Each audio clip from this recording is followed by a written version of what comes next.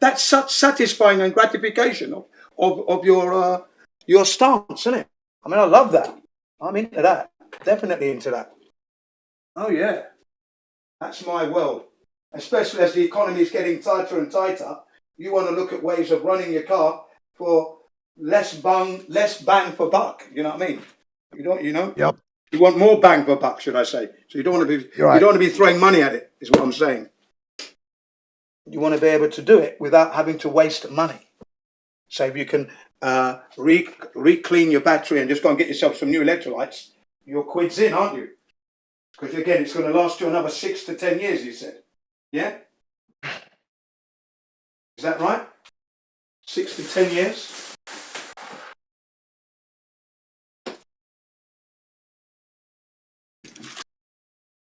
Okay. Something's happened there. What for call? Hang on. Still here, Jim. Yeah, we can hear you. We can hear you. Yeah, lead acids. Depending on how much you use them, they can last. You know, if you use them all the time, you can want to rebuild them every 5 years, depending. But you know, as long as you like keep the water level and you don't abuse it and don't get too hot, too cold, it lasts long. I mean, literally, if you take out those copper plates or those lead plates, you take them out. I know you can get these little heads that you put on the end of your drill just to buff and clean up, and you get a good clean very quickly. Yeah, and they're like new again. But you don't have to do that, though. Hook them up to a welder, and just the heat from the welder will boil off the deposits. Okay, the contamination, yeah? Yep. All right. Like I said, the problem with lead acid batteries is they're too heavy and not energy dense. That's the problem. And their lifespans are very limited. Well, and you charge them up, and if your like a solar panel gives off 100, or like every 100 watts of the panel, you're only getting maybe like 40% to the battery. Like with these iron phosphates, they say you can get not iron phosphates. I'm sorry, these nanocarbon ones. They say you can get up to 90 to 95 to the battery, which is a huge thing. Now iron phosphates you can get a lot more too, but yeah, iron phosphates. Well, the only reason I was bringing up lead acid batteries, I don't know, they're easy. You know, the average guy can deal with them. The average guy can rebuild them. Yeah, you're right. They're not the big powerhouses and whatnot, but they're fairly inexpensive. You can do them yourself. You can make them last. If you rebuild them, you can make them last for years and years and years, but you have to take them apart, clean the plates, and put new electrolytes and acid and water in them. But they're like a brand new battery at that point, and they're user friendly to some degree, and that's the only reason I brought them up. Brand new battery. Yeah, they've been around for a long time, and they work pretty darn good in my opinion. Yeah, they're not the powerhouses like the ones you're talking about, but they're not all complicated, dangerous, and all that kind of shit either. So I just think it's something that should be looked at. I think the lead acid battery could also be improved on. I don't know that anybody's actually even tried to look at, what they could do to actually make it more powerful and last longer. When I'm sure there is probably quite a bit that could be done with them. So I just, I'm not positive, but I think that's what the nanocarbon. I think that's what the nanocarbon is. I think they added to the lead acid, and it. I'm not sure about that though, because when I've been looking into them, it's a lead acid nanocarbon. So yeah, it could very well be. Yeah. All I'm saying is there's a lot of options out there, and it just seems like the ones that they give us these days are just more expensive. Sometimes they're more environmentally, have more impact on the environment and this and that and whatever.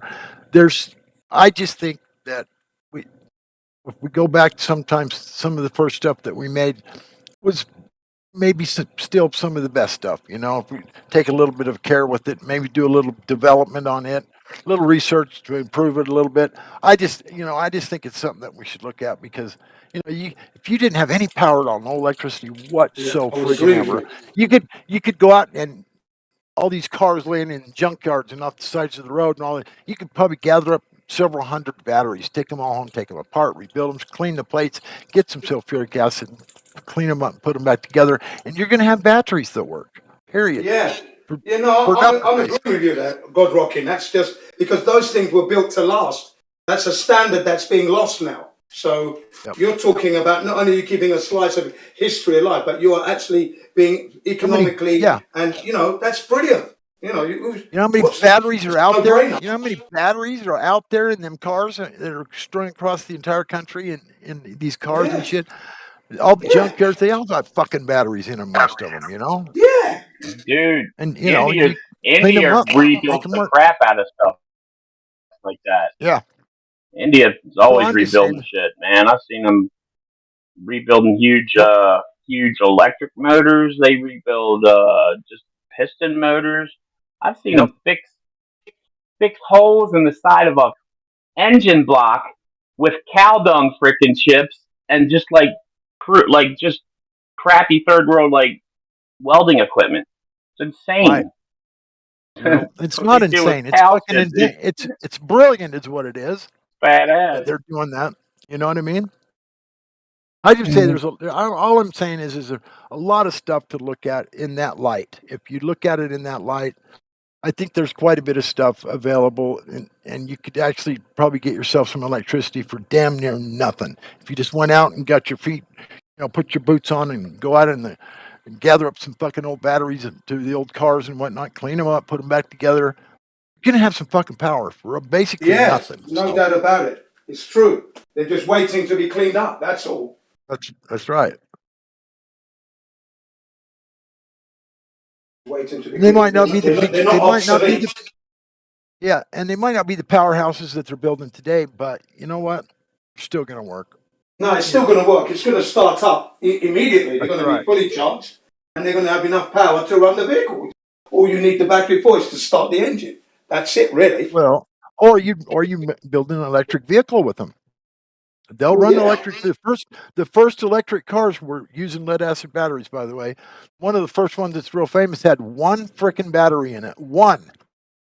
And it was a 12-volt battery, and I remember reading this paper on it, and it would go like 150 miles or something on one charge, on one battery. And yeah, it was an old Model T style car, old little buggy or whatever. I think it was like a buggy type with instead of a steering wheel, it had like a handle that you move back and forth to steer the tires. So it was, one of the first cars ever made, but it was an electric car with a lead acid battery, and it went 150 miles on every charge, and it was ultra cheap to put together and use in that way. So I'm just saying it's out there.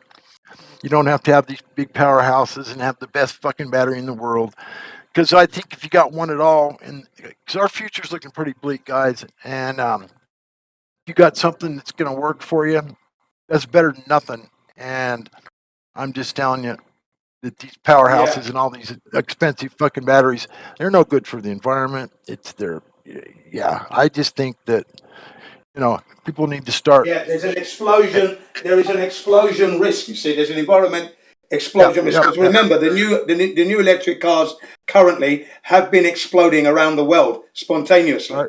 Okay. Yep. So what you're saying is correct. If you're looking for a cheaper alternative but yet reliable, because they'll be there as long as you keep them clean, they'll operate for you. Yeah.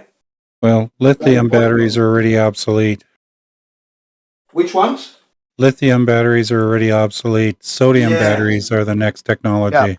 Yeah, sodium. That's right. They have twice the energy density of lithium. Yeah, that's right. You're right. Or you can get 5-minute charging as well out of sodium batteries.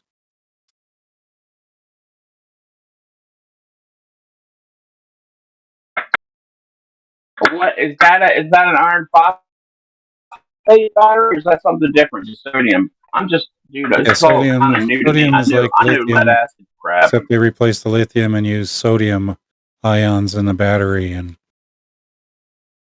it's supposed to be the Okay, next greatest thing in battery. which is a Oh, lot well, easier to get. Because they're always A lot easier to sodium get is than much sodium's a lot more easier to the, get than lithium. plentiful than the lithium. salt, the salt, for hell's sakes, not that hard to come by.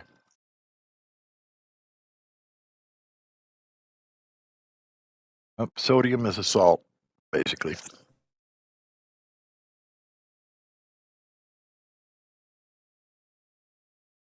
The human body's got a lot of salt in it, by the way. Function. That's part of the That's why human you body, generate the way it functions. electricity. Right. It very well could be. I'm just saying. Sodium is not hard to come by at all. Now you're getting into the matrix. There you go. Yeah,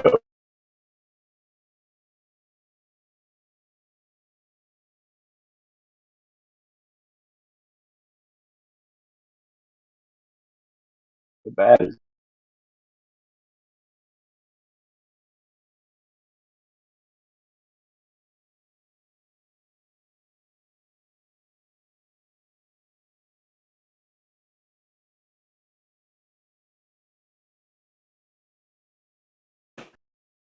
Now, the after sodium, the next battery tech is going to be thorium, and it will have eight times the energy density of lithium. Yeah. What's thorium when it's around? I don't know what that is. Thorium is one of the radioactive elements. Oh, It's radioactive now. far more Now, plentiful than uranium. but is radioactiveness a safe thing to have in our phones and in our locale? Radioactive things. Yeah, thorium is pretty much found almost everywhere on Earth, and it's pretty safe. Yeah. So is uranium. Uranium's pretty safe there. It's been around for billions of years and hasn't harmed anybody. It's only when you turn it Right. into plutonium that's when things get dicey. I see. Ohayou gozaimasu, Megumi. はい。じゃあ、失礼します。はい。どうぞ座ってください。Long time no see, yeah. Okay. Sorry, guys, my student has just arrived, so I'm going to switch off now. Alrighty. All right, guys. Yeah. So, how was your weekend, Megumi?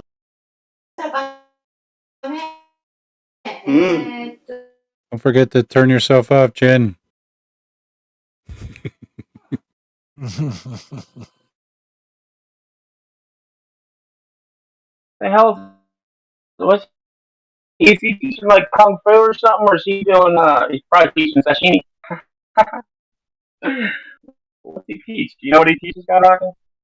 No, I don't, but I know it's a salt that for one thing, and it's definitely not as dangerous. And yeah, there's a lot of things like that, out there that are like I've been saying, they're less harmful, less toxic, and probably not as good as this newfangled shit they're coming out with. But nonetheless, it's stuff that's been working for a long time, and it'll probably continue to work for a long time. So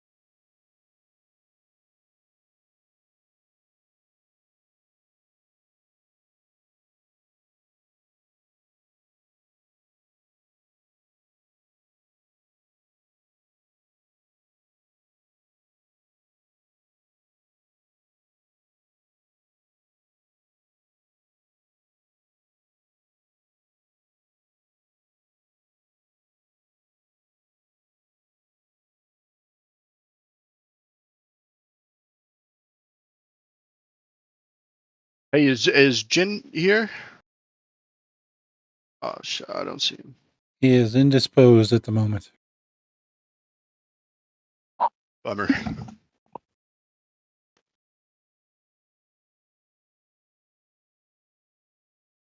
Well, I did some research about outgassing.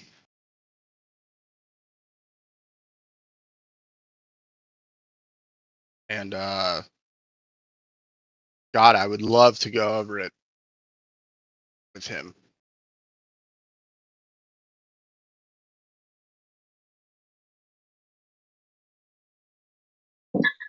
Tell us what you found out. Did you find out? You don't let me guess. You found a reason why you don't agree that rockets can't work in space. No, Did I guess right? I mean, yeah, What'd you learn? Tell us.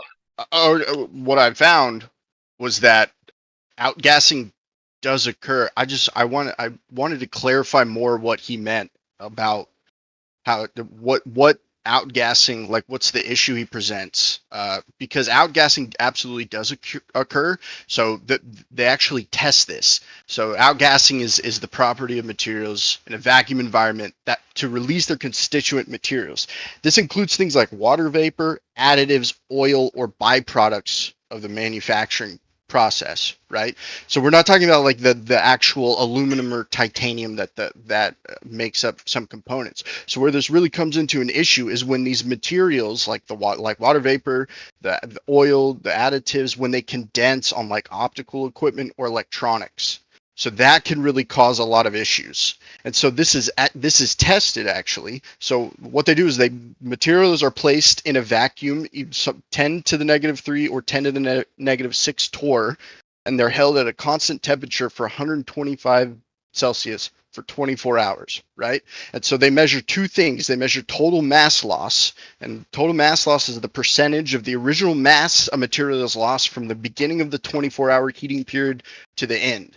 And so the NASA standards require a TML of less than or equal to 1%, right? And they also measure collected volatile condensable materials. And so this is a percentage of the amount of condensable materials collected on the chromium plate of the original mass of the sample. And so the standards require that the CVCM content is less than 0.1%, right? And so these things are tested and accounted for.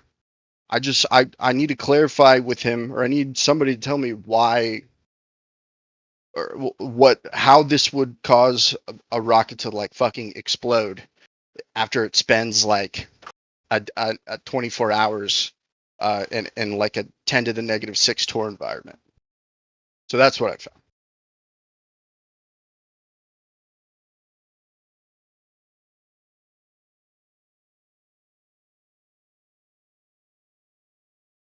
Did you hear me? Coffee?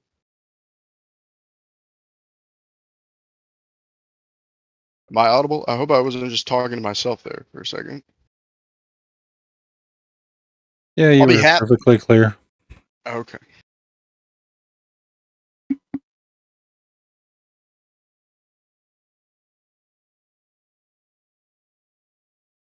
So if anybody wants to jump in and tell me how rockets can't exist in space now, feel free to. Because both of his claims were bullshit. So. Well, my biggest problem is how do fuel tanks work in space? That's a great question. How do you Talking. And you think that they take all the aluminum that they use for space building and they put it in a vacuum to make sure it has all these oils and stuff gone before they send it to space? Is that what you think? To make sure that all that stuff's like not there, so that once it gets to a vacuum, it doesn't corrode or just like completely go tits up.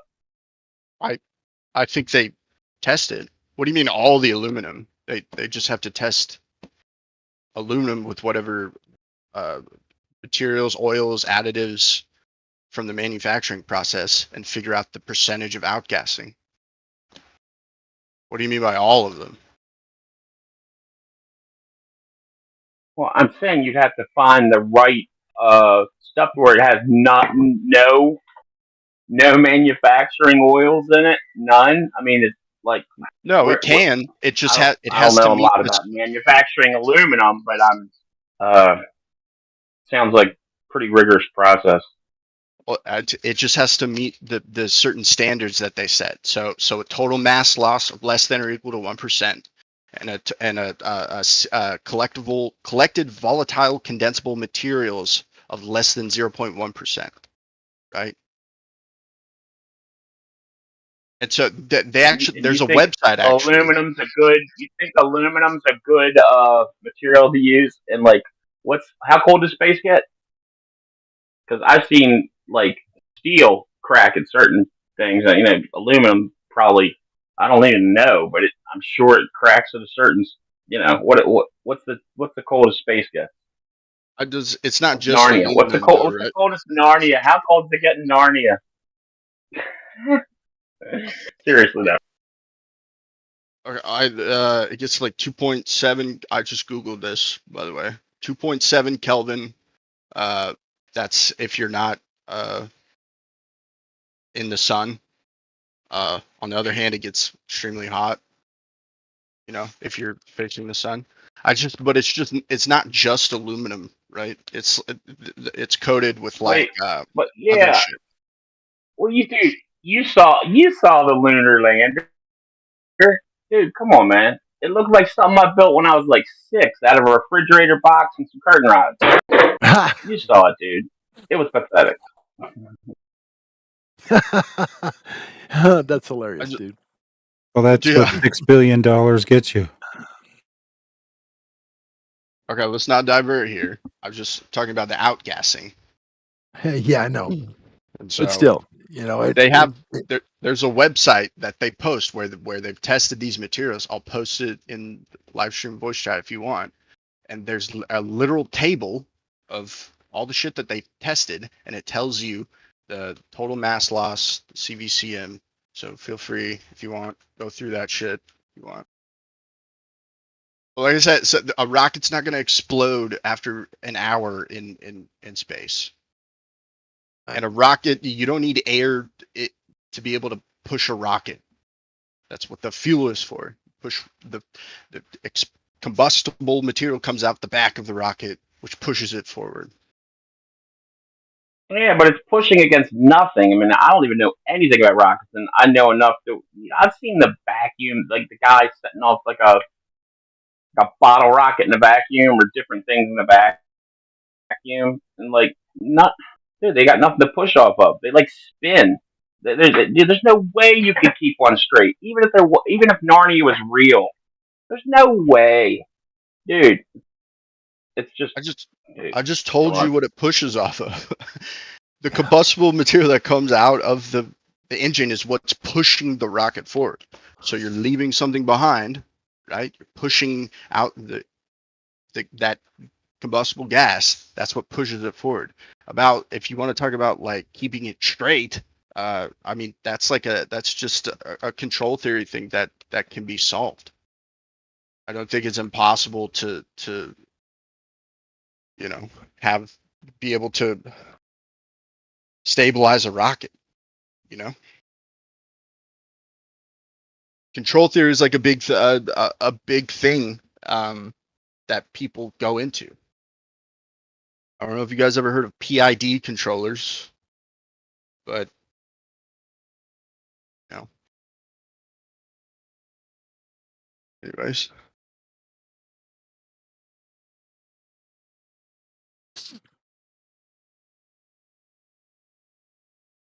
Anyways, I just wanted to tell you that his claims are bullshit, and if he shows back up and I'm in here with him, I'll tell that to his face. So.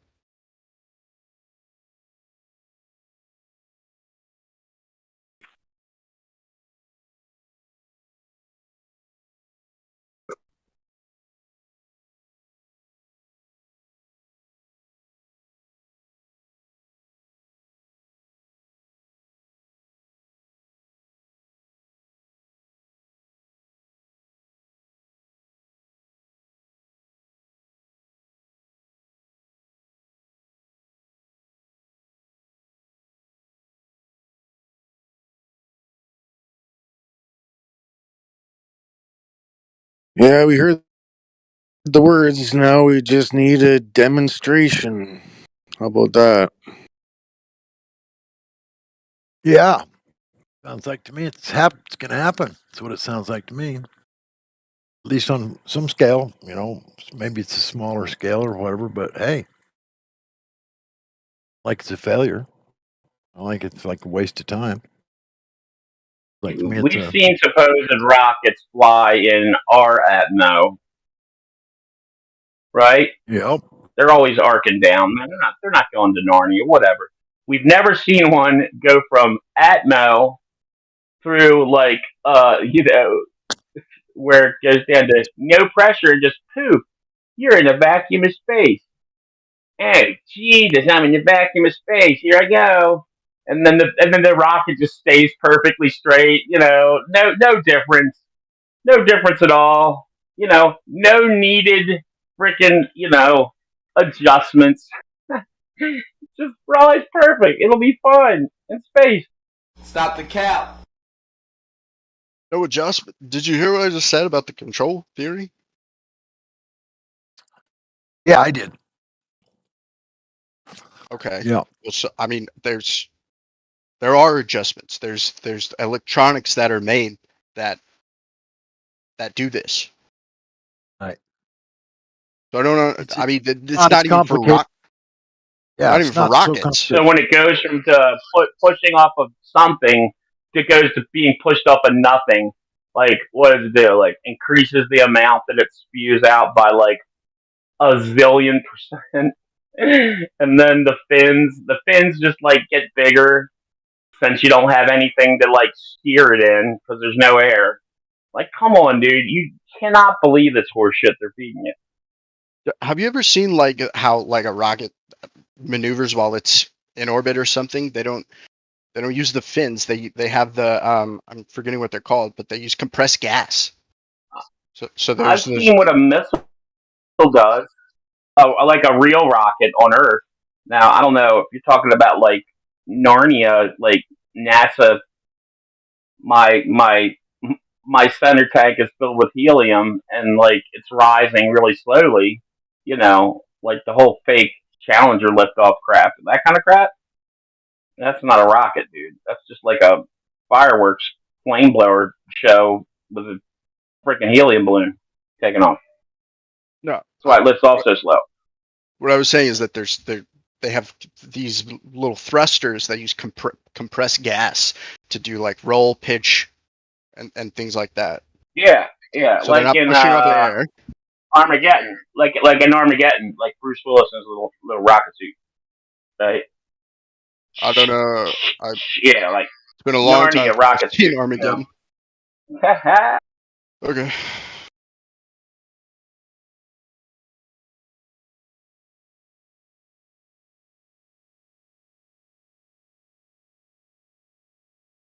Or it's a couple of unicorns attached to both sides of the rocket farting.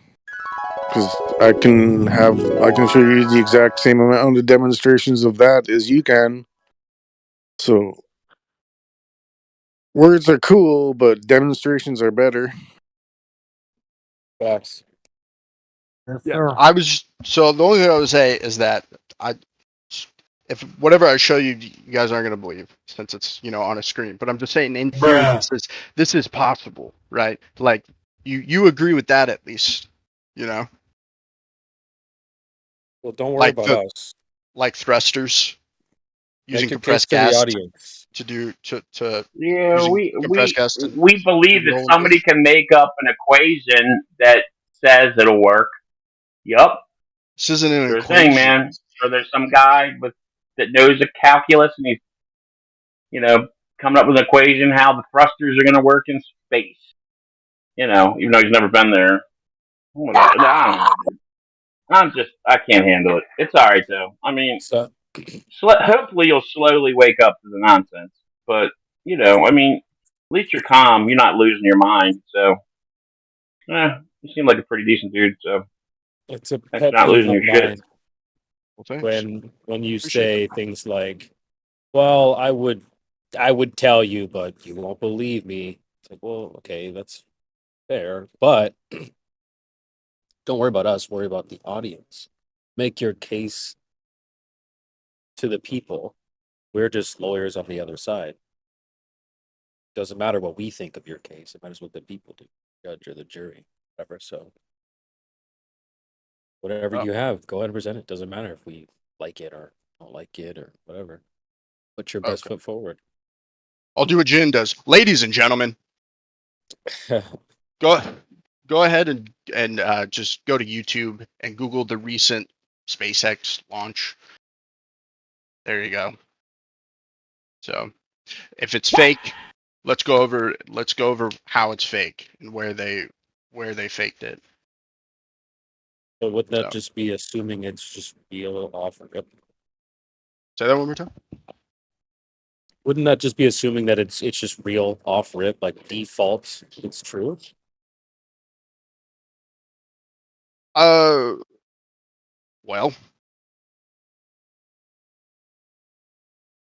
so I don't know how to answer your question. Is it default true? I Why guess should we start with that position that it's just default and automatically true? And it'd be like me saying, okay, let's go watch Harry Potter and try to explain why it doesn't make sense.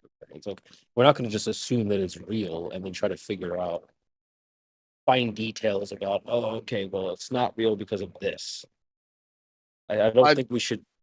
I bet it'd be easy to point out where it's fake. I guess I could throw the same thing back to you. You default believe it's fake, and that's just due to your worldview, and that's fine. I have a different worldview. No, I think there is a default position that's pretty well known, the globe, right? But we're just challenging and asking for like demonstrations, proof of this. And there doesn't seem to be any. But I mean, I can give you a demonstration of a rocket going into space. Stop the cap. That is a That would be a demonstration.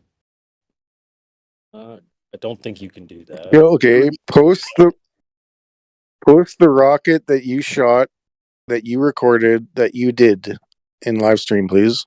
Oh, I have to be the one to do it. Can I not? So I can't use like sources outside of some things I've done myself.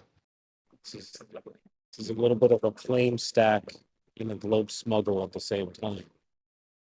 Because your claim is a big sky. There was a guy who earlier said, well, when I look up, I see space. Like, you're trying to smuggle the claim in without proving it first. So, yeah, okay, you could launch a rocket up. But that doesn't necessarily mean space. Why don't you guys push this on Jin? When I asked him if he's put a piece of aluminum in a vacuum chamber and seen it smoke, he said, no, I haven't, but these guys have. That was all good with you guys, but now that I'm trying to give something that somebody else has done, it's not cool. It's just like kindergarten games of like, well, what about you?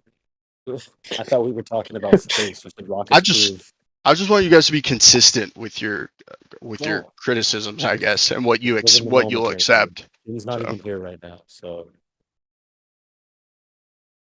Okay. You said, let's focus. You said rockets go up, and that proves that's a demonstration of gas pressure container or whatever. Space is one.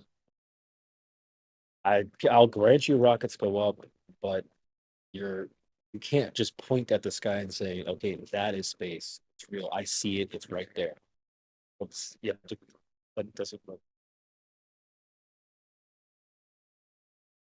Here, I'll post the video of the SpaceX Starship. So if you want to watch it, go ahead. Assuming we've never seen it. Yeah, you're trying to use the Wyoming doesn't exist fallacy, or the Empire State Building or Eiffel Tower doesn't exist unless you see it. But there's a huge difference between rockets, fake rockets, CGI rockets, and Wyoming existing. People can go to Wyoming. It's observable, measurable, repeatable, and your rocket claim is not. Well, I mean, they do rocket launches all the time. It's not just SpaceX. So I could send you a bunch more examples of other people launching rockets. I mean, at what point does it become non-repeatable, or does it become a repeatable thing that people do? They do shoot fireworks up into the sky. Hooray. But that Yeah, does not mean a vacuum. bro, I was in the Boy Scouts. Okay, we did rockets too. So all they're doing is just Boy Scouts on steroids, more money, more tech. Okay. So Adam Unsalted in the chat just said, "Oh look, here's some CGI on the eyeball news from a guy who's at the cutting edge of the AI development." Okay, Adam, come in here and let's go over what's fake about it, I guess. Or is First of that all, just just looking at the thumbnail, where's this? Who's taking this picture in this video?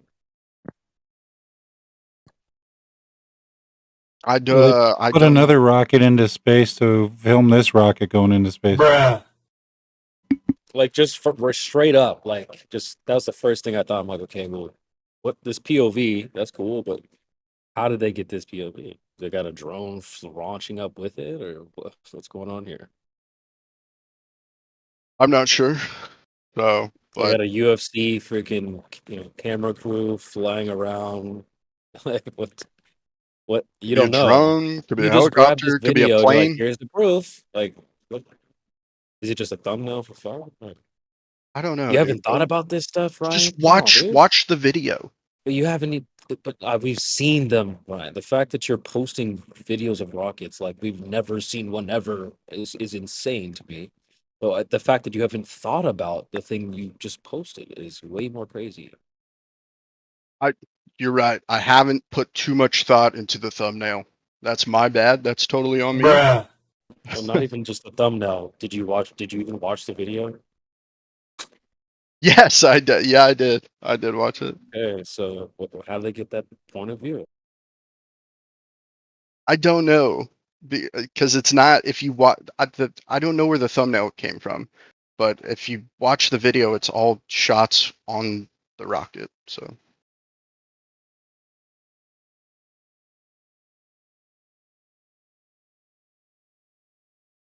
Okay, well, it looks like it gets to a point where Yeah, the it's thumbnail yeah, it looks like the thumbnail's thumbnail just doesn't adding up. appear to be in the video. I didn't see it in there Yep. either. But it does look like the rocket goes like on a parabolic arc, right? It's not just continually going straight up.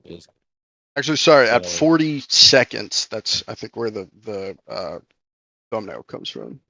okay. So it looks like it could be on so it's above the launch platform. So it's got to be like a Okay. drone or some shit. It looks so A drone, a fucking looks like it's very stable too. So it's probably a drone. doesn't even look real. It looks kind of fake to me. It looks so fake. What does that look real to you? No, to Yeah, me it looks fake. That Looks looks like CGI. looks like CGI at 40. 41, 42, 44. Yeah, that whole little spot right there looks trash. But see, I don't Like the even normally flames argue. coming out looks so. Who cares? They just shoot giant fireworks up in the sky. You're like, wow, okay, my whole worldview's true. That's insane. Those two dots don't connect.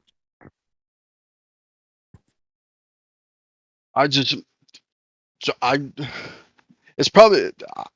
I would think you guys would think like the shots coming off of the rocket are more fake. Like once it reaches the atmosphere, I didn't expect you guys to think that like shots from the ground would be fake. But in all fairness, does that look real? Even the thumbnail looks ridiculous. It does look real because I can't see anything that would make it look fake. Oh my god! Have you've never watched like a Hollywood movie or anything? So you've never Do they send rocket cameras up to film the rocket in the air? All the shots coming off the rocket after it like leaves the Earth are coming off of the rocket itself. So the thumbnail, the shot at the beginning, I'm pretty sure is from a drone. I don't know for sure, but I don't think that's a crazy thing to say that it just came from like a drone shot. So that's plausible, sure. Look, dude, if you can't tell the difference between something that's computer generated and not, you're gonna get cooked in this AI world that's coming up very, very soon. I feel like I've gotten pretty good at being able to look at an image and tell or a video what it's that is. I mean, we should take a poll. I'll put a poll in the chat. Oh yeah, throw a poll in the Flat Earth Discord chat. I mean, I'm sure you won't get there's a any lot of people. skewed, biased results. I'm just No, curious to that's see what the people have to say. You're not no, the that'd be only cool. one in Go here ahead. that's a little right there. Okay. But And yeah, I don't know. Maybe I'm wrong. Maybe other people think it looks weird. I just point out something to me that is fake or there's The whole CGI done on rocket it. looks fucking like digital. You don't see that? Like, did you pointed out it was 40 seconds. What do you expect it to look like? I guess I don't know. it's like, what do It's you expect? 2024. It's 2024, bro. We got iPhones with the best cameras on it. This is supposedly SpaceX drones. Like, why is it look worse than an iPhone? I It's don't. I scary guess to me it's how just gullible you subjective. guys can be. It's It's very extremely scary how subjective. gullible you guys can be, bro. All right, man. Well, there you go. There's the video. Post your poll or whatever. If you want to go over and show me like where it's fake, I'll do that with you if you want. What do you mean, where is fake? The colors, the smoke, the rocket, the flames, everything, the water, the ocean. What about the people that are there? Like, there's like a viewing platform where just anybody can go and like watch the rocket launch. Like, there's people that every time SpaceX Yeah. does one of these launches, people like random people not affiliated with SpaceX or NASA or the government go and like watch it launch. Yeah, we're not saying I that can that see they rocket shoot is fireworks fake. up in the sky sometimes. Okay, but you're saying like the smoke, the ocean looked fake. No, bro, listen, Ryan. Yeah, this video looks fake.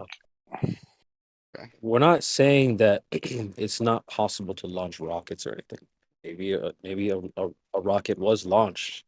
I'm not saying that the ocean's fake or anything. Like that segment, that little clip right there. That's why I asked who took this video because it looks, I don't know, it looks weird. But that little 5 seconds right there doesn't seem like real footage. The 5 seconds of like the thumbnail part, Yeah. like at 40. Mhm. Okay. I don't know where else to like. I guess talk about it. You say it just looks fake. It gives the general vibe of being fake. I don't know how to. Well, you can't I compare don't know like what else. how can you not compare that part to the rest of the video? That's I'm not saying the whole video is fake. The whole thing. I'm saying that segment is compared to the rest of it. You can't make it. Can't compare the two. Or, I get. And they I would guess I don't have to see it. have multiple drones because it shows a close up of the rocket, a further away, and then it shows as the rocket's higher up. So there's multiple drones. You got like somebody invented this drone camera team that can do anything amazing with drones. There's just one drone shot. I don't know what you guys are talking. So at like 25 No. seconds into the video, there's a drone shot of like where of it looking down on the pad. And then as the rocket launches, around 40 seconds, it's panning up as the rocket launches. Other than that, I don't know. I don't At see any other drone shots. 31, at 27 when it takes off, it's the top down. 31 seconds, it's like super close to the rocket. And 37, it's way further up at an angle. Yeah, that one at 31 seconds is a camera on the So, like I tower. said,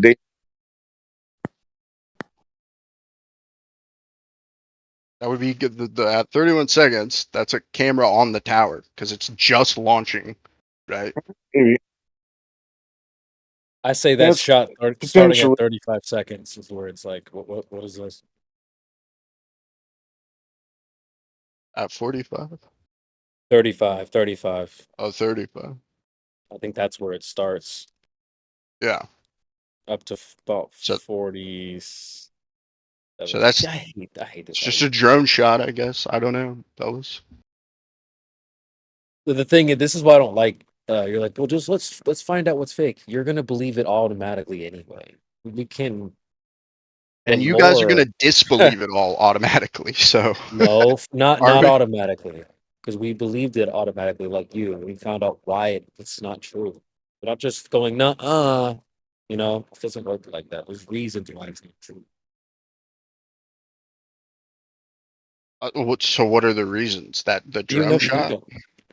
well, talking about overall the reasons why outer space is not true. We can not saying that you can't launch rockets or anything like that. Sure, that's not even launching a rocket isn't even proving that space is real. So I don't even know why we're arguing. Sure, fair enough. But that's where I would point you to the footage of the views on the rocket as it continues up. Like at I can find a good one for It you, I doesn't guess. just go up. It doesn't just go up though. It's a parabolic arc. You can see in the video. It's like horizontal. It's like Yeah, yeah, does turn. That's true. okay. So it turns right, and like the booster actually comes back down. The booster Uh, does a parabolic arc, but there's yeah. the payload continues on. So at How is that not possible? at 3:19 in the video is the separation. Yeah. But you see how this Oh, is. dude, it also has the little thrusters. You can see the thrusters on it too that Cool, bro. do the maneuvering. So it's just pushing out compressed gases. So that's how it maneuvers without But I would say any it's not in air. space. It's just in the sky. Okay. We have this super shitty curved camera on it. It gives Wait, you the what's the altitude, altitude here? Altitude is 90. 146 kilometers. Is that the peak? Let's see. So there's Dude's 146 two. never seen a is video game before. 160, 170, damn, 76 feet. So it has like two different speed and That's not worth altitude that. measurements, one for the booster and one for like the payload.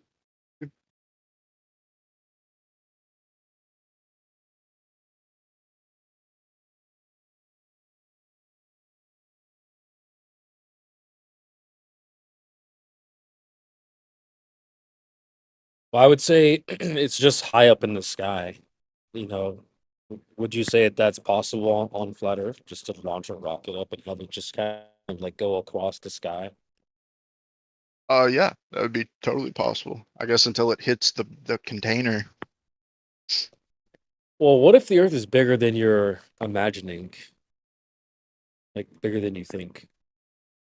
Right? Because you guys think that the sun is bigger than the Earth. Like, what if it's the other way around? Okay. Can you show me proof of the Earth? No, I'm just saying, like, because you're like, well, the rocket would hit a container. It's like, well, maybe the Earth is super big, like really big. Doesn't need to just go up and immediately smack into something, right? It's a big place. I guess I would Like, ask you how high would it need to go to smack into it, even if it was super big. But this is CB. I can't. It's crazy that you're using this argument against me because I've used the same argument against you. I'm pretty sure of that when it comes to curvature. Like, what if the Earth is really fucking big? Curvature? well, What curvature? What are you talking about? You shoot yourself in the foot it's then. Is he talking about like a hypothetical thing? He said, "Oh, maybe it is somewhere." But when you say curvature, what do you actually mean by that? Some? Can you show it? Can you show it? the difference between the two of us here is you're tied to a globe. That like we talked about earlier. There's a default position out there called globe. It's got a specific size and all that stuff. Flat Earth is an unknown. We're still exploring this place. We don't fully know. We're not claiming that it's this specific size or shape or this big or anything. So yeah, it's a huge, unexplored, large Earth. Huh? So that's why we're not the same. As soon as you start to All right. like make other claims, like, well, the globe works like this, or it's different in this way, that makes you a BYOB Earther. You're involved, which you can't do, and we aren't locked to a claim here. So, Nice. Yeah, I guess that's why I'm trying to bring you guys shit like this. So, stuff that Nah, keep what? the shit to yourself, bro. Keep the shit where it goes, in the compost or down the toilet. Keep it there and bring the realist level. Just be real. Stop acting up. Just keep the act in over there where the shit is, and bring the real stuff. Kindly, please.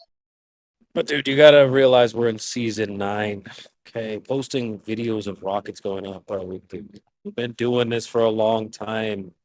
You gotta give us some slack. You're not the first person to post videos of rockets going up. You're like the 10,000th person to post it. Like, what are we supposed to take away from the video that we already haven't taken away?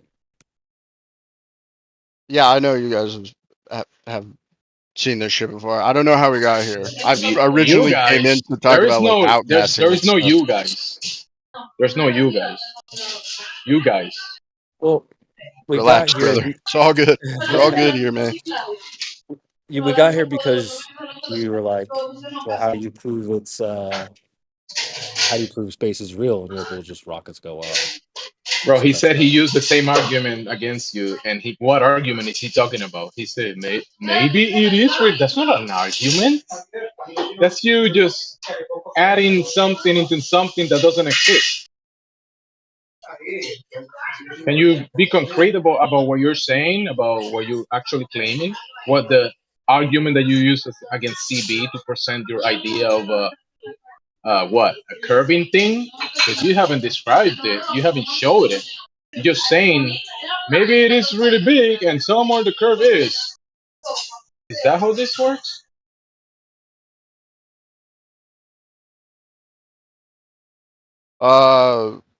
No, CB was just asking me if he's like, imagine if the Earth was really, really big, and I get it's a thought experiment. I'm okay with going into hypotheticals. It's not a problem with me, but you guys seem to not like to do that, and so We can that you guys again with the you guys. We can definitely entertain hypotheticals, right? That's like a question in here. Can these guys think about hypotheticals? No.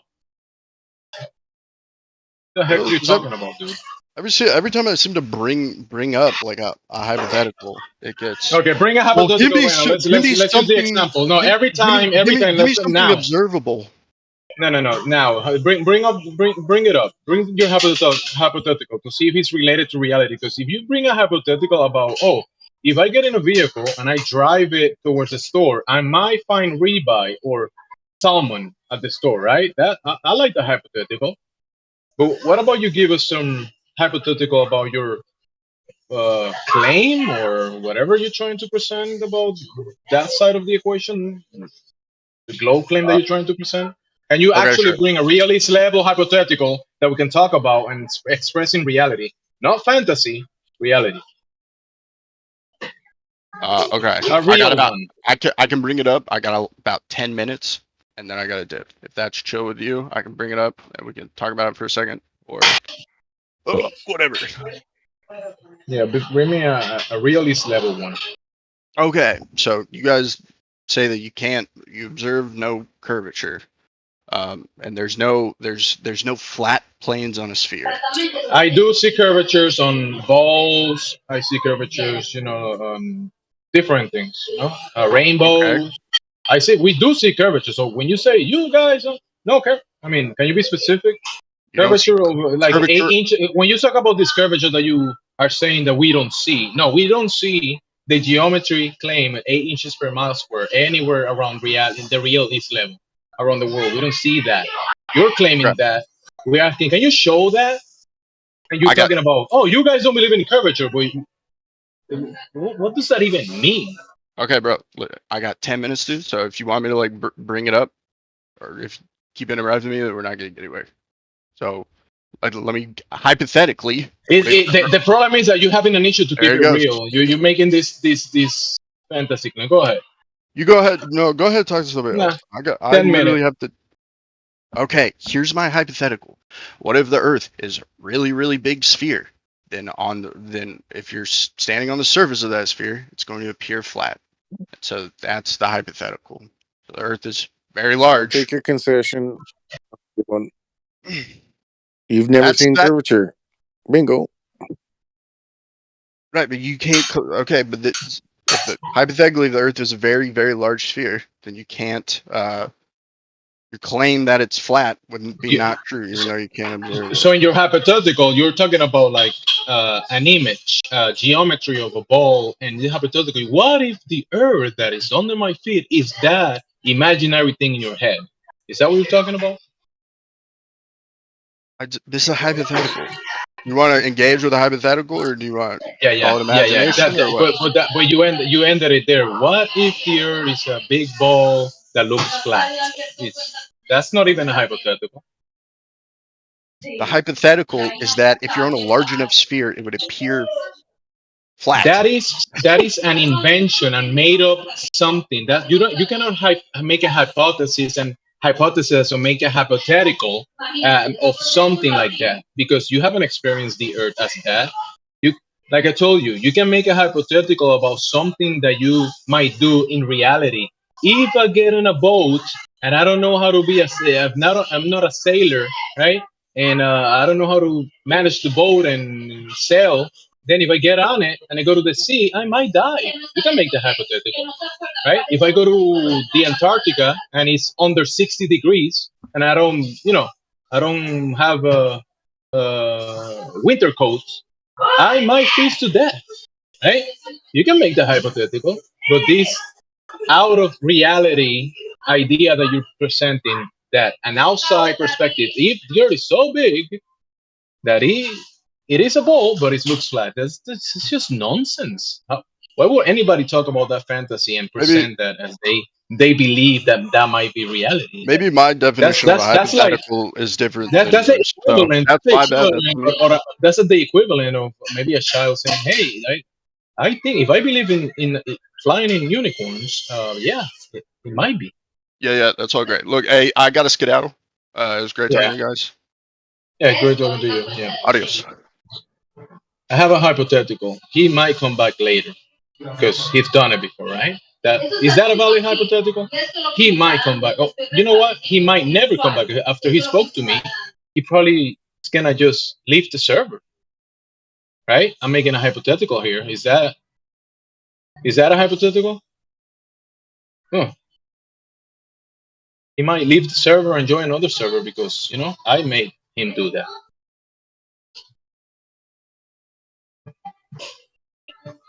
He had to go. That's the reality, right? He said he had something to do, and that's the reality. He had better things to do than talk about balls in his head.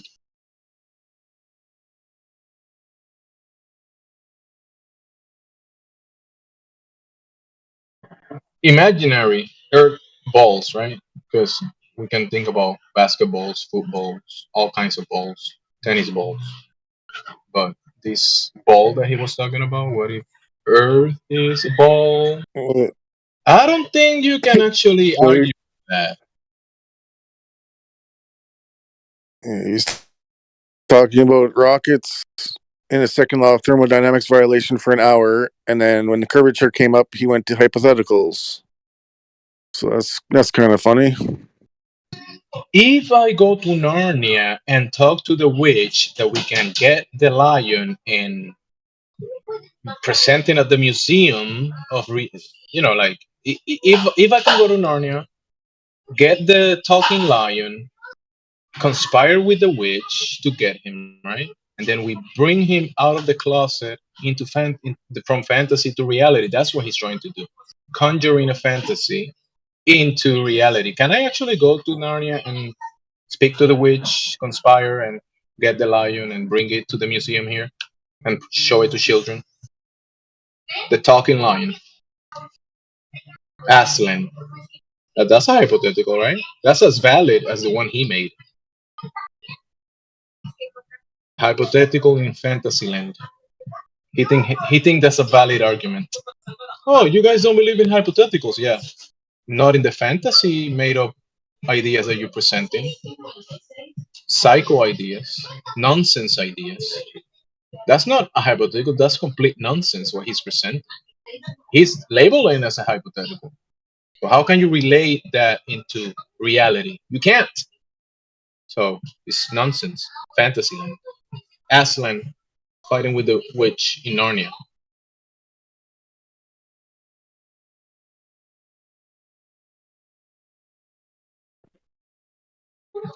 But Yeah, he was is 1 minute away from saying ant on the beach ball. If he had 10 more minutes, we would have heard the ant on a beach ball. yeah, he wanted 10 minutes. Remember, he didn't let me correct him in a few things, and he said, "Well, I need times. I got 10 minutes." He used 15 seconds. He said, "Just imagine Earth is really big and it can be a flat ball." That's what he said, something like that. What nonsense! Not a hypothetical, not a valid one, not one that real man or woman will entertain. Only like, I don't know, people that have fantasy ideas in their minds and want to entertain that. Yeah, you can do that, but just call it what it is, a fantasy idea that nobody has experienced, nobody has seen. He hasn't done it himself, and he's going outside of his knowledge of reality and going into an impossible and acting like a character that might be possible in there, in that story. No, thank you.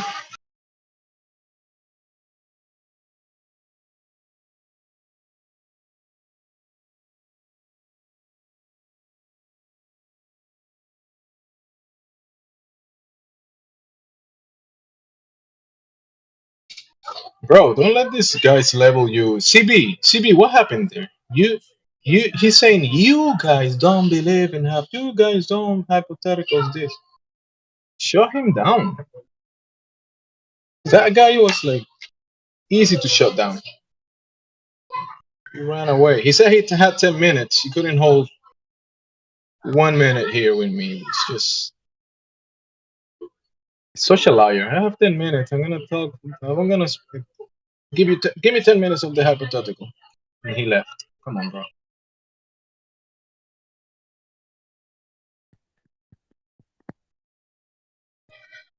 Such a nonsense. I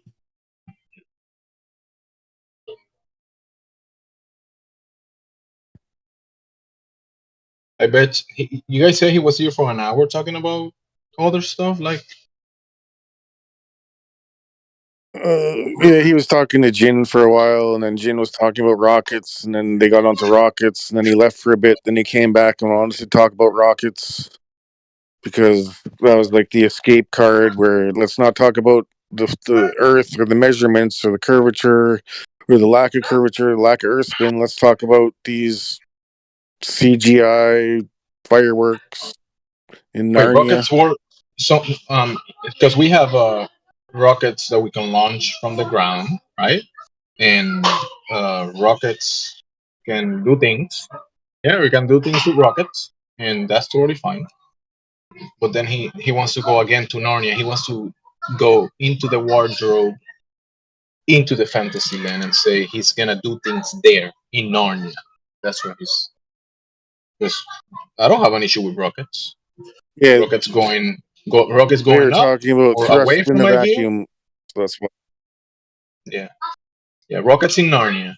Yeah, of course. Yeah, thrust in Narnia. Rocket thrust in Narnia was the topic.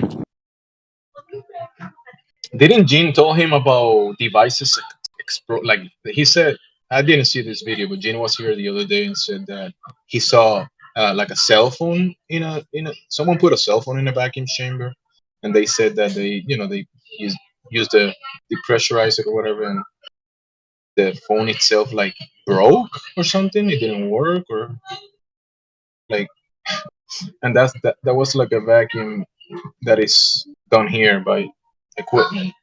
down here. Imagine that one up there that is supposed to be way stronger, like exponentially stronger. He was talking about vacuum chambers the other day, so I imagine he will probably brought it up again. The guy going to Fantasyland? Yeah, yes. Nothing new for him.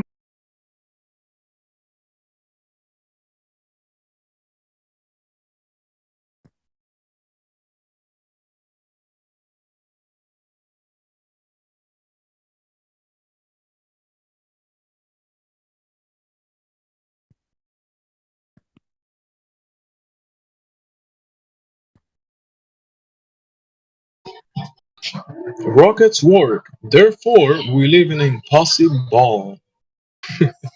We have rockets. So is that an argument? We can throw fireworks, and therefore what? We live in an He impossible conceded that nonsense. shooting fireworks, shooting fireworks or rockets would work on a flat Earth. And then he said, "Wouldn't it hit the firmament?" And then CB said, "Well, we don't know the verify. We don't know the distance. What if it's bigger?" And he's like, "Well, you don't let me use hypotheticals because when I say Earth's too big, we don't see curvature. You guys attack me." And then that's where he like it's just his misconception of the conversation. He's worried about getting caught in the trap, and then so he just kind of follow along. But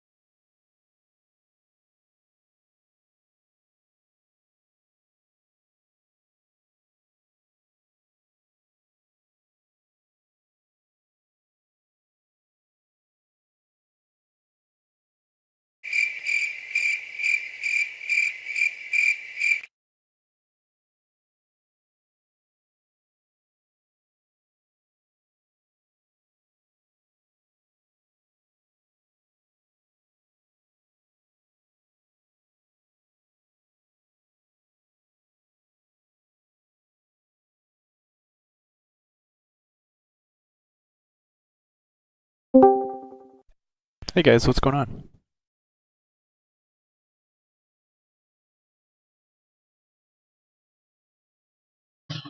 What's going on with you?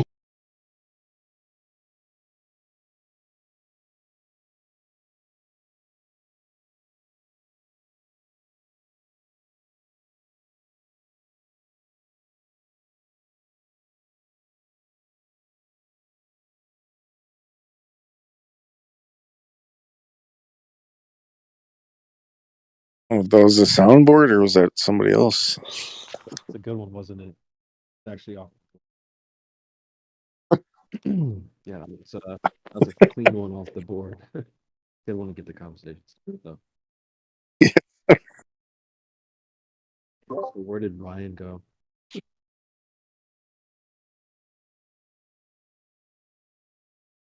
No, he said he had 10 minutes, but he took off right away. They've been whining about how hard this is, and then they quit. He's It makes me sick.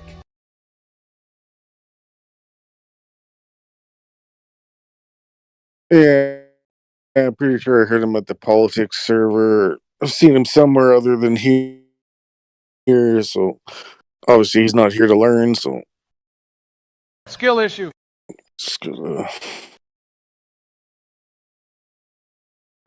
Yeah, he's an interesting dude. Someone was saying he's the same guy that was like, you balance and later. I don't know if it's the same guy that I do hear in that is. So Intensive Care Bear, can you turn up your mic? yeah,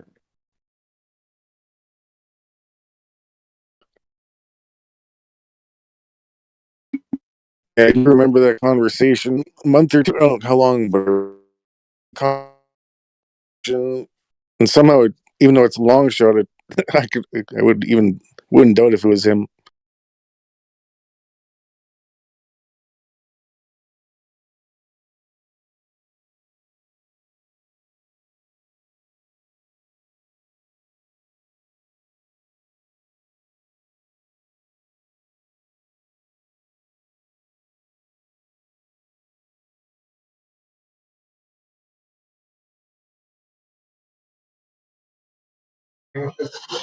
Wow, CB, are you there?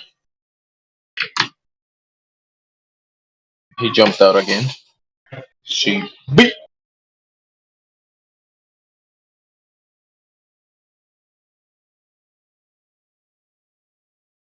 It's actually deafened, so it's all good.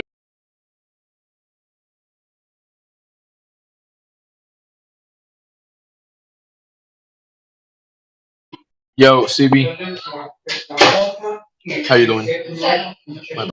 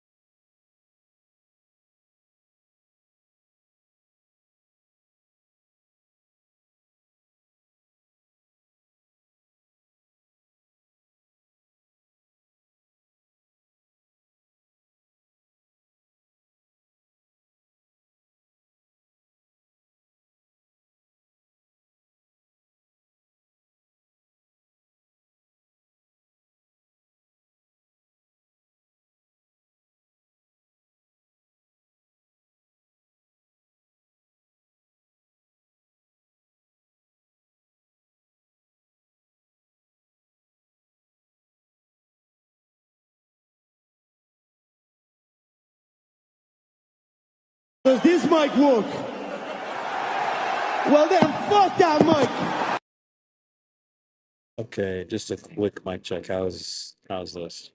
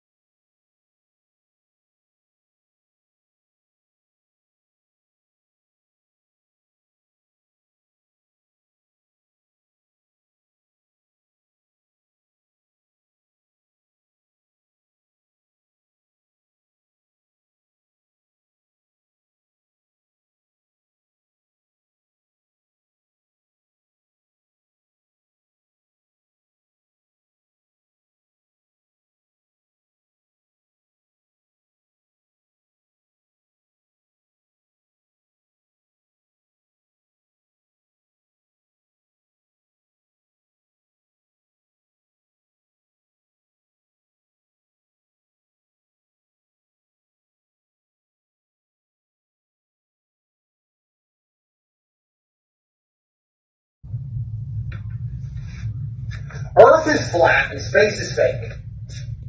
Elon wouldn't lie to me. Did Elon fake the circle? Well, whatever. Yeah, Elon wouldn't lie. I believe the Earth was flat and space was fake until Elon started doing space. Can't trust NASA. It's run by Nazis. Alex Jones was right. I have no legs.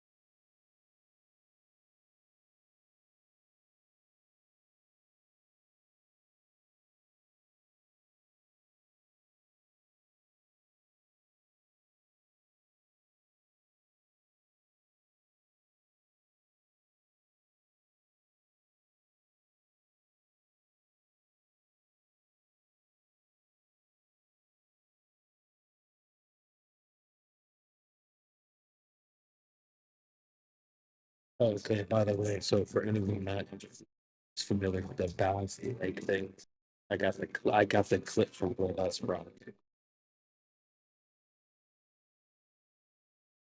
Standing on the equator is weird. On one side, water will spin down the drain to the right, but you take a step over the line and it spins to the left. You can put a nail on the equator and stick an egg on top of it and it won't fall. But the weirdest part, you try to walk in a straight line on the exact equator and you always fall in one direction. It makes you realize that this world is much stranger than we think. What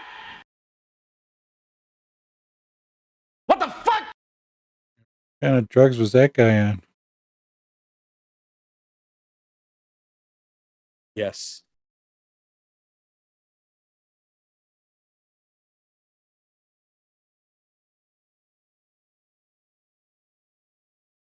Yeah, so he came in, I think he had just watched that video fresh because he was like, if you balance an egg on a nail on the equator, it was rich. I'm starting to think that it was the same guy now.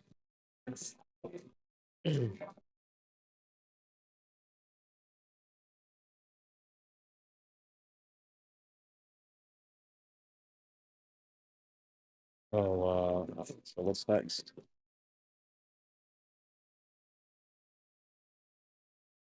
Anybody got them globe Earth proofs?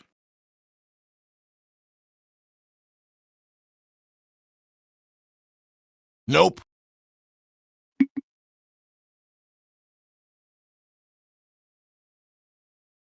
What I can do, I guess, so Alexa just dropped a new commercial. It's got some what do you call them? Easter eggs? Yeah, it's got some Easter eggs.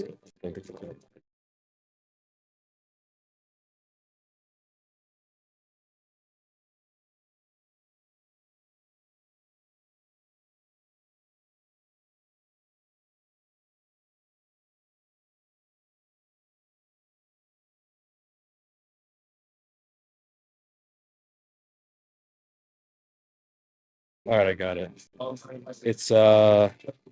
this was just I was watching UFC and it was like one of the ads that was playing in between rounds. And it's 57 seconds. Or something. Introducing Echo Dot Kids Edition. It's everything you love about Alexa, made just for kids.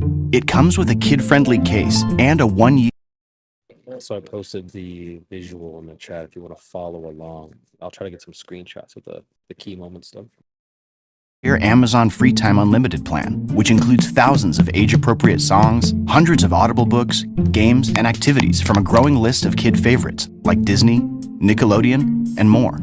It also comes with a 2-year worry-free guarantee. If it breaks, just send it back and we'll replace it for free. This is Emma. She likes outer space. I like outer space. This is Jimmy and Jake. They like dinosaurs. We like dinosaurs. We like dinosaurs. With Echo Dot Kids Edition, You what? Oh. Oh my god. What the hell did you just say? they can ask Alexa to play a song, answer questions, tell stories, and more. Alexa, how do you spell pterodactyl? P-T-E-R. Alexa, please tell me a story. Alexa, tell me a dinosaur joke. Alexa, play Weird But True. Let's play. 1 year on Neptune lasts about 165 Earth years. You what? Oh. Oh my god. True or false? True. They can also listen to thousands of ad-free songs from kid-friendly playlists and radio stations. Alexa, please play some music. Getting kids hits from iHeartRadio.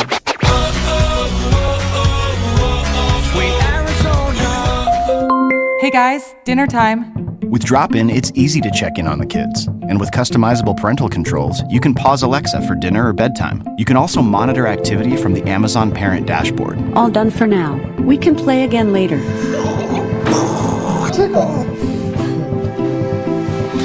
Night, kiddo.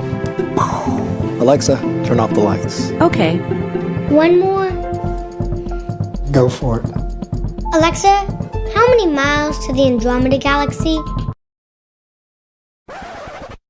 Oh my god. The Andromeda Galaxy is 14 quintillion, 931 quadrillion, 389 trillion, 517 billion, 400 million miles away. Stop the cap.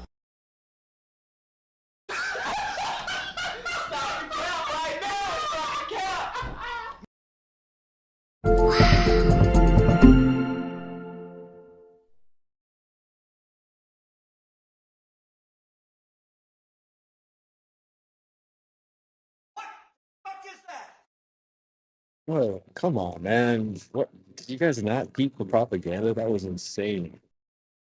My Alexa got triggered by the that particular commercial, and it started playing Rick Astley. No. I got rickrolled.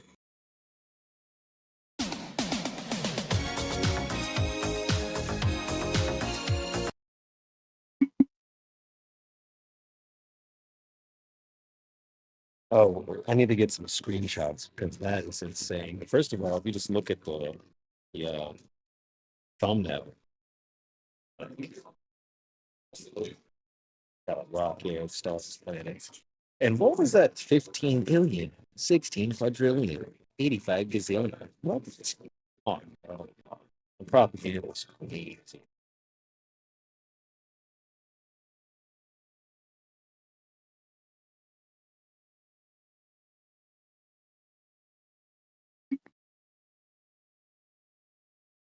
Y'all never seen that one before, or what?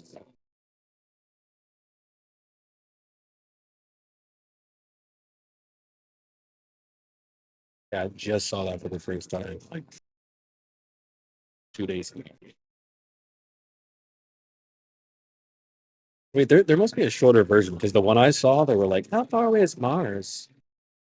And they had a bunch of planets hanging in a box.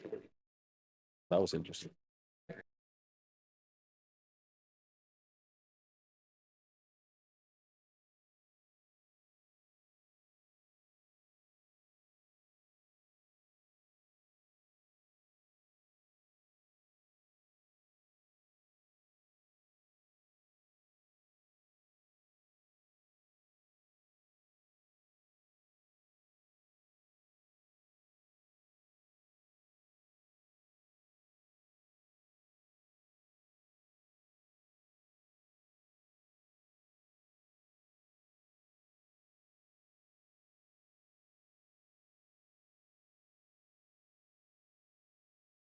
Yeah, yeah.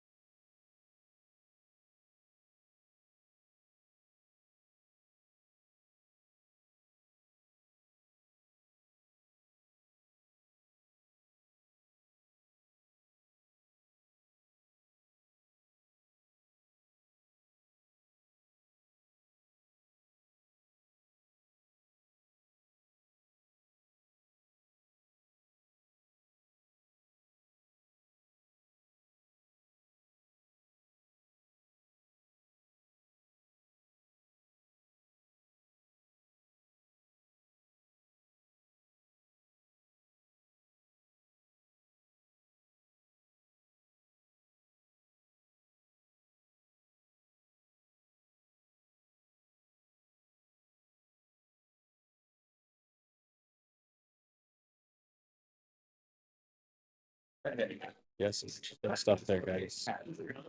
Stuff. There's a lot of propaganda on that.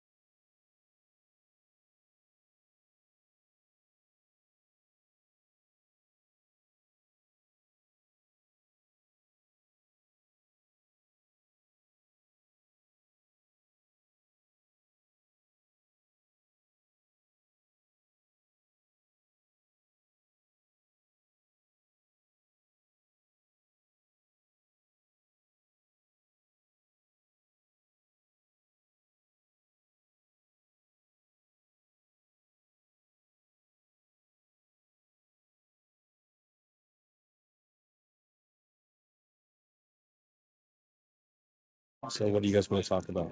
See if the chat is active. Anybody in the chat? Mexican guy that got busted.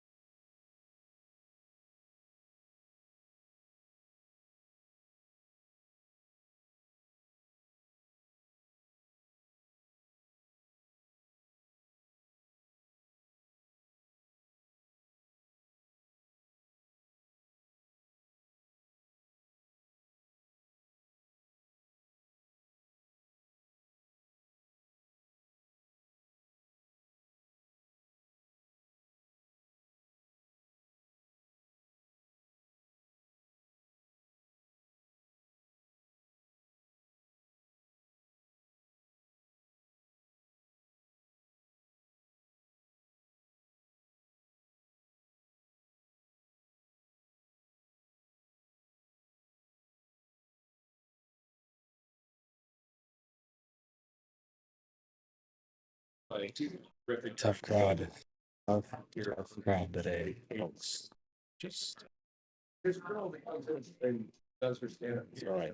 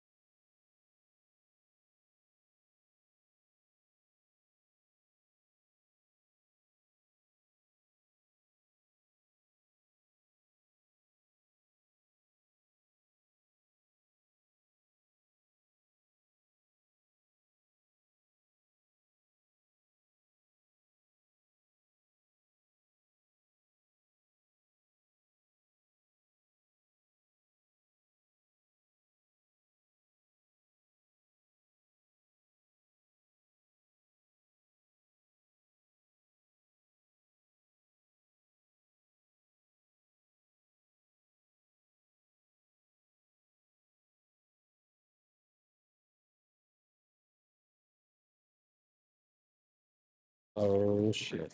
In the chat.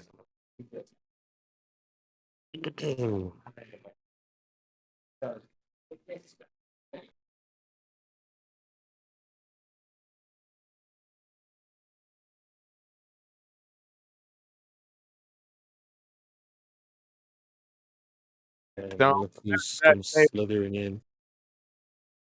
I'll give you slithering in. Look at Randy Orton slithering. Watch out, watch out, watch out, watch out! Oh, the language on you.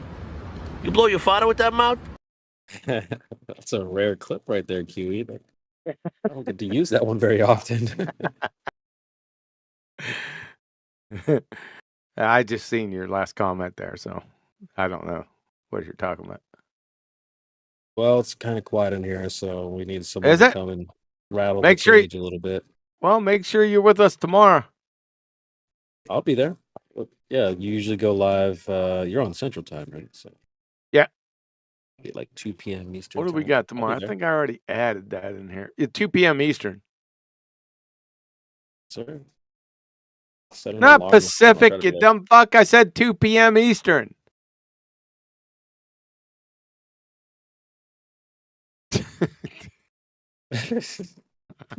Yeah, we're going to be doing this tomorrow. Here, watch this. Is it? There we go. All right. There we go.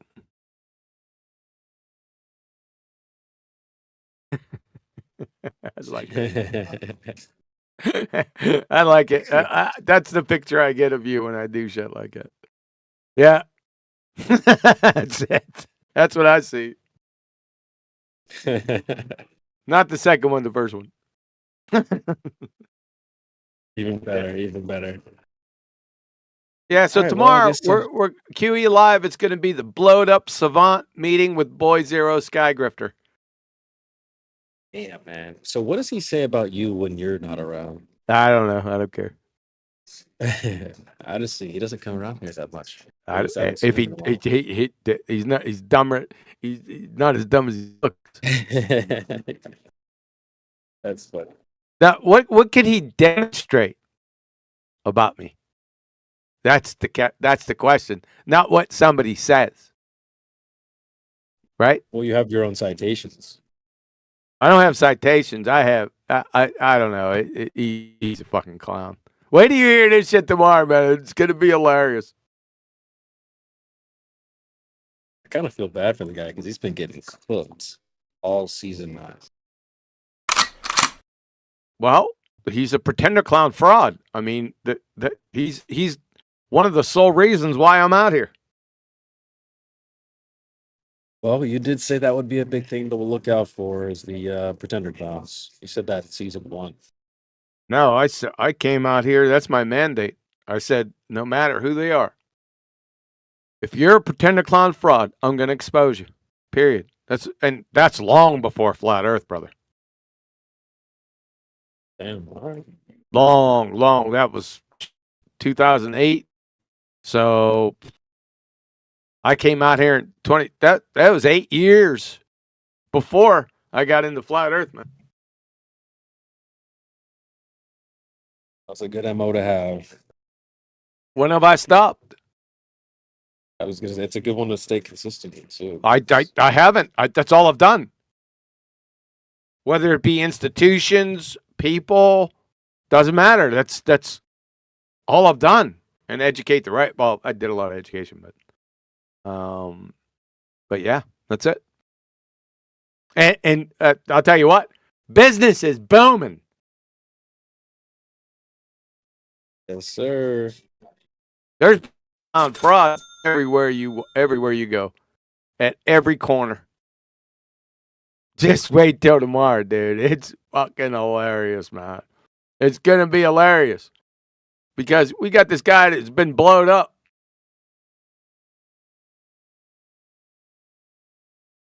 You see, blowed up savant meeting with Boy Zero Skygrifter. Pay attention now. Get the Adderall drip out. Yeah, Wapner's at 4. Wapner, 4 minutes. 4 minutes. Wapner.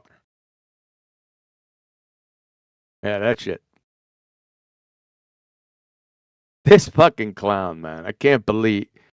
I don't know. He's like a Pied Piper of surface puke.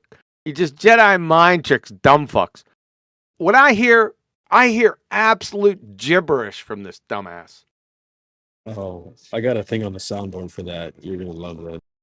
The gluteus maximus of the question. We always first ask ourselves, what is the molecular harpsichord of the foie gras in the quantum realm? Speaking from a sort of crustacean.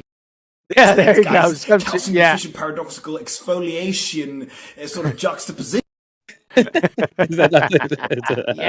Yeah, that's what it is. Yeah, you got it.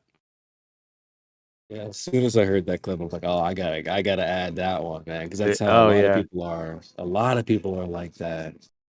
Yeah, okay. Where's it? Make sure you send that shit to me. Okay. Personally.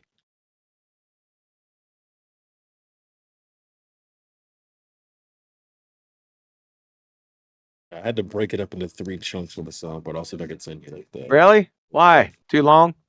Too long. You can have this. I'll send you the link to that soundboard. You still got that Nitro? Yeah, Matrix gave it to me. Attaboy. Yeah, I got you.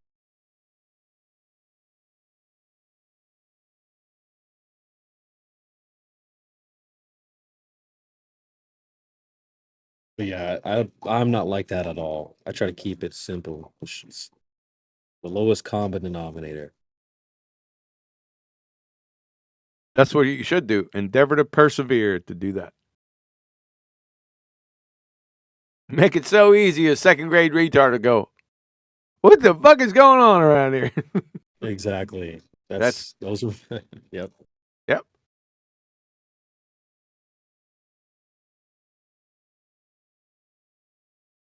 I gotta join another fucking soundboard.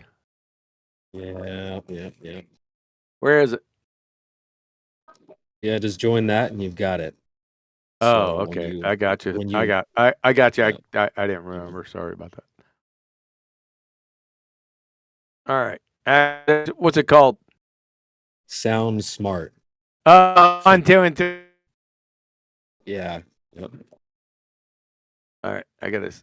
Let me hear. The gluteus maximus of the question. We always first ask ourselves, what is the molecular harpsichord of the foie gras in the quantum realm? Speaking from a sort of crustacean. Zeitgeist, calcium deficient paradoxical exfoliation, sort of juxtaposition. What the fuck? That's a good one. let me favorite these fucking things without deleting them. Oh fuck. Where'd it go? Creation Bears Den. What the? Oh, do I gotta go back in there? All right, hold on. Where'd they fucking go? Oh, you trying to favorite it? Yeah, so I can put them in my. I'll get them. Yeah, there it is. 1, 2, and 3. Yeah, got them. Thank you. Is there? Yeah, that's an Insta classic right there. The gluteus maximus of the question. We always first ask ourselves, what is the molecular harpsichord of the foie gras in the quantum realm? Speaking from a sort of crustacean. Zeitgeist, calcium deficient paradoxical exfoliation, sort of juxtaposition. I love it. That's fucking shits it right there. Yeah, that's gonna be some good ammo for you there for the the treatments. Yeah, this is gonna be more or less a treatment tomorrow. Oh, and then just hold on to your hats. I'm going back to memory lane. Look the fuck out.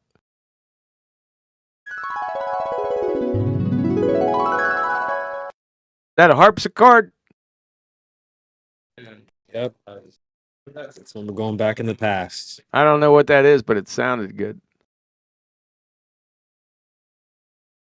All right, I just pinged the whole world. So let's see who joins, guys. Oh, Be you pinged ready. them. You pinged them with some bullshit, didn't you? It's been tamed horseshit, but yeah. All right, fair enough. Said we had a special guest. At least that's true. Yeah, Octi. OCTI has joined. Welcome.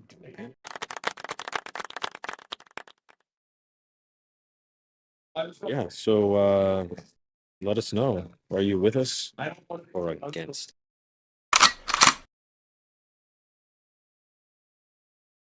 But also, I'm just curious how you ended up here. So feel free Oh, to chime me? in. Yeah.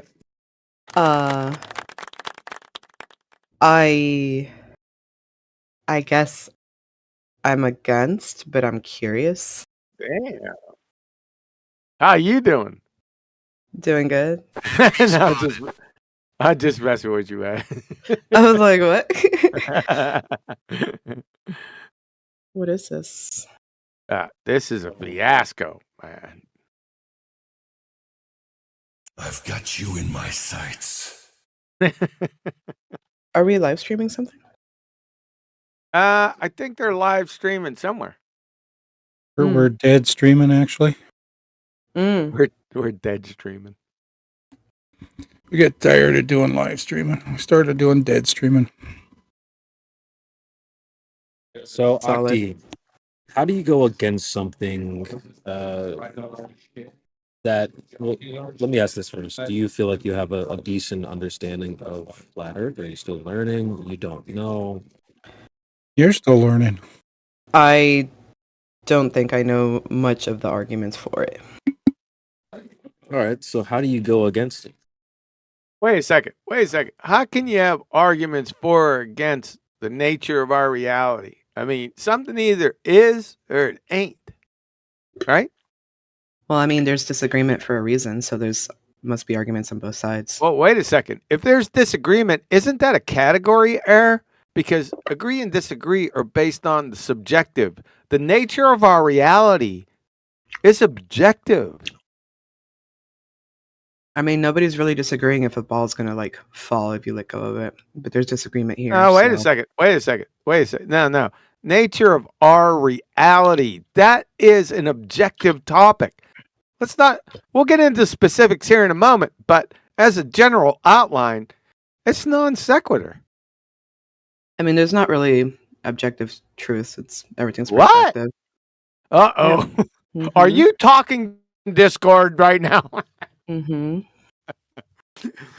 You said there's no objective truth. Mm-hmm. Well, that's a contradiction in terms. Is what you just said true? Perception is reality. Even our hard science. Yeah. Perception. Wait a second. Mm-hmm. You're saying there's no absolute truth. Is that statement absolutely true? So I'm saying that there's no objective not so. truth. No. Answer the question. I'm I going to didn't say say it again. absolute. I'm going to say it again. Mm-hmm. You said that there was no absolute truth. I said objective truth. I'm going to say it again. You said that there was no absolute truth. I said objective truth.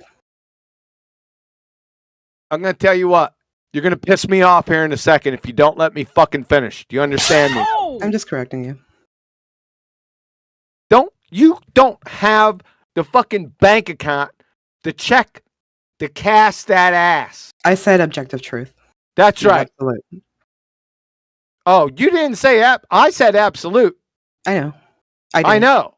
Objective truth. There is no objective truth. There we go. Yes. That really is your statement objectively true? That is my perception, and perception is true. It's not. It's not. Yeah. It's a train wreck. It's a paradox. No. Yeah. Nuh-uh. It's not going to make it. We are working with the reality of the world and the universe as we can calculate it. Find as the it is universe right now. We can't. That's why we don't have the objective truth. So why did you use universe? Because we think that there's a universe, and that's We our think understanding of because it. we think that we. Where's the French in that? We think. No, Mhm. we don't. I mean, you can think that you know something, but it's still you thinking it. Oh, really? Yeah. Okay. Do I think I know that adding heat to fucking water, it'll boil? Do I think I know that, or I know that objectively? You know that is consistently going to happen. Yeah, thank you. Because That's that has been objective. proven. No. Yeah, because that it's is our objective. understanding of it because of consistency that we've calculated. Shut the fuck up. You're a clown. Hold You're already on, been hold on. exposed. Oh, AI, here's one for you. I'm gonna ping the other ladies and see if they'll join.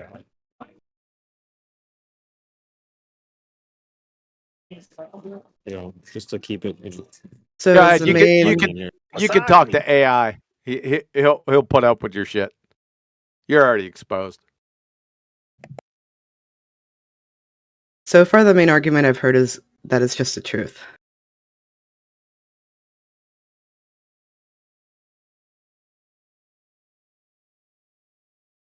Go ahead, AI. I'm done. Here. I'm not going over to state twice. You probably should have gone over it the first time. Why? It showed that you were retarded at a fundamental level. Because you didn't even make an. Yeah, I didn't have to make an argument. You train wrecked yourself.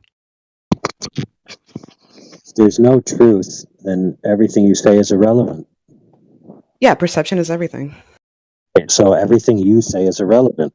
Is that what you mean? Well, irrelevant is not the same as what we think is true. Like that doesn't equate. We might be off. We just don't know that. We're too tiny. We're too tiny. Mhm. What objective standard did you measure how big you were? Be able to make it. Well, you said you're tiny. So by what standard are you tiny? Because over time we're learning more and more how tinier we are. So that's the natural calculation we can associate right now. Could that still be off? Yeah, it could. But just like how we know that, like, if you piss off a lion, it's going to bite you, we do have to go with that knowledge because that's so far what's consistently true. So it makes sense to do Did that. IQs just drop sharply while I was away? But it doesn't mean it's like objective truth. Okay. Okay, it could be an objective truth. You're just not aware of it, right? So we You have no are way of trying to do the calculating- best that we can to survive in this world with the information that we have, which No, makes but- sense to use that information, right? Right. And that is our objective truth right now. We know that 2 + 2 = 4. We know that the sun's going to rise like next morning because it's been consistently like that. That's our hard So- science. Objective truth? Huh? Well, as you said, it's our objective truth. That is also our said that- understanding of what we have figured out so He also far. said that the sun's is tomorrow. Hard science. That what? Yeah, that's Cracker. You said the sun's rising tomorrow. We are going to rise tomorrow. That's our hard science. Don't you even realize the words that are coming out of your mouth? You don't think we orbit the sun as a hard science? Holy fucking shit. No. Gotta click a little Kiwi. If it was a hard science, quote unquote, then it would actually use science to come up with the conclusion. So, can you please tell me where the science is that came up with the conclusion of orbiting the sun? I guess I'm curious, do you guys But she not- don't have no objective truth to prove that. I'm curious, when it comes to any type of science outside of this earth, do you guys kind of like, how do you guys not see that as hard science? Where do you guys stand on that? Science outside of Earth. I mean, to be fair, that's not- I'm out. I'm out, dudes. I'm out. yeah. So you guys don't think that there's science outside of Earth, like this planet? No. Okay, so science only exists on Earth. Well, what's science? You ever seen an experiment done on another planet? First, what's science? What would be natural science? So there's pseudoscience, there's hard science, there's a spectrum of science, and What is it's all science? What is science? well, it's coming up with a hypothesis, a theory, testing it, and trying to get consistent results What is the purpose of the hypothesis? to seek further truth. You just contradict yourself in terms, right? How so? Let's back it up for a second. Have you ever heard this term, the scientific method? Have you ever heard that before? Yes. Okay, so what is the scientific method? What are the steps? I don't know it off the top of my head. Bullet point. Let me see. Well, you just said hypothesis. That's the scientific method, how you construct it. That's part of the scientific method. So it is a scientific method. What is the steps to help construct a hypothesis? Yeah, I can iterate that here. There's 7 steps. So the question, the research, you make a hypothesis based off that, you experiment, data analysis, conclusion, and communication. Communication? Communication. Scientific method. That's what you believe that is? That's the 7 steps. What communication? You're wrong. Okay. It says in their experiment, right? So what are the constituent parts of a scientific experiment? So you put all the variables of your hypothesis and you test it over a series of time to see if you get consistent results. What variables?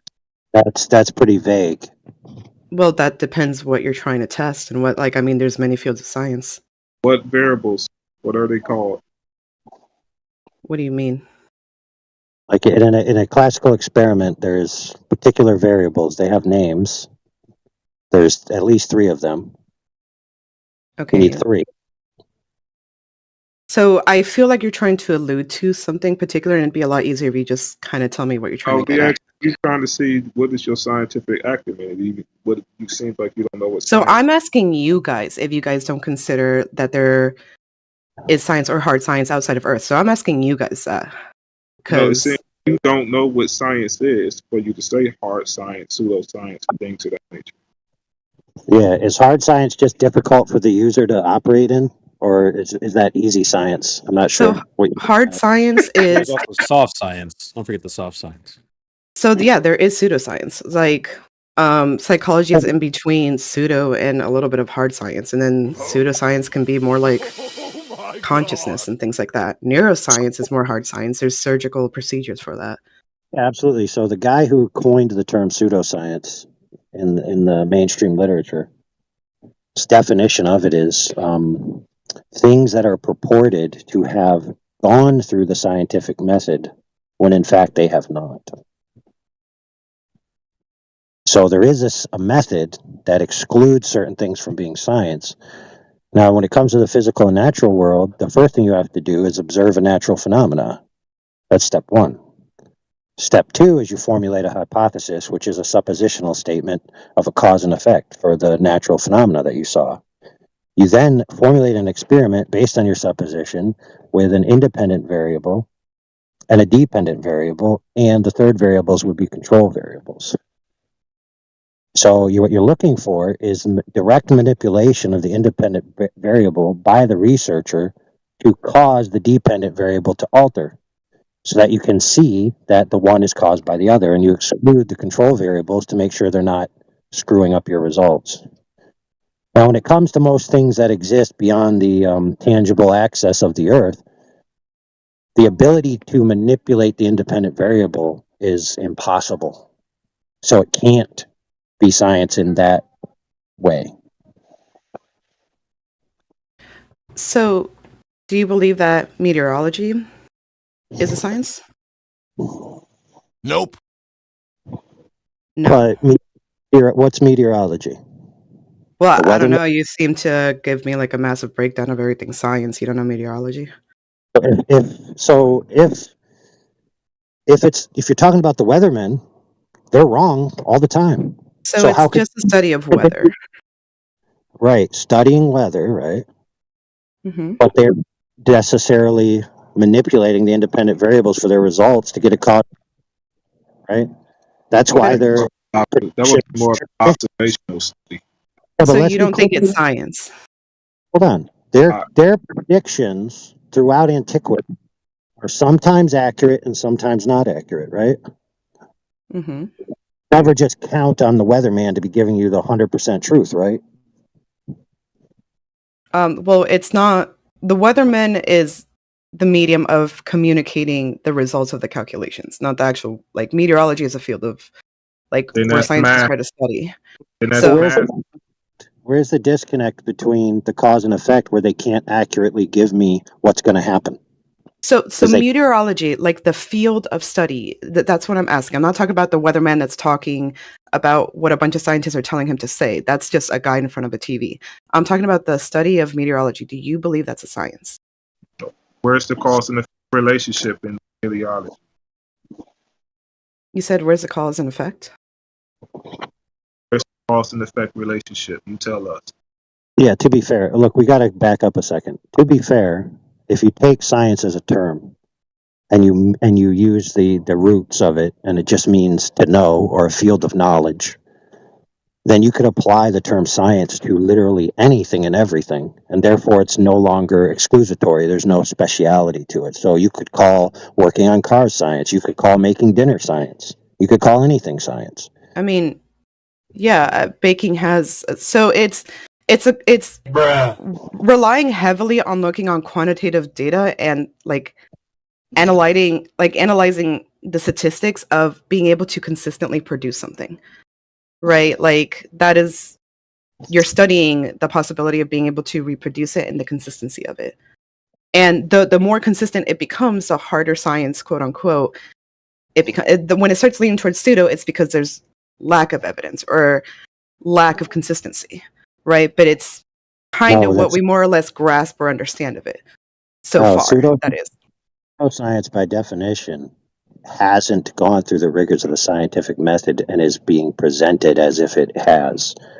That's what pseudoscience is. So if you say, I have a scientific field, and nothing in your field is accessible to experimentation, then you don't have a science. You're saying that If it's nothing all in pseudoscience goes through the scientific method? Yeah, that's the definition. If it doesn't go through the scientific method, it's pseudoscience. Okay. So now, hold on a second. Drew. If it's being presented as if it's a science, and it hasn't gone through the scientific method, and it's not accessible by the scientific method, then it's pseudoscience. okay, but what I'm asking is, do you feel like meteorology is a science? And in the manner in which I parsed out, no. You don't think that the field of meteorology is not constantly going through the scientific method? Dude, where are the researchers manipulating the weather to see the effect? They're not.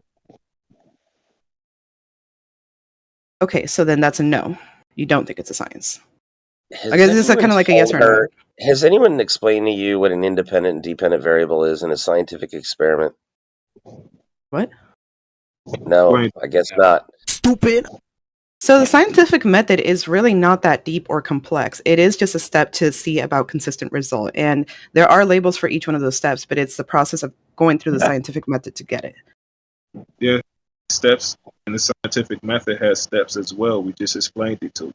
Yeah, and now if there's lack of evidence and not consistent results, like in those steps or what all, like that you cannot perform that scientific method, then that is pseudo.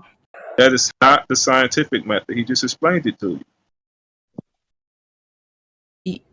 So I'm literally reiterating that if you cannot produce a scientific method, then yeah, you're like not producing the scientific method.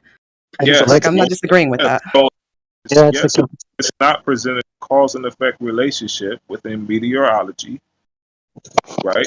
You don't have a cause variable, which would be independent variable that you are manipulating in a scientific experiment. Then it is not being presented as a scientific method, which means that it don't have an actual scientific theory behind it. Correct. So in other words, there's many things out there that could fall under the auspices of the loose term field of knowledge science. But when they apply the term science, most people think, oh, it's gone through the scientific method when it But hasn't. so then let me break down, because I've studied meteorology quite a bit. And that's why I'm kind of curious on where you guys are on a little bit on that spectrum. So in the first step of like the scientific message, like observation, they do observe satellite readings, radars, even weather balloons and everything like that. Hypotheses are formed based on the consistency of those ratings. They start experimenting using mathematical models to simulate the atmospheric like pressure and weather conditions. They start collecting data based on those experiments. Then the analysis is they integrate observed data into models and then keep on correlating and improving the accuracy. And then they peer review each other and then they try to replicate it. And most of the time, even though it's not 100% accurate, it is like a good 80% accurate most of the time. So it does go through the methods. It does go through the sequence. That is not the scientific method. That's Never- a test and correlation. Don't panic. Never once in what you said did the researcher manipulate an independent variable in reality to see what happened. Never once in what you just described. So it's not going through the scientific method. Yeah, it's a mathematical correlation. Oh, okay. Now I think I am getting lost. What do you mean by, so you're saying that, what do you mean by manipulating one of the variables? So just to make sure we're on the same page. The strict scientific method says that the independent variable must be directly manipulated by the researcher. Mm-hmm. So in the case that you say, oh, well, a rise in heat, right, causes this, gust of wind over here, right? So that's part of the experimentation stage, and they work with different simulation of models. They go through different variables. But a simulation isn't an experiment. It's yes, it is. No, it's if you're running like point A and point B simulations side to side constantly, and you're getting like consistent results and everything, you are going through the experimentation stage. That's what a lot of experimentation goes in a lot of processes. What consistent results mean in a simulation anyway? What? Yeah. What does consistent results mean in a simulation, and why should anybody care? So I'll put it like in a little bit more of like marketing. I'm going to use marketing for an example, right? So let's say you use point A, an email that uses a very specific copy, very specific lingo, and then you send out a different email and you slightly change up the lingo, and you send them both out, and they're both getting drastically different results. And now you do another point A and point B email and keep changing it up. You try to keep finding the consistency between of what is getting the most results. Those are simulations. That's called a test. It's a test. That is not an experiment. It's just not science. Just don't use the word and you're fine. But you got a consistent problem of just skipping to the word results without actually explaining anything about it. Because you're calculating the data of the results that you're getting, right? Like, because you're going to get drastically different results with every experiment. Like, when you get an experiment, you will get a result, whether it's a failed result or a successful result, and then you study why it failed or why it did succeed. That's part of the experimentation. Didn't we just explain the correlation to her earlier? Or did you explain it to her AI? I'm getting the hint that she hasn't been explained what the scientific method is, because she certainly doesn't know, and she just keeps repeating herself. I do think we probably have a different mindset of what the scientific method is. Yeah, I know. Yeah. You have a method where you don't directly manipulate the independent variable, and you think you've done science. That's the problem. All right. Okay, so then get me to understand where you guys are coming from instead of coming at it from a condescending way, because that doesn't help me understand. It really just doesn't. So what is an example? Let's start, like, what do you guys consider an official hard science?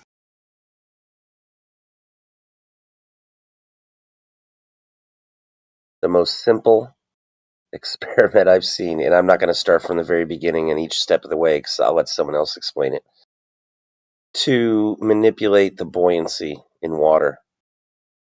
They directly increase the salinity of the water by actually manipulating the salinity of the water by adding salt.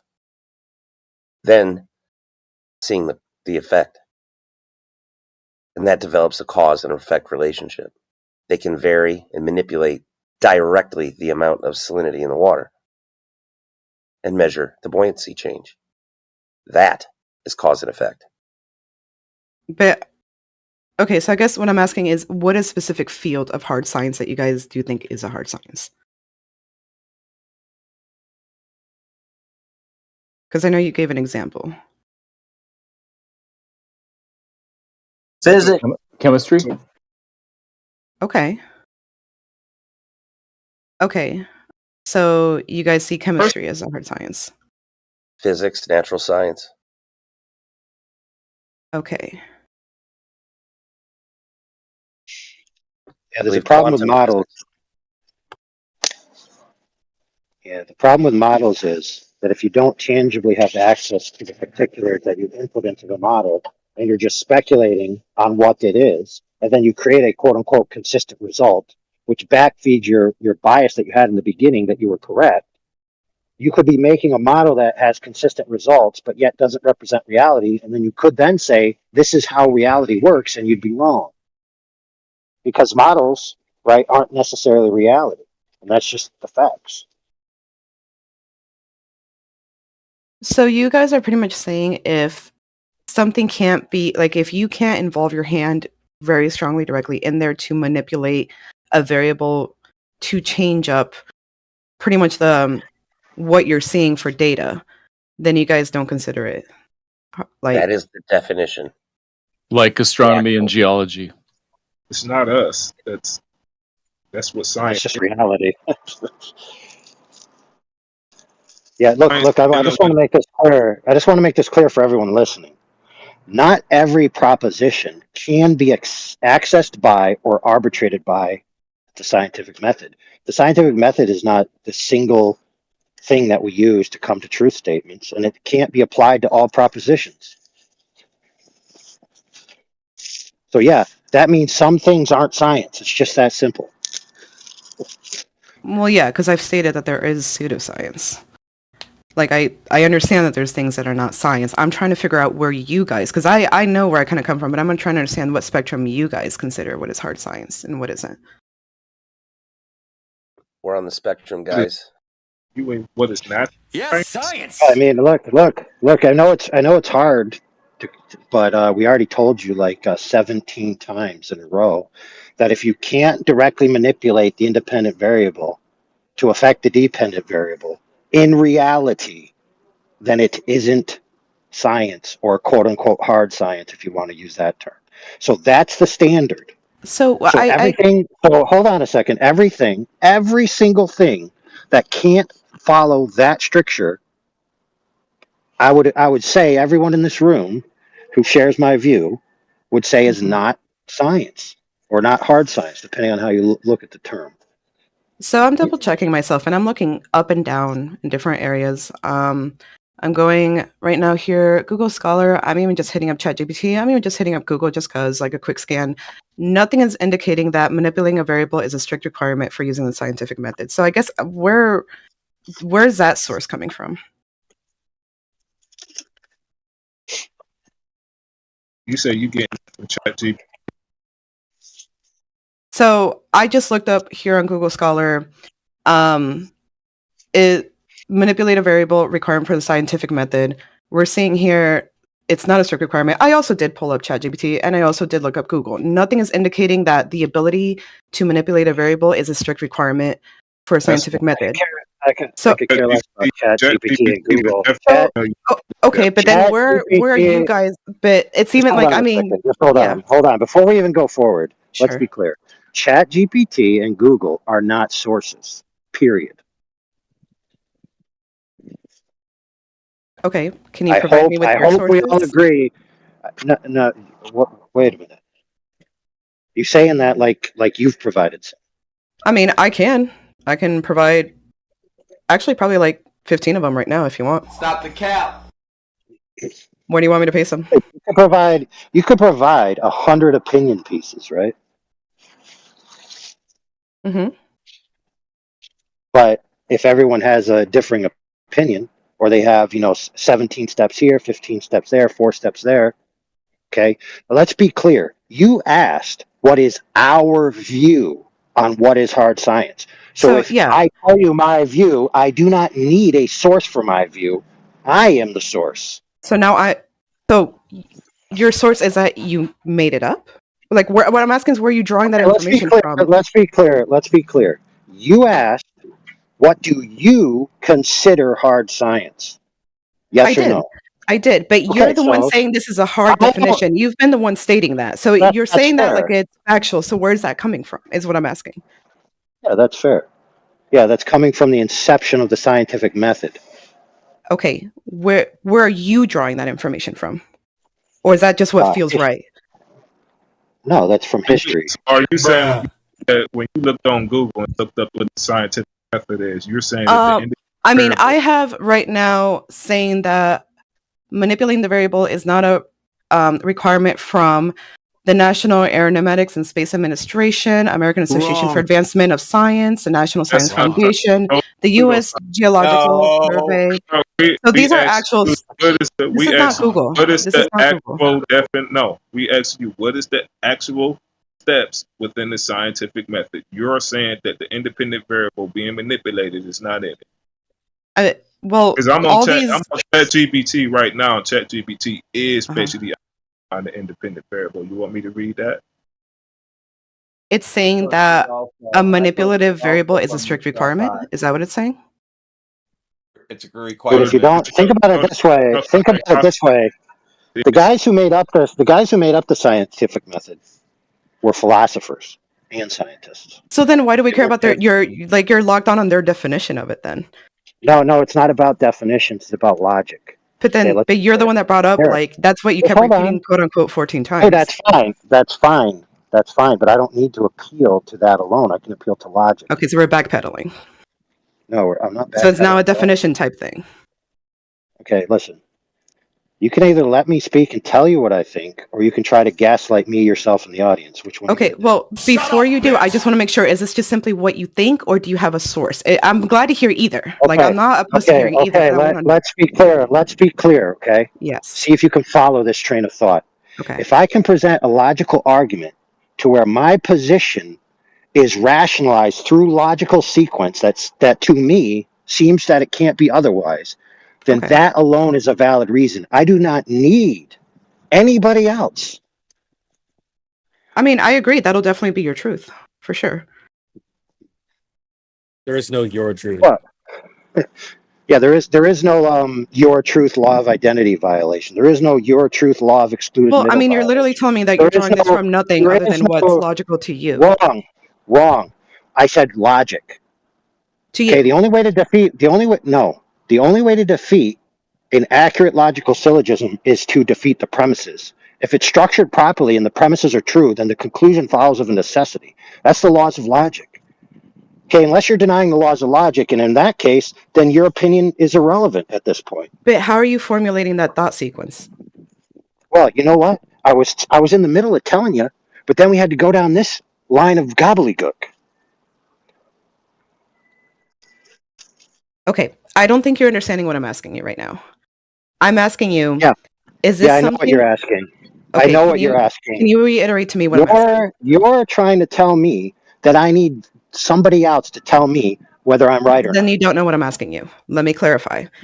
I'm asking you because I understand that you have a very strong, like, in your case understanding of what is logical and what makes sense and systematically how it all comes together, right? So I just want to make sure before I fully listen to you, which I am down to do, is this coming from a place of you're drawing from sources, or this is what you've concluded makes sense? That's what I want to make for sure first. Maximus of the question we always first ask ourselves, what is the molecular harpsichord of the foie gras in the quantum realm. Speaking from a sort of crustacean geist, calcium deficient paradoxical exfoliation, sort of juxtaposition.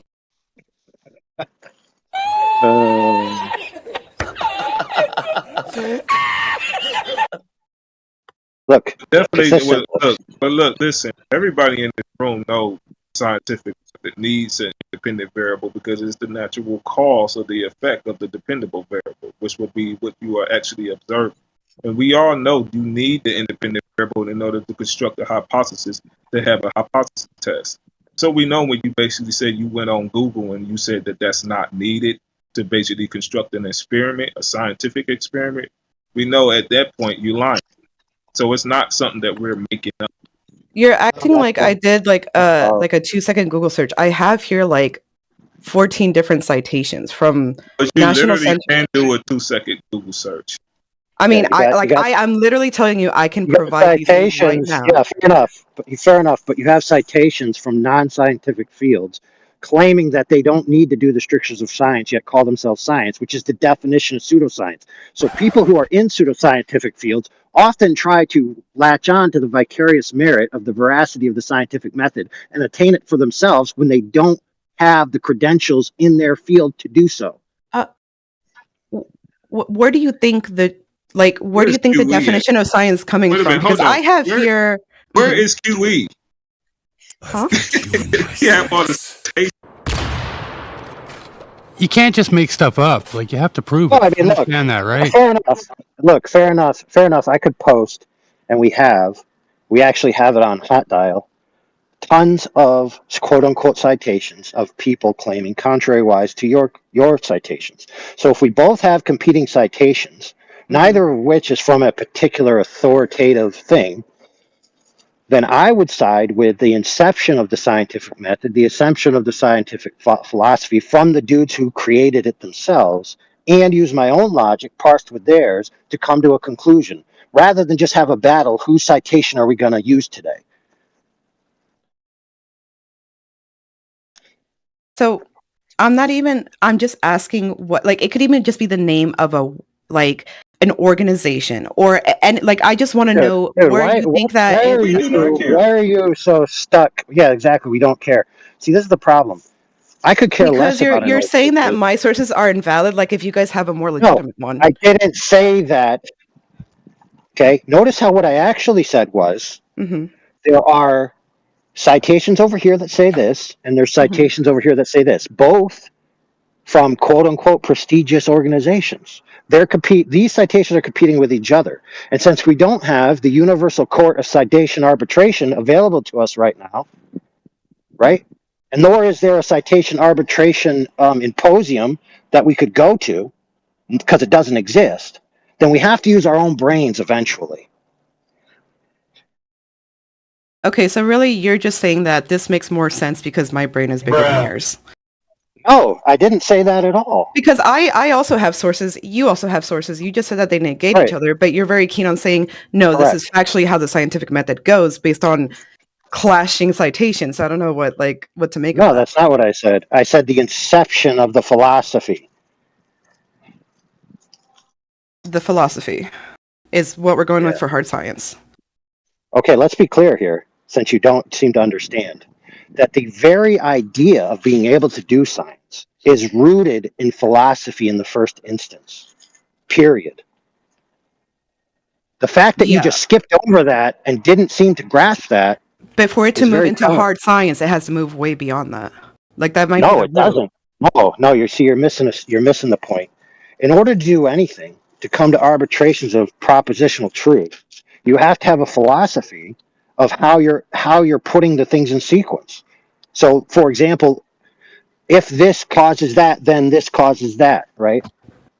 Like, you have to have these types of statements established first, and you have to understand the veracity of these statements and these logical sequences, and that's backed by philosophical stuff. You have to have the philosophy in the first instance before you can even begin to even attempt to do an experiment. Okay, so you're going based on the root of the philosophical premise. Well, I mean, that's the preordinate knowledge necessary before you can even begin to do science. But that sounds like that's all, like, the only thing you're really going with. as like why it's like, you know what I'm saying? Yeah, it's almost like the founders, the prestigious guys, like the big hoobahs, the big names, the guys who actually invented it and created it and sculpted it. It's almost like they had, like some real insight. It's almost like she's a pretender clown. Are you still going at it with her? I thought you'd put her on mute long Listen, time I'm ago. just saying I'm seeing nowhere that a variable has to be manipulated.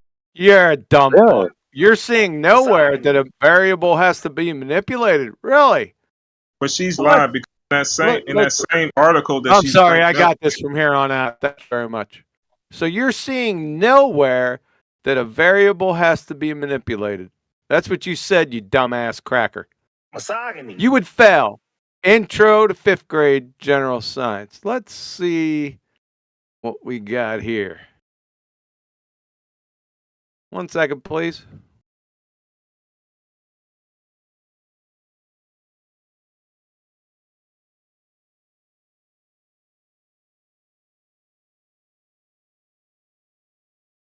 Hold on. Yeah, you could say that if you wanted. Hold up. Everyone heard what she said, right? She's seeing nowhere that there's variables that have to be manipulated, I suppose, in an experiment. She doesn't even really know what the fucking experiment is. Obviously. All right. Has she got voice text? Live stream voice text? Yep. Yeah. All right, there, darling. And I want you to read every single citation, where it's from, and I want you to state it from 17 minutes after the hour, right fucking now. Dude, why couldn't you just provided this like 2 years ago? Shut the fuck up. I provided it 16 years ago. Read each citation and snatch your own fucking wig off. I guess you guys just didn't understand. Okay, so she said that she sees no variable that has to be manipulated in an experiment. From OpenText BC, notice that the manipulation of an independent variable must involve the active intervention of the researcher. From the Office of Research Integrity, U.S. Department of Health and Human Services. Therefore, in experiments, a researcher manipulates an independent variable to determine if it causes a change in the dependent variable. You're fucking dead right there. Strict requirement. It was at this moment he Dead knew. right there. He Dumb fucked up. fuck. From BioLibra text, an experiment generally tests how one particular variable is affected by some other specific variable. The affected variable is called the dependent variable or outcome variable. The variable that affects the dependent variable is called the independent variable. It is also called the manipulated variable, you dumbass cow, because this is a variable that is manipulated by the researcher. You would fail Intro to 5th grade general science. Any other variables, control variable, those are constants that might also affect the dependent variable, like I said, are held constant. So the effects of the independent variable are alone measured.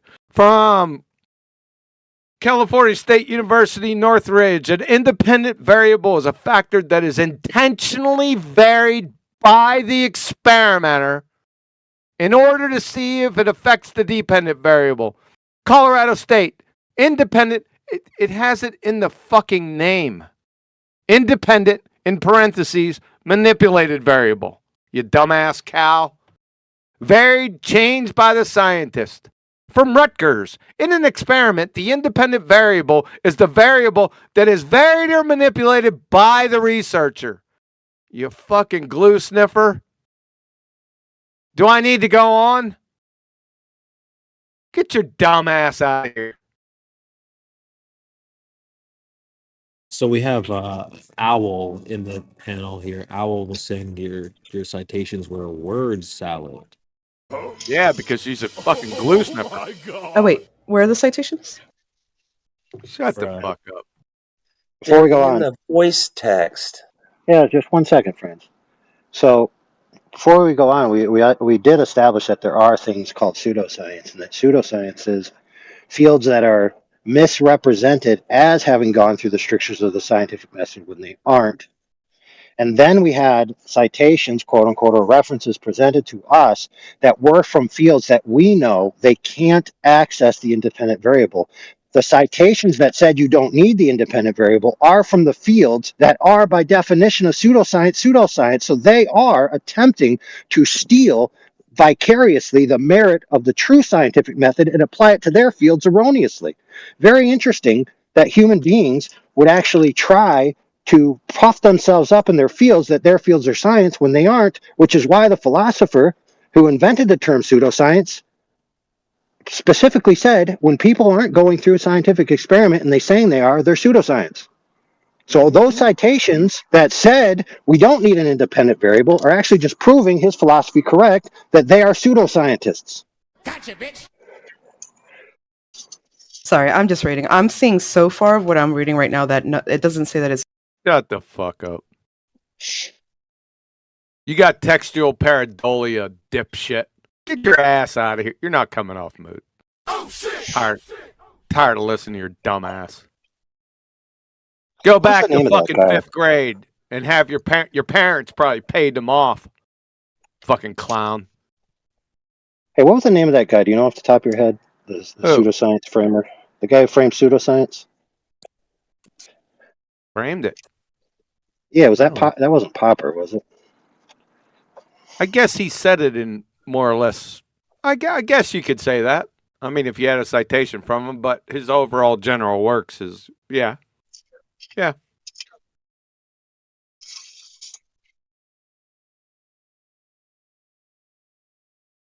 I can't believe you went on. I went and cleaned the whole fucking kitchen. Went in, cleaned the laundry room a little bit, and you're still talking to her. Last thing I heard was, there's hard science outside the earth.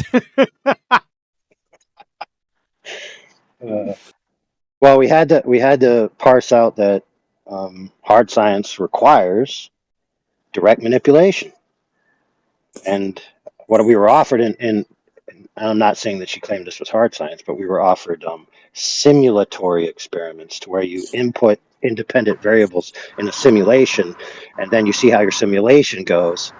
And I'm like, no, that's not a hard science. I mean, look, it's the guys who invented all this stuff understood that a lot of people claim to have science when they don't have it. That's why they invented the term pseudoscience. That's why they vociferously spoke out about if you can't experiment on it, or if it's not validated by experiment, or if it's contradictory to experiment, then your whole premises is wrong. And lo and behold, you would imagine, right, that based on human nature, people who are in fields that don't have the veracity of science would attempt to steal the valor of science for themselves, and that's exactly what happens. But AI, she would argue to you that you're showing her your experiment, your actual experiment, and the manipulation of the variables, and say what it really is, and she'll say, "Yeah, but my simulations tell me otherwise."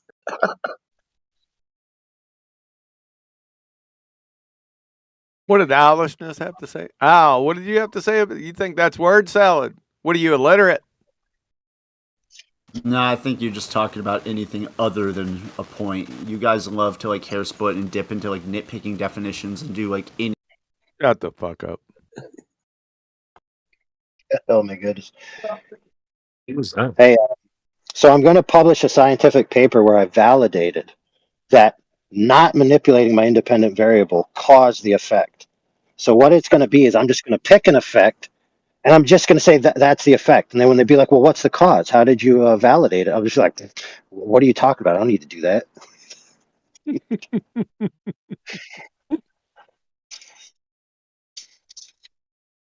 Then they'll be like, well, then how do we know this is true? And I'll be like, well, it's been peer reviewed by 3 peers. So I win. Yeah, don't say peer reviewed. Those dumbass crackers. They wouldn't know what that was. They wouldn't know the difference between peer review and a chartreuse windsock. They're fucking clowns. They're look. Al. Are you delusional, Dunning Kruger? Dumb fuck. Yes. Yeah, you are. The fuck, man. Wait, can we talk to him a little bit? Because he was in the chat fuck talking up. shit, Huey. Shut up. Is he still in here? Why do you have a profile picture? Fuck up.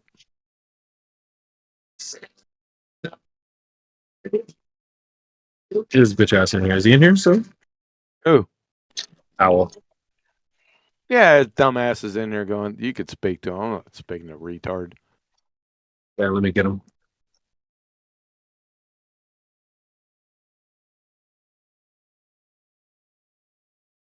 You said owlishness. That's what I thought it was, but no, it's just a fuckwit owl. Thanks, man. Have a good one. Nice meeting you. Take care.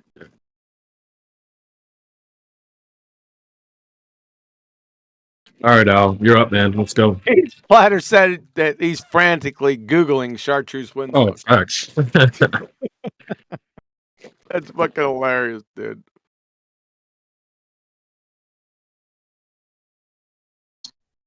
Got another female Glober? What's going on? Oh, misogyny. It's not a It is piece funny. of wood, dude. All right, so for 50 points, who can tell me what color family chartreuse is in? Green. No, it's a red. Yellow. No, it's greens and yellows. I thought chartreuse is like a saffron or. Hey, listen, bro. I will settle for in the visual spectrum. I'll take blue. No, it's a green. Like a green or a It's yellow. olive green. You guys were right. Come on, don't play with me. All right, anyway, let's focus, guys. What's going on with that Octi chick? Is she cooked? Baked. Long Well time ago. done? Did she get roasted well done? I thought windsocks were typically red. What? All right, so we got Al and Octi. Who's trying to cook, bro?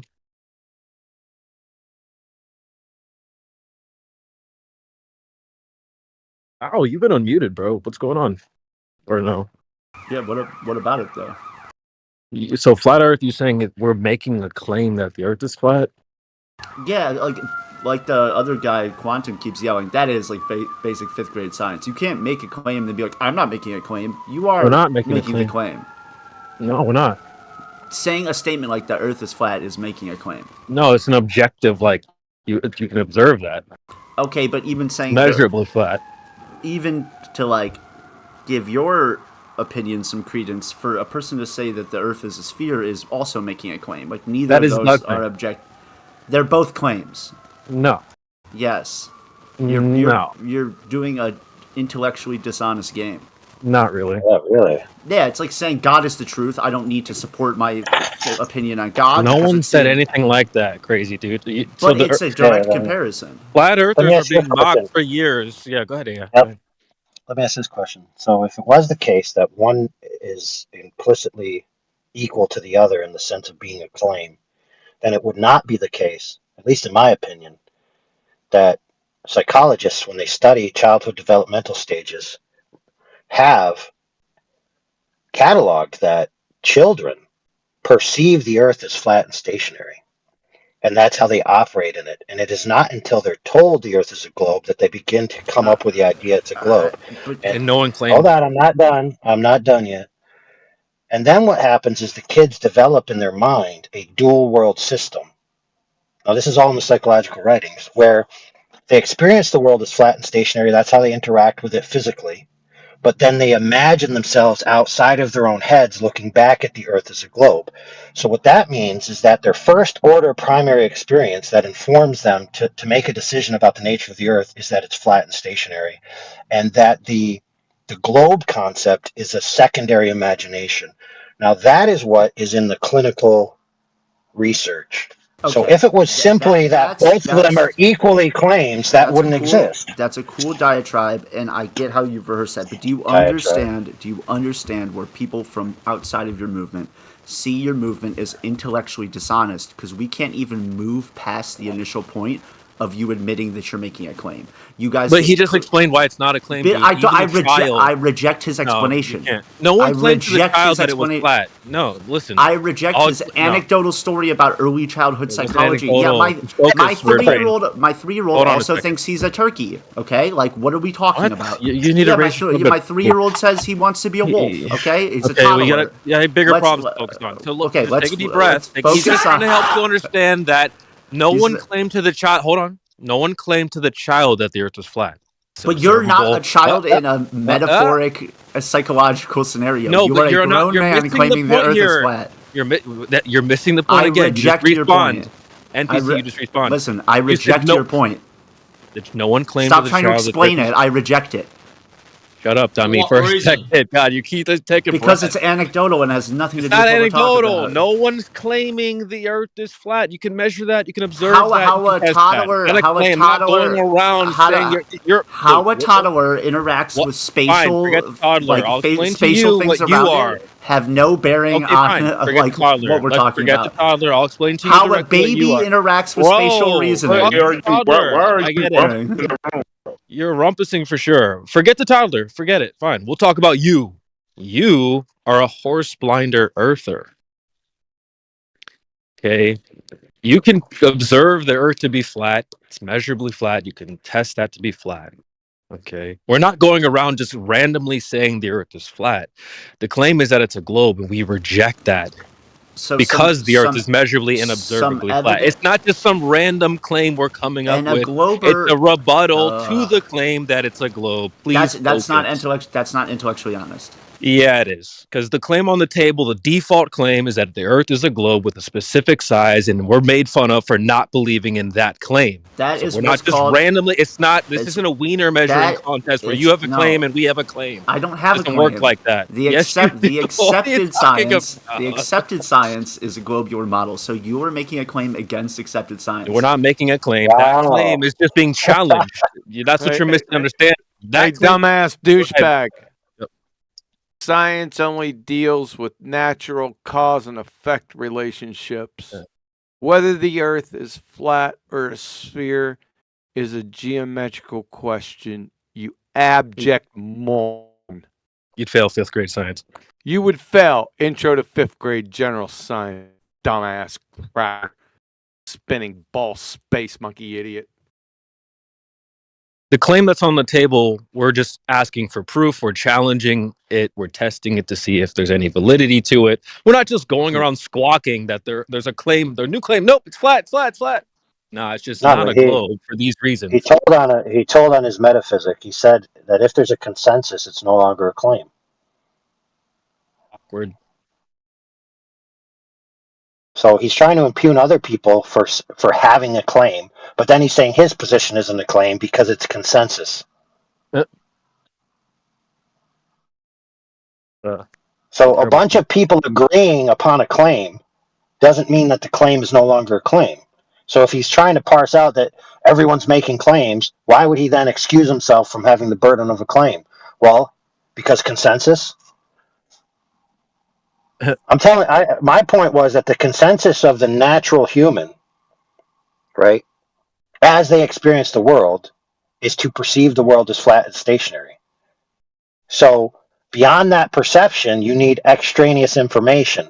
That extraneous information, since it's not first order perception, must become in the form of claims. Otherwise, it wouldn't be. It would be first order perception.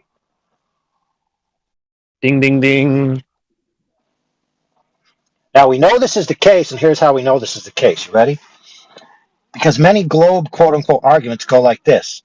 The Earth looks flat, but it's so big, and the curvature rate is so tiny, that's why it looks flat. Conceding the point it looks flat. So that's conceding the point that the Earth presents itself flat to the natural human in his observation point. Okay. Same with the spinning of the Earth, right? You don't feel the Earth spin. Now, the first order primary experience is I'm stationary. Someone comes along and agrees with me, of course you feel stationary. Let me tell you why. It's because the Earth's spinning so slow. Well, the Earth spinning so slow is nothing I experienced. That's what you told me. But what I experience is just being still. So one of those is a first experience that's congruent with your experience, and the other one is an extraneous claim beyond your experience. You have schizophrenia. What? Okay, that's Wow, not rebuttal what a in any comeback. way, shape, or Since we form. want to ad hom, your kids and your wife left you, and you're No one obsessed ad with hom. small What? things in your What? basement. Who? You All have right, schiz- No one ad hom this guy. Just mute him, dude. That's You're ridiculous. Oh, dude. So rather than just address what I said, he's attempting to gaslight himself that what I was doing that entire time was ad homing him. I didn't hear a single ad hom. Yeah, you didn't. You heard me elucidate the point. What? That was insane. Dude, this is the tactics of cognitive dissonance to protect the mind from having to reconcile two mutually exclusive truths that you hold simultaneously. Rather than address it, you create a false reality that people are your enemies, that they're attacking you, that they're attacking your psyche, your id, your ego, right? So what he heard when I was speaking was, you're a dumbass, you're an asshole, you're stupid, you're retarded. He didn't hear any of what I said.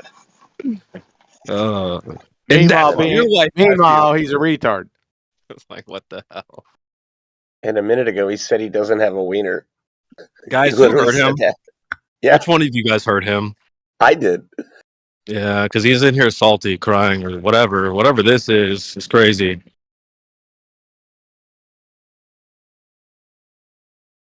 We gotta stop hurting them so bad because they get scarred and they do this. But anyway, he doesn't want to go in a wiener measuring contest with me. Hell no. That's what I always say. When they want to do That's this right. claim by claim thing, they're like, well, where's your claim? Whip your claim out. You don't want me to whip my claim out, man. Because our shit is way bigger than theirs anyway. Like, just not even being funny. the flat Earth off rip is bigger than the globe. So our shit's bigger anyway. You don't even want to go down that road. But yeah, no did it. So we're not going to do this claim by claim thing anyway. And it doesn't work like that in a court case, if I'm not mistaken. Right? There's a plaintiff and a defendant. So someone has a claim, the plaintiff usually. And so they have to defend that claim or support why that claim is true or whatever, substantiate the claim that's on the table. It's not like, well, you have a claim that you have to prove and I have a claim that I prove and we both have to try and make attempts at that. No, it doesn't work like that. It's on you. Nice burden reversal attempt though. That was cute though. All of those disciplines aren't science, you fucking clown, Octi. Are they typing some shit in the chat? She said, so you don't think meteorology is it? We answered that like 10 times. She'll never get it. Nope. She's like, I just need a yes or no answer. I hit the soundboard immediately when you ask. Nope. 10 minutes later, yes or no? She doesn't even know what a hypothesis is, for fuck's sake. Nope. Facts. Clown. Wait, what were the dumbass ball-tards? Prove your globe. Let's get into the globe. Prove your fucking spinning ball space monkey. There, Octi. Since you've already trained wrecked your science acumen. Oh. What's your scientific evidence for your globe tard, sphere tard? What the fucking imbecile. Wait, can she cook or is she muted? Oh no, I'm here. Okay, go ahead, cook. Cook. Oh, I mean, I feel like I got a pretty good understanding. You feel like merch? You guys have a very different idea of the idea. No, we don't. You do. You're a fucking imbecile. We already proved that. Demonstrated it. So yeah, it's pretty simple. Yeah. Objectively, by the way. Well, so Let's what hear else? some globe proofs. Yeah, what other proofs are there you think that we're missing out on, Octi? Is there something else we're just not thinking of, or? I'll tell you what. Well, it's not a matter of proof. I think right here it's a little bit of. Let's ask her this one. Shut the fuck up. So, how do you have horizons on a sphere tard, Octi, when, according to the slope-intercept formula, y equals mx plus b, every horizontal line which is derived from horizon has a rate of change of slope of 0, the Baltard's IQ. But the narrative is that we have curvature. But curvature, defined by the United States Naval Academy, states that it's the rate of change of slope. So how do we see in reality horizons every fucking where that have a rate of change of slope of 0, but are told we live on a sphere-tard that has a rate of change of slope from a tangent from our feet in every fucking direction? Go ahead and reconcile that paradox right now.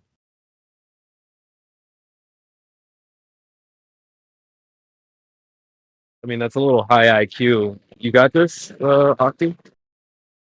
Isn't she a Got what? meteorologist? Oh, That's what I got. I got that impression from the chat. mm. It's not science, but at least she If knows what the slope there's and somebody the- that's talking that I've already muted, then Shut the fuck Nah, up. hold Well, on. then you're deafened and muted. Let me just tell her real quick. Someone on Okay, go ahead, Dustin. unmute her. Go ahead.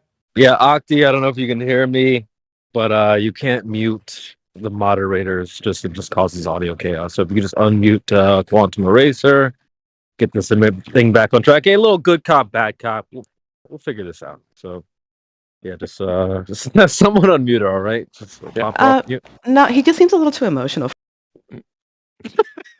I don't think that's what that is. Just you Yeah, got but- it. It'll be all right. I'll translate that for you. He stomped the fucking dead mud hole in my ass, so I muted him. Yeah, but All right, it's yeah, fair. go ahead. But it's fair. Like that, if I'm that if you I'm don't coming to you want- guys to try to understand. Oh, here we go. She doesn't like guidance, man. She's Look, independent. It's fair if you don't want to hear him, but the problem is then you're going to talk through him, and we're not going to allow that audio chaos. So you have to decide whether you want to participate or not. Because if you're muting people, then you can't participate. It's that simple. Right. So, I mean, I'm coming to you guys because I'm genuinely curious. And all I'm getting is like condescending, and I'm trying to exchange it back and forth to really get where things are coming from, which I think I'm finally kind of getting now. So if somebody doesn't know how to really talk in a civil way, like I don't really care to hear it. So Well, we don't give a shit about what you think because you're a pretender clown fraud, and you already been demonstrated as a numpty dipshit. So what are we to do? I mean, hey, listen, girl, it's just good cop, bad cop vibes. You got it. Just a little role playing. You'll be You fine. still got me on mute. yeah, I'm okay. I mean, you Take guys can off remove mute. me if you If you don't take me off mute right now, I'm going to kick your ass out of this server. Misogyny. Tell her. Yeah, Tell her so you right gotta, now. You gotta pop them off mute there, Octi. Just do us a favor. And we'll leave you off mute for what? Top of the hour? Till the top of the hour? That sounds good. Seems like a good deal. I don't know. Is he going to actually talk like a proper human? It's just, listen, you guys can make up later. It'll be fine.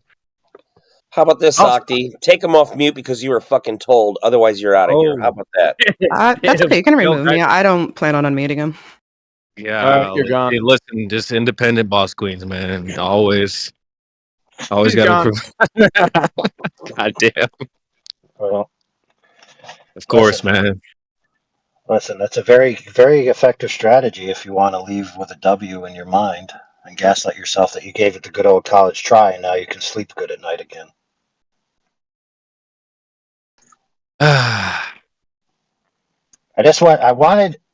I really wanted her to understand that the guy who came up with the definition of pseudoscience applies to those fields that she had. Otherwise, it can't apply to any field because the definition was they're purporting to have gone through the scientific method when in fact they haven't.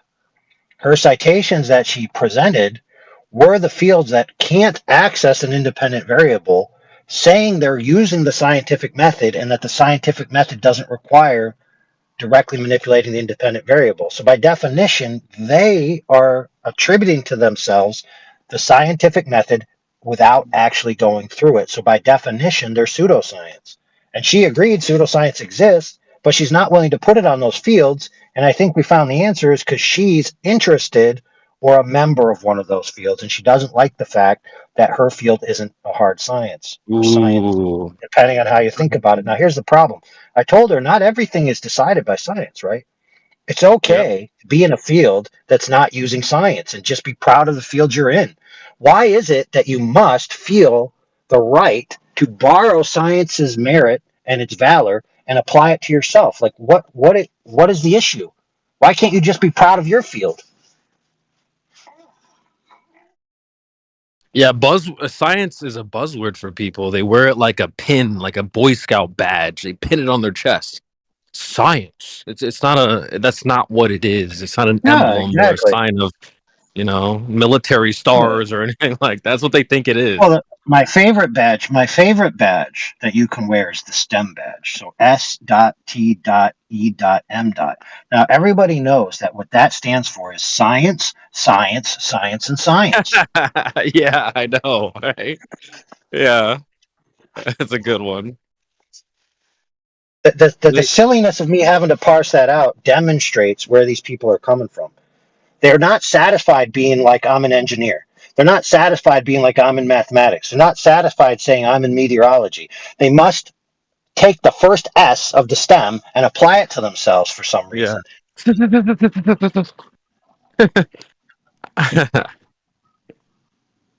It's like people that are poor that wear $400 shoes and then go out and flaunt like they're somebody. It's like, dude, you're poor.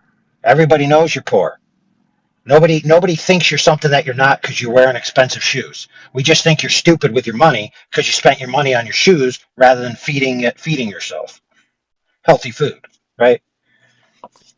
So them expensive shoes are like science. It's like I gotta be seen as a science. Gotta be seen, bro. Gotta be seen wearing those science kicks. Yeah, that's a good one. Watch this, Matthew. Those fields ain't science. Anything wrong with that?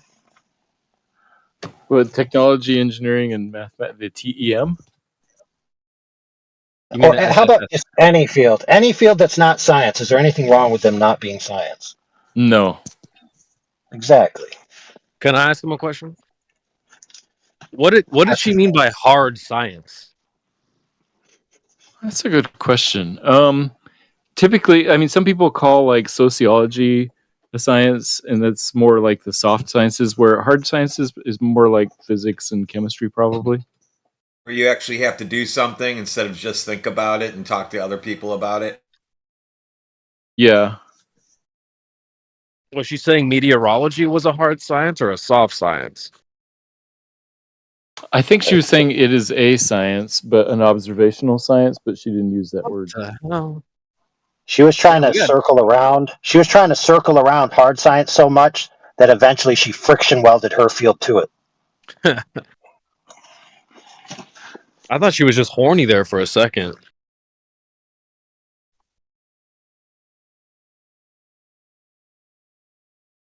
How many sciences are there? Got observational science, hard science, soft science, just regular science. Like what? Medium science. Is this like LGBT science? I mean, when it comes down to it, science is a token, right? The word, and people actually have used that token in multiple fields, and so there is a lot of confusion when people say science, what people actually mean by it. For example, when you asked Matthew what's hard science, he's like, "Well, yeah, let me scratch my head."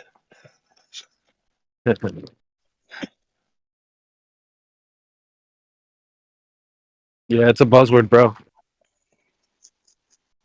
You ever go to like Whole Foods or I don't know, you just go to like a local food store. They might be wearing a flannel, apron with some pins on it. That's how they treat science. They have little pins and they're like proud to wear them, but they don't mean anything.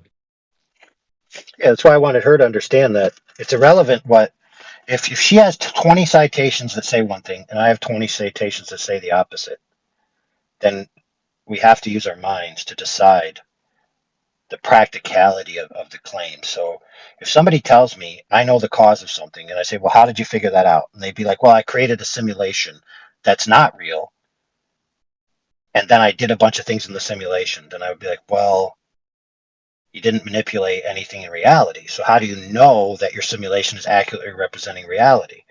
And so you would see that I have there a tier of hierarchy that actually doing things in reality is more true than doing things in a simulation, or at least able to be validated in a manner that a simulation can't, especially when we know that models aren't necessarily reality. We know reality is reality. So there is a hierarchy of truth there that I can just reason simply and say, if you're directly manipulating the independent variable, controlling the control variables, and you're consistently getting the effect, right? That is something that is beyond your correlation and inferential logic that you're using in your model. So one of those is a standard that's above the other. But the problem is they want both of those standards to be equal.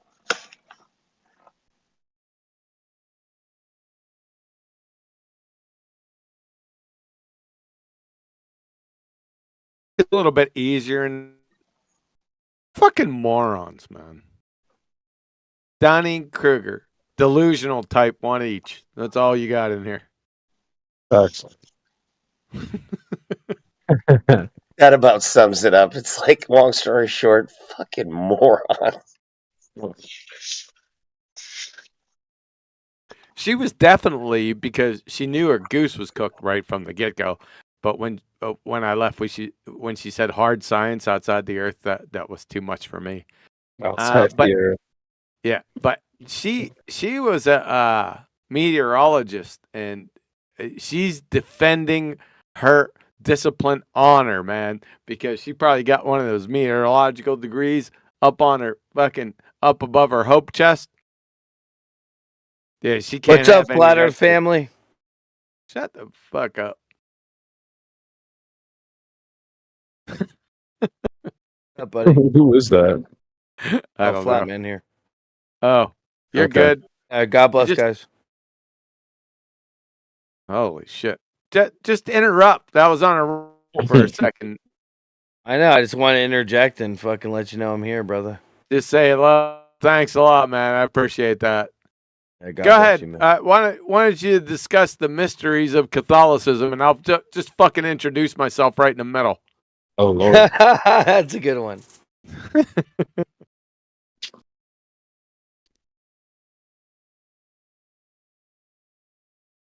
Yeah. It's a pride thing, right? They got all their pride up above the mantle or their hope chest that says they're a scientist, and then I come along and burn that shit down. She didn't even have the meteorologist voice, though. Yeah, so they dropped like 250 grand on a fucking pseudoscience degree that they could have got at the local library with $1.25 in late fees.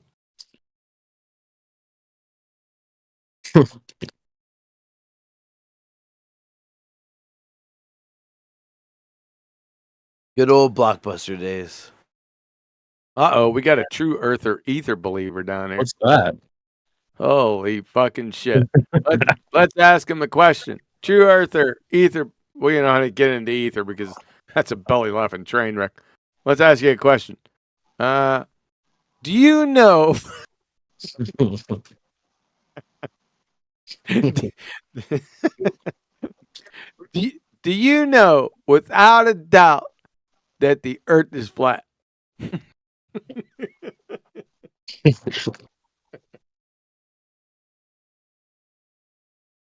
Come off mute, you glue sniffer.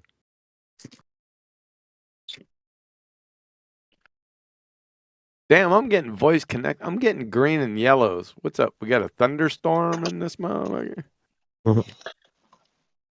Yeah, you're coming in a little weird every now and then. Yeah, because it's going to yellow and shit. You know, right down there, voice.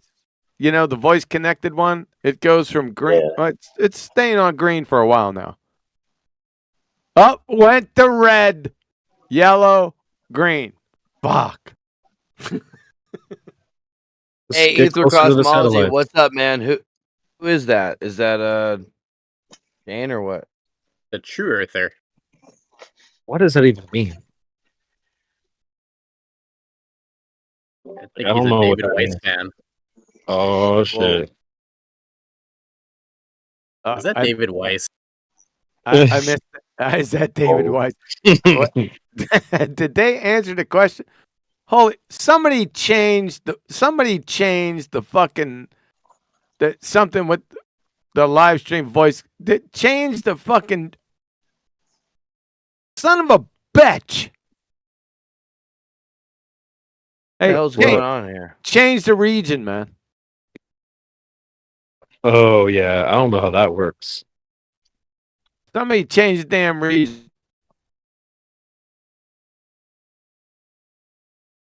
All right, I'm gonna have to bounce out, dude. I don't know how regions work and shit like that. I Hey love you QE, guys. just drop at rejoin. I already did. You fucking clown.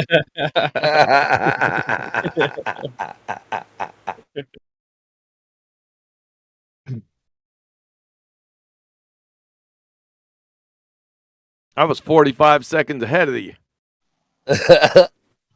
That son of a bitch is turning yellow and red. I might have to go. Oh, Dude, you ain't coming in that bad though. yeah, it sounds Far good. from It sounds fine. Yeah, Yeah, when I'm on green, when that shit turns yellow, it cuts me off. you've been coming in perfectly fine for me this whole time. All right. Yeah, you sketch out a little bit, but it's not like you're. Yeah, that's that yellow shit that pops up. Yellow, then it goes. Now it was just on red. You fucking sorry bastard, you. You're good, brother. It's a baller fucking with me. It's probably fucking owl. No, it's the true earther slash It's ether a mixture of cosmology.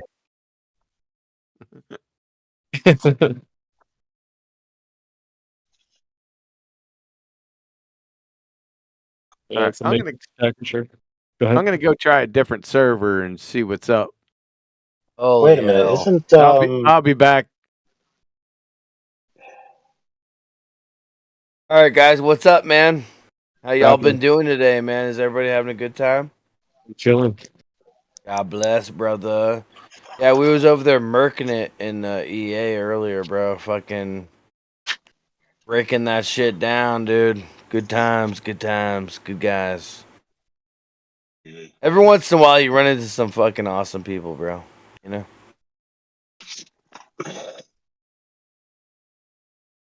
I haven't been to that server in 5 years, I think. Some good men out there, bro. We got some good guys up in there. Hey, anybody on the West Coast, like California, Nevada, Arizona? I'm on the Florida side. There's Yeah, a I'm in, rocket launch that should be visible over the Pacific Ocean in about 4.5 minutes. 4.5 I'm gonna go- minutes. Now, will this rocket launch be going where? Into quote unquote space or what? It launches from Vandenberg and goes up and to the left from here, from Los Angeles. At least that's Yeah, what but the it other goes ones up look and to the left into where? Into space? It just Into keep the- going. I mean, from here, it looks like it just keeps going higher and higher. No. I'm asking where's it going? To the ISS or some shit? This one's just going into low Earth orbit somewhere. Yeah, I bet it is. I'll take pictures and come back here and post them. I bet you will. Well, you're on the West Coast? Yep, Los Angeles. Oh, nice. I would go, but I'm like 10-minute drive from the beach, so I probably won't make it. No, you don't have to. You can see it in Arizona and Nevada. Bro, I fucking grew up in Cape Canaveral, bro. Saw a million fucking space shuttle launches. Yeah, the fucking moon landing's not real. It's all wacky and fake, dude. I'll come back and post pictures. Bye. You can post pictures of shit going in the sky. That's cool. It Wait, doesn't mean another anything. firework? The 4th of July is in like a couple of days, dude. I know, Fireworks. dude. We got fireworks 24/7, bitch. Nice You know how fireworks. the dude. globe model works, baby. We got That's this the shit on Canada Day lock, one. nigga. We be fucking popping shit up What the fuck? every few days, bitch. You know what I'm saying? Popping and locking them rockets. Fireworks aren't that surprising at this point. I did rockets in Boy Scouts when I was a kid. We launched rockets.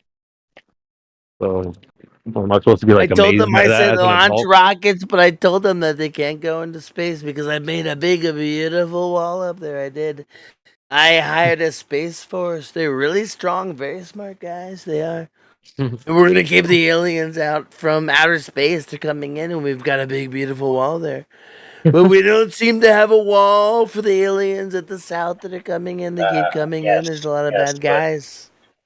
There's one problem. I love that shit. There's one problem with this entire project here. Is how are you going to stop the interdimensional aliens? Listen, folks, what's happened is that the China comps have come in, which is fine. I like your answer, folks. They came from the fourth dimension, folks. You know what I'm saying? Listen, folks, we're about to shut down. All right, X3 is on sale, by the way. But when the interdimensional alien, Well, forget about the immigrants that are flooding our border. it's like it's almost like the information doesn't even matter anymore. It's like, look, we're all about to die, but look, if you don't get this krill iodine that I got from Antarctica, you're about to die, folks. You know, That's fucking so funny.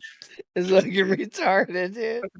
I don't think my tax dollars ever went to an interdimensional alien. I'm No. literally about to shut down, folks. I had to sleep here last night because the FBI was outside my front door.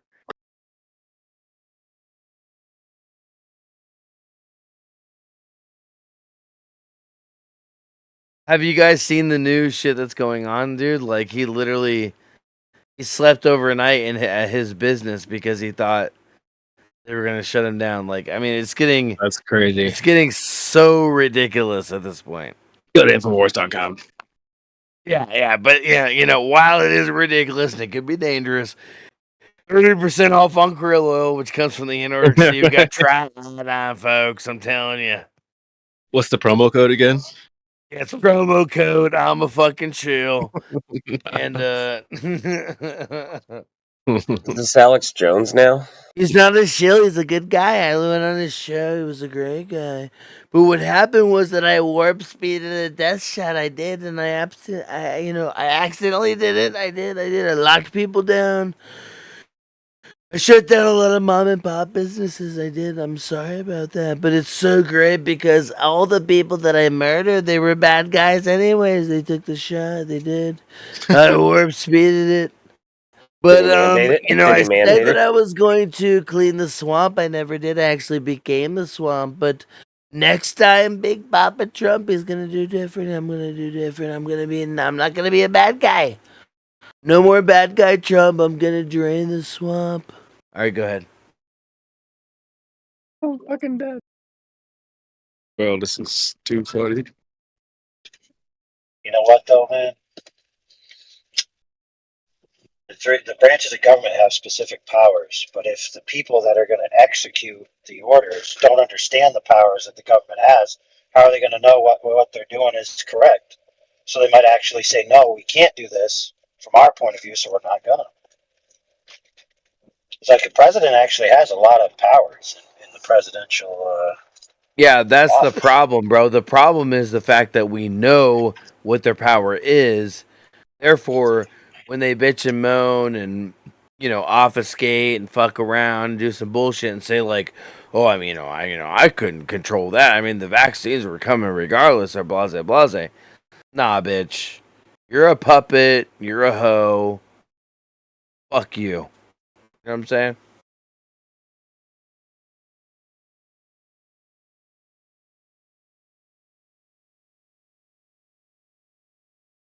With all due respect, by the way, I'm not trying to be mean or nothing. Well, it's just both sides of the wings, right? Connected to the same body. I notice you're not staring it back to the flat Earth, though, are you? Eh? What's happened there? I disappear for 2 hours, and this is what goes on. Hey, listen, Jin. I gotta dismantle one part of the arm before I can get to the body. Yeah. Okay. All right. That's acceptable. Okay.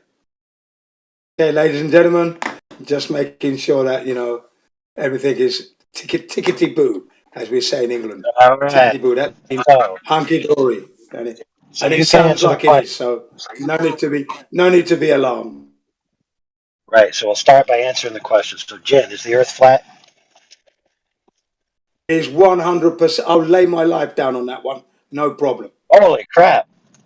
Holy crap! We got a man of conviction here. Ding ding ding ding So, ding. can I borrow like 0.01% of your conviction and mail it to David Weiss? Please, you can do that with the greatest of pleasure.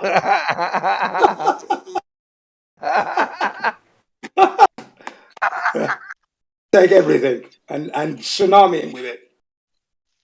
Dude, that was so. And I do like Dave White. Actually, ladies and gentlemen, Yeah. I do like Dave Weiss, but he has let himself down.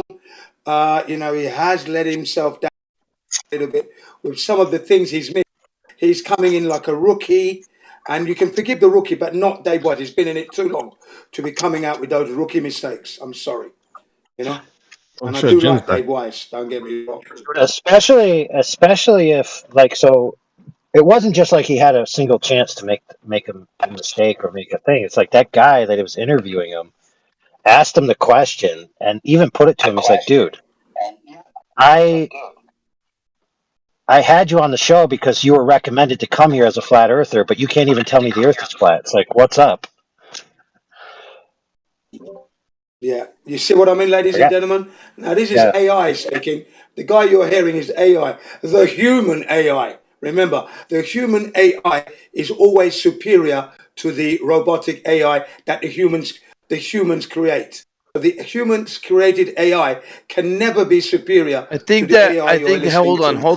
I want to interrupt you for a second because I think there's a big problem going on in the flat Earth community where we're pushing transhumanism. Have you guys seen this? No, that's not my position, and it's the first time I'm hearing this. So please elaborate. AI, do you know where I'm coming from? Okay, yeah, I see what you mean now. In the joke now, yeah. But no, the human AI. No, I'm literally asking AI. Do you know where I'm coming from? We're calling him a human being. He's a human being. But it's pushing the transhumanism agenda of like we'll become better if we morph it with them and come one with the fucking technology and shit. Yeah, that's right. I need answers about that shit. Right, yeah. Elon Musk. You're talking about Elon Musk now. No, I'm saying it's not even Elon. It's just our own flat earthers. Like, why are you fucking pushing that shit? What the fuck? That's a no thank you. Who's pushing it? Yeah, why is it a part of your name, bro? Like, why? I don't get it. Wait a minute, hold on. Well, you're trying to hold on, Jen. Yeah, go on. Go ahead. Okay, so it sounds like you're insinuating that I'm pushing it. Is that what you're doing? No. I want to talk to you personally. Like, what's up? What's up with the name, brother? No, he's had that name for a long time. That name. You ain't got enough time. AI, let me just explain. Give me a chance to articulate this as I came in after you, right? I'm not trying to be rude, bro. It's just that I'm really against transhumanism. No, you're not being rude. Please allow me to articulate. To shut up and allow me to articulate. Thank you. Shut up now. You've made your point. Let me, the rookie, try to explain to you AI. Okay? Thank you. AI Overlord. He chose a very good name. The man is articulate enough to wear that name, first and foremost. He comes in with a myriad of knowledge, and it's a joke, isn't it? AI Overlord. He's telling you that his human brain can match and defeat a robot, an AI that we can create. That's the nuance from his name. Then just say that, mate. Well, then just say that. No, he doesn't have to say that. I'm just saying, like, he doesn't have to say that. You're meant to use. I said that it looks like it pushes the transhumanism agenda. You're interrupting. Don't interrupt. Shut up and pay attention. What you need to do is work that out. If I can work that out as a rookie, and I'm 5 years, 6 years into this, and you're supposed to be my friend, mate. Come on. You can work that out yourself. There's no need to be antagonistic or attacking the man called AI Overlord. He's in a position Never attacked of him. knowledge. Never attacked him. Well, you are in a way. You are in a way. You're questioning his name and what that's all about. So I want to take. I Why want is that to a answer big the deal, question bro? from somebody. Hang on, you're You're not white listening. knighting, bro. You're I just interrupting. wanted to talk to You're him, bro. interrupting. You're interrupting. You're interrupting because you know what I'm saying is correct. I'm answering that question for you as someone who's as You're a white rookie knighting. I was in trying to this talk to 24/7. him, bro. Yeah, but you're interrupting what I'm saying. You're attacking the AI overlord. Okay. Never attacked him, bro. You made some claims about Asked him a transgenderism. question, bro. Yeah, but you're bringing in transgenderism, Asking a which question is is not not AI an overlord's attack. position. You're The man is bro. knowledgeable. No, Jen. The man is very Jen. He knowledgeable said, hold in a on, before myriad we of mess up, topics. Jen, before we mess up, he said transhumanism, not transgender. Sorry, yeah, transhumanism. Sorry, yeah, my mistake there. I will retract what I said earlier. Yeah, I'm saying I transhumanism. never attacked And him when I I'm think just at the end of asking the him day, questions. I'm curious. yeah, okay, it's just the way you asked it. That's all. There was Yeah, fair enough. implications So of listen, disapproval. yeah. So check this out. Check this out, Holmes. Jen was adept enough to recognize that the connotations of you asking were derisive. Okay, unless you're going to be honest with that, there's no point in having a discussion with you. I wasn't trying to be derisive. I was just, like I said, some people push the, excuse me, transhuman agenda. And so I was just like curious, like why you have that name. Now, I was actually talking about something different, but you just also happen to have, like a transhumanistic name. I was actually talking about like Sacred, because like he does Flat Earth Fridays, and I like the guy a lot, but he does the transhumanism thing. I don't like that. And it doesn't mean I don't like him. I like the guy. I don't understand the whole push of cyborg thing. It doesn't mean that I think that he's a bad guy or you're a bad guy. I'm just fucking talking to you guys, bro. Jin came really hot, bro. Okay? Yeah, okay, now I understand your position. It didn't sound like it at the beginning, but you've clarified that. Now I understand the reason for your question. Okay. But you must remember that I'm a man who will always defend those who do good and keep us united. We're not about fragmentation here. But okay, I understand your position. The question is valid. And the answer you got was valid. Jin, Yes. I've had a Yeah. million conversations with you, mate. You I know, know, I'm a I good know. guy. Come on, Yeah, man. yeah. I know that. That's not the point here. I just, you know me. I take each situation on its merit. I love that's you, all. bro. You That's can't how be it doing is. me like that. I love Nah, you too, nah. man. I love you too, man. You know that. Yeah, but You know that yeah, without but the a doubt. problem on the You know, table, if there's going to be the danger, problem on the I'm going to table, go first anyway. Yeah, I'm going to go yeah, first fair enough. anyway. The problem on the table is that with the way you segued your conversation, had the connotation within it from an outside observer, Jen being one of them, that you were making a direct link, at least connotatively, that I was somehow under derision for quote unquote supporting transhumanism. And that is where Jen came from. And now that's not unfair assessment from Jen's point of view or anybody outside the No, world. you're That's right. No, you're right. yeah. You're right. But I was saying it in a way that I was about to go. Now my question is blase blase. You know what I mean? Sure. Yeah. Now, ladies and gentlemen, bearing in mind here, please, it's important to know that I myself have had clashes with the AI overlord. You know what I mean? You know, I came out unscathed, of course, but I always lay down my position, which I did. At the end of the day, the mods are there to do their job. And that's how it ended. You know, they have a job to do, and I had to actually fall in line with that. So, but I laid my position straight, so they know AI Listen, overload bro. Jin, it's not even like perfectly, that, yeah. bro. I'm chill with everybody. Everything's all good, bro. Yeah, I know you are. I know you are. I just I know kind you of are. wanted to get into that transhumanism thing because, like, I want to know where Yeah. everyone's head's at with this shit because, like, Oh yeah, in yeah, yeah. reality, That's why I mentioned Elon this Musk. shit ain't gonna That's stop. why It I keeps thought you was coming talking forward. about Elon. You see. Yeah. Yeah. So I thought you was talking about Elon and that. And of course, my position is no, thank you, no, thank you. But I put a but in there. Let's say you're an individual who is disabled and you want to be able. Now, if the technology can help you to become mobile, thus enjoy more of God's creation and life, then yes, let's help that individual. Let's use that.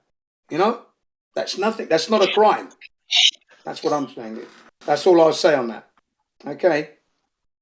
Let's talk about it from the people who are. All right, man. Let's just chill, bro. We're all bros, bro. We're all bros. Let's fucking Absolutely. chill, Yeah, man. bro. Like Come I on, said, bro. the word love comes in. Fucking You use chill the word out, love, dude. so Chill out, Mo. that proves we're bros. He I'm said, "I love sorry you, that I Jin, so I fucking love you said some too." shit. Okay, let's just chill, bro. No, you didn't say anything. No, you didn't say We any have shit. way too It was many just a things in common. misunderstanding of the Yeah. temperament and the intonation. That's all. That's all What that the was. hell's It going on right happens. now? Yeah, you're not sowing seeds of division. That's a fact. I know that. That's why I'm a defensive individual. I'm That's about me. to I have will to come always and protect whip the your group. ass, Jen. That's Yeah, it. that's I'm gonna have insecurity. to Oh come yeah. and Did karate you see my chop you exercise routine? in Did you see Japan. my exercise routine that I do? Right, you know, you've got to come with I'm coming to something. Japan. I'm gonna fucking Holy. karate chop you. Yeah, you got to come with something, Now man. I'm done with it. Yeah. So basically, ladies and gentlemen, AI Overlord, a stalwart of truth and standards. That's all I'm going to Listen, say. I wasn't attacking him as a person. No, I was no. That's attacking fine. Yeah, I you know were. that. I know that username, now. bro. I know now. I know No, and no, realize well, that I mean, now. sort of, yeah, I guess, I'm joking, but bro. I'm Jin just joking. went a little too hard in the paint. No, I'm a Yeah, You're security coming guy. in You know like that. Iverson, baby. In You're coming security, in man. like fucking, No, I'm security, man. I'm security. coming in That's what like I do. Jordan. You know, That's what yeah, I do. chill I'm a out a little security bit, guy, bro. man. Anyway, I don't know what's happening right Yeah. now. Listen, bro, I love all of you guys. I might be a cunt Okay. sometimes. I apologize about that. The way my style. I'm from Okay. Florida. Like the Okay. way I talk might be weird. It doesn't mean I don't love you guys. Like I give you guys all a hard time. Yeah, I mean, at the end of the day, I love you guys. I mean, I don't give a fuck if this guy is a transhumanist. You know what I'm saying? Like I said, Sacred Oh, on shit. Twitter, he seems to be in that cyborg shit. I don't know if he's into that. I don't know, but he No, seems it's a like a valid nice question, flat but you got earther. to. But I Yeah, don't know if it's a he's into valid question. You fucking just got cyborgs. to ask it in a better way. That's all. That's why You I know what brought I'm my saying? defenses came up. As you could see, my defenses came up. Do you know what I mean? It's That's how fine, it bro. is. It's fine. Did you know I Yeah, love you, yeah, man? yeah. I love you too. That's why my defenses came up to make sure that we're all on the same page. Simple as that. That's the way we work. When you're ex-military, ladies and gentlemen, you protect to protect everybody. And I'm your At the friend, end of the bitch. day. You can't start attacking my ass. No, but I wasn't. I was just checking you, wasn't I? I was picking you up. Saying, "Are you sure you want to go down this road?" That's all I'm doing. Simple. That's how it is. Like I said, I'll be the first to go anyway, as I'm one of the loudest. So obviously, I'm going to be in the front. Obviously, obviously.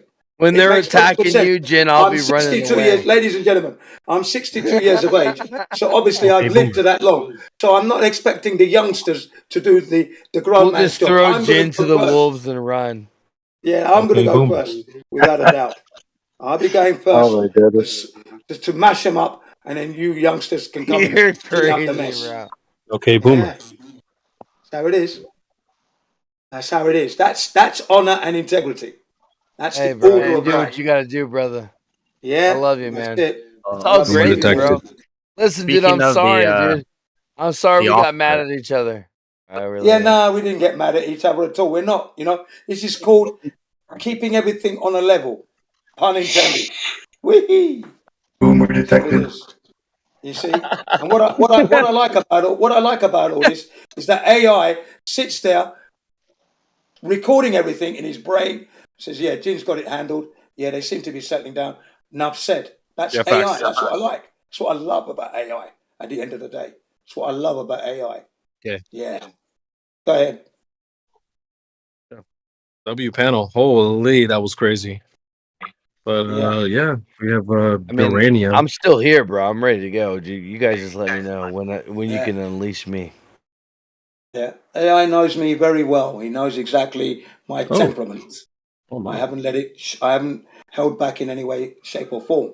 So he Everybody knows when Jen. I've got his back, he knows his Listen, back bro. as well. Everybody loves everybody, guys. Everybody, shut the fuck up. I'm Everyone glad loves to hear that. everyone. It's all I'm a glad to hear that. misunderstanding.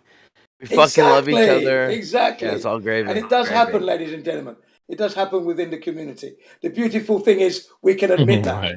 That's the beautiful thing. That our egos do not get the better of us, and we actually can. What admit the hell is going on, Jid? Oh, hold on. We gotta give a diversion. Creation Bear wants everyone to become cartoons. Get him. Stick him. Facts. That's not really Cartoons good. are for Cartoon. I don't CGI even has know no what that place here. means. Ethan. Don't CGI even know has what no that place here. means. What the fuck does that mean? He wants to live in the anime world. Facts. I don't get this. No, I'm getting that's no good, man. confused. CGI cartoons, no, thank you.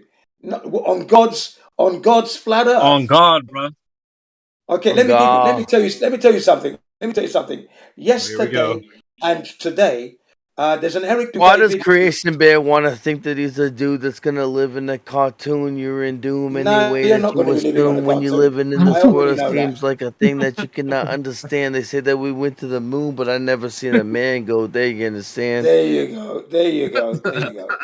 My students are seeing the Earth from 20 miles of the Earth surface, which is like a 40 kilometers, okay? And they're looking at the Earth. One of my students was moved to tears because she's seeing the Earth, the flat Earth with the cloud cover, and then the sun comes into shot from a high altitude Moved to balloon. tears. She was moved to tears, yeah. You have got to drop that link, bro. I need to watch that. I need to watch a sunset that's gonna. Oh, make me yeah, cry. yeah. I'll drop that video. It's been around Yeah, a long yeah, time. yeah. Oh, yeah, I'll do that right now, in fact, yeah. It's been around a long time. That's Eric Dubay stuff, man. Oh shit! Hold on, man. I can't watch every Yeah, single every- video, mate. Yeah. Yeah, we've all seen that. And the video is like 22 minutes long. And she was moved to tears. I said, that's the Earth. And you know what she said? She can't believe it's so peaceful and flat and quiet up there. I said, that's right.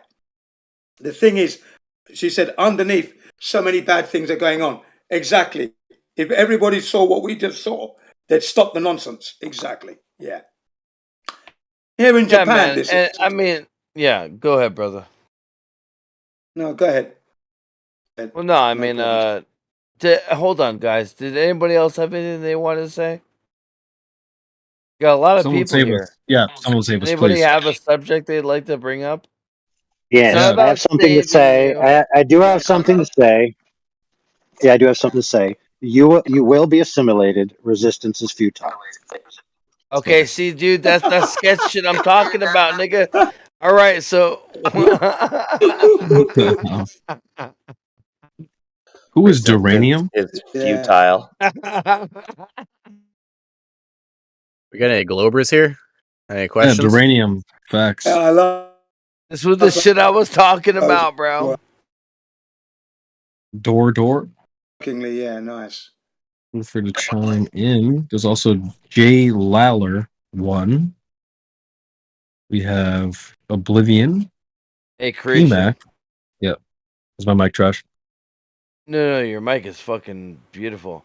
Can you drop a beat? Maybe we could all just like freestyle no. together, do a cipher. Actually, that could be fun, but I'd rather talk to some globe heads. Who is Yozo Reeler Already at the getting bottom gay. of the panel? That was actually kind of cool, though. We can definitely do that. Have to do that at some point. Yozo Reeler, bottom of the panel. What's going on? There's a gay dude at the bottom of the panel, and he ain't talking, but I don't think it's a scandal.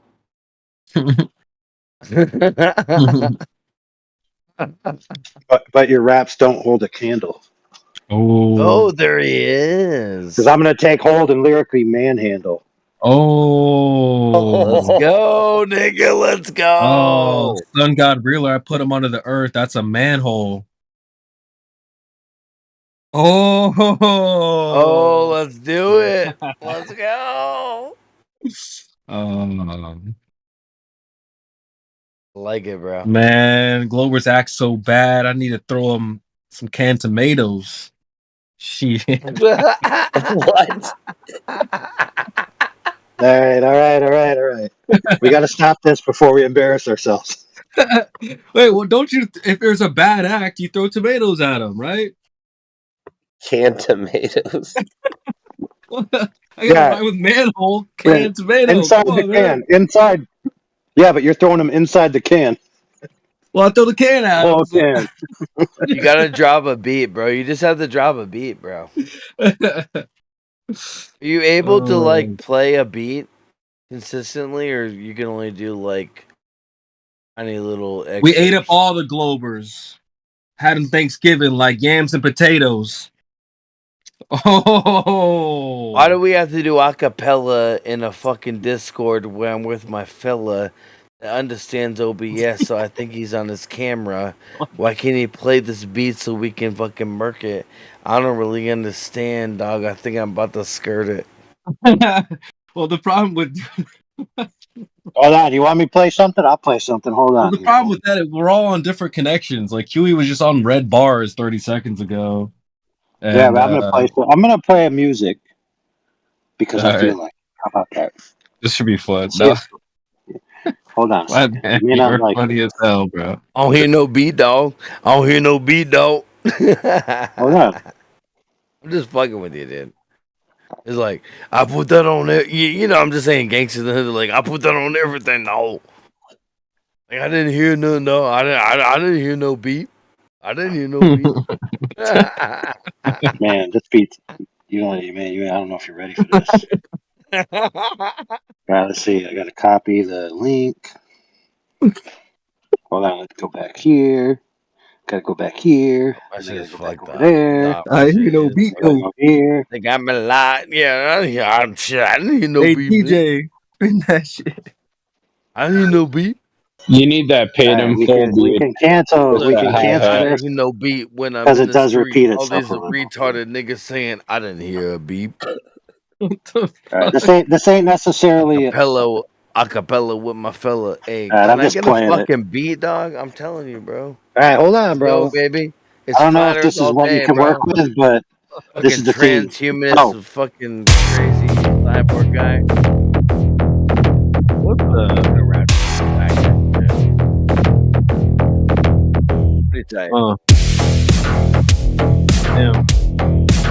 Flat. Yeah.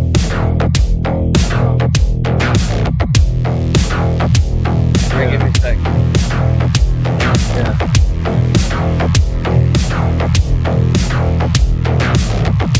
Motherfucking Glover's coming in saying that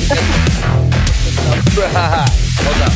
Motherfucking Glover's coming in saying that because I proved to the spin and I'm going in. No chill, no wobble, and I can't fuck with you out. It's kind of like it's almost like a dance. How do you rap to that, bro? That was hard. Where you're like, damn. well, you gotta hear the track first, bro. It was That a way you dance don't beat. It was kind of say hard. it to That out. was rap to. crazy, bro. Skrillex over here. That's my Did I theme do all song. right? At least all right. Yeah, but the problem was that the overbleed. There's too much overbleed from the difference in the how loud the That track shit is was. loud as fuck and like really hardcore. Yeah. That was me trying to jump in, man. That was crazy. It's like very aggressive. It's like, it's like all my niggas coming in and you ain't got no proof of this man, so we just Yeah, gonna motherfucking murder when we coming you in. You can't understand. really mess with my can. It's just like I'm Here, a I'll paste it. motherfucking Here we go. piranha in the bin, nigga. It's just like this crazy like attack type of rap. Like you're a motherfucking piece of trash. You believe in the government. You're a motherfucking. It's like it's just going like I don't know, bro. It's too fast, bro. Sometimes I like I'm some cycling. chill rap beat. Like, yeah, dog. Everybody's like, he's just like, you're a motherfucking loser. I don't know, bro. But if you can imagine that I'm cycling and I'm listening to that, the energy would be good for me. I could use that quite easily. And then, I'm covering the mileage quite easily. You guys are with that. retarded. Yeah. So it's just how you apply it, how you use it. Oh my god, dude. Help us, dude. Yo, I did not expect that from AI. I'm not gonna lie. That's a great track. I like it. That's my kind of music. No doubt about it. Holy. I'm cracking Alright, up dude, I'm over about here. to smoke some weed, bro. I don't usually do it, but I need some weed. I'll be right back in about 2 seconds. Woo. Oh man, it's gonna get even better. 1, 2. You back already? 1, 2. 1, 2. 1, 2. Oh, fuck off, 1, 2. Dude, are you my fucking parent? I'm giving you the AI overload treatment. 1, 2. 2, 1. Fuck off, mate. I don't know what's in the air tonight. There's something. I can feel it coming in my bowl in a minute. Oh Lord, I've Oh, been man. chopping up this weed. All right, go hit that real quick. Just go hit that all real my quick. life. Jeez. Okay, Guys, I'm going to anyone force you looking? to. That's Channel it. crazy right now. All right. Who wants to listen? Who wants to hear the Space Force theme song? Oh, go ahead. Nah, Not nigga, me. nobody wants to Please, hear that no. fact shit. Yeah, let's have a Please, listen, no. man. Let's educate the please. listeners. All right, hold on.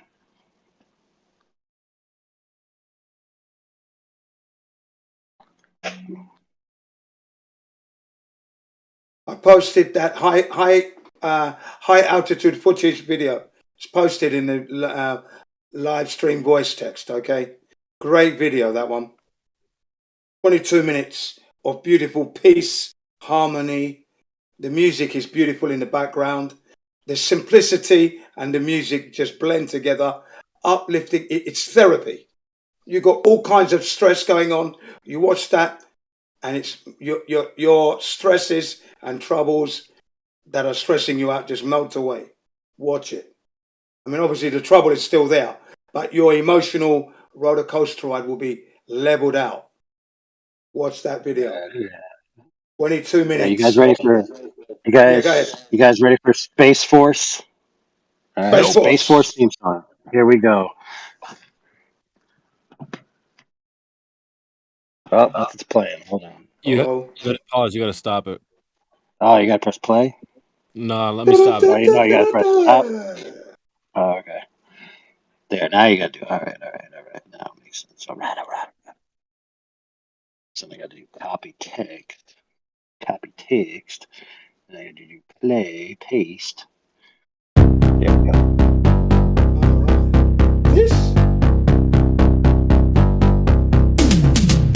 Space Force. Space Force. Space Force. Space Force. Space Force. Space Force. Space Force. Space Force. Space is a war-fighting domain, just like the land, the air, and sea. Hope you realize I can't We have rap. the Army, the Navy, the Air Force, the Space Force.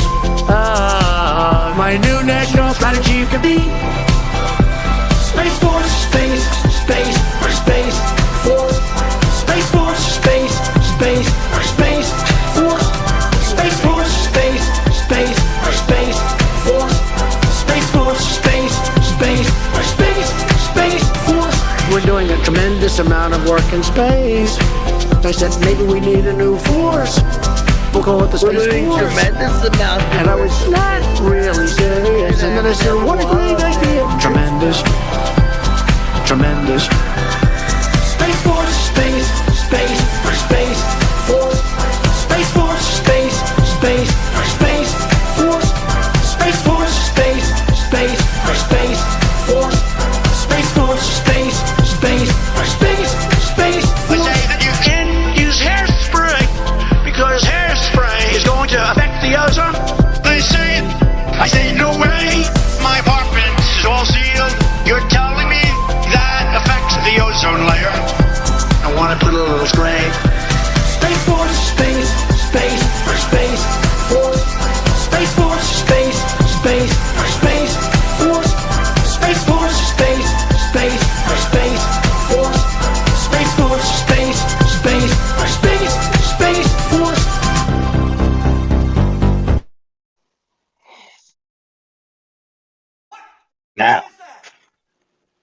Now, if you sign up now, Okay, you guys. get $5,000 for I don't think college that this and proved healthcare. anything. This didn't prove anything. I'm still a fucking piece of shit. I am actually. It turns out that I said I would drain the swamp, but then, like, I think I got elected and I was popping champagne bottles with Hillary. What? I was. I'm a fucking scum. I'm a loser, actually, it turns out.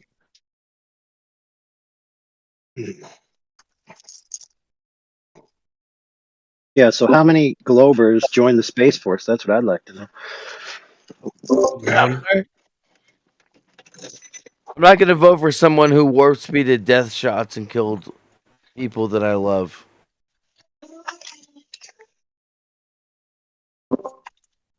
Yeah. Whoa, did I go too hard, bro? Oh my. Did I go too truth pill?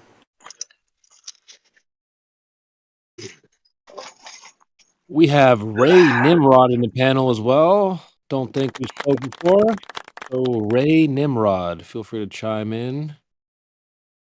There is also I've just been enjoying listening. don't lie.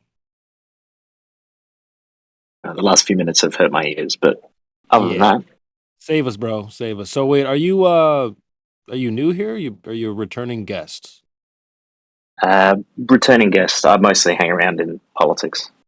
Okay, awesome. Are you still learning about the flat Earth? You don't know much about it, or you have a good understanding of it? Veteran, man. Been in it since 2015. Oh, damn. Nice. Okay, you're an OG then, huh? Damn. Wouldn't go that far, but yeah. I'm young. Are you a flat earther?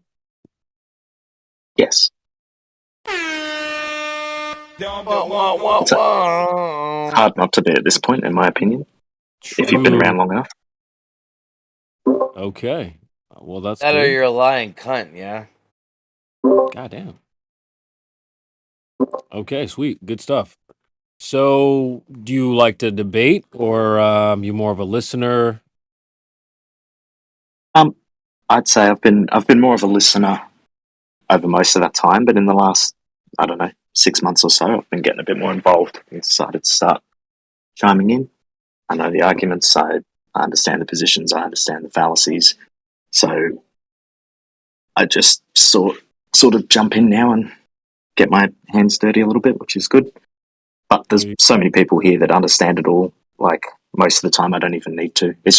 I still just find it interesting listening, and I like the way that guys like Alpha, for example, are able to I don't debate in that way. I'm probably more akin to the guys of like QE and Nathan. Like I will cut people off at the knees, whereas I like the way Alpha does it. He'll guide people through their reasoning, and over a long period of time, he'll break it down and make them realize, where they've gone wrong in their arguments and their reasoning. And I love listening to that. And I think that's probably more entertaining than what we do, which is, like I said, cutting people off at the knees as soon as they come up with a fallacy or just make, So I tend to keep my mouth shut. Otherwise, I make it boring for you listeners. Well, cool. I'm with you on the whole like just cutting people off and stuff, but everyone We has a all do different it. style, and also you should have many different approaches in your wheelhouse, but also know yourself well. Just like on a football team or a soccer team, everyone has a different role to play. Goalie has his job to do, etc. So know your role and play it. So. Part of me as well thinks that if I had been cut off at the knees when the topic was first introduced to me, Everyone's blessed with like a certain set of skills in life, bro. By the way, just like embrace that. You know what I'm saying? Look, the way I see it, if people are genuinely inquisitive and they're here not just to, disprove us, or if they come in thinking that they know everything, they're the people that I want to cut off at the knees. But if people come in genuinely inquisitive, I think about how I was introduced to the topic, and if I'd have been treated that way and cut off immediately, I never would have even gotten to where I am now. I wouldn't have even bothered looking into it any further. But that's why I think it's important for guys like Alpha and the other guys who will actually lead people who are genuinely inquisitive through it and get them to start questioning things and get them to start looking into things properly. Whereas there are the anti-FEs who come in and they're the ones who I just want to cut off at the knees straight away. So it depends who you're talking to as well, I suppose. Yeah, and it's determined by their behavior, and obviously your behavior is the polar opposite, right? Yeah, I think that's fair. Exactly. Yeah. It's pretty obvious.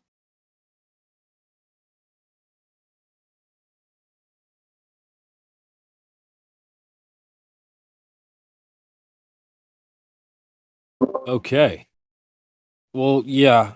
And like I said, it's good to have a lot of different approaches. You should, I mean, Miggy, that's the homie right there. And his approach has changed over the years. And like any good show, um, well, think of a show that's been running for many, many seasons. Well, that only happens because they've continued success. And well, we're in season 9 over here. Okay, so Miggy or Alpha, as you call him, he's in season 9 as well. Okay. What's up, guys? I just showed up to the chat. Much love. God bless. All right. So your approach will change over the years, and you should have many, like I said earlier, have different approaches. I always use the example of say you had like a speed date event lined up, and you had 100 dates. You're gonna speed date through them. You obviously wouldn't take Nah. every single one.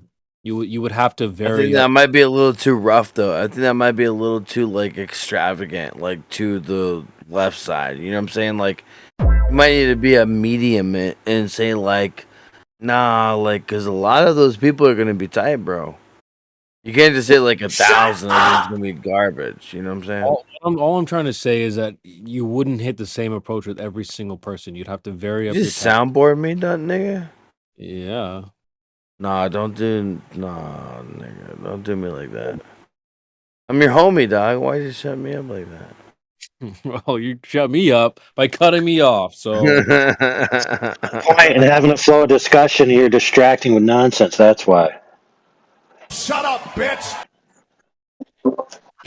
it's all love, though. But yeah. So yeah, switch it up a little bit. Sometimes you'll be the good cop. Sometimes you'll be the bad cop. Sometimes you'll be the Oh, referee. holy shit. Whatever. I love you guys, man. Yeah, man. I don't think we ever even got down to the whole transhumanism thing yet. Why is it okay for Flat Earth to push that? All right, bro. There's You're another bringing up old conversation shit. going on, so respect it or be muted. Those are your options. Respect. I'll shut up. All right, thank you.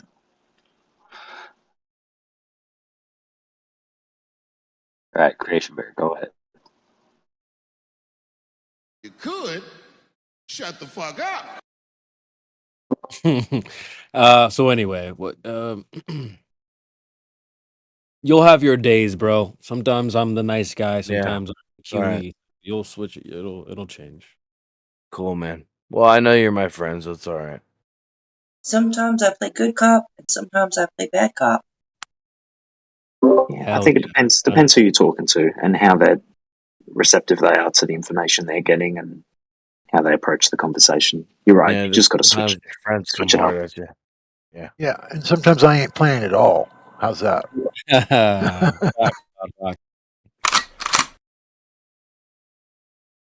So yeah. Hmm. Yeah, bro, it's kind of weird because I come from like this, like, I'm a Christian, right?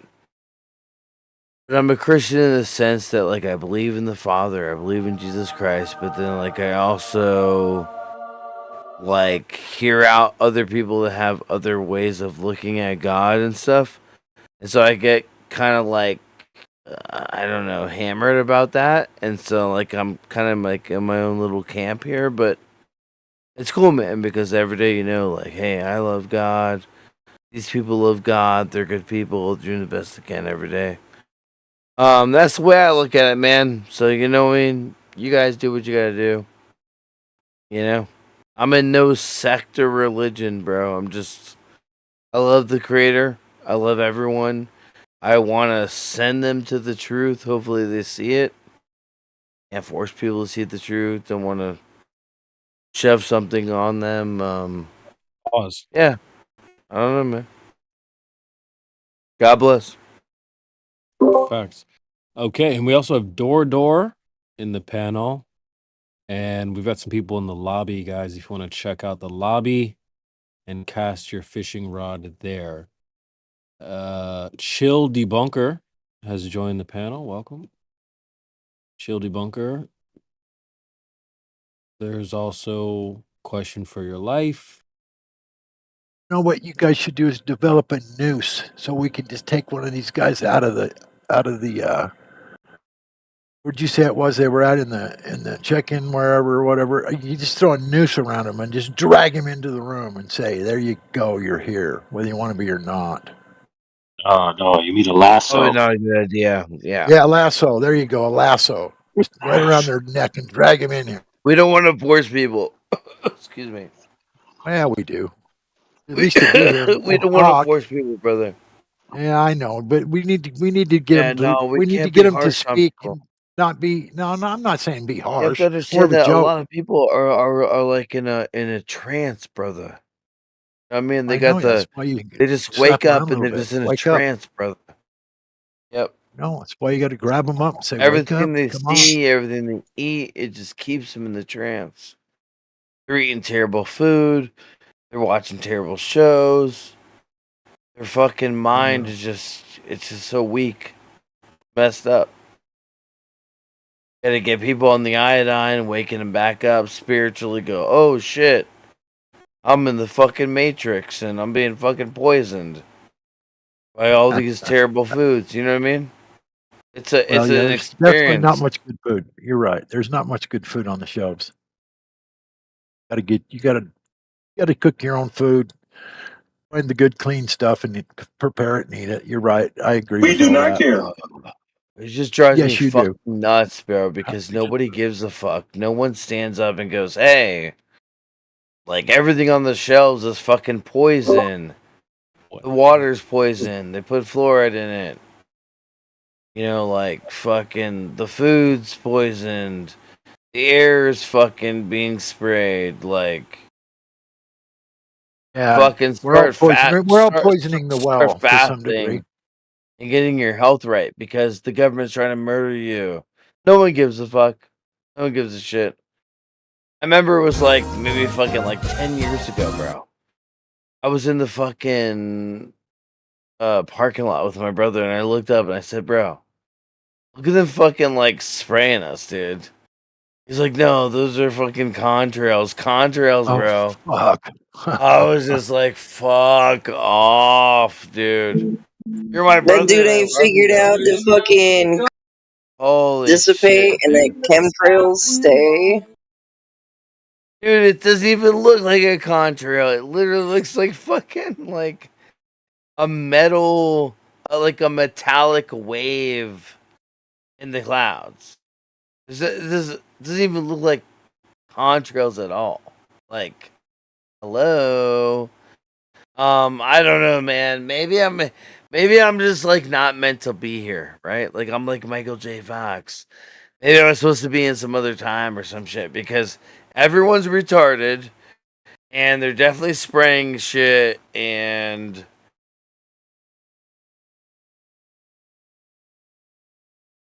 I'm just gonna leave it at that. Gonna leave it at that, You know, bro. I sleep with what's called a BiPAP every night, and I've got these filters in it, and so it Right. helps me. So I've got sleep apnea. We do not care. Anyway, yes, you do. Right. I'm talking about the chemtrails here for a second. When I clean my filters every day, I sometimes pull them out and I'll hold them up in the light, and they're just full of this shit that would have been in my fucking lungs. And I'm so grateful to have that fucking device because Oh yeah, when I yeah, see yeah, those yeah. You're talking about the fucking metals they're dropping, right? yeah, whatever it is, the filters are just full of shit, and it's gray colored, kind of a gray color to The it. fucking Fuck, dude. It's called that shit fucking would be dust. in my fucking lungs. The shit would be in my It's lungs. called I don't care dust, what he it is. said. It's called I dust. don't It's care in what your it is. house. Maybe some of it is dust. Some of it's probably carpet fibers. Some of it's probably All dirt right, and dude, wind hold from the on. Is wind. this Yeah, cybernetic fucking Terminator metal in your I filter, don't know or what is it this is. just I don't know what it is. dust I'm from just your grateful that it's grandmother's fucking kitchen? no, just you're not listening Hold to on. me, bro. I don't know what it Just is, giving but you a I hard know my time, bro. filters Dude, are calm full of down. shit. I'm a Full of shit. comedian, by the way. And I'm glad Calm it's down. not in my fucking lungs. All That's all gravy, I'm glad bro. about. Clean those filters out Yeah, every it's day all because gravy, dude. Just go on. man, that shit is gross. Whatever's in there, I've never Yeah, I tested it. I know don't it's know what the gross, fuck dude. it But is. I'm just saying, like, all right, dude, Yeah, just never mind. It's all good. Yeah, I'm not upset with you at all. It's all I'm gravy, just trying bro. to get my opinion across about this I'm filter just saying system I got. you can't see that it's funny that it's like, oh, your It's great. dust and your filter. We're just trying to give you a hard time, bro. I don't know. I'm sorry. You can't do that. I don't worry about that shit. But anyway, all I can tell you is if you don't have one of them filters on, your lungs are full of that same shit, bro. Look. Well, shit, I just got a brand new refrigerator and I'm pretty proud. And craziest thing is it came with an air filter. I've never seen an air filter in a refrigerator. Well, I guess it keeps your air clean inside the refrigerator, but you probably keep everything in your refrigerator that's probably sealed up. It's either in a baggie or in a Tupperware or in a bottle or whatever. It's probably not going to get contaminated very easily. But yeah, but it's still a good idea. Another example of gas pressure with a container. There you go. All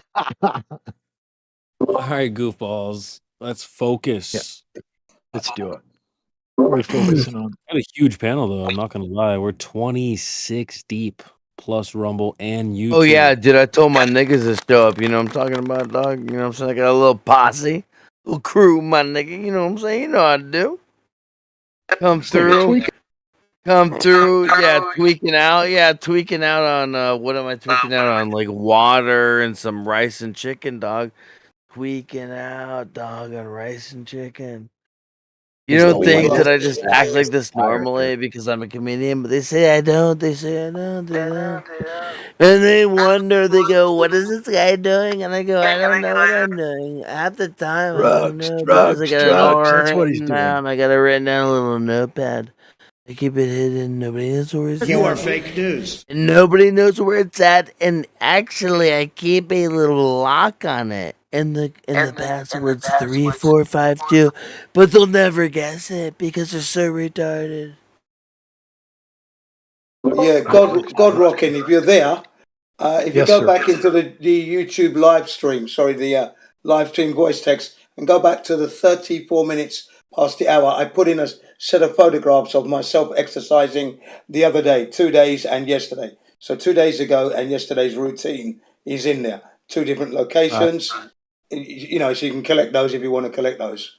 But they're there. All right. Yeah, I'll check them out. Thanks. Yeah, the sort of exercise that I do.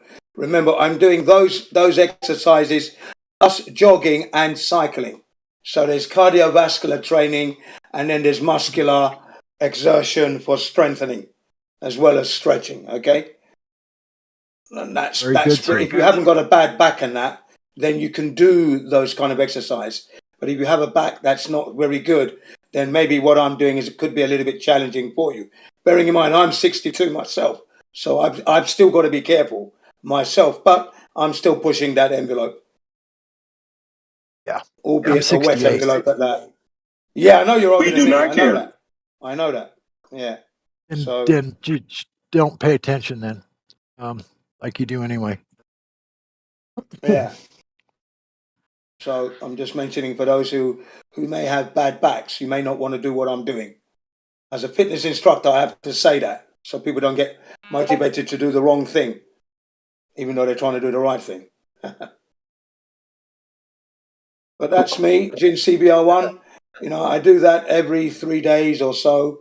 I do jogging and cycling every other day, and then I mix it with workouts in the public parks. I refuse to pay money in gyms when I can use the public parks, which our residential taxes go for. If you're a little bit creative, you can use them. That's 5 o'clock in the morning. You're looking at there. 5 o'clock, 5:30 a.m. in the morning that I'm doing that. So there's no children around at that time. This is not a therapy session. This is not a therapy session. No. But I was saying the other day, that I do exercise regularly to maintain health. And those who are listening in the YouTube live stream like to know what their best flat earthers getting on with. What do flat earthers do? Well, that's what we do. I'm literally missing Fresh and Fit for this shit, guys. Can we focus, please? Yeah, go on. Holy shit. God damn. You know, man. get him. Hey, listen, dude. I don't know what's going on, but I'm here. I don't want to bounce. If you guys want to interact with me, I will interact with you. But if you don't want to, I will bounce, bro. Hey, why don't you start rapping some more? That'd be great. I got freestyling. I've got fucking Trump. I've got Alex Jones. Yeah, how's Trump's It's 60% handicap? off. Can you tell me how We got Trump's all these handicap things, is going? or we could just hang out and have a friendly conversation. Yeah, tell Doesn't me how gotta Trump's be. I handicap is mean, going. Jesus His Christ. golf handicap. I just Trump's want to golf hang out handicap. with people and just have a good time, and everyone's all. Yeah, let's listen to Trump's handicap. His golf handicap. And he was showing off the other day. Trump. I just want to hang out with normal people. Does anybody want to hang out with me? Hey, what's up, guys? Yeah, I'm asking you about Trump now, man. Please tell me I don't about know. Trump. No, they're stupid. I just want to hang for a sec. I don't want to do the impressions. Oh, okay. But that was good though. You were doing a good one on Trump. I wanted to I know what his appreciate it. handicap is and how does he manage And in golf. I really do appreciate it. I Yeah, want to he hang out drove- with you as a he- human being. He was I he don't was wanna- putting Biden under pressure. And Biden said, "Okay, I told you I'd challenge you to golf as long as you carry your own golf bag." No, I understand that. Is that a Very thing? well done. Is it difficult to carry your own golf bag when you're doing golf? I mean, I don't understand it. Jesus Doesn't seem that difficult. Oh my god.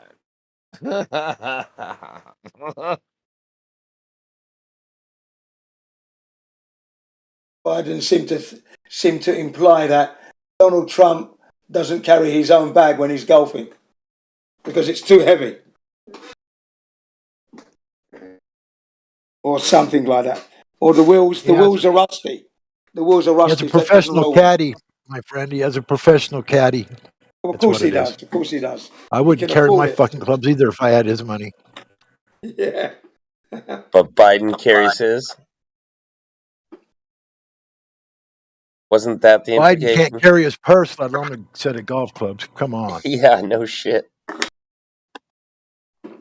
Don't get me wrong. Biden also cycles, by the way, so that's pretty good at his age. Cycling he at his age cycles. before the danger. He falls. No. Yeah, he might fall down, but that's okay. It's two wheels, remember? From time to time, you're going to fall down because you are balancing on two wheels and very much, 1 inch on the back and 1 inch on the front, or 2 inches or that. It's not much patch area. So he does cycled well there. I once. mean, I'll give him that. He does well to He be does cycling well. at his age, but that's all he does. He The cycled world is once still fucked up. and Sorry? fell. He cycled once and fell. Yeah. Okay, he cycled once. Yeah. Yeah, he just lost his balance there. I think he still did a good thing at his age. Remember, he's 81 now.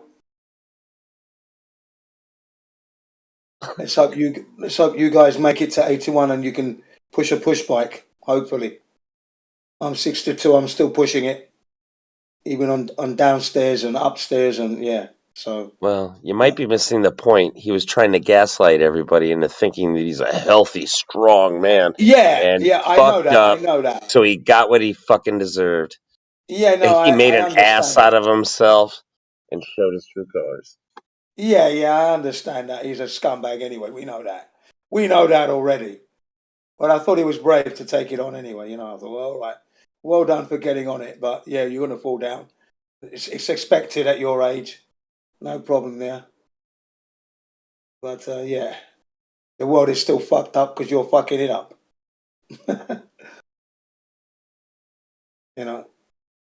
Totally. There was that guy from we know what it's called. We Are something. What was that called? We Are Strange.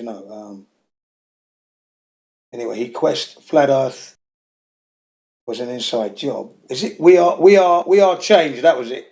We Are Change. That he's got his own news channel, and he approached Biden and said, "Wasn't it you guys that paid Osama bin Laden and Al Qaeda to, you paid them to do the job they did?" And Biden was saying, "No, that's not right." He goes, "No, but yes, but you paid Al Qaeda." He goes, I "Get a lie." Do you remember when Biden said that? That was funny, that was. Biden was under pressure.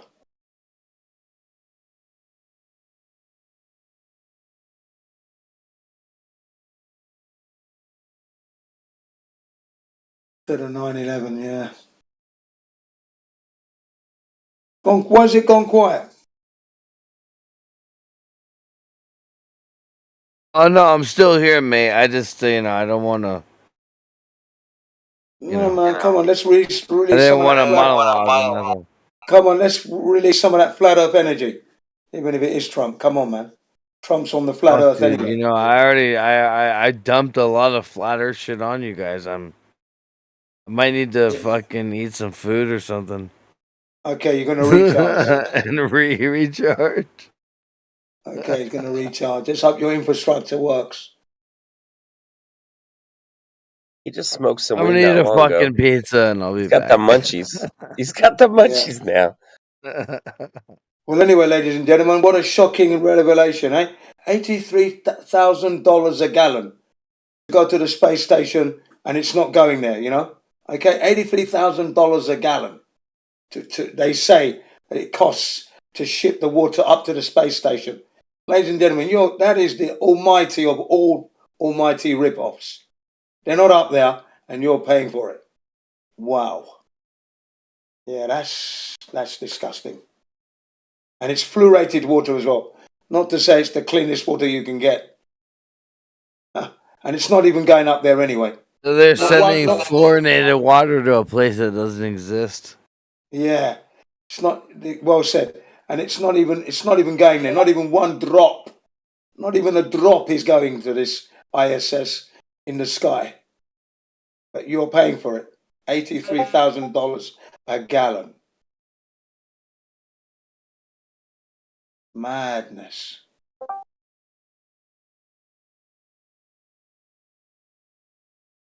Drop in the bucket compared to Ukraine.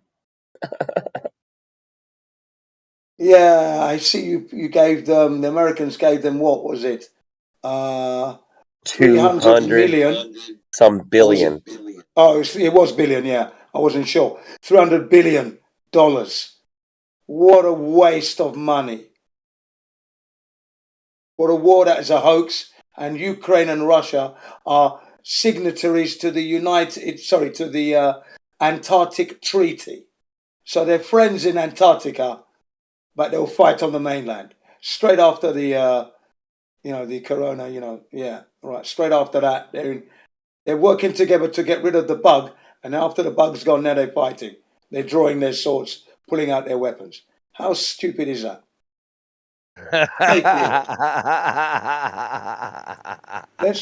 It's true, isn't it? Let's work together to get rid of the bug that we can't see, because it's going to kill everyone. And then when we finish, now we draw out our swords. Listen, you don't understand because Jen, you're a great guy. You're the wonderful guy. But what happens is that there's the invisible enemy and we can't stop him. We can't. And what we gotta do is we have to warp speed about the death shots. That's gonna make people infertile. It's so great. It's so good. Go ahead. I'm sorry. No, it's perfect. I mean, do I need to wear the mask? Can I see them if I wear the mask? I mean, what's going on? The invisible enemy. I love it. And yet they're signatories. They signed the Antarctic Treaty. They're bosom buddies and pals. And then you've given them $300 billion. They're just putting you into debt, more and more into debt. Hello, everybody. Welcome. You guys are flat earthers. Hello, my friend. How are you doing, my man? Hello. Welcome to the 24/7 Flat Earth University. How are you doing? Hello? Oh, stupid flat Welcome to the University of Banjo? I can't find a bar of soap anywhere in my nation. I don't know if getting it understand my friend.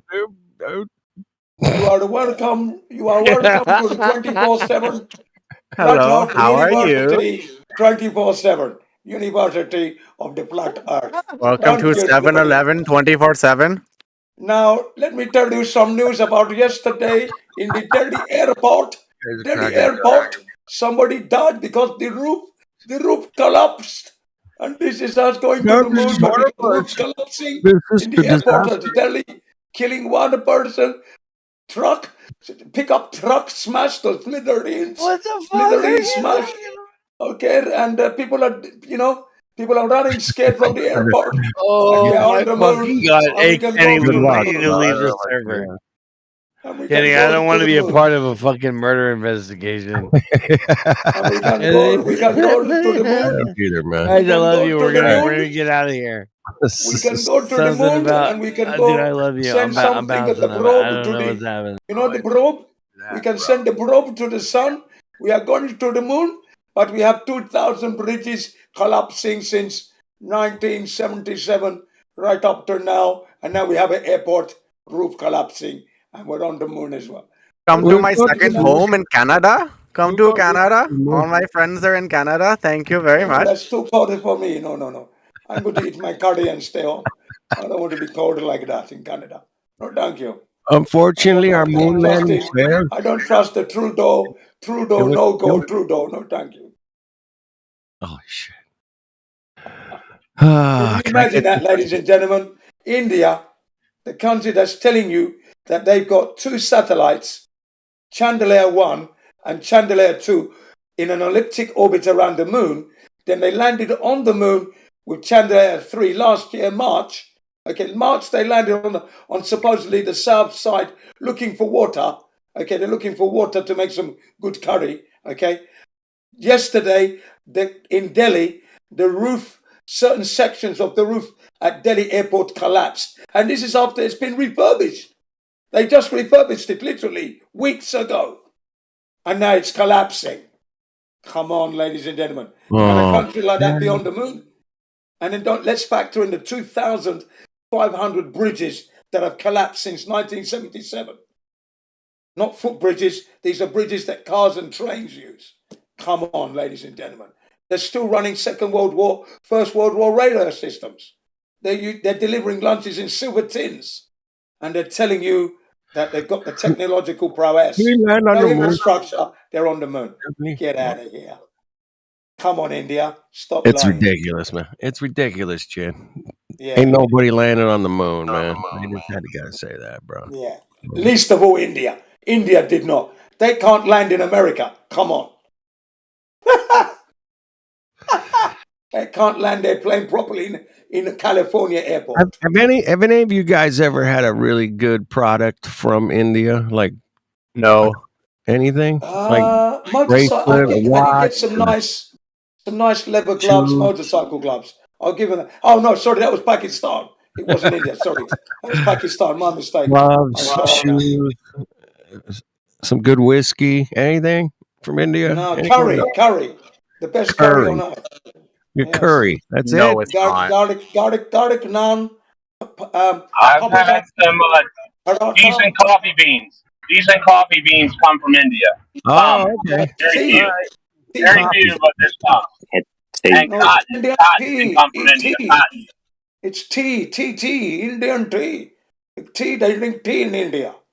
Lots of tea, lots of Mughalai, lots of masala All right. tea, They're chicken good with the tikka masala, agricultural stuff. chicken Man. Mughalai, chicken dalabrazi, Rogan Josh, Ranyan Barji, chicken korma, chicken butter chicken, chicken masala, yeah, vegetable curry, samosa, paratha, papadum, and Holy garlic shit, naan, Jin. keema Are naan. you on Red Bull? What the fuck? My house smells like moldy I'm spice. giving you the menu. Now I'm giving you the menu of an Indian restaurant. I'm giving you the menu, man. Come That on, was the menu, bro. I'm making me yeah. hungry. I love Indian food. So yeah. Thank So you. I'm Come giving you the again. menu. You come in my house, it smells like moldy spice rack. I would love to eat that spicy. Yeah. That is my favorite food, the Indian food. What? Onion bhaji with mint sauce and lemon? Ecstasy. Yeah, they just opened an Indian restaurant right by my house, man. I'll have to go check it out, man. I'll check it out. Yeah, check it out. Check it Artist, out. check it out. Yeah, check it. Oh, Flat Earth dude, Yeah. Kenny G. Did you notice that? What's her name? Patricia Stairs is back. with I did. I Mark saw Sargent. that. I Yeah. I watched like half an episode last week, I think. Yeah. What do you think? I don't know, man. It just doesn't feel right, man. It's she doesn't know the fucking modern where we're at with flat Earth, man. She's fucking lost, bro. She's fucking lost. Yeah. You know, I contacted Sorry. her on Skype. And I said, congratulations with a successful show with Mark Sargent, 2 successful shows. Welcome back to the community. My only claim to fame with you and connection is one time on the Hangouts, everyone was over talking you, and I shut everybody up so you can actually get your point out with Yeah. your trials and tribulation. That's my only claim. Did I get I didn't even get a thank you. Didn't say anything. And then I dropped a picture of who I was, right? You know, my avatar. Okay. Yeah. And then I then said, you're settling down now. Well done. You did a 3rd succession with Mark Sargent, the most recent one. Well done, settling in. And did I get a thank you? Didn't get a thing. Didn't get a thank you for the welcome Yeah. back. All right. Yeah, didn't get a niche from her She's at all. busy, Didn't say man. anything. I She's didn't busy. complain. I didn't say anything yet because She's my busy, last man. comment will be, I'm waiting for something to go wrong. Nails and I'm going to stuff. say, now I'm here again. I noticed you didn't say thank you for the welcome back, but maybe your position of not acknowledging people of good faith and wishing you well, maybe that's Right. your downfall. Because you seem to be homing in on the beauty. You carry your age well, but don't home in on the beauty because you will be a shriveled raisin one day. Okay? Bear that in mind. You know, and I put a picture of myself exercising. I'm 62 years of age. I've been in the thing since 2015 after ignoring it in 2014. So I'm not a newcomer. When you came on the scene, I saw you coming on the scene. You did bring some je ne sais quoi chic and class to the Flat Earth. You did. I liked your stuff. Yeah, she did good Yeah. interviews. Yeah. That- she's good at that, but she's not good at debating flat Earth, man. That's No, I'm not looking at her as a debater. And she should acknowledge the flat earthers that are Right. welcoming her back after the shit she's been through. But, you know, I looked at her, I said, I didn't say anything yet, but I'm just waiting. You know, you wish people well, don't you? You wish people well. That's the decent thing. well, man. Yeah. You guys will Everyone's figure it innocent out. until proven guilty, you know. There you go. But the Kenny G, who was at the beach, you know, Kenny Five showing us, G. living the life in the nightmare.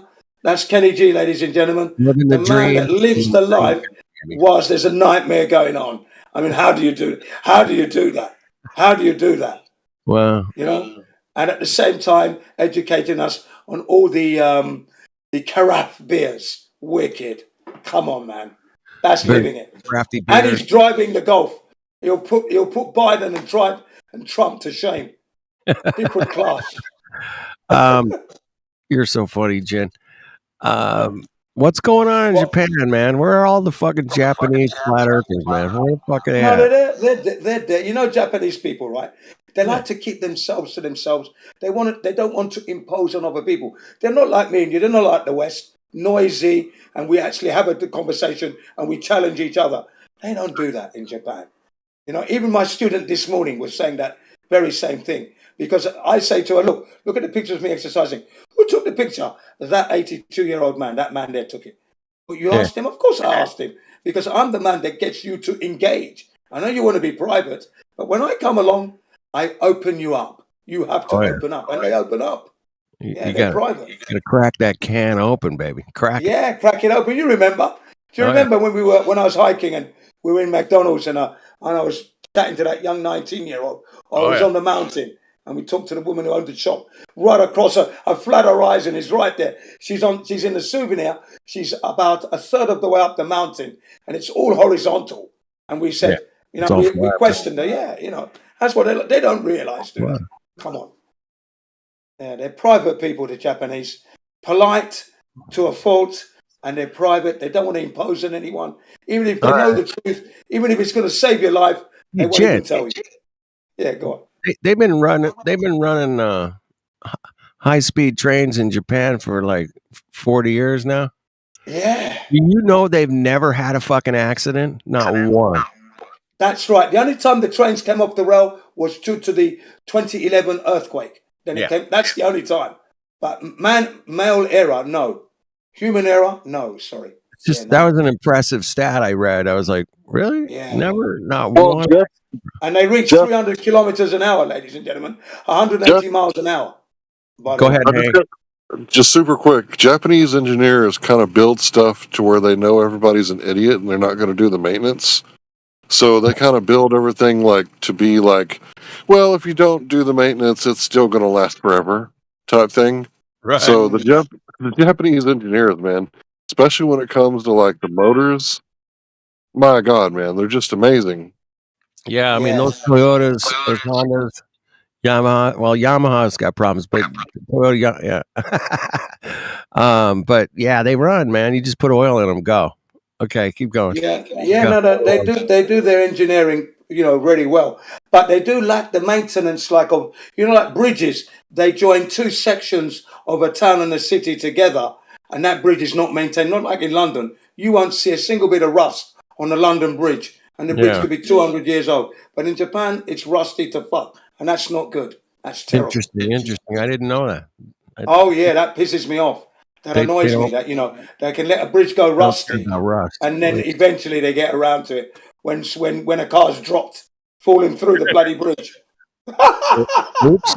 Yeah, time to fix the bridge, man. Somebody fell Yeah. through.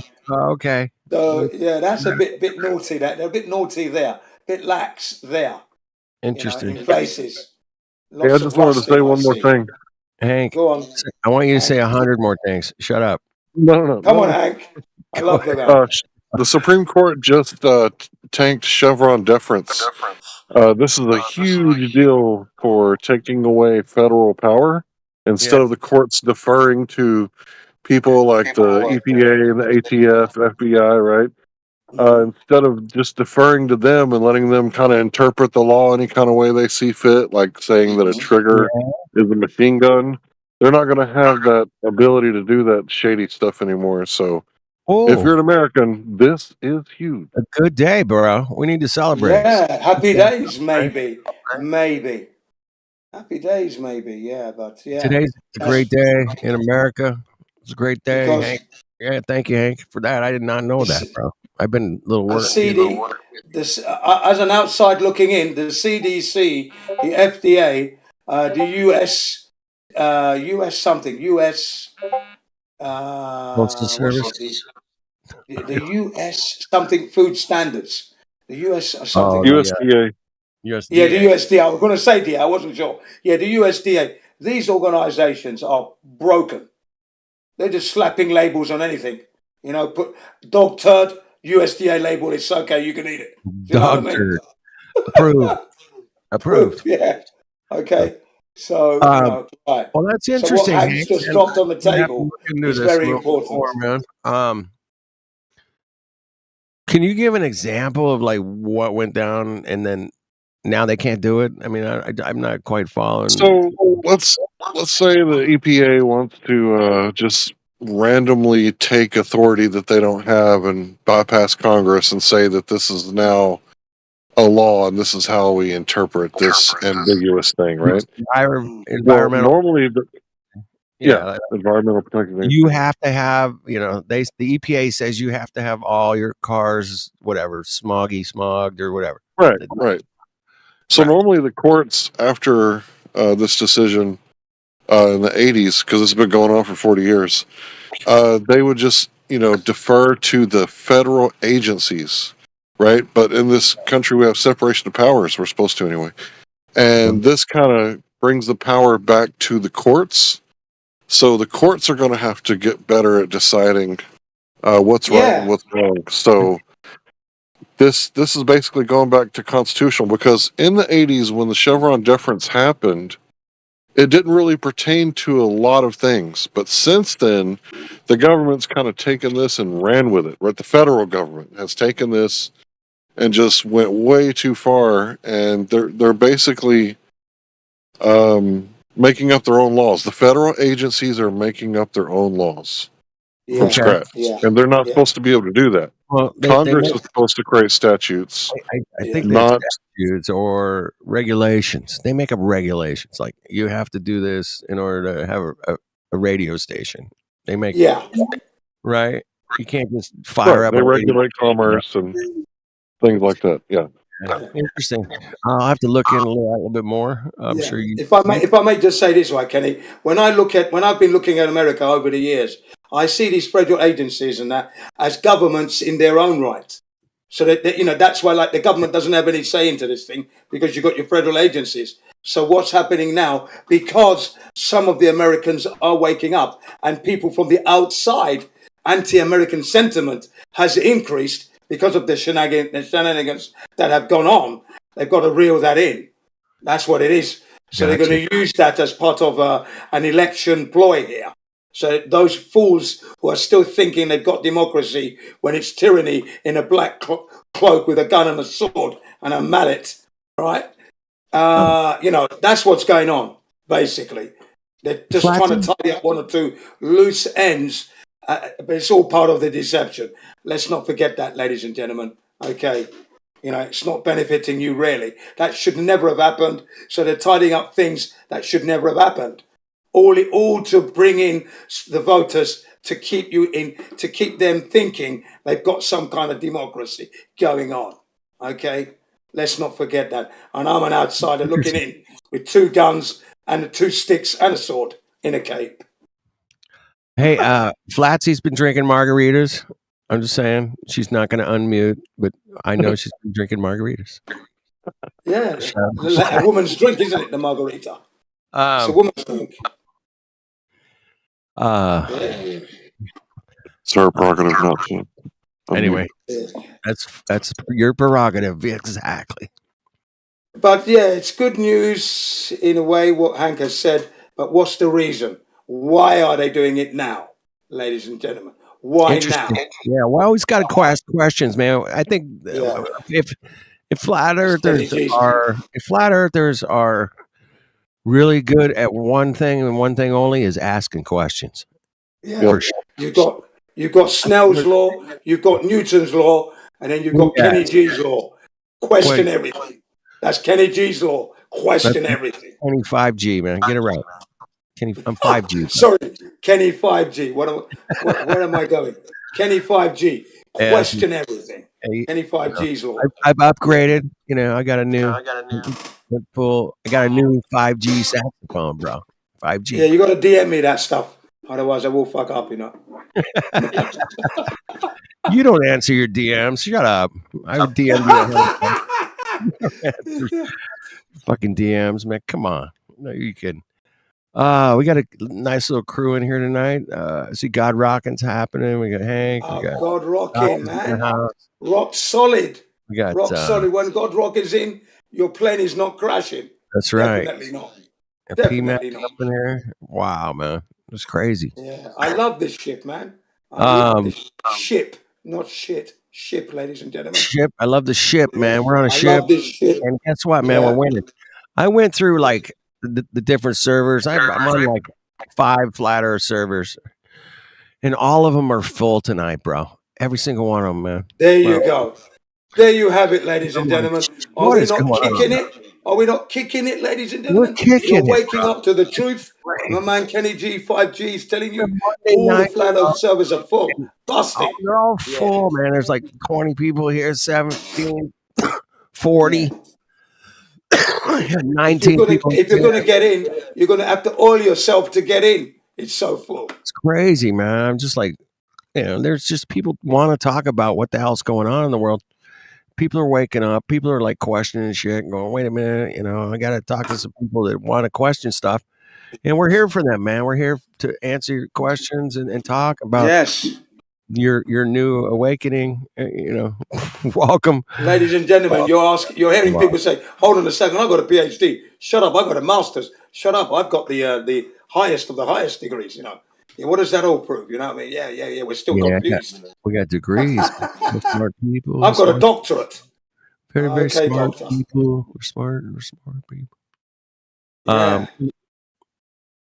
Anybody got any questions about Earth? We're here to answer your questions about Earth. Period. Yeah.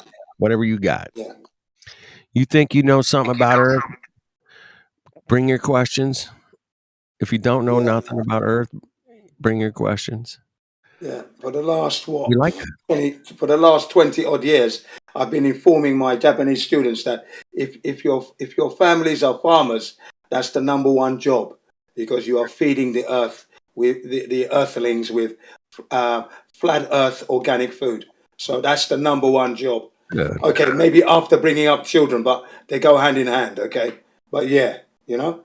So if your Hey. dad is a farmer, your families are farmers, you know, more power to your elbow. Well, without Earth providing all the food, none of us are here, bro. Hey, yeah, did you guys see that fucking laser test? Hank, yo, bro. Yo, watched that shit yesterday. I was like, oh, bro, we got something here. Check it out. This is totally a new observation for flat Earth. You Go got on. 14.4 miles and 23 miles. They're on the same line, bro. That Wow. was awesome, bro. It was so awesome, man. But it's simple as well. Wow, as it is, it's simple, isn't it? It's just Yeah. there. It's absolutely amazing, man. No technology involved there, really. That's how it is. But the No boats, shenanigans. bro, the boats, the boats go, the horizon. Boats go over the horizon. Everybody knows they go over the horizon.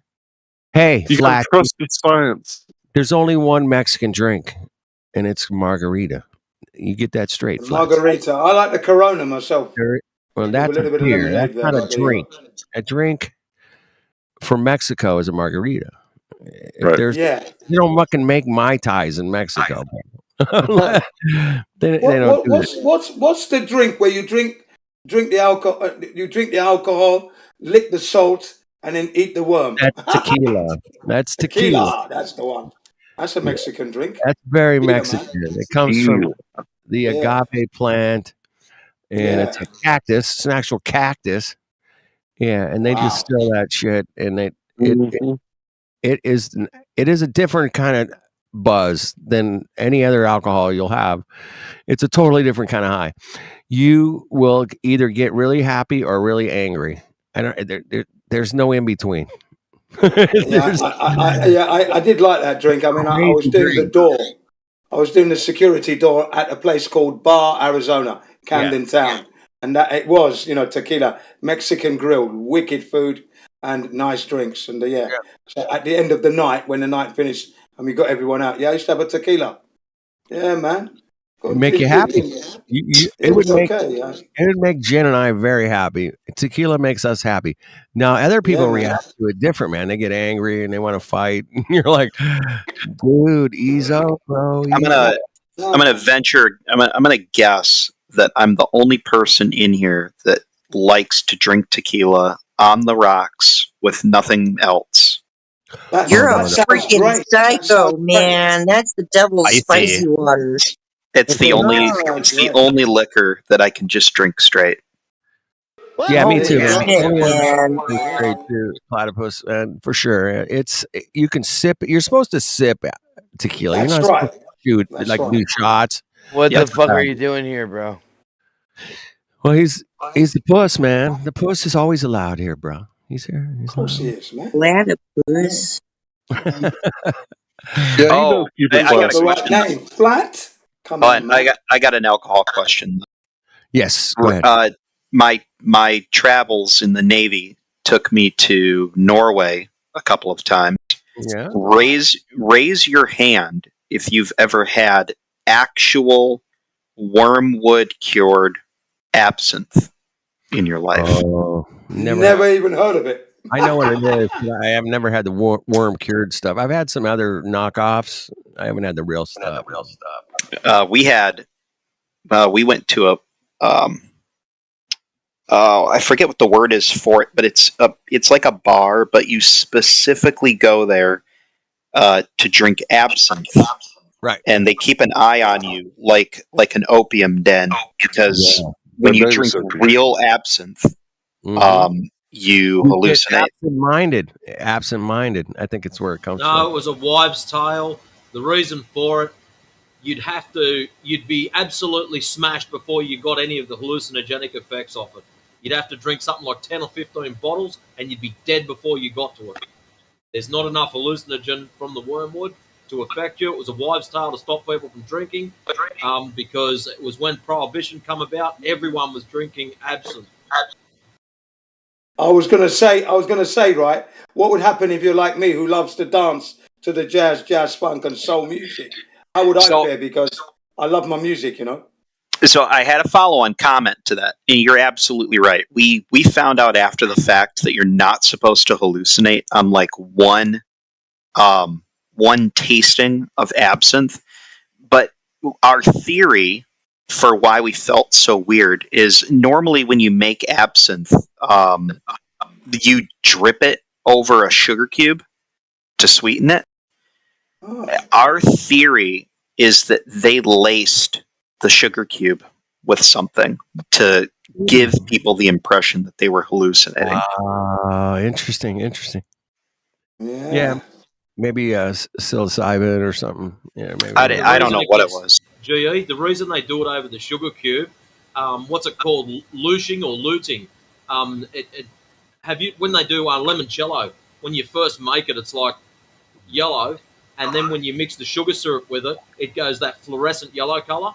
Absinthe does the same thing. So if it's dripped over sugar, it'll get that fluorescent color about it.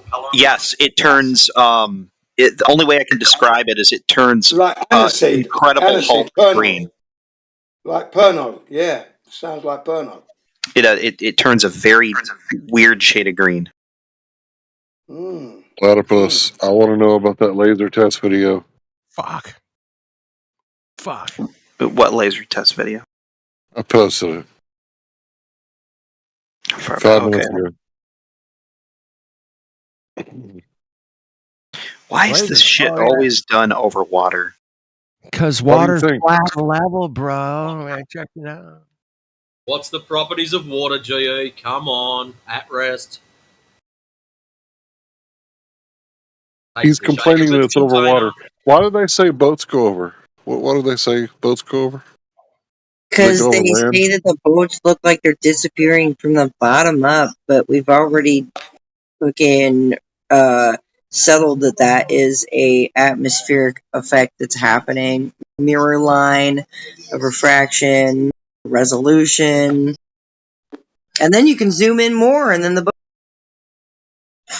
Wow.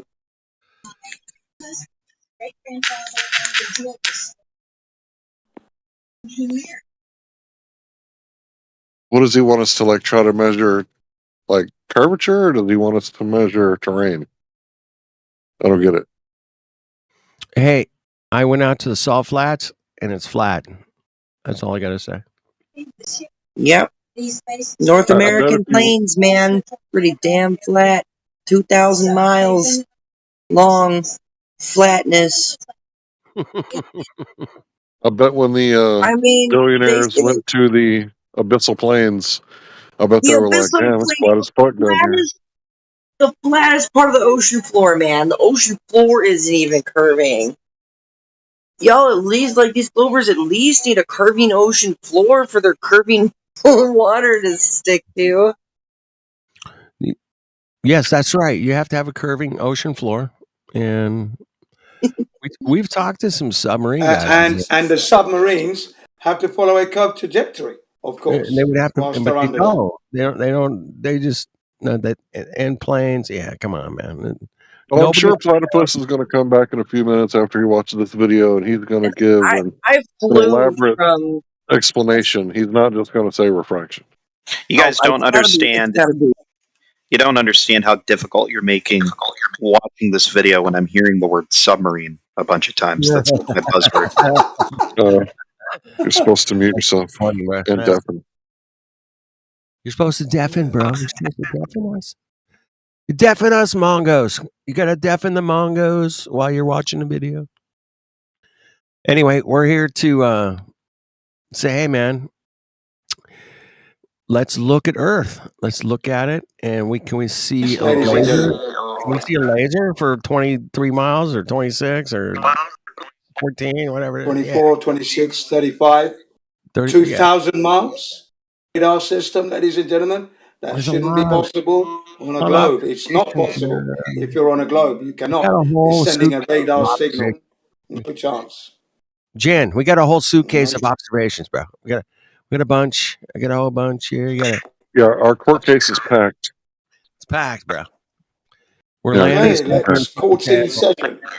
The court is in session. We have the right honourable Kenny 5G presiding. Oh yay! Oh yay! Oh yay! All rise! All rise! Don't I rise. stand up when they tell me to in the courtroom. Don't rise for me. But I do shout out to Issa, man. He used to run Flat Earth Court. I love that, man. That was awesome. Yeah, I think that's the best. You know, It was ladies great. and gentlemen, when you run a flat earth court, you have It to was have your awesome, case man. for the globe properly dialed in, because Yeah. it's just going to get totally Yeah. trashed, including the legend, bro. suitcase that it's coming in. A plastic bag of a suitcase. Flat Earth Court, man. That was just so good, man. I Good love times, man. Good times. Good times. Hey, we got good times going now, man. We got 24/7 Flat Earth Discord, man. Very good times. Oh my goodness. University, please. How long have I been? It's a university. How long have I been here? Since what? 2020, somewhere in there, man. I don't know. Yeah, that's right. You came in after me because I got here at 2017. You were here the first day I came, bro. That's right. Yeah. Y'all know who I miss from Flat Earth Court? Felix. Oh Felix. yeah. She's a bit of a wild horse, though, man. You can catch her. Where is she now? I wonder. Where is she now? She's in a couple of back chat that I'm in, but she doesn't participate much. Her and Wolfman, they're pretty close. But yeah, Wolfman's been here a few times. Yeah, I'd love to hear Felix in here, man. But she could get on a fucking horse, man, and she just ride that thing, man. Everybody else needs to just shut the fuck up. And it was it was pretty wild, man. I remember. Listen, right? I remember getting to the Discord, okay, and the first thing I said was, "Yeah, welcome everybody. It's taken me 2 years to get here. I'm here now, Jin CBO1. 2 years in the making. And then within 5 minutes, I've been kicked out. Within 5 minutes, I was kicked out of the server because I posted something that I didn't have the permission to post, and the robot kicked me out. 5 minutes in. 2 years to get in, 5 minutes to get out. They got a cognitively dissonant robot. Yeah. 2 years to get in, Funny shit, 5 minutes, man, and I'm like- out. Fucking, I'm trying to set up a new fucking account, and I gotta tell the fucking robot that I'm not a robot. Like, you got a cognitively dissonant robot? Hey, Damn, Jen, That's dude. what happened, man. You gotta- Luckily, I change- still had the link, so I used the link to get back in. And then everyone apologised. All the mods apologised. I said, "Yeah, we're going to give you the roles now, Jim." I went, "Fucking hell, man! What happened, man?" 2 years. Oh, what a start! What a start! What a start, bro. What a start. Well, now you Start, learned your man. lesson. You learned your lesson. Now you're back. Is anybody in VC check-in? Yeah. And nobody's there. Okay. No newbies, man. We got a bunch Yeah, of no, it's been a fantastic roller coaster ride with the crew that I've met. It's been just it's amazing. unbelievable, Jen. There's no way to put it into words. You can't describe it like there's just no way, man. You and I have been through the fire. You've been through it way more than Crucible. Yeah. Crucible. Yes, exactly. Just got to live it. You've got to live it to know it, ladies and gentlemen. You've got to live it to know it. And honestly. Hank's been through it, got rocking. My goodness, Matrix. Yeah. There's just It's just been fantastic. Timbos. And most of us who are here have come from the Hangouts. So we were already holding it solid, battering those Globers. The Hangouts. This is So coming here. before Discord, bro. Coming here is bliss. Coming here is bliss. We were raw. We were out there, man. Yeah. We were filthy. Yeah, it was pretty Yeah, bad. man. It was filthy, bro. Filthy rich with the This knowledge. place is very, very Filthy rich clean with the compared knowledge. to what kind of stuff we were dealing with, man. Do you guys? Yeah. I've heard people say they don't understand the term getting sniped, and Yeah. oh my goodness, man, we got sniped all the time, you know. And people were trying to explain what the heck. What do you mean you got sniped, bro? What's that? You Okay, know, let me give you an example, ladies and gentlemen. Let me give you an example, okay, of what it's like to be sniped, okay? Now, you're discussing with a Glober the ins and outs and the negativity and the lack of evidence for the heliocentric model. And just as you're about to get to the crescendo to slam this thing into the universe, into the stratosphere, bang, you're out of the server. You can't get back in for the rest of the day. Yeah. So it's like you've been kicked. And now what the fuck up? And you can't get back in because somebody kicked you out. Yeah. Do you guys Right remember in the I was middle of teaching your people how to make delivery, sniperless and you're gone. hangouts? I was teaching people how to make hangouts where you couldn't be sniped out of. Do you guys remember that? No, I don't Yes. remember that. Yeah, I remember that, Hank. Yeah, you couldn't be sniped out of mine because I was the only mod because everybody wanted to like moderate each other. Right. And people would be like in my sniperless hangout that I had abandoned. So there's no mod in this hangout. And they would be like pestering me months later, like, hey, come shut this down. Like, I can't shut it down, man. It's a free speech zone. You're going to have to deal with it. If you don't like it, leave. Yeah.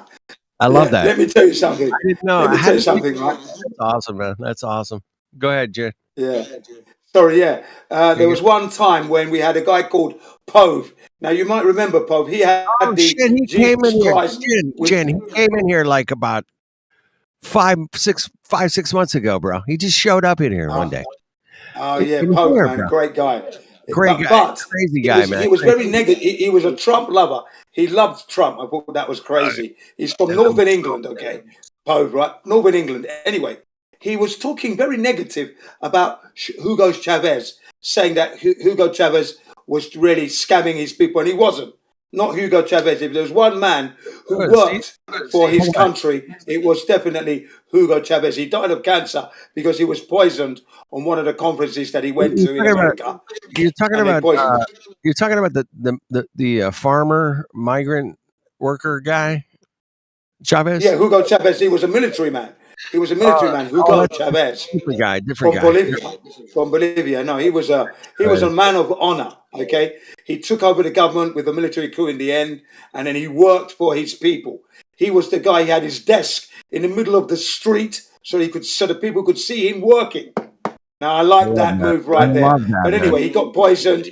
You know, what he was trying to do was unite the South American countries so that then they could rival OPEC, and he was charging America $1 for the oil. So they had to get rid of him, you know. So they did. America and the powers that shouldn't be got rid of him. But Pove was saying that Hugo Chavez was a bad man and he didn't work for his people. So I totally hammered Pove into the ground.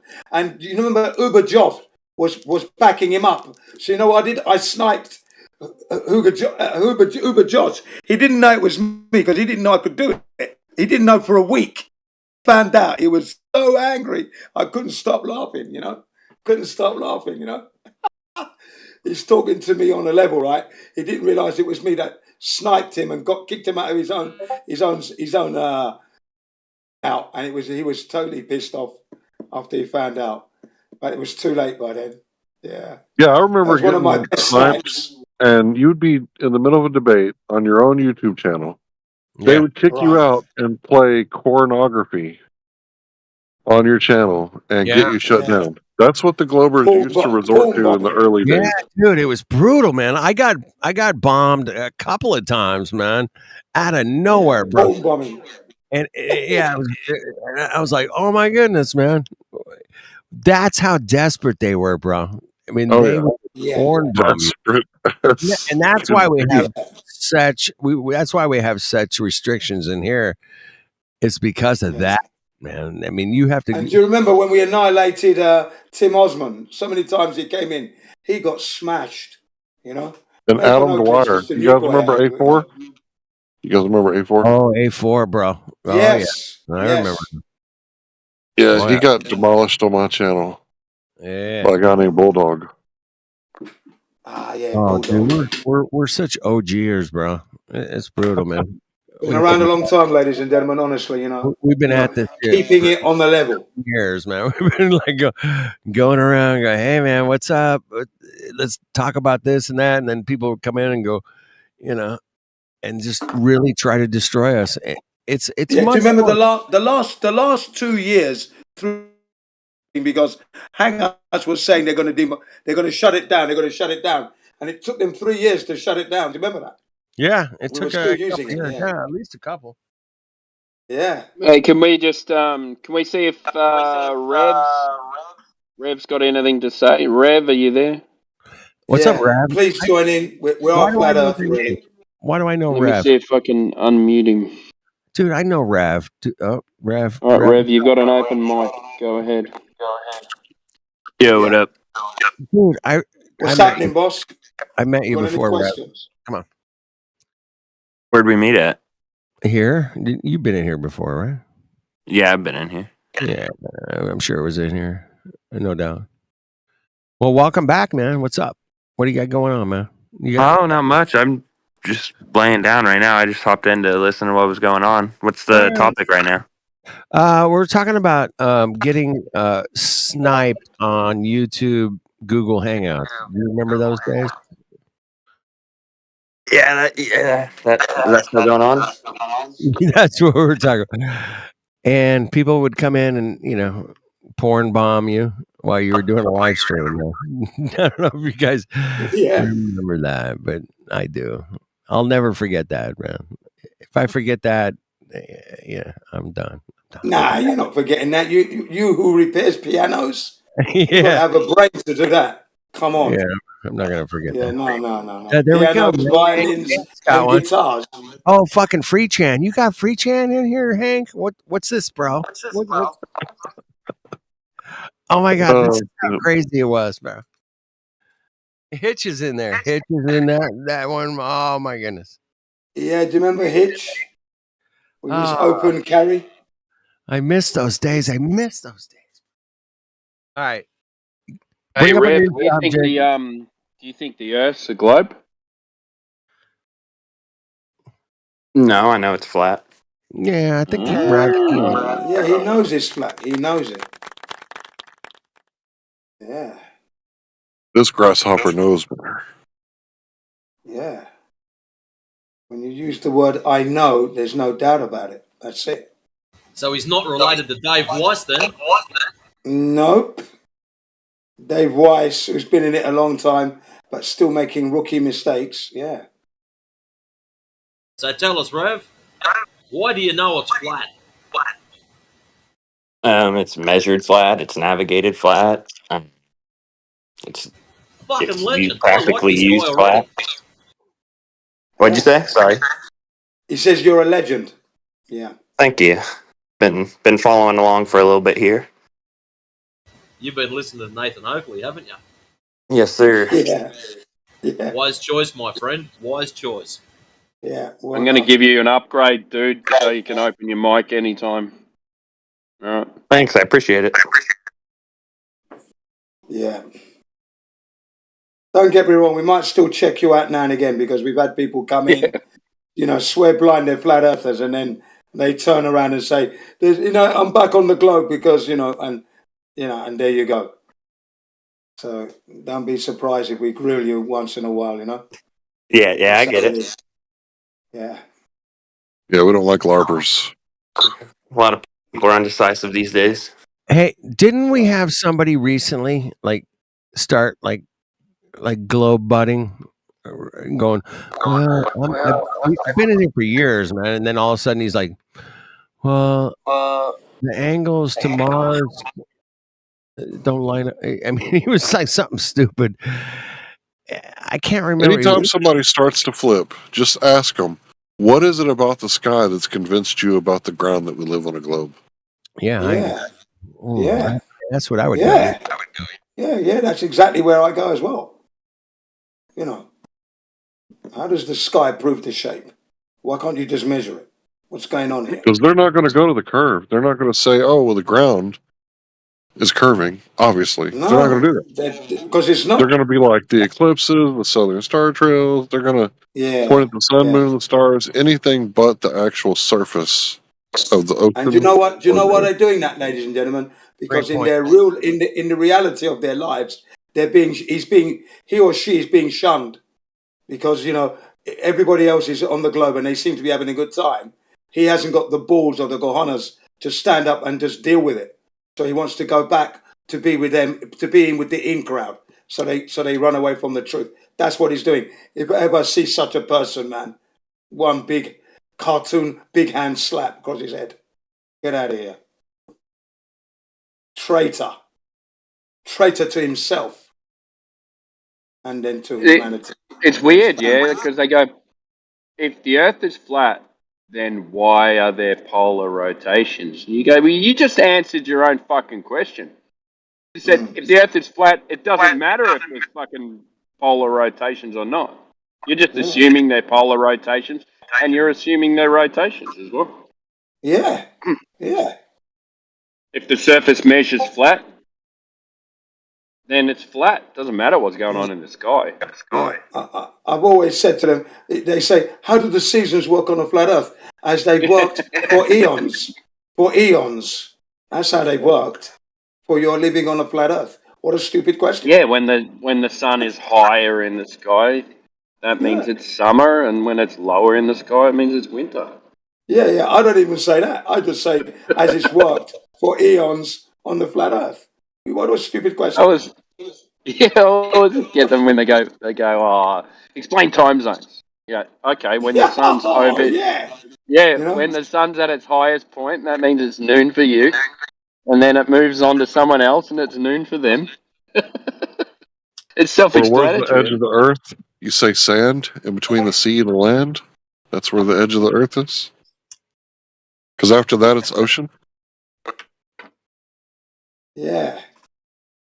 What's the shape of the flat Earth? Hey man, what's holding all the water in on your flat Earth, man?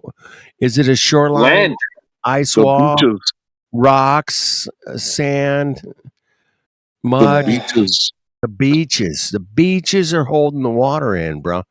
I always love that way. Like, well, what's up with the ice wall? I'm like, dude, I don't know if it's an ice wall. I know that water has to have a container. And whether it's a beach or rocks or whatever, it's got to have something holding the water in, period, man. There's no getting around it. And when you do set eyes on the ice. Hey, Larry. Yeah, go Cheers, on, Larry. Hank. Love you, brother. Go on, Hank. Yeah, and when you do set eyes on the ice wall for the first time, you're moved. You just moved. You cannot believe that so much ice can make that wall like that to circumference of 360 degrees all the way around to encirculate the continents. That that in itself, such a feat of engineering, right? Natural engineering. If you don't know about engineering, you don't know how to make anything, then you're not going to connect to that. But all engineers can connect to that easily. Easily. Yeah. I was just blown away to see it. To see the sections that I've seen, right? Purely through videos and images only. I haven't been there yet. So I've yet to be moved to the highest high. Wow. Well, Jen, man, I mean, there is a huckster out there. I don't know if you know the term. Oh, what? You mean the final experiment? Oh, my goodness, man. Come on, man. It goes What to a the joke next. that guy is. It went to next huckster level this yesterday. Oh, my God. This guy. Oh, well, I can drop you a link. I mean, I don't know. I can drop something. Definitely put it in my DMs because I want to see this. What happened? Please. I'm going to put it in the chat, man. Hold on. Was it that debate with? Not the debate. No, this is something different.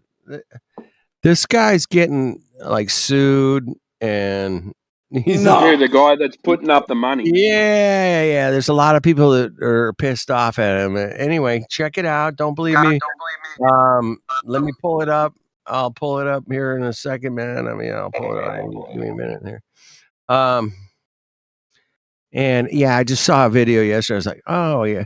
I knew that the first time I saw the guy speak, I'm like, that guy's fishy, bro. That guy's Give us some of your I'm driving at the moment, so I'd love to hear some of your dulcet tones, Flat Earth dude. Read out some of the article. Well, it's not an article, it's a video. Oh, it's not. Oh, it's a video. All right. No worries. I'll save it. I'll watch it And later. it's called The Final Experiment. Just lost all credibility. Yeah, well, I mean, it lost all credibility from the beginning anyway, but there you go. It lost all credibility the day they called it a fucking experiment. That's right. It lost it. There you go. There you go. I mean, for any flat earther to jump on board with this Mongo, man, good luck, man. Good luck with that, bro. Yeah. Fucking Jeranism, Will. He said if I see a 24-hour sun, then I believe the Earth is a globe. Wow, that's a pretty heavy statement, bro. Good luck, because you're not going to see Well, it. no. Actually, he said that you'd have to accept that, but he's still going to be looking for the curvature. Does it prove they went to the moon? No. If you followed him through, he did state that it doesn't prove they went to the moon. It doesn't prove that the curvature is there. There's still things they've got to tidy up, but you have to accept what you see is what he's saying. But I'm not going to accept it until not 3 days. I was asked by Jem Panda, would you accept it? But I'm not going to accept it if I want to see it for 3 months above the horizon. I don't want to see 3 days worth. That's nothing. Yeah, it's not.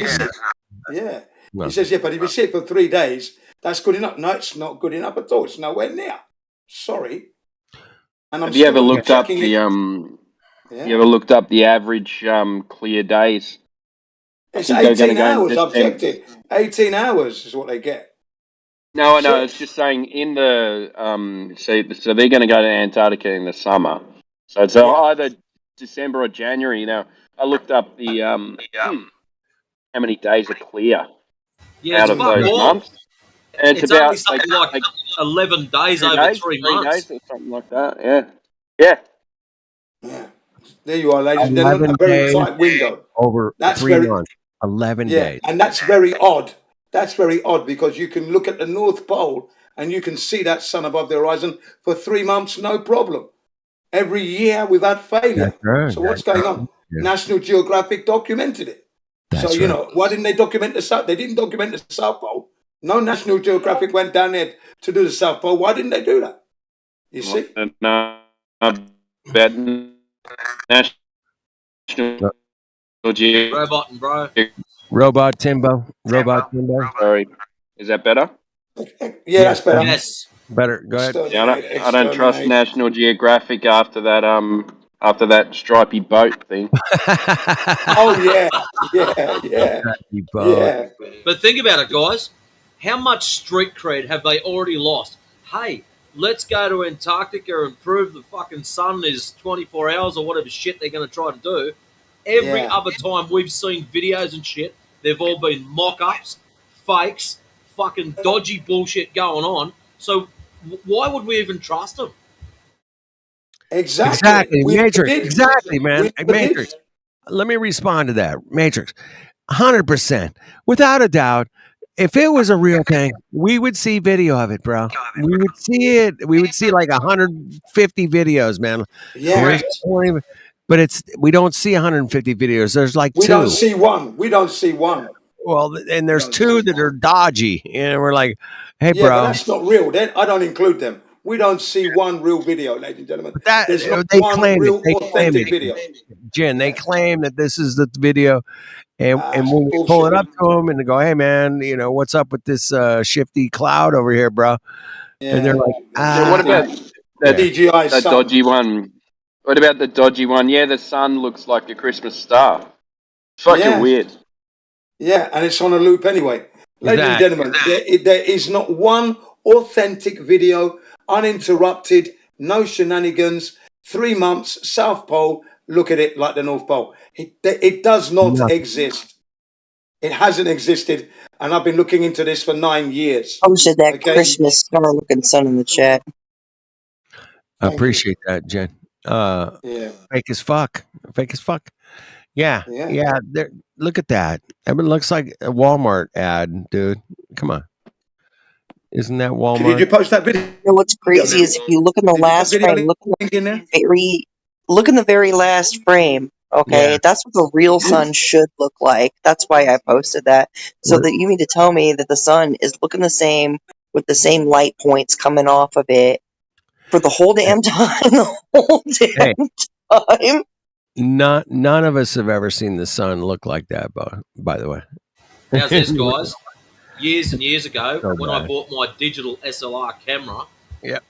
when they first come out, I specifically bought a lens with glass lenses built into it, as opposed to the new plastic ones, specifically for the purpose of getting sun flares. And I have never seen a fucking, what's that one, a 12-sider?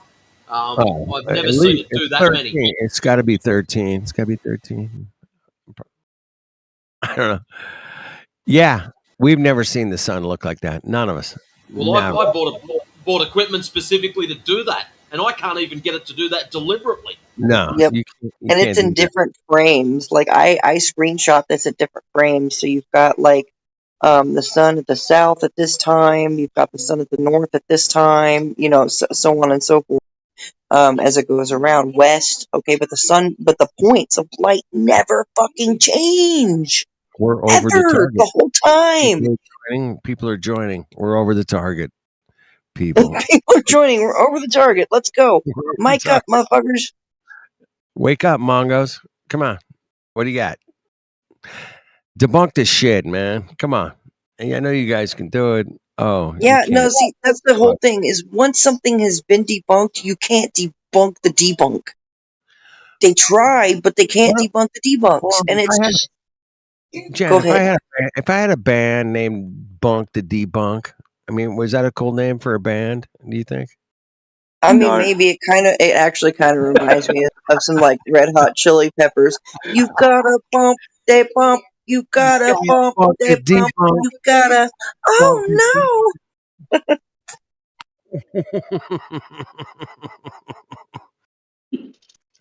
You guys can mute me anytime. I'm cool with it. That's good. It's okay. But in reality, we observe the Earth in reality, man. If it was anything real going up down south, 24-hour sun, we'd have like hundreds of videos, man. These people are doing tours down there all the time, you know, in the summertime when it's like, you know, tolerable. Somebody would have gone, "Hey, man, I'm gonna track the sun today, man," and yeah. And not one guy took his iPhone down there and fucking filmed the 24-hour. No, nobody, you know, is doing it, That's man. what I'm saying, man. That's what I'm saying. Like, these fools are gonna take a trip to friggin' Antarctica, which to me just seems like money grab. Whoever the fuck is hosting it, okay. Yeah, And the fact is, like, how come we can't get a 24-hour live stream of a 24-hour Antarctic frickin' sun? Wouldn't that be more practical than having to go and freeze your fucking ass off? Yeah, fuck that. Anyway, yeah, I mean, from day one, I've been on like, no. I'm not like, I love people going places and checking out things, man. But it's too sketchy. You got too many rules. You can't leave your tent after 10 or some shit. I'm like, what do you mean you can't leave your tent after 10 o'clock, bro? What the fuck is that with it? Dude, I want to see this 24-hour sun, Mongos. I want to see with my own two eyes. Nope, you got to stay in your tent. It's quiet hours. Everybody be quiet. Shut up. Everybody follow the rules and shut up after 10 o'clock at night, which is, you know, the sun's right there, dude, at 10 o'clock at night. I'm like, I have to shut up now? I don't think so, bro. I spent 45 grand to come here, bro. I ain't shutting fuck up nothing, man. Fuck off. No, I'm going to be out there filming, whatever. Keeping my camera warm with some kind of fire, I would hope. You know, that'd be cool. Some kind of fire would be good. And, you know, keep my camera warm because I know my camera doesn't work in temperatures real well. I know that already. So I got to keep my camera warm. I got to put a blanket on it, give it some heat. That'd be cool. Oh, camera needs a blankie. My camera needs a little blankie. What about the NASA blankies on their cameras, bro? Up on the moon. I mean, Yeah, well, if it they wasn't have for no NASA, blankies you around their wouldn't have cameras. blankets. Yeah, exactly. I got I to get mean, some. I don't know, but you might be able to find some sort of like insulating sheath for the camera because the battery creates a little bit of warmth. So long as you have something to insulate your camera in, Yeah, just use the it should be foil that they okay. made use the foil that they made the lunar lander out of. Exactly. Yeah, we need some of that. I mean, what about the spacesuit material they use to walk on the moon? I mean, can we use that? That'd be cool. That'd be good stuff. That'd be. It's insulated for heat and air conditioning. Oh, you got to have both. You got to have both on the moon. Got to have cooling and heating. They call it central air and central heating here in America. I don't know what they call it. Down under, upside down. Upside down. They call it exactly the same thing. They do. Oh my God. It cannot work upside down antipodal. I mean, come on. There's no way. I mean, your heating and air conditioning works the same as mine? I mean, oh my God, that's weird. Yeah, it's all relative, bro. Well, Einstein says that it's relative.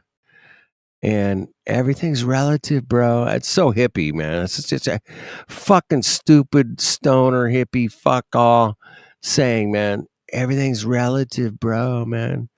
Just if I hang a plumb bob right now, it'll be facing you, dude. Well, that's weird because, I'm an antipodal plumb bob denier.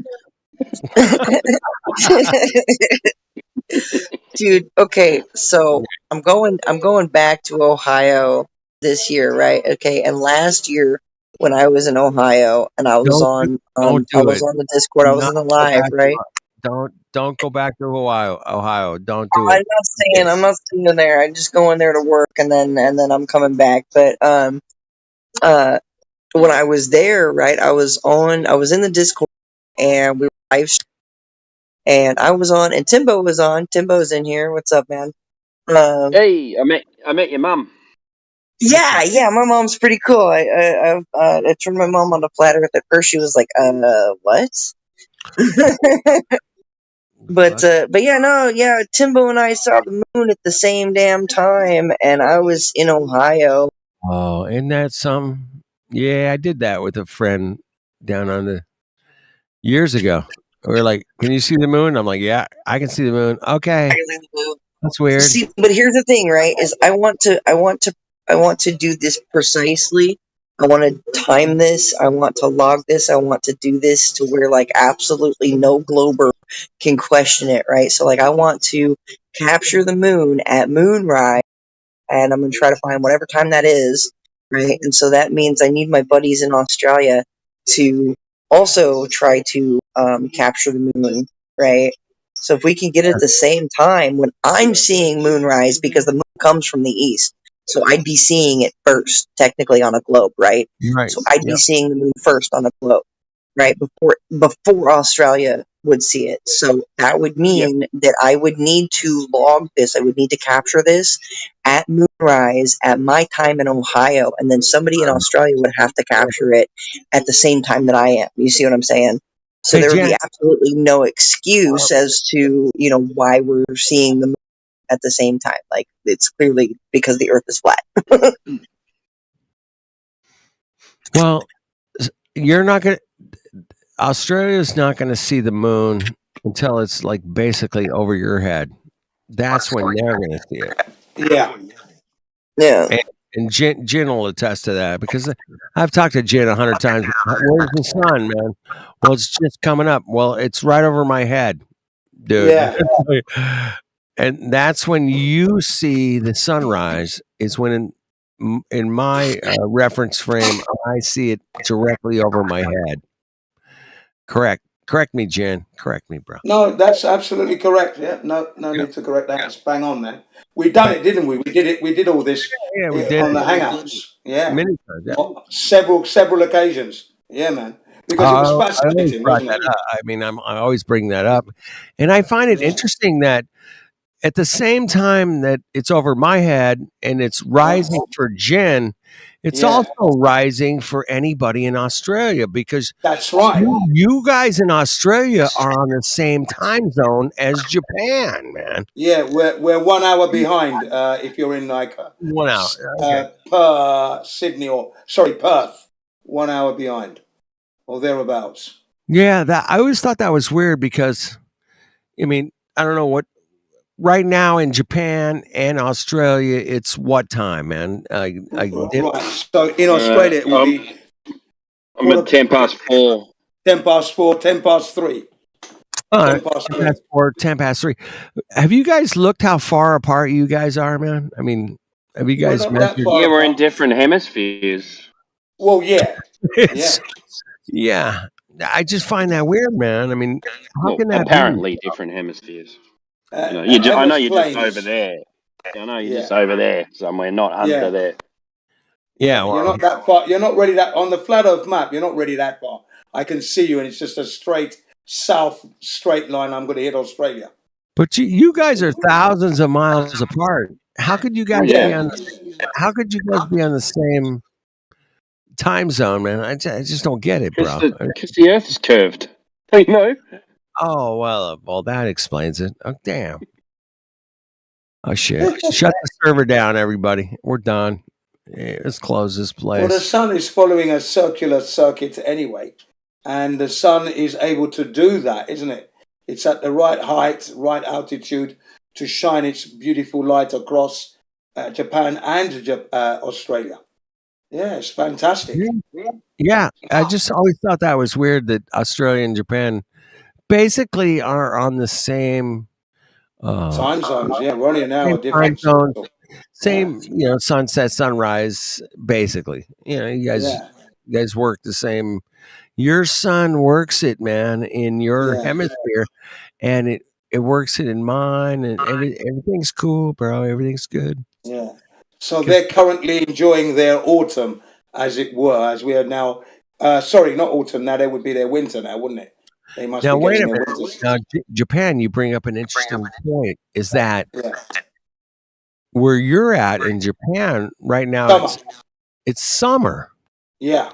We've just finished the rainy season. Okay. Yeah. So the rainy season has come to the end. We're into July, right in the beginning of the. A few more days, it will be officially summer. In a few more days. Yeah. You guys are gonna go summer, but in Australia, man, you guys are gonna go full fucking winter. Fuck all, man. Right? Yeah. Tell me, who's here? Who's here from Australia? Matrix, bro. Come on, you Aussies, where are you? Timbo. You guys are going full winter here soon, right? Timbo, you going winter? Timbo. Yeah, the Aussies are there. Matrix, Timbo, they're there. But Matrix that's true. He's definitely. Yeah, I'll speak on their behalf. Yeah, they're going into winter now. Definitely. Yeah. I mean, like right now, like tomorrow, I think. Yeah. Oh yeah. Yeah. Literally hours. But you guys are very similar in time zones, and you're going to summer, they're going to winter. That's just wicked, bro. It makes no sense on the globe, bro. It makes no sense. But that's right. It doesn't make any sense. All right. It cannot happen on a flat Earth. I remember, right, prior to realizing the flat Earth, okay, I'd be coming back from the laundrette. Because you remember we used to do the hangouts. Oh, yeah, laundry man, yeah. And I'd be seeing the moon in the daytime. At 6 o'clock in the morning, I'm seeing the moon. I'm thinking to myself, why am I seeing the moon? This is what I was thinking to myself as I'm driving back. You guys are arguing on the hangouts. I'm thinking, why am I seeing the moon in the daytime? And I used to say to myself, this is what I used to say. Literally, I used to say this. That must have some meaning.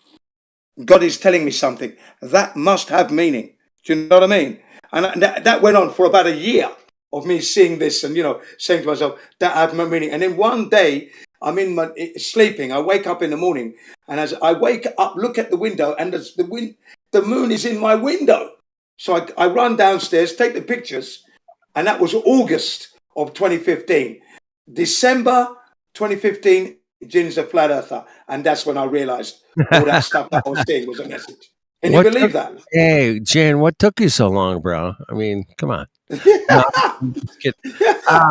Hey, listen, Jin, I'm a sailor. You know that, right? Yep. I love sailing myself. So yeah, I've studied a couple sail races over the years.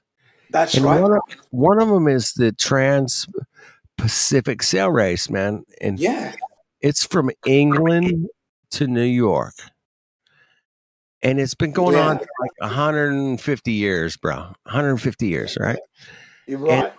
They have a 50-something-year-old sail race called the Trans-Pacific Sail Race. And guess where it goes? From California to Hawaii. That's the Trans-Pacific Sail Race, bro. And I just know for a fact, if they were to have an actual Trans-Pacific Sail Race from California to Japan, that it would be the dead balls giveaway that you're not on a fucking globe. You're not. I'm surprised to this day that they don't have that race. They don't have it, Jen. They don't How have can that it. be? How can they be? How How can that can be it that they don't be, have? bro? That is the best challenge for them. That would be It's the the ultimate, one of best the ultimate challenge of challenges. all, bro. If you're a sailor, you got balls, you want a Trans-Pacific, a fucking ocean, what better challenge would be to go from California to Japan, straight across, boom. But they don't have that race, Jen. That's my point. They because don't it's have going it. to reveal the flat Earth. It's That's going to why. reveal it. And that's my position. It's going to reveal that you do not live on your crazy spinning ball, bro. You're done. Yeah. Thanks. Yeah. That's Have what's you about. seen the one guy talk about how they speed up that one race, or they slow it down? Do they slow it down? I don't know. That one guy, it's a video. He's talking about the boat racing. I know what you're and they talking about, man. slow it. Yeah. They That, slow he it was, down, I think or he they was speed it up. I think he was a solo racer or something. Yeah. There's different categories for racing, man. You got teams, you got solo, you got big boats, But 20. he was like, they're doing this because Catamarans, it doesn't match. single hull. It doesn't Yeah. match. It doesn't match the globe. Dude, isn't the worst one going around the tip of South America? That's supposed to be the roughest area. That's correct. You're right there. Yeah. Very, very rough there. That's what they say. Very rough. And then they got to get near to Antarctica as well. You know. Well, Jen, I mean, come on. I mean, the ice wall is like way far away from like, the tip of South America. I mean, yeah. It's a bunch of miles to the wall, bro. No, I'm just kidding. I don't know. Is it called Cape Horn or something? Yes, Cape Horn. That's the name. Yeah. Yes, you got it. Yeah. Good memory, Jen. I love you, bro. Oh, yeah, we like to keep the grey matter working, you know. You remember this stuff, and we look Wait, well then, what's Africa? What's Africa's tip? Isn't that a cape too? Cape of Good Hope. Cape of Good Hope. Yeah. Dang. Cape Horn. Yeah. All that freaking sashimi's paying off with his brain. Yeah, Gin's there, man. Cape of Good Hope, the African one is. But it's all bad hope because you're not getting to Antarctica that way. You're not upside down. That's for sure. I'm just saying, man, there's no fucking sail race actually across the Trans-Pacific. Yeah. And I just find that weird. No, I want offered up. The one that's offered up as Trans-Pacific should go to Japan. Then you're talking about Trans-Pacific. Yeah. We're talking about a real sail race. Yeah. That could happen, that should happen, without a doubt. It should have been around here for the last 50 or 75 years minimum. And they don't actually have that fucking race. And I'll tell you why. My opinion is it's going to take them much, much longer than they would if they put it on a map. Yep. And they start calculating like how long we can go 8 knots or whatever. And we can get across Pacific. Yeah. If I can do Hawaii in like 10 days, you know, I can definitely do, you know, all the way to Japan in like, you know, 9 days, right? I should be able to do 9. Yeah, exactly, right? But in actuality, it's going to take them longer. In reality, it's going to take like 30 days, bro. 30. Yeah. And they're going to look at their maps. They're going to look at their instruments, scrutinize everything, and scratch their heads. And they're going to probably have to do that race one more time. And they're going to be they're going to start asking questions. Fuck, bro. Why did it take us 30 days to sail to Japan? What the fuck? And that's why they don't have it, the sail race, bro. That I mean, it's that obvious. And I just want you guys to get your heads around this, man. I've been looking into it for a long time. Ladies and gentlemen, you heard it here first. Because when that race comes, if it ever does come, you heard it here first. It's going to take like 30 days to get there. And they're like, why did it take us twice as long as it should have? And he'd be like, well, you know, it was the wind. It was the Coriolis. It had to be without what would they say? What would they say? Yeah. How would they explain that away? Refraction of the air. The spin of the earth was fighting against the weight. If they go from California to Japan, no, that's coming towards them. No, they'd have to say the Japan to California. Then they'd say the Earth's spinning too fast. We couldn't catch up. Yeah, I knew something like that. That would be a good excuse. That would be a good explanation. Yeah, you're moving towards, but the whole ocean is moving backwards as you're going forwards. Do you know what I mean, Kenny? You're moving forward, but the ocean is moving backwards. That's why it's taking you longer. Well, of course. I mean, it's called Coriocean. Have you guys ever heard of Coriocean? Coriocean. Coriocean, bro. I mean, Coriocean.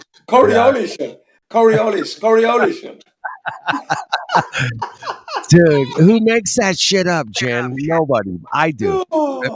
Coriocean. Get the fuck out of here. The Coriocean effect. Hey, you got to beat these guys to the punch sometimes, man. You got. They will come up with the stupidest shit. Coriocean, bro. I mean, the molecules. Like I said, Kenny 5G law. That is question everything. Molecule. Get ahead of them when you can. Get ahead of them. Good luck. The molecules underneath the wing, man. You know, if you weren't going to try to like land on a globe, if you're flying a plane, yeah, you got to have trolley cart wheels. Trolley cart wheels. The molecules under the wings know exactly what to do to keep your plane flying. Right, dude? What about the undercarriage? You know, the undercarriage has to resemble what you have on your trolley carts. So bad. Because when it lands, it's got to take the forward and the side lateral. It's got to rotate big time. Otherwise, you're crashing. You know what I mean? I'm so glad to be on the side of the truth. And so am I. Me too. And I know you are too, Jen, because your energy is, you're the cheerleader. I'm like, you know, I'm the second string cheerleader. I don't know. But we are kicking ass, man. We are kicking ass, taking names and taking measurements and going, wait a minute, bro. And we're locking up all those scientists. We're just locking them up. Yeah. I love it. I love you guys for doing it, keeping it up. Yeah, we've been there a long time now. I mean, we're going for a good 10 years, more than that. Wow. More than 10 years, Kenny. That's gone so quick. Yeah, they say time flies when you're having fun, man. And it certainly does when you're living the dream in a nightmare, yes. Hey. Warp speed in your case. Dude, I'm totally living the dream in a nightmare, without a doubt, man. I got a 3-bedroom house with a pool, you know. I'm living the dream. Yeah, exactly. Right. In a nightmare, bro. what the fuck is going on out there? I mean, there are people that have their own islands, their own. They got their Yeah. own fleet of planes and helicopters and boats, and they got boats that land helicopters on their fucking boats, bro. These are Mongos, bro. We are just, regular people, bro, just trying to pay our rent and fucking get the fucking mortgage, whatever. Yeah. Regular people, bro. Survive with the clothes on our backs, ladies and gentlemen, literally. And we're just trying to like look at the world for what it is. Say, hey man, how is this possible, man? What's up with this Coriolis? What's up with this refresh? Coriolis.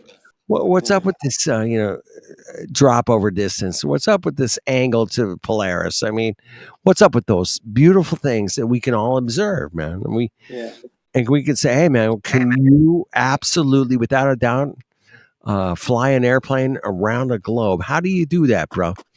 It's spinning You left. remember when we scrutinized the Georgia Guidestones as they were being destroyed, and we came out with, they took them down because it was revealing it was revealing stationary Earth. It was. That was the only reason they came down. Why would they come down? Why'd not come down? Well, okay, Jen. The reason that this Guidestones exposed the exposed flat Earth, basically, but they had a peephole through one of the stones that absolutely looked at Polaris, and Polaris is supposed to, according to the the model, Polaris is supposed to move like 1 degree every, like, I think it was like I don't know if it was 60 or 80 years or whatever, but the Guidestones have been up there since 1980. So 1981. Yeah, it's 40 been a years. long time. And if you look through that pipe hole, man, Polaris is dead ball center, bro. Yeah. And it doesn't, it exposes there that there's this drift in the sky. Polaris is going to be, I've heard from Globers, bro, Polaris is going to be like, basically in the south, in the next 1,000 years or some shit, right? Like, that's right. Fuck out Have here. a new North Star. Have a new North Star. Yeah. What We're a gonna lot have of rubbish. North Star. I mean, don't you guys know about celestial drift or some shit? Yeah, fuck off, Well, man. they blew that shit up. Started getting wise to it. And then the jig was up. So the jig was up. I'm pretty sure that's why they blew up the Guidestones. Said, hey man, we can't keep that little PP point there, man, on Polaris, because it should have been not center in the. It should have been off the chart there. It should have been off by now. But yeah, they didn't. That's just one place. I think there's many places that line up with the Polaris, man, that they're not telling us, bro. They're not telling us that particular, steeple point on that building aligns exactly with Polaris or something, man. There's a bunch of them. They're just not telling us. But I know these guys, these master builders, man, they built shit to perfection for, hundreds and hundreds of years, man. They built cathedrals and they didn't pay attention to the Polaris. What the fuck, bro?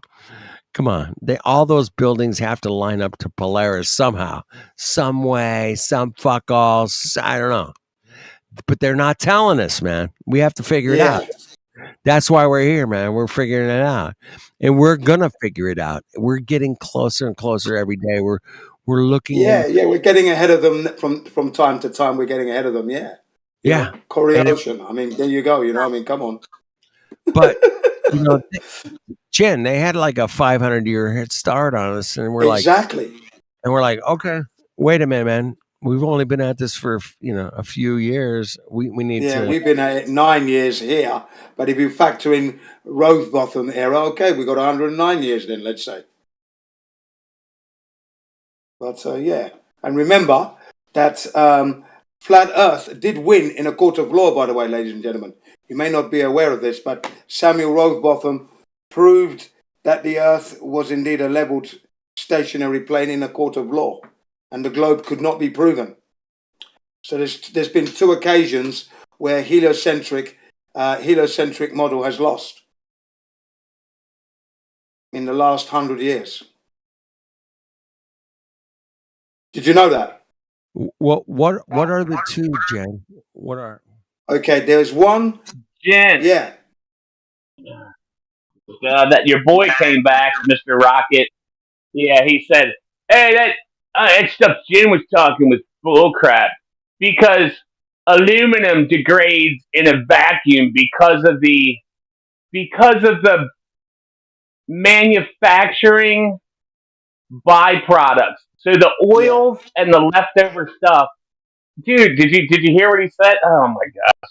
Dude, I was like, dude, he's still lying. Do you think He's still they lying. manufacture special stuff without any like greases or anything, like special like aluminum with no kind of like how What he's talking about is the impurities.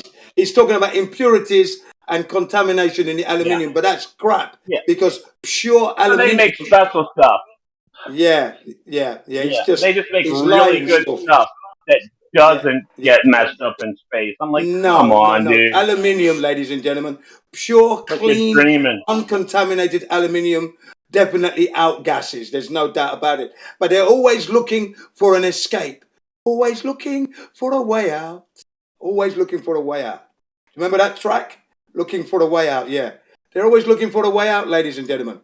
And it's not going to help them. They always run to that point where, because the aluminium wasn't pure, this is why it's outgassing. No, ladies and gentlemen, pure aluminium with no contamination in it will still outgas. The temperatures are there. The charts are there. We know. Let me give you an example, ladies and gentlemen, okay?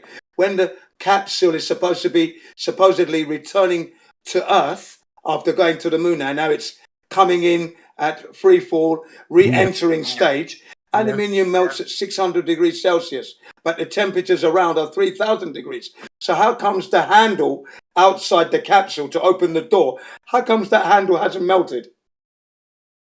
6,000 degrees is melting point. 600 degrees, sorry. 600 degrees Celsius is melting point. You got 3,000 degrees Celsius. It should have melted, should have been a blob. Handle should not be there, but it's there. So no. Yeah, I asked him what the temperature was in space, and I was like, dude, it's supposed to get cold as shit there. I said, aluminum it'd be freaking shattering, just like any metal that gets super cold, dude. It shatter. It'll shatter. It'll just crack. It will shatter, but then it will also heat up because you've got the sun. The sun is right, there. dude. Yeah. Can you imagine? It goes up to like 300 degrees, and then back down to I don't know how many below. The temperature range is in the thousands. The temperature ranges are in the thousands. Space is cold and hot. Yeah. Yeah, right. Cold and hot. Dude, I was like, dude, in Narnia, Narnia. In Narnia, aluminum lasts for 30 years on the ISS. Oh my God, it's amazing, man! It's amazing. Yeah. I mean, who could have predicted that? I mean, what a bunch of NASA geniuses, bro. I mean, and he probably watched one video and he didn't watch it all the way through. And there are at least 6 that he must find. So, obviously these guys don't want to do the work, looking for a way out, like I said. Hey, I just want to know why there's no Trans-Pacific Sail Race, bro. An actual one.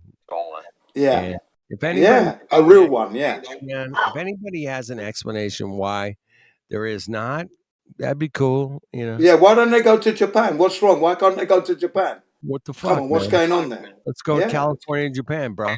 Yeah, let's go California and Japan. What's going on? Why are they not doing that? Where is it? Tokyo? Why haven't they asked to go? I mean, I'm surprised that the sailors themselves have won the challenge. I'm One not of the an first asshole, bro. reasons- I'm not an asshole, Jen. You know that, right? You're Yeah. not an asshole.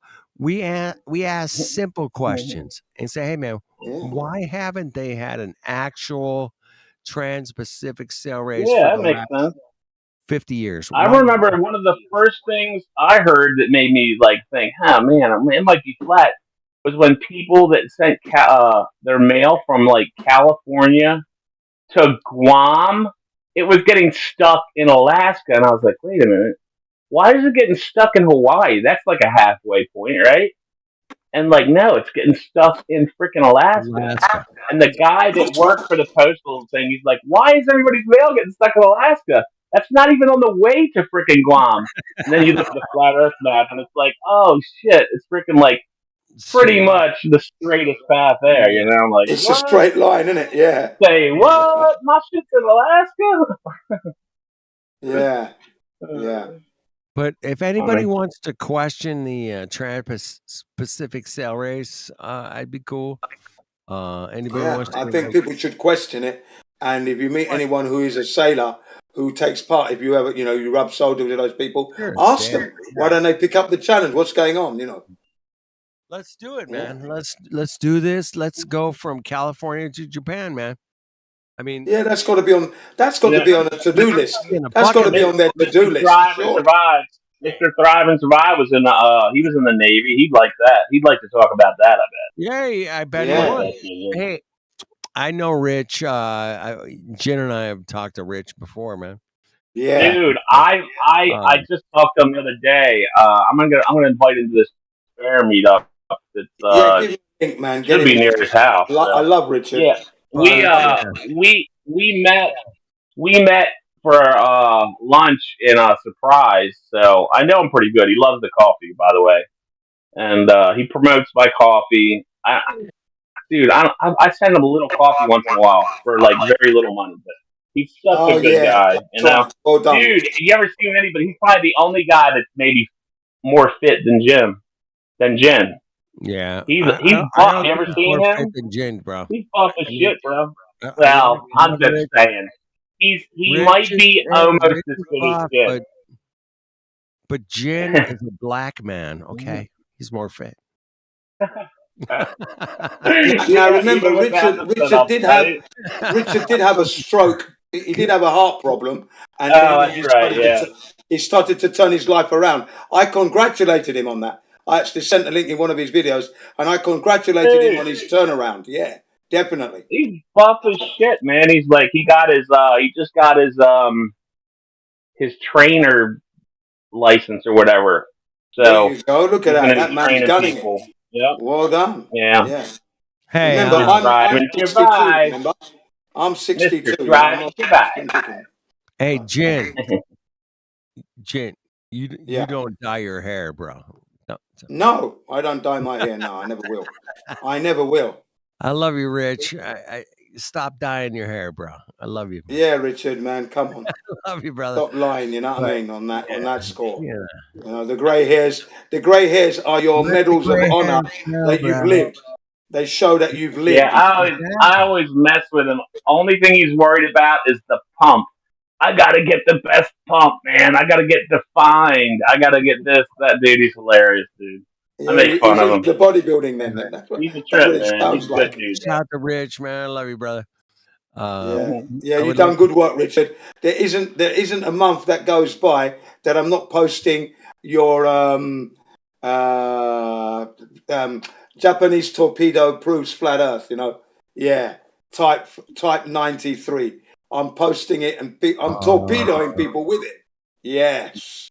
Before that, he had submarines prove flat Earth, and then he lost his channel and that was gone. But he brought up another one. So yeah, I love Richard, man. Yeah, Love man. him, man. He's done a lot of good work Hey. over the years. Hey, Jen, man, I lost my channel, bro. I know. You lost it last month. Or the month before last, May. Yeah, last month. Yeah, bummer, man. But carry on, man. I always say It's a carry medal on. of. It's a badge of honor. Badge It's a badge of honor. honor. Yeah. It is.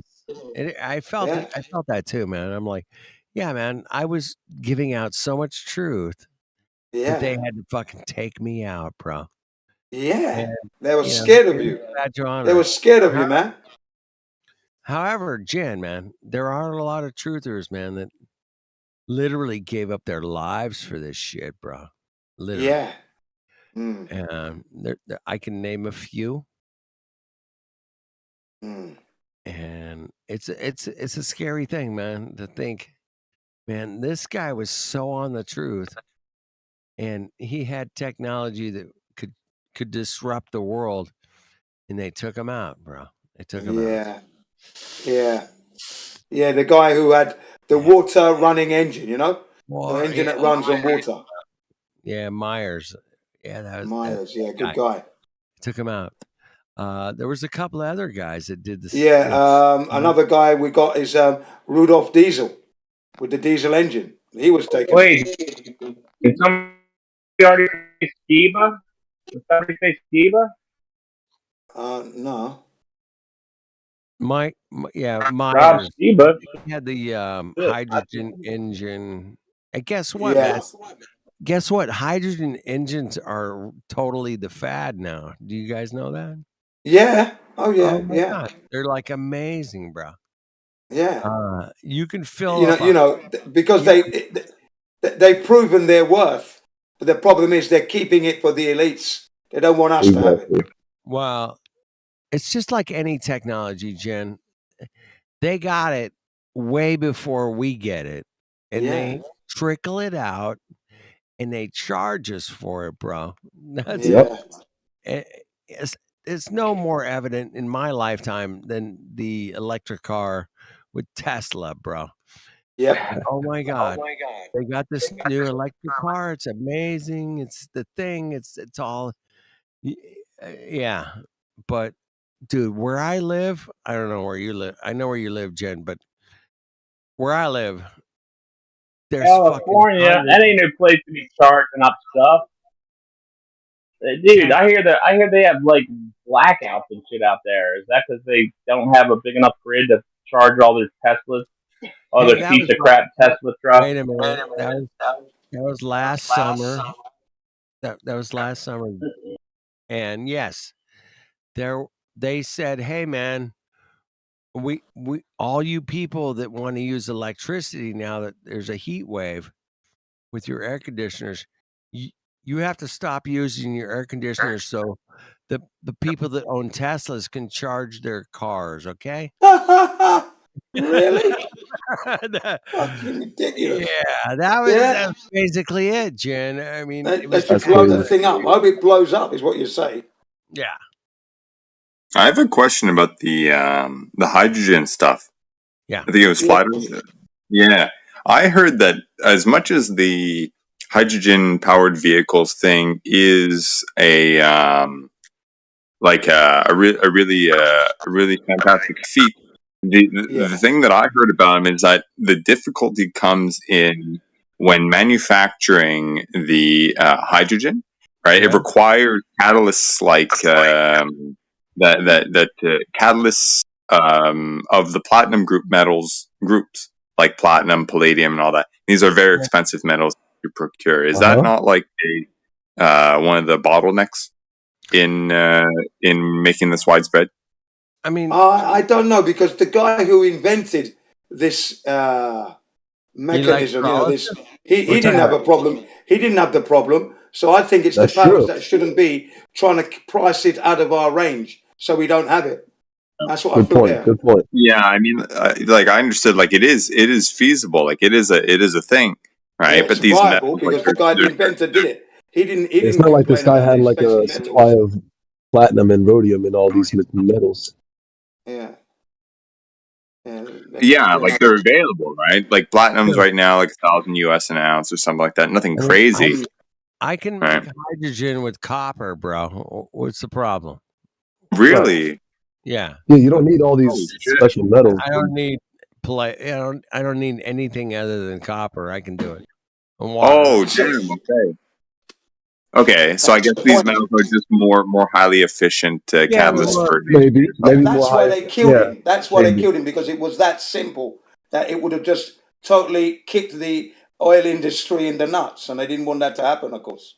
Damn, I didn't know you could use copper, man. That's pretty cool. Yeah, you can do copper, silver. What? Yeah, you can do zinc.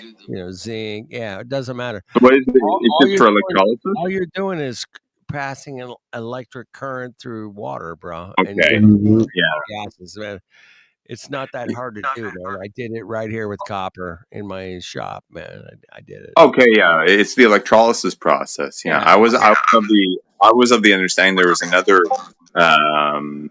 method at the high industry there's level. another method. Yeah, that's the industry wanting to make their money and maximize on their profits and make it more difficult than it needs to be. So and then it's gonna, how it always goes. if you're going to subscribe, it's going to cost you, as they do. Interesting. Well, at least good news is that copper's relatively cheap and silver is too, while it lasts. Yeah, you can find it. You could actually go to you can find a metal detector and go out there and find some. Yeah, copper. Yeah, back up the truck, boys. Good question, though, man. Good question, man. I do appreciate that question. I like it. Thank you. Yeah, that's a good point. It was a good question. Yeah, It was a because really good that's point. how we learn. That's how we learn, man. Yeah. Question everything. We're just here to question stuff and say, hey, man, how can we make hydrogen gas? Well, if you take 2 copper wires and put them in water and pass a current through them, all kinds of bubbles come up, and you trap bubbles, and you can produce hydrogen, bro. That's that easy, bro. It's not. Yeah. It's not complicated, bro. It's so simple, and that's the funny thing. They make the most simplest things the most complicated shit, bro. Yeah. They love to complicate the fuck out of the most simplest things. So they can go to school for it. So they can put them in school. You go to like the flat Earth when it's flat, but and it's a you globe. look at the level horizon, and you're like, "It's a globe, Mongos." And you're like, "What do you mean globe, dude, Yeah. bro?" All the kids are drawing. All the kids are drawing level horizon in their pictures, and Jin Sensei's drawing a curve, and they're laughing at me. They're laughing at me. I'm wrong, All right. Tell us, dude. Tell the story when you asked the students to draw where they lived, and they drew that nice straight line. But what did you do? Yeah, I drew a curve horizon. A curve horizon is what I drew on the board. On the board for the whole class to see, right? And smirks and giggling as I'm drawing it behind me, right, as I'm getting it done, right? Okay. And then when I'm finished now, all the kids, because I gave them about 40 minutes to do it. And the best pictures were going to win pens that I bought from Hawaii with sea creatures all over the pen, Hawaiian pens, okay? The best pictures, right? And everyone's giggling, even the teachers giggling at my curved horizon and everything, right? And I asked them, why are you laughing? And then the words they used was, Jin Sensei, sorry what you go, yo. They said, Jin, that's wrong. That's wrong, they said. Sorry what you go, it means that's not correct, right? And then I pointed to the globe on the teacher's desk. I said, but look at the globe. And then they just went, stone cold, shut up, quiet. Like that. Oh. Like on cue, shut up. Like that. And they just went, bang, quiet, looking at the globe, scratching their heads, grabbing their chin, looking at, and that went on for, if I didn't cut in, it could have gone on for 2 minutes. But I cut in at about 45 seconds. I said, you know what, you're right, Jin Sensei is wrong. Sorry, watch you go. And I started to rub out my picture. Okay? But they drew perfect level horizons, every single one of them. Level. So they know the truth. Subconsciously, it's there. Yeah, man. That was a great test. I think I just knew it. Study, bro. I really think that's an interesting study because you see people like, hey, man, what do you see? And they draw it. But yet in their subconscious, they're like, well, when you pointed to the globe, fuck that really spun their heads, bro. I mean, they went quiet. They went quiet instantly. Boom. Every class that I did was laughing at my curvature, Yep. curve horizon. They Curve laughed. horizon. Yeah, Yeah. curve horizon. They laughed, man. But they Teachers. knew that that's not in reality, bro. They Yeah, knew it. that's not right. Yeah. Well, that's Yeah. not right. I mean, come on, Jen, Professor Jen. How dare you throw it like a Yeah. curve? Well, Yeah. but that's And what then you knew. when I pointed to the globe on the teacher's desk, because that's where it sits. It sits on the desk or on the top of the bookshelf, okay? Right. Depending on the classroom. And I point to the globe, yeah, they just go quiet. You know, some of them are nodding their heads, like in agreement that it would have to be curved if we're on a board. You know, some of the kids are nodding their heads thinking, you know, they're nodding and they're looking at their picture and they're nodding because they know what they saw. You know? Yeah. I tell you that the psychology of the reaction is, you know, it's what's the word? It's diamond, it's gold. Just to see the reaction. You know? All Teacher right. laughing with the kids at Hey, me, you know. Jen, I'm Yeah. gonna reverse this on you a little bit. Now, Right. I'm a diabolical controlling freak that has trillions of dollars or whatever. And I want to teach people about what they live on. And I want to make them believe that they're on a ball shooting through outer space at millions of miles an hour. How could I do that, man? How could I do that? Well, you're just going to use all the latest CGI imagery that's out there. It's easy. It's in the books already. Yeah. You're not going to waste any money there. It's all available on you. You have your tablet. If you're a teacher, you know, you're in school and that, and you've got it on your tablet and you just show them. It's all CGI. They don't know it's CGI. So you're not going to tell them it's CGI. Maybe even the teacher doesn't know. They don't even know because I didn't know the images that I saw of the universe and the solar system. I didn't realize that was CGI until 2015, December 26. That's when the words CGI hit me. So up until that point, I'd never heard of computer-generated images. Although I didn't know to what extent it was being used. You see what I mean? I'd heard of the technology, but I didn't know how it was being applied. And I didn't know that the images that I'd seen over the years of the Earth was all CGI. Didn't know that at all. I thought that stuff was real. Because no one tells you it's CGI. It's not mentioned in the programs you watch. This is a CGI, computer-generated image. It's not. They don't tell you that. You see? So that's why if you're a billionaire or whatever, it's easy. Easy to deceive them. Very easy. Very easy. Remember, no one's validating anything. Well, they're validating curvature. Yeah. Right. And no one's validating anything. Remember that. We've had some attempts over the years to validate curvature. And right. However, their validation comes up a little short because they're using theodolites. And it's like, well, a theodolite's good for like maybe like 100 meters, maybe. Yeah. Maybe, bro. I mean, you're not going to get. There are some that can do several miles though, because the Brazilian bunch they did it over a lake, a reservoir, okay, and proved that 3-point theodolite triangulation, three of them, and they were all level. Elevation of equal. All the elevations were the same. No curvature. No drop in elevation from 3 of them. Damn, that's amazing. Yeah, that's just a slam dunk. That's what I mean. And they spent 7 years doing this. Not only that, but they went. The reason it took 7 years is because they went to Lake Titicaca, Peru, Brazil, France. They traveled the world to do this stuff. Yeah. Oh my God.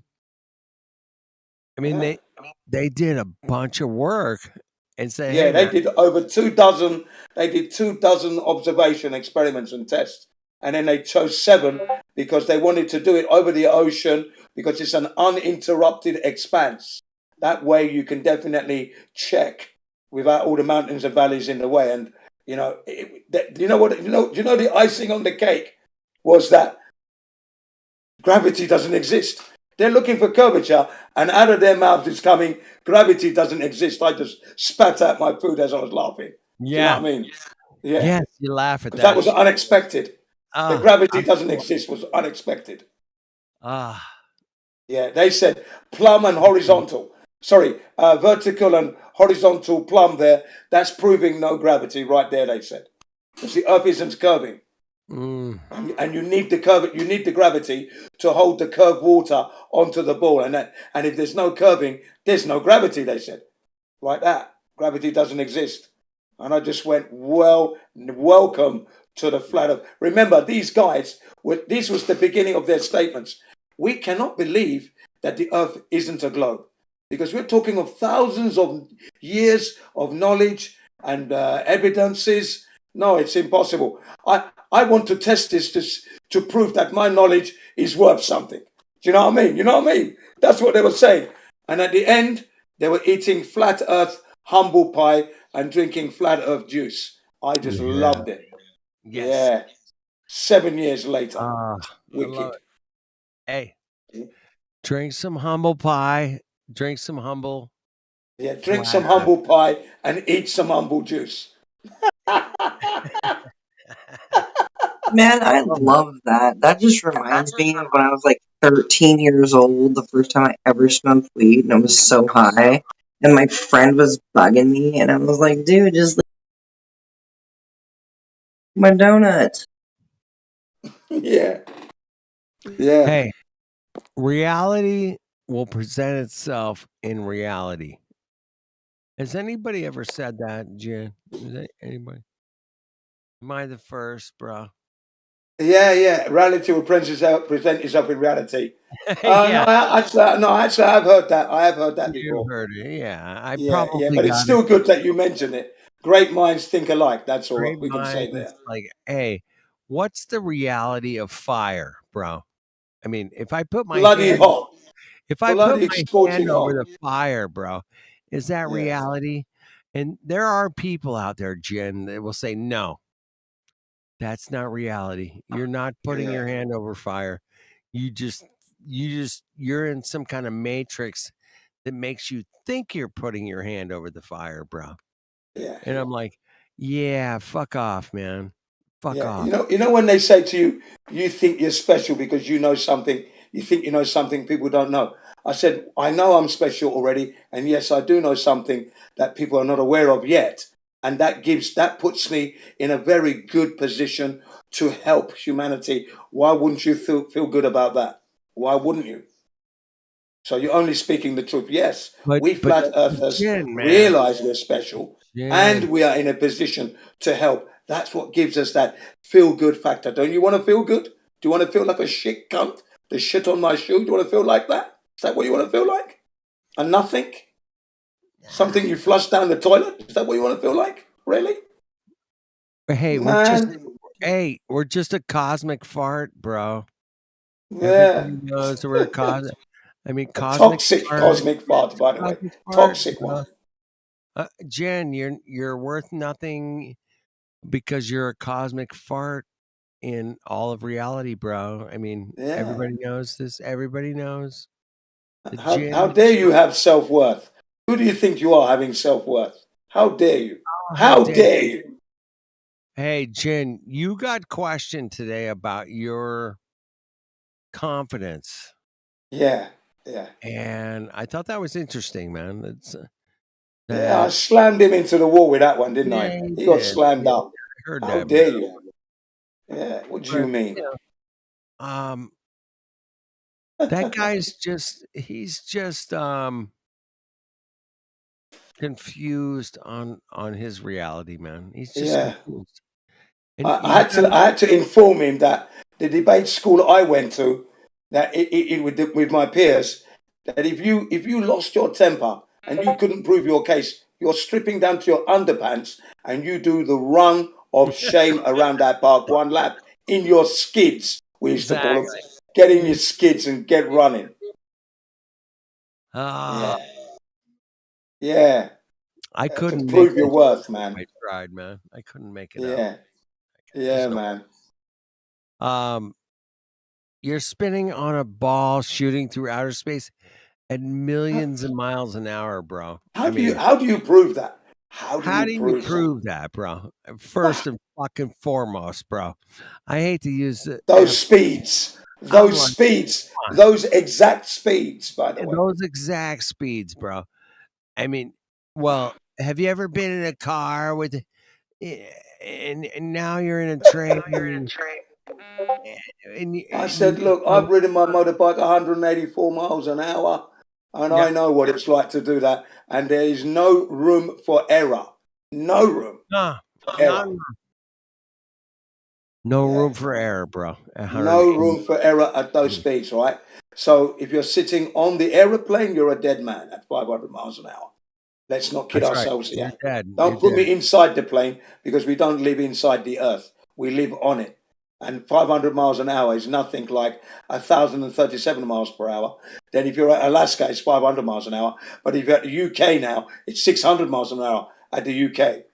And then if you're at the equator, it's 1,037 miles per hour. Yeah, go ahead, sir. Yeah, you notice how whenever we mention speeds, the globetards always revert back to, oh, but it's only 15 degrees per hour. They always lower it back to the smaller number so it doesn't sound bad. Yeah.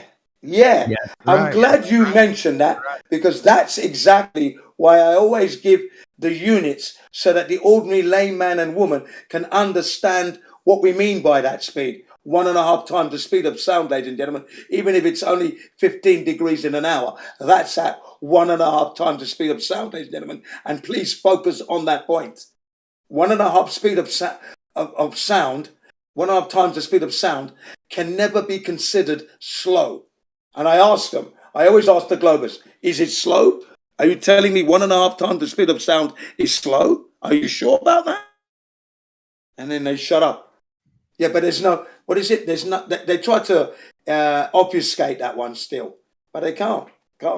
Well said, Mr. Matrix. Bang on. Yes. Good point, bro. Yeah. That's what they always do. They always try to minimize it or blow the numbers. The opposite is numbers out of control. You know? But I always bring them back. Jen, it's only 1 arc second, bro. Yes, the arc seconds. The arc second, that's the one. You know? You got an arc second. I mean, who can deny an arc second? I mean, come on. Yeah. It's so bad. It's so bad, man. That we have to put up with this, bro. But 10 to the minus 6 torr is 0.0000002 psi. Okay, that's what they say. That's nothing. I said yes. That, ladies and gentlemen, that might sound like nothing, but when you're trying to evacuate the air, that is magnitudes powerful vacuum. Okay, that's the thing. The smaller that number gets, the more violent the vacuum is, ladies and gentlemen. Okay, just because it's a 0.02 there, that means you are in hell's mouth. Okay, thank you. Yeah, because they like to minimize things or overblow things, like you said, you know. So yeah, they do that all the time. That is their MO. People like us here, we break it down and then give the listeners what it actually means in something that they can understand. You see, and the Globers don't like that. They hate that, because what you're doing is you're pulling their pants down and smacking their bum till it bleeds. Yes. Whipping them to shreds. Love it. Shredding their ridiculous situation. Yeah. And they have to mute me whilst they're screaming at the top of their voice. You know what I mean? Yeah. They're livid. Do you understand? Because the way I do it, I am like psychological screws that's just screwing into their head. And they can't kill me. I keep talking when they mute me. So when they unmute, they just hear my voice immediately. Coming out like a tap. Yeah. He talks right through all that mute. That's right. Why would I You shut be up? you be pile driving them seeds deep into those brains, huh? Yeah. I love doing that. I Yeah. just love doing that. Yeah, causing mayhem and disarray. You got to do that. Remember, they're calling us all kinds of names and retards and everything, tinfoil hat wearers, and I do it cleanly. I'm doing this cleanly as well. I don't have to use that much profanity, and they're in disarray, and I love doing that. It's important. Yes. I shall never stop. I shall never stop. My life had meaning. All that training has meaning now. Yes. I was destined to be this flat earth, heliocentric model destroyer. My training and my life has prepared me for this. I don't even sound like I'm 62. In fact, I'm getting younger every year. I get older, if that can be a thing, ladies and gents. Yes. I just love it. And I can still be moved to tears in all this. Yeah. Like seeing the earth from 24 miles off the earth's surface can most certainly move you to tears, without a doubt. All that levelness, the darkness, the sun's coming into shot, no rotation, no spinning through the universe, quiet, and then underneath those clouds, mayhem. And you think, if only they knew. Literally, man, it's good therapy, this flat earth stuff, ladies and gentlemen. It's good therapy.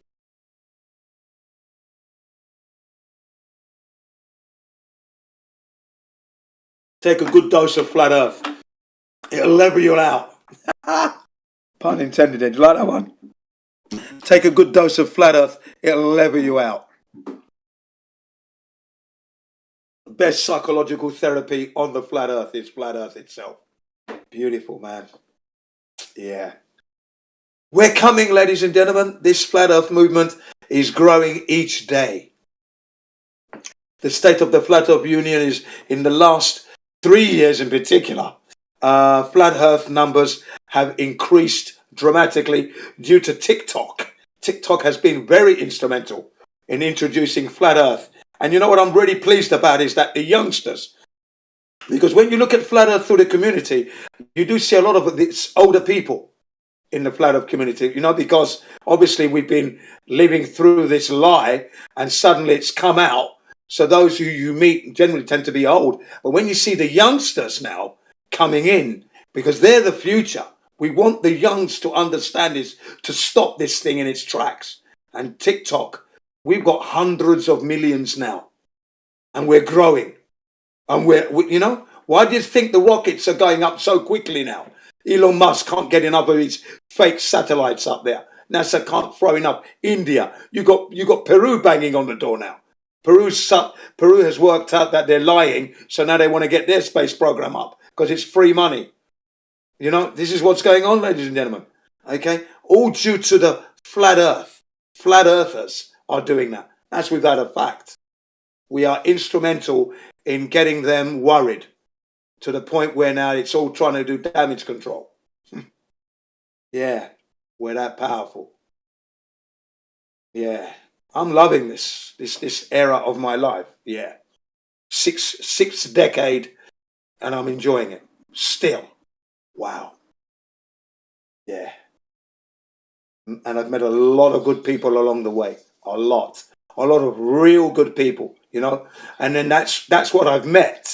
And then there are thousands of people that I haven't met yet who have produced good quality material, whether it's memes, documentary, music, all to motivate and expose the ridiculousness of the heliocentric model and to help you understand. These people deserve all that credit. They're the people. Yeah. Yeah, man. There's a lot of good people out there. That's why I know that when this revolution finally kicks in and we kick the government out and we stop the space program and all that nonsense, the real people are going to come out and Earth is just going to, utopia will ensue without a doubt. They're there waiting. They're there. Yeah.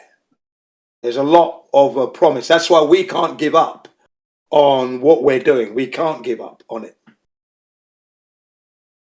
Yeah. Just got to expose everything of that. And countries like India are helping us. Whilst they're lying, they're still having accidents in their own countries. Airport roofs collapsing, especially after it was, what was the word, refurbished just a few weeks ago. Now it's collapsed. A section of the airport roof, crushing, somebody died, and pickup trucks and a few vehicles. Okay, the point I'm raising is that how can a country claim to be going to space with the technology that is required, and they're having problems with the airport's roof collapsing? But not only that, please bear in mind here, 2,500 bridges have collapsed since 1977. Any country with that record doesn't deserve to be in the G100, let alone G7 or G20, wherever they're trying to get to. What a joke. What a joke country. 2,500 bridges collapsing. And that's not the pedestrian footbridge. These are vehicle bridges, what vehicles use. It's a joke, ladies. There was a point, well, let's go back 5 years. It was like we're hearing a bridge collapse every other day in India. And when you look, you just think, oh dear, what kind of engineering did they use to do that? Bloody hell. A child with building blocks could have done better. Wow. Just absolutely horrifying. And yet they're telling us they've landed on the moon. They've got satellites orbiting the moon on an elliptical orbit. I love that word, elliptical. No. Get out of here. They discovered water on the moon, India. Really? No, I'm totally not happy with India and their lies. Okay? And only yesterday, or the day before yesterday, in my case, yesterday your time if you're in the West, like America and Britain and that would be the day before yesterday, this news hit that the bridge, the roof of Delhi Airport. Look it up. Delhi Airport, section of the roof collapsed, killing a person and destroying a pickup truck or something. Look it up, man. Look it up. Really, I just keep thinking, what else is going to happen? How could this be happening? This is a country that's gone to the moon. What's going on here? Yeah. We don't have that in Africa.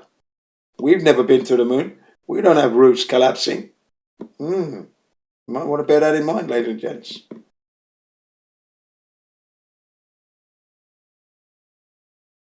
But yeah, such is the situation. Now, am I still in? Yeah. It's gone very quiet there. I don't hear anybody.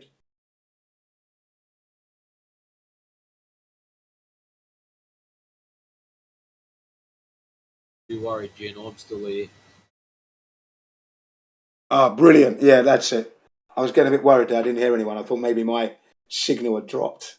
But yeah, do you agree with the points I'm raising? I mean, how can a country claim to be on the moon when they've got bridges like... How can you have a record of 2,500 bridges collapsing in your country over a period of, 1977 to today? And then yesterday and the day before yesterday, you have a section of your airport roof collapsing. Come on. And especially as it was refurbished and, checked 2 days before. I said 2 weeks. Yeah, 2 days before to a week. They'd refurbished and tied it up, buttoned down the hatches and checked it. And then a section collapses onto people. Terrible. No, ladies and gentlemen, we can't go to space. Space will kill anything we put in it. Anything. The vacuum will murder. Go ahead. The only space they're going to is the space between little kids' ears. That's it. That is it. That is it. Yeah. Yes. The space between their bum and that toilet seat, ladies and gents. That is it.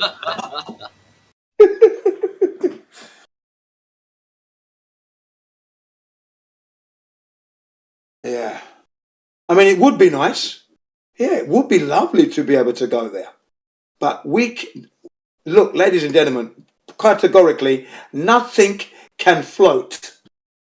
So there's no way that you can fly a vehicle 62 miles up where space is supposed to begin, and as you transition, suddenly you're floating. That does not happen. We cannot do that. Okay? We cannot do that. That's not happening. Okay?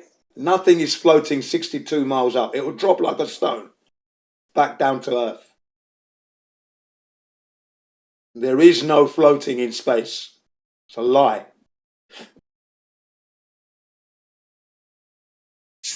Bingo, because Newton, what was it? What goes up must come back down. It's a very basic thing we were taught. Yeah, yeah. And then you've got this blistering speeds of 17,500 miles an hour that the ISS is meant to be orbiting this ball Earth that doesn't exist. No one's measured it. Okay, all right? But it's in the thermosphere. So things just get hotter. Things don't get hot and then cool down. There is no cooling down. It's just going to keep getting hotter because you can't get rid of the heat in the thermosphere. You can't. Where do you get the heat? How do you get rid of that heat? There's nowhere to vector it off. It's a vacuum. It's devoid of air. But yet you're operating in that medium of the vacuum with the thermosphere, and you're doing 17,500 miles an hour. That's 25 times the speed of sound. So, oi, 25 times faster than I'm saying. Oi, come on. How fast? Can you say it that quickly? I can't even begin to say it that quick, ladies and gentlemen. I'm trying to speak faster than I can speak. Can you do that, anybody? Can anybody do it?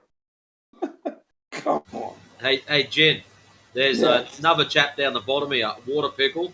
I'm going to unlock him. If he chooses to misbehave, he might get muted back up again. But I've got to duck away for about a minute. I'll let you have a chat with him. Yeah, we'll have a discussion. Yeah, why not? And he can join us and discuss with the young woman that's in here as well, and she can also help him because I like to hear women discuss Flat Earth and Hank. So yeah, let him in, please. Alrighty. Cool, Jen. What's up, man? Okay, Water Pickle, please do not talk over people. There's a young chap up the top, Jin CBR1, very knowledgeable in this field. So, wisdom is at your hands. I'll be back in a minute. Thank you very much, Matrix. Thank you. Welcome, Water Pickle. Hey, how's it going, man? So I heard what you said about how you think the claim is when you go up into space, there's a certain point where you just start floating. That's not really true. That's not what is claimed. But also, then you said something about the thermosphere and how it's some extreme temperature, and that is true. But heat can only transfer like through radiation or a medium, and the air is really thin up there, almost non-existent. So high temperature doesn't transfer the same way that it would here under like 1 atmosphere of pressure. So. That's right. So what we're saying is that the ISS would just keep on heating up because there is no way to vector off the heat, not even through radiation. There's no way. Not up there. Not at 250 miles off the Earth's surface. That's why there's very large radiators on the ISS. Oh, really large radiators now, yeah? They do radiate heat. So. Yeah. Do you have a picture of the curvature of the Earth? Because this is a luxury. Yeah. We're affording you the ISS, but of course, you haven't proven to yourself, right, that the Earth is a globe. How did you do that? How did you prove to yourself? Hang on. How did you prove to yourself that the Earth is an oblate spheroid of which you are receiving spherical pictures from NASA? And what methodology did you use to confirm? Please tell the listeners. Well, I've seen the ISS, so like in the sky. No, so sorry, that's not it. That's not it. Up there going that's really not fast. the answer. I asked. I've never been there personally, but I've seen it. Yeah. No, the question, ladies and gentlemen, notice how he's not listening. I said to you, how did you confirm without a doubt that the Earth is an oblate spheroid? What methodology did you use to confirm that? Okay? How did you confirm that? Go ahead. Well, I can't personally confirm it without observing the ISS like in the sky. That's the only way I could personally confirm it. Okay. Because I don't have access to rockets. I can't send myself up there to actually go see it. Okay. But I can see it from a distance. Okay. So, ladies and And gentlemen, nothing else can act like that. Also, there'd be no motive for NASA to try to fake an ISS, and there'd be an ISS up there. Just it doesn't connect. Nothing makes any sense. yeah, $80 million a day, ladies and gentlemen, is good motivation to lie. $29 billion, $200 million this year's budget. $80 million a day. Here's why it isn't, because the military already sucks up $1 trillion a year. Not to mention the government has full control over what like money is printed by the government. It doesn't really require the people to exist. So ladies and gentlemen, they can black budget all they want without NASA. It's not really a necessity. ladies and gentlemen, they do black budget. $80 million a day is a very good motivation to lie, but you failed miserably. Ladies and gentlemen, I'm going to put it to you as well as to this young man, Water Pickle, right? Ladies and gentlemen, when you are told something measures this by this by this, does it mean that you can measure it? The answer is yes, of course. So if somebody tells you the Earth is 24,901 miles in circumference, and then you use the pi radius there and you work out that it's, 3,959 mile radius, and if you use the Pythagorean theorem of 8 inches per mile squared, it means we should be able to go to the Earth's surface now and measure it. What do you say, Water Pickle? Should I be able to measure the Earth and measure that curvature if I'm given the numbers? Well, yeah, you should, and you can. Okay. What do you mean you can? You just said, don't interrupt me. You just said, I can't do that.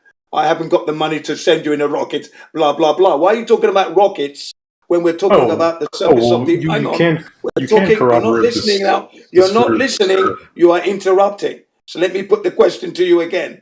Why would you be talking about rockets when we're talking about what the surface of the Earth is doing? We don't need rockets to know that. For sure. Totally. Right. Get on with it. We just need to observe. How did you validate that? How did you measure? Just to finish the rocket thing, I do urge anyone who's listening, to search up the Earth from the ISS and then just go to images. And there is a lot of pictures and tons of video, because the ISS has been up there for 20 years. So I need you to look at the chat right now, Water Pickle. 20 years worth of it. Water Pickle, can you look at the chat, please? There's an image. Yeah, sure.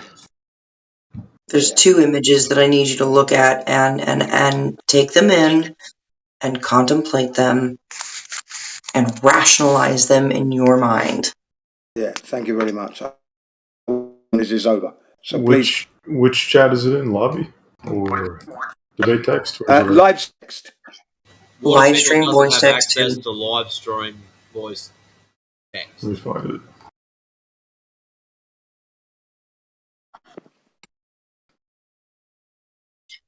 He needs to be able to see. He needs to be able to see the chat. Can you see it, Water Pickle? No, I don't have permissions. Oh, that's a shame. Is there anybody who can give him permissions to view, at least see what's going on in the chat? Can anybody give him permissions to see the? He did have permissions. Yeah, he's got to see what's going on.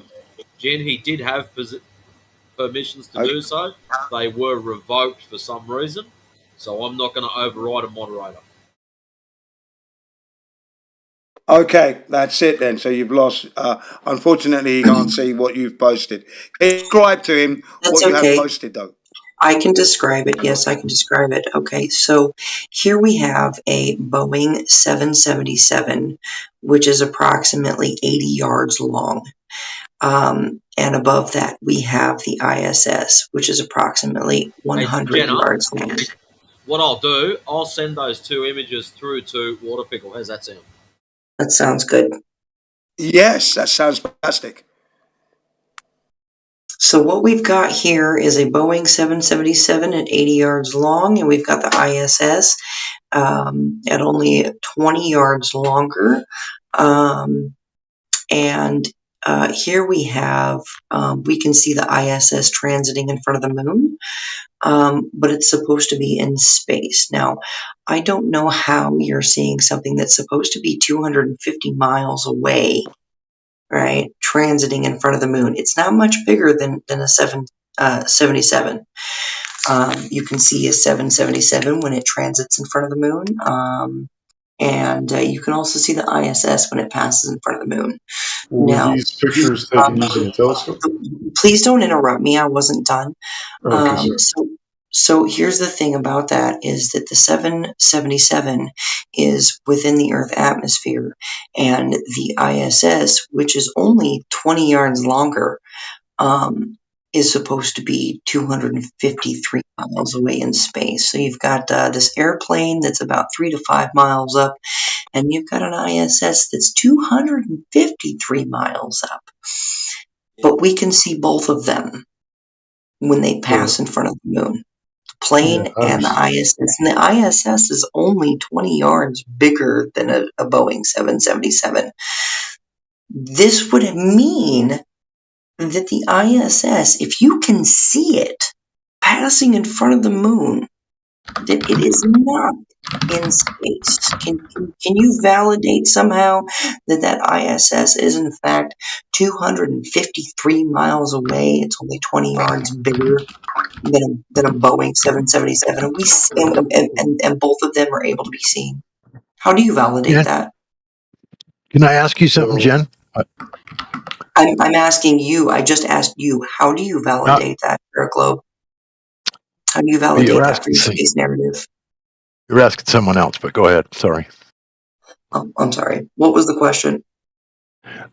When the ISS goes in front of the moon and the Boeing jet goes in front of the moon, are the sizes when it transits the moon? Is there a way that you could compare the two sizes of them? What you see up there? I mean, like, is it a millimeter long, a half a millimeter long? Because if it's even anywhere close to the same size, then that means it's the same distance. You know what I mean? Yeah. That's what I'm saying is that if a Boeing 777 is only 20 yards shorter than the ISS, and we can both see them passing in front of the moon, then neither of them are that far away. Is what that would indicate. I just double checked the measurements, and the ISS is 118 yards long, and Boeing 777. Oh, my bad. I was off. 69 I was yards. off by 18 yards. I'm sorry. Oh no! Well, no. A Boeing is 69 yards long, not 80 yards long. So my bad. It's only a slight discrepancy. Boeing 777. It's only a slight discrepancy. Yeah, it's only a slight discrepancy. There is a slight discrepancy. Within a few yards distance, there's a slight discrepancy. However, it's a 30-yard difference. It's pretty big. Right. No, I get that. But this ISS. I'm sorry. Am I interrupting you? The question. Sorry to interrupt you. The question and the problem still stands. Okay. The problem doesn't go away because of a little discrepancy. Sorry. Carry on. For sure. Yeah. Yeah. So here you have these two things that aren't, they aren't too much different in their metric size. Okay, and the fact that we can observe each the Boeing and the ISS pass in front of the moon. Okay, that would mean that the ISS is not quote unquote in space. Call it low Earth orbit if you want, but that thing is not in quote unquote space. It's not 253 miles away. Well, it seems like that picture of the ISS and the moon right there was taken with some sort of magnification. So, also, I didn't get sent a picture of a Boeing passing in front of the moon either. So I have nothing to compare it to. I was only sent the incorrect measurements, and then the moon with the ISS going over it. Mm-hmm. But you realize that you do understand. You're seeing the plane. Sorry to interrupt you, Jenna. You're seeing the plane pass in front of the moon. from anywhere between 3 to 5 miles up. Okay. And then we're seeing the ISS pass in front of the moon at 253 miles up. And both objects are nearly the same size. But I wasn't sent It the doesn't make any comparison. logical sense.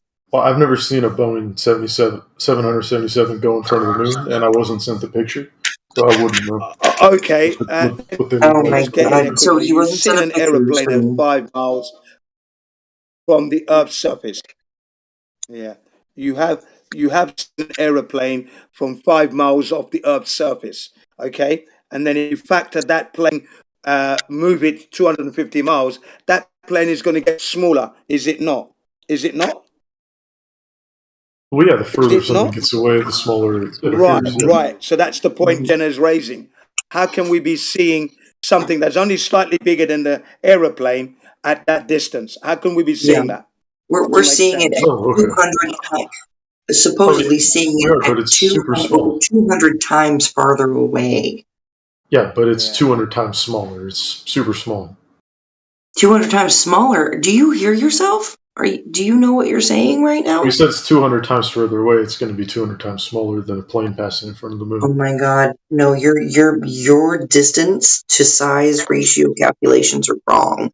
Okay, well, I might be wrong about that, but it's going to be considerably smaller the further away it gets. So yeah, the ISS is smaller than the plane going in front of the moon. The ISS. One more time. Okay, the ISS is not much bigger than a Boeing 777 or a large international jetliner. Okay, the jetliner, right, is only anywhere from 3 to 5 miles up. The ISS is allegedly 253 miles up. You should not be able. Here's the thing: you should be able to see the plane, sure, but you should not be able to see that ISS passing in front of the moon ever. Sorry. Yeah. Why shouldn't you be able to see it? Not with the naked eye. It'd be too small. Right. Not with the naked eye. And not with your and not with your regular ass camera either. Water Pickle, there's a thing called angular resolution. Please That's go the and thing. look That's it the one up. I'm looking for. Yeah. Angular resolution. So you shouldn't be able to see it with your eyeball. You wouldn't be able to resolve that. It's too far away. Impossible. Well, Do you understand? You probably would be able to see it, but it would just be a blob. Thank you, Bree. Thank you, Bree. Thank you, Bree.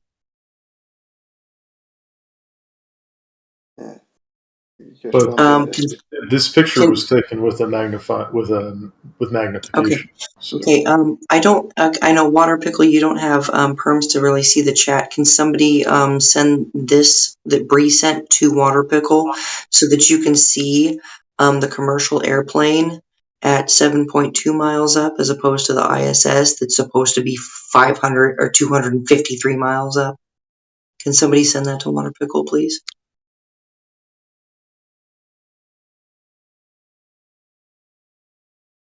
Off by 9. That's not too bad to be off by, Adam. Off by 9. That's not bad. Yeah. That's really It's not bad, at all. actually. No, that's what I said. It's a Off by small. 9? It's only a slight discrepancy. Yeah, Slight. I mean, nothing. The problem doesn't go away. Wait, are you Doesn't talking go about away. the sizes of the size difference of the Boeing and the ISS? Are you talking about that? Yeah. It's not 9 yards. It's considerably yeah, more. so It's like something like 30 yards. So 30-yard difference. okay, I said 20 yards. Yeah, Okay, it's not yeah, a lot. off by 9. That's still a slight discrepancy, right? And it doesn't make the problem go away. It's actually 38-yard difference. Okay, that's fine. It doesn't make the problem go away. Yeah, but the problem doesn't exist because You know? Do you even know what the problem is? yeah, you think that you shouldn't be able to see the ISS, but you obviously can. Okay.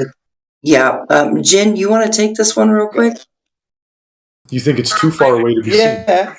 250 No problem. miles No is too problem. far for it to be seen. Maybe Jin can explain it better than me. I don't know. Okay, the You think problem that is 250 miles is too far for it to be seen? Jen, before you take Yeah.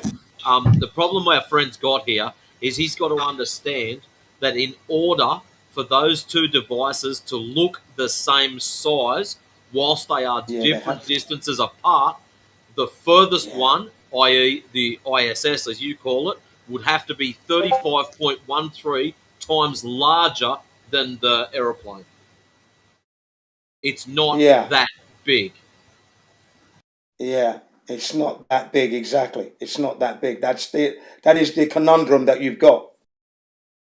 Basically, if you are But the seeing ISS both, does must exist. be around the same vicinity. So what They is must what's be in the being same imaged? vicinity.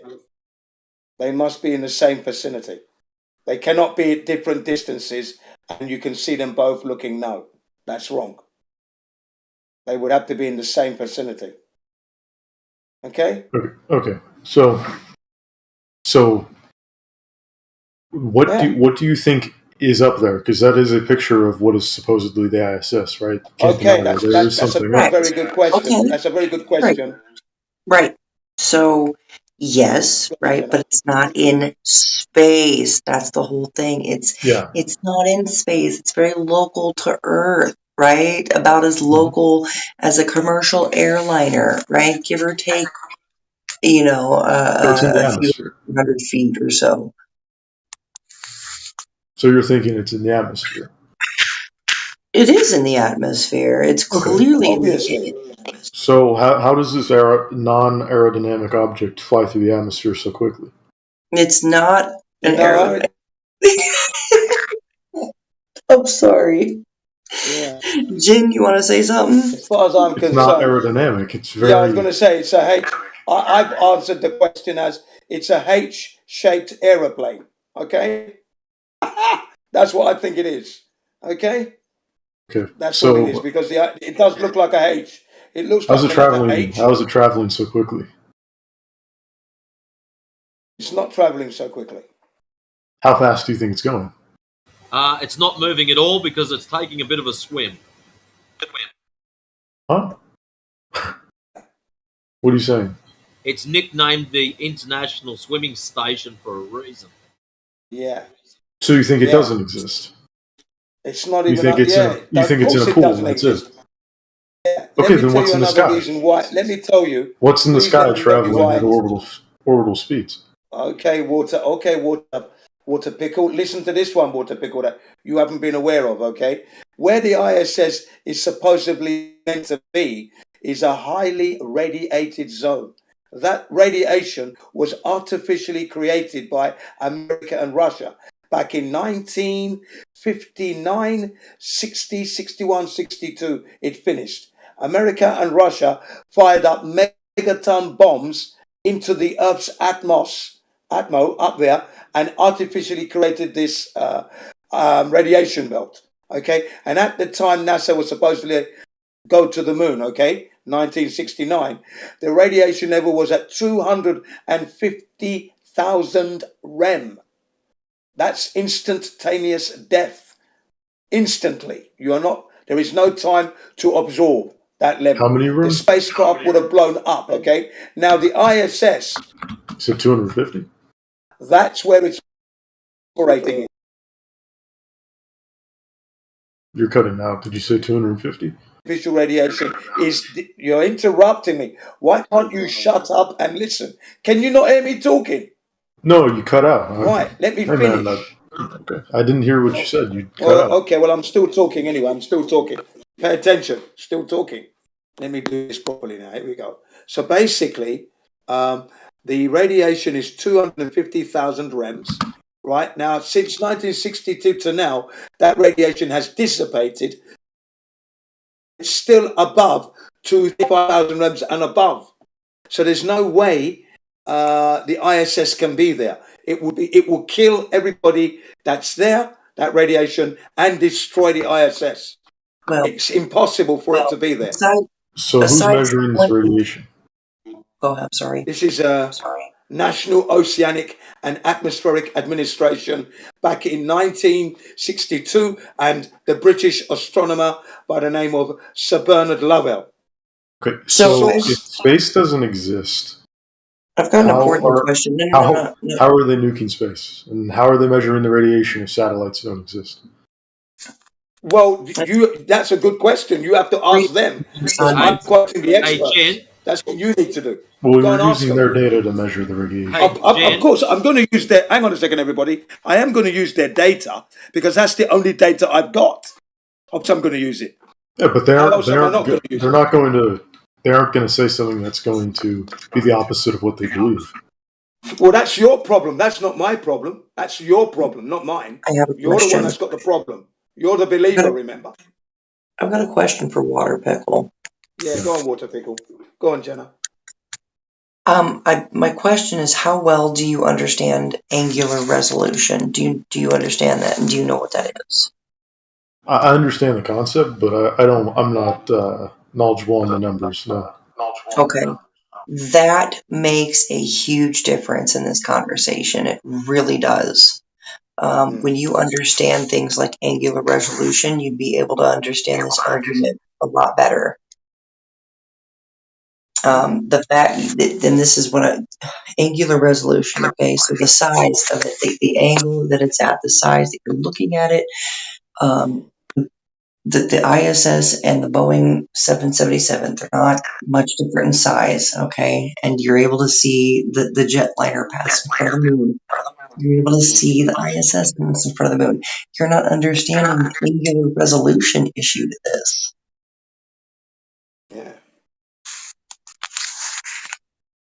They must be in the same vicinity for them to look the same size, and it cannot be that one is further away. It would look much, much smaller than the Boeing 757, I think you called it. It would be much, much smaller, the ISS, because it's further away.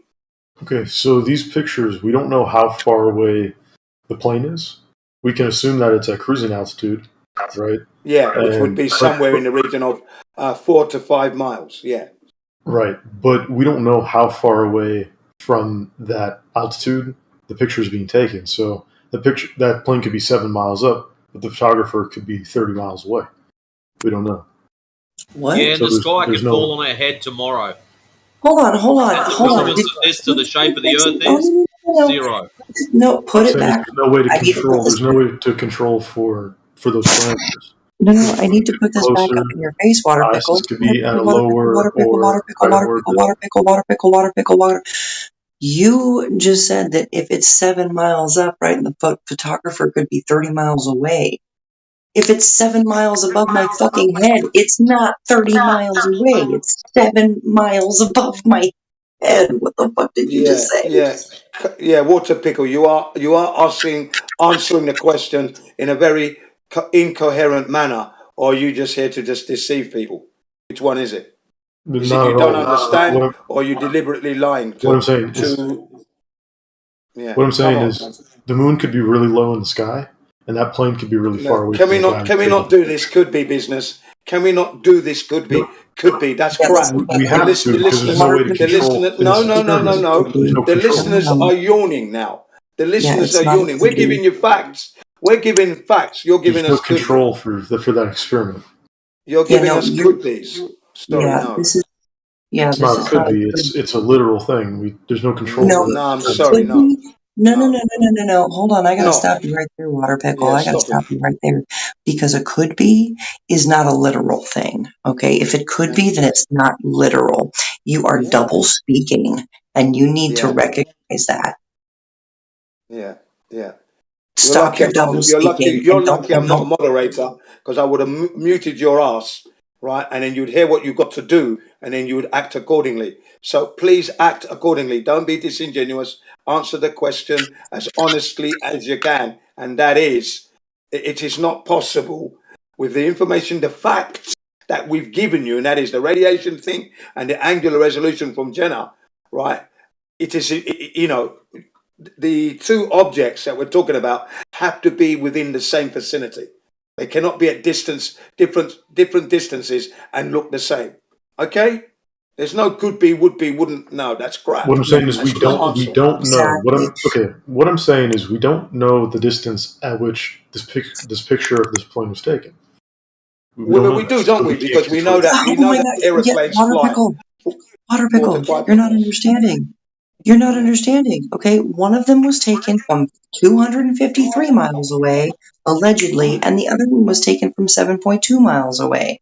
Okay, what do you mean you don't know the distance from when Yes, you may know the distance of the plane's altitude. Sure, assuming that it's at its cruising altitude, but you don't know how far away that is. You know how far away the cruising altitude is, but you don't know how far away in distance that plane is. If I could pipe in real quick, I think the point that you're missing, Pickle, is that the ISS should not even be visible in that photo. Correct. He's ignoring that. That's the whole point that they're trying to make.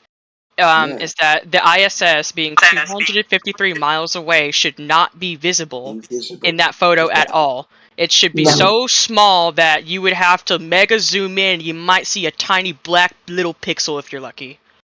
It should not be visible at all. So, It's like we can't use that plane to prove that because we don't know. It doesn't have to. It doesn't matter what plane it was. It doesn't matter if it was a helicopter.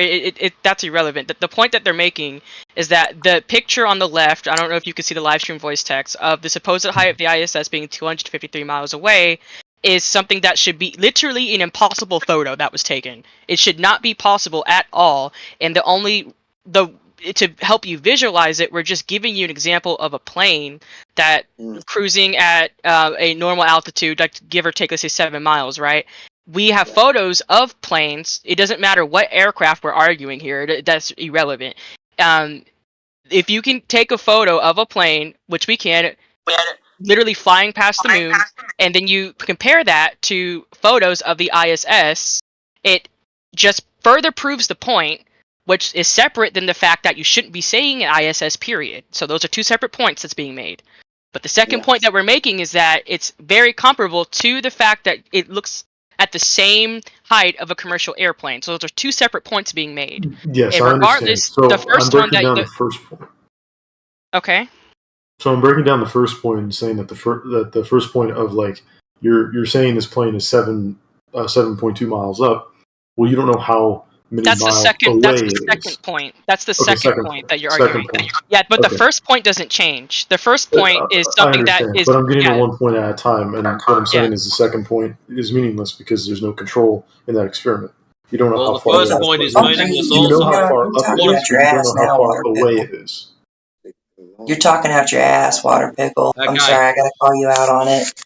Your first point, Yeah. Water Pickle, is useless also because your claimant of the ISS being at whatever height cannot be verified or proven. So you saying we're wrong about our aeroplane, we'll say you're wrong about your ISS. So both points are neutral. So now what proof have you got of curvature? So let's get back down to the ground. Yeah, that's where I was heading. I was heading to that. I just wanted to hit him with one more fact about the ISS, and that is it's said to be falling around the globe. Yeah? How do you validate that? You could It's also falling. calculate the angular size too. If you know the size of the ISS, the station, and the claimed distance, you can work out that angle. And if that angle's too small to resolve, then it's not possible to see. That's how that works, and that's something you can do. Thank you very much. Exactly. Hey, And the idea that something can fall around a spherical object is just fantastically absurd, ladies and gentlemen. Okay? But anyway, back to the If you surface don't of the understand Earth. what gravity is, No, then no, I do understand. Please don't say what it is you don't understand who you're talking to. That's what you don't understand. Now, just pay Okay. attention. Another So- question for you. Another So I'm not question going to keep for talking you. to you guys. If I keep Another going question for you. Another question Yes. for you. Pay attention. Water Pickle. Pickle of water. Now, listen up. How did you validate that the Earth is curving at 8 inches per mile squared? What methodology did you use to do that? Or didn't you check? That's all you got to answer. Did you check it? So I don't know why we're gish galloping. We're at No, one you're topic, gish and now we're galloping. moving You're to the a one that's different gish topic. galloping. We stuck to the surface of the Earth. You wanted to go up to the stars. We're bringing you back down to the ground, and we're asking you, stop obfuscating my question. How did you validate the surface of the Earth with the 8 inches per mile squared Pythagorean theorem? How did you measure the Earth to know it's curving? Did you check it or did you not check it? No, I have not personally checked the curvature of the There Earth. you go, ladies and gentlemen. There you go. The man has got Because no I don't case. need to. Yes, Because you do need I don't need to. It was Ladies and done gentlemen, 2,000 years ago. ladies and gentlemen, you don't look to the stars to measure the surface of the Earth. So when you ignore the surface of the Earth, then you're not telling the truth. Okay? Hold on, Because Jim. the Earth No, is meant to be measured at 8 inches per mile squared. It's a 24,901 mile circumference, radius of 3,959. He is meant to be measuring that. That's how you confirm and validate. There is no other method. There is no other method or standard. There is no other method or standard that would be acceptable for the truth to be known. Yes, You but must other people have Stop measured the curvature of the interrupting. Earth. Stop interrupting. You must measure the surface of the Earth to know. I've measured. Have you measured That's why I'm shouting Have at you measured the surface of the Earth? Yes, It I've measured the measures surface flat. of the Earth to know it's not curving. Yes, I've done that. It measures Okay. flat. The water, all of the water on Earth measures flat. Who else? Flat Who else lands. here has measured the curvature of the Earth? So Or here's the non- thing, water people, though, is everybody else might have glazed over it. Everybody else might have glazed over it, but I didn't. Okay, I hear everything. And you said that everybody's known the Earth, that the Earth is a globe for 1,000 years. I want you to take a look at this little news article here from 1900. Okay, this is Minnesota, Saturday, April 21st, 1900. Says Earth is round, and he may be thrown into prison. It seems that schools in Portsmouth have been teaching the damnable and heretical doctrine that the Earth is a sphere. So you see, they were teaching flat Earth in schools in the 1800s, all the way up to the 1900s, until about the time that the Rockefellers took over the school systems. I was This just about to say is stuff not that you federally don't funded know. schools. This is a So history. I'm getting interrupted, and I wasn't even done. So this is history that a lot of people don't know. Did you know about this? yeah, so I didn't know about it, but that's because you think that because the Rockefellers funded federal schools and it was uniform across the board, that education, that is, was uniform across the board, you think that they're teaching misinformation. But it's the other way around. It's that because of the fact that it wasn't being funded by one individual or one group. And why are we using soundboards? Because we can. Does it trigger well, it's you? ridiculous. Well, yeah, because it breaks the train of thought. We're having a serious conversation. I about can something that's kind of still immature. think through the soundboards on you. Yeah. Well, anyway. Yeah, I'm okay. I got no worries. When there's a unified way of teaching something, it tends to be the same all over the place. So this one school in Portsmouth may have taught the Earth was flat, but that doesn't mean that the Earth is actually flat. Because I'm sure that was probably one of the only schools where they taught it was flat. Hold on. It was not just this one school. School in Portsmouth, England. Yeah, it was not just the school. This may be the one they have, but it was not just that one school. It was every school back in the 1800s all the way to 1900s. So Is there any proof of that, though? He's reading the article. No, but that's literally that school in Portsmouth. The article, it's got to hang on. The article has a date, time, year, place.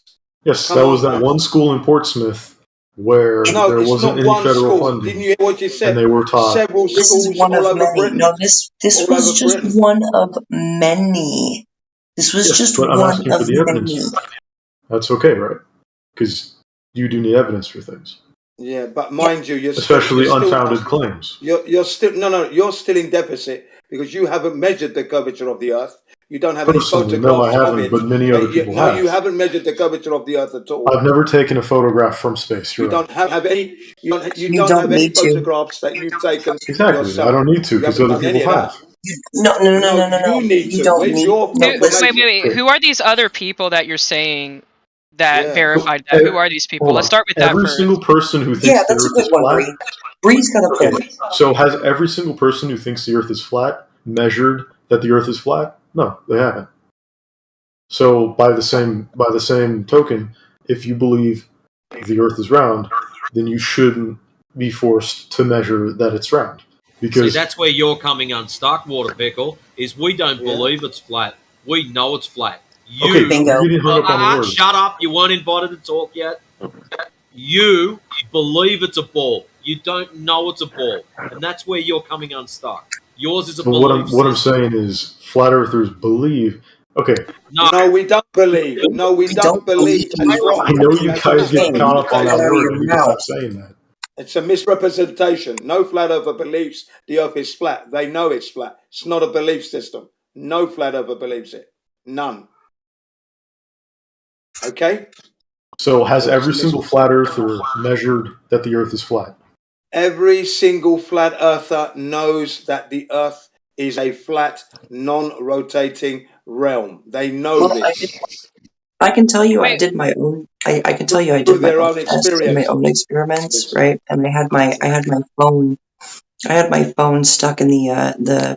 I set it up on the rocks, right in front of the shore, like right on the lake line. Literally, just 1 foot from the lapping water on the ground. My foot is, or I'm sorry, my phone is what, like 5 inches tall, 6 inches tall, right? Something like that. So 6 inches off the surface of the water, I could see 5 miles across the lake. I shouldn't be able to see that. So I shouldn't, on a globe, I shouldn't even be able to see 3 miles across the lake from a 6-inch observation height above the water. Do you understand? Yeah. So what I say is I encourage everyone who thinks the Earth is flat or knows the Earth is flat or whatever words you want to use to actually measure. Wait, hold that on. the Earth is flat. So We've already done that. wait, I've already done if I that. can please talk to Water Pickle just for 1 But second. has everyone? So hold on. That's What you're what you require. saying is fallacious. First off, let's explain why though.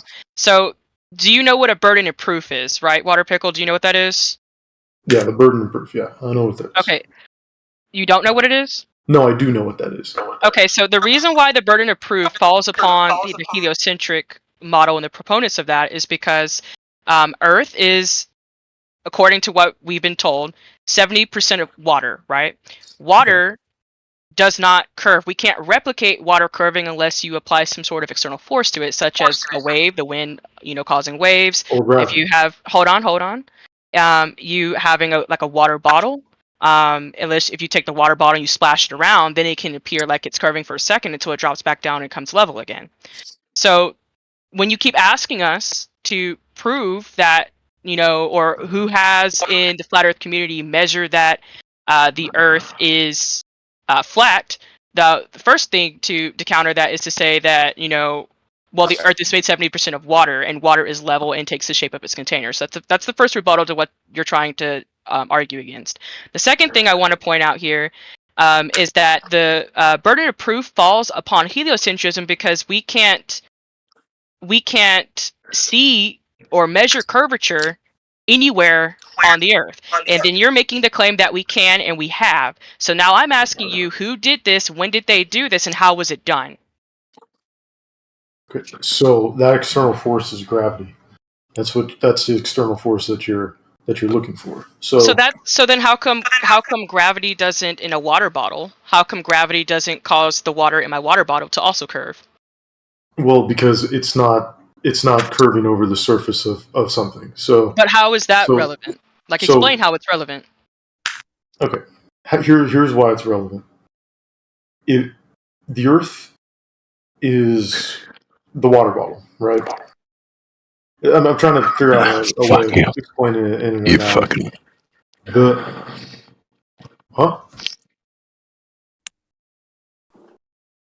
Carry on. Who was talking? Someone was saying. Carry on. Let him finish. Just finish, Water Pickle. Okay. So the Earth is a water bottle. That's where you were at. Yeah. So the surface of the Earth, right? Where the oceans are held within, would be the water bottle, and gravity would be okay. So I'm trying to think of like an analogy. It doesn't really work I would with a say water that bottle. gravity would be the container. Gravity is the container, but No, the direct question that I would like to stay on one topic with Water Pickle. The direct question I asked him was, how is water curving? And he's saying that the answer to that is gravity. So I'm asking him how to explain that. Well, it's curving over the surface of the Earth. Okay, but if I set a water bottle on the ground adjacent to the sea, how come it doesn't suddenly start curving? Well, it's not as big as the sea. But how big the body of water? How does that suddenly make water curve? Like why does gravity choose? Well, it makes it viewable because it wouldn't be curving. But we don't see curvature at sea level. We don't see the curvature. That's the problem. But you do. He just basically said that it will curve in the smaller bodies of water. He's a fucking numpty. Yeah. What I'm saying is it can't curve in a small body of water. That's not how that works. You should look in your messages, dude. Spamming you. I have looked in them. Okay. So how can It's you? a fundamental misunderstanding of things. No one's misunderstanding. It's a fundamental misunderstanding, but you're struggling to answer a basic question about how gravity works without contradicting yourself. Well, I'm not, because I'm trying to use the water bottle example, but I figured out that it doesn't work that way.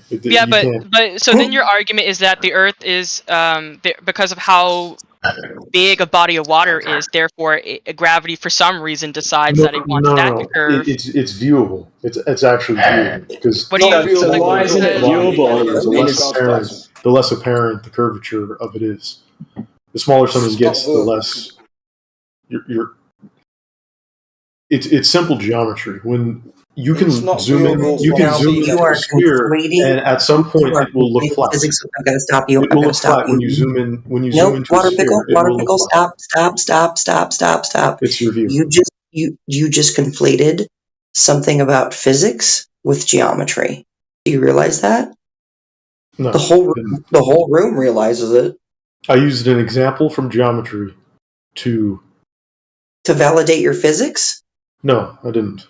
Yes, you did, because we were talking about the physics of water, and you're saying that the Earth being a globe. But you have to take geometry into account. So you expect something small to be the curvature of something small on the Earth. Physics. A small slice. You expect a small slice of the Earth to be viewable as a curve, but that's not what I asked you. That's you take a basketball or a soccer ball, of what I asked you. Are you pickle? Shut up for fuck's sake!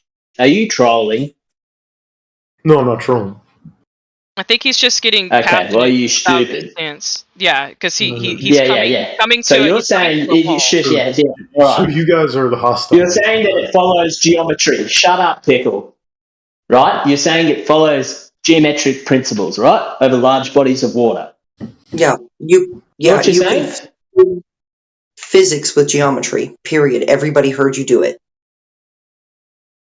Does that geometry not apply to smaller bodies of water, like lakes and stuff like that? It does, but it is. So would that be measurable? Apparent. It only works. So it's just flat bits, but large bits. Apparent. Large bits have curvature because of geometry. It's not apparent. It's not apparent. That what's not apparent? The curvature. The curvature, because you're very small. It's just not apparent. Large. Yes, and this is viewable on this is testable with. You take a lens, like you take a camera, and you take any spherical object, soccer ball, basketball, whatever. You zoom in, it won't look curved because you're looking at a point that it appears. It will look because of geometry. It always looks curved. There is no time that you look at a spherical object and it doesn't look curved. You're lying. Even when you go close up, it never looks flat. There is no flat spot. No. Hey, Pickle, sorry, I dropped Please allow me to finish this off, please, guys. There are no flat spots on a spherical ball. In engineering, if a ball bearing is flat, it's rejected. It cannot be spherical. There are no flat spots on a spherical object. None. So there's no straight line. Stop. No, there isn't. No, there is not. So it is a continuously curving line. Stop lying. Well, that's not a lie. That's the truth. It's not the truth, ladies and gentlemen. That is a out and out lie. There is no straight edge or straight line on a spherical ball. There isn't. Otherwise, it wouldn't roll, ladies and gentlemen. It would not roll and be used in engineering, in wheel bearings on your bicycle. It would be rejected. You're lying. Yep. If I might pipe in just for 2 seconds to say that, Yeah, go ahead. I really think that we all have really good points to have with Water Pickle, but I think we're confusing him because we're kind of jumping around a little bit because we understand the knowledge. He already admitted that he doesn't, and he doesn't even know what angular resolution is. You know what I mean? So I think we need to like kind of break it down to him and kind of make him, fall into his own contradictions. And then once he does that, then we can point it out because then he understands what we were almost getting there with the gravity causing only large bodies of water to curve, but then we kind of went off that topic. No, what he did was he moved off the subject because he was being pressured to explain the water bottle, and he didn't want to, and he couldn't. No, answer I it, but he wasn't. moved I on wasn't from able there. to. I wasn't able to. There you go. You see. Well then, yeah. So See, water. No, because I was pushed to a different topic, not because I'm not able to. No. You contradicted yourself, and that's what happened. So stop lying. You're lying again. I'm not able to by the constraints of the conversation. No, because you had plenty of time and room to explain yourself. The question was put to you, and you didn't answer. He kind of does it when people are putting on their mics to tell him to shut the fuck up and shit. Like he doesn't. He's being honest in that regard. Yeah, you guys are very disrespectful. Like it's not okay. You want to have a legitimate scientific conversation. That's not true. We're not being disrespectful at all. We're being honest. Oh, We're giving you plenty of room. You've been obfuscating, and you're not answering. You're implying we don't understand. You've been offensive. Yeah. Jen, we can talk about the person all day long. Yeah. Messages. I also posted it here in the chat. It's a water level. And Water Pickle, I want you to look at this. It's kind of ironic that your name is Water Pickle, right? At what distance does this become false? At what distance will the water begin to curve? This engineering tool would be fucking useless if water curved on its surface. Would it not? There you go, Pickle. Answer that one. Would this tool be useless if water curved on the surface? Stand by, Jenna. I'll send that image across to him. I already did. It's already in his messages. All he has to look. I've already sent it to him. So, that case, as you were. Yep. So, Water Pickle, at what distance does this? Now that I'm unmuted, I can answer the question. I did hear the question. On a large scale, a water level would not work. That's what I'm saying. So, but on a small scale, yes, the water level does work. But why? That's the question, right? The question always comes to why. Why? Because curvature isn't extreme as you think it is. You think the Earth is like really small. Like if you stand on your tippy toes, you should be able to see the curvature. But that's not what is claimed. That's actually what heliocentrism claims. Is that that's the whole point that ships go over horizon argument that even NASA has had some of their little dolls try and say that, oh yeah, this proves Earth curvature, and there's a video down below in the additional informations channel. I'd have to pull it later. But even NASA has had their little robots go and say, oh, ships disappear over the curvature, therefore it proves there's curvatures. That's where we're talking about large bodies of water before. And, if we're going to be going that route, I mean, it's actually heliocentrism that is painting this picture that you can visibly see curvature simply because, the one of the main arguments that is made is that ships disappear over the horizon. Mm-hmm. Yeah, and I want to add to that. I want to say that yes, because that's at the very extreme edges of a sphere. So no, that's not an extreme edge. That's about 3 miles. Interrupted? Did I just get interrupted? So what I wanted to add to the statement, okay, on that was this whole 8 inches per mile squared thing, that the heliocentric narrative, stand on your tippy toes and You can see the curve or whatever, like you were saying, Water Pickle. That's the thing about the heliocentric narrative, is that from a 6-foot observation height, if you are 6 foot tall and standing at the beach, you should only be able to see about 3 miles out to the horizon before the curvature starts. That's the globe story. Now here's the issue with that, is we have dropped the observation height and noticed an increased distance beyond 3.1 miles, which falsifies the globe radius. What do you have to say for that? Hold on. Hold on 1 second. I played something just at the end of that. What were you saying? I was saying, to add on to what Bree was saying, because you said something about standing on your you're not going to stand on your tippy toes and see the curve. Well, that is actually kind of part of the heliocentric narrative, is that from a 6-foot observation height, the Earth begins to curve away from you at only 3.1 miles away. But here's the issue, is we have dropped the observation height to 1 foot instead of 6 feet, and we can see 10 miles out to the horizon. Okay, so where's the proof that you can see 10 miles out? Because I haven't seen that. You have not seen the Black Swan? No, I've seen. The Black Swan is technically 9.4 miles, just to clarify. I've seen the oil rigs. I've seen those. That is the Black Swan. Yeah, that's what I'm talking about. I said 10 miles, right? I said 10 miles. It's almost 10 miles. Okay, it's refraction. Yeah, there are images It's of really it. simple. It's refraction. Okay, all right, That's okay, why- let's that's address. why it's distorted. Hey, I want this. Let me address this. Okay, let me take this. Okay, refraction. You are telling me that refraction is causing objects that should be hidden behind physical obstruction of curvature to pop up and into my line of sight. So here's an example for you real quick. If I am hiding behind a wall, you can't see me whatsoever. I want you to zoom your camera into the top of the wall. Let's say that there's just all kinds of refraction, like the index is way up, it's way good for refraction, okay? You zoom your camera into the top of the wall, okay, and there's all kinds of refraction going on. At no point ever will my image ever pop up from behind that wall and into your line of sight, ever. But that's what you're claiming that refraction does. You are claiming that refraction causes things that are hidden behind basically a fucking wall to pop up and be in your line of sight. So you could be hiding behind a wall, but you put a mirror. Refraction does not do that. That's the end of my sentence. And we don't have a mirror in the air. Thank you. Well, it does.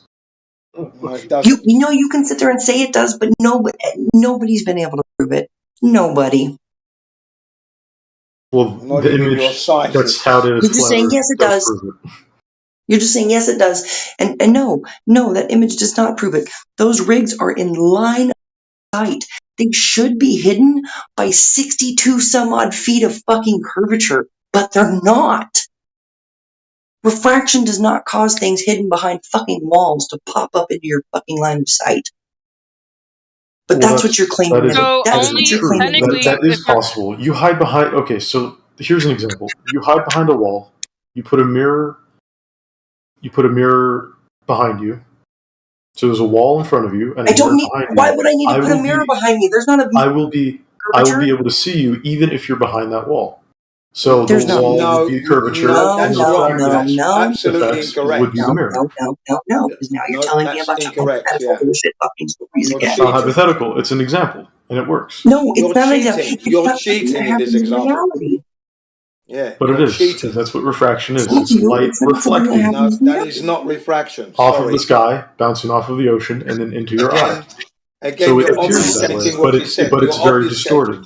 It's distorted. Water pickle. You're obfuscating the point she raised. So If she was behind being a brick interrupted. wall, if she was behind a brick wall, there is no way her image would pop up. Doesn't matter Yes, what the weather.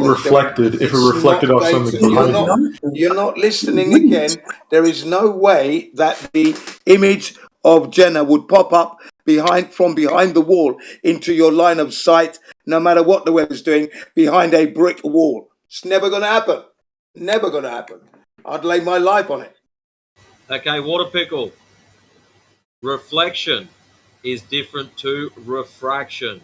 Refraction requires a light or wave to pass from one medium to another. For example, air to water, water to glass, glass to air. It bends at the intersection of the two different mediums. So, if you don't like this, go and check up Snell's Law, I think it's called. Please, someone step in if I'm wrong, and do some reading on such.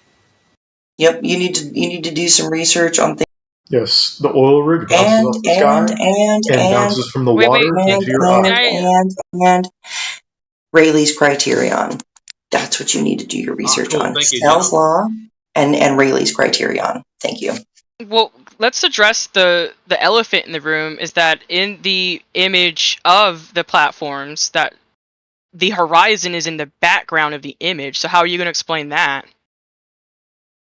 You can literally see the horizon line in the background. So even if you're going to try and say that refraction is causing 40 to 60 feet of the platforms to still be visible, even though you can see the legs of the platforms hitting the water, you can even see the shadow clear as day in the water of the platforms, which shows that no part of the platforms are being obstructed by curvature. How are you also going to explain how the horizon is in the background of the platforms?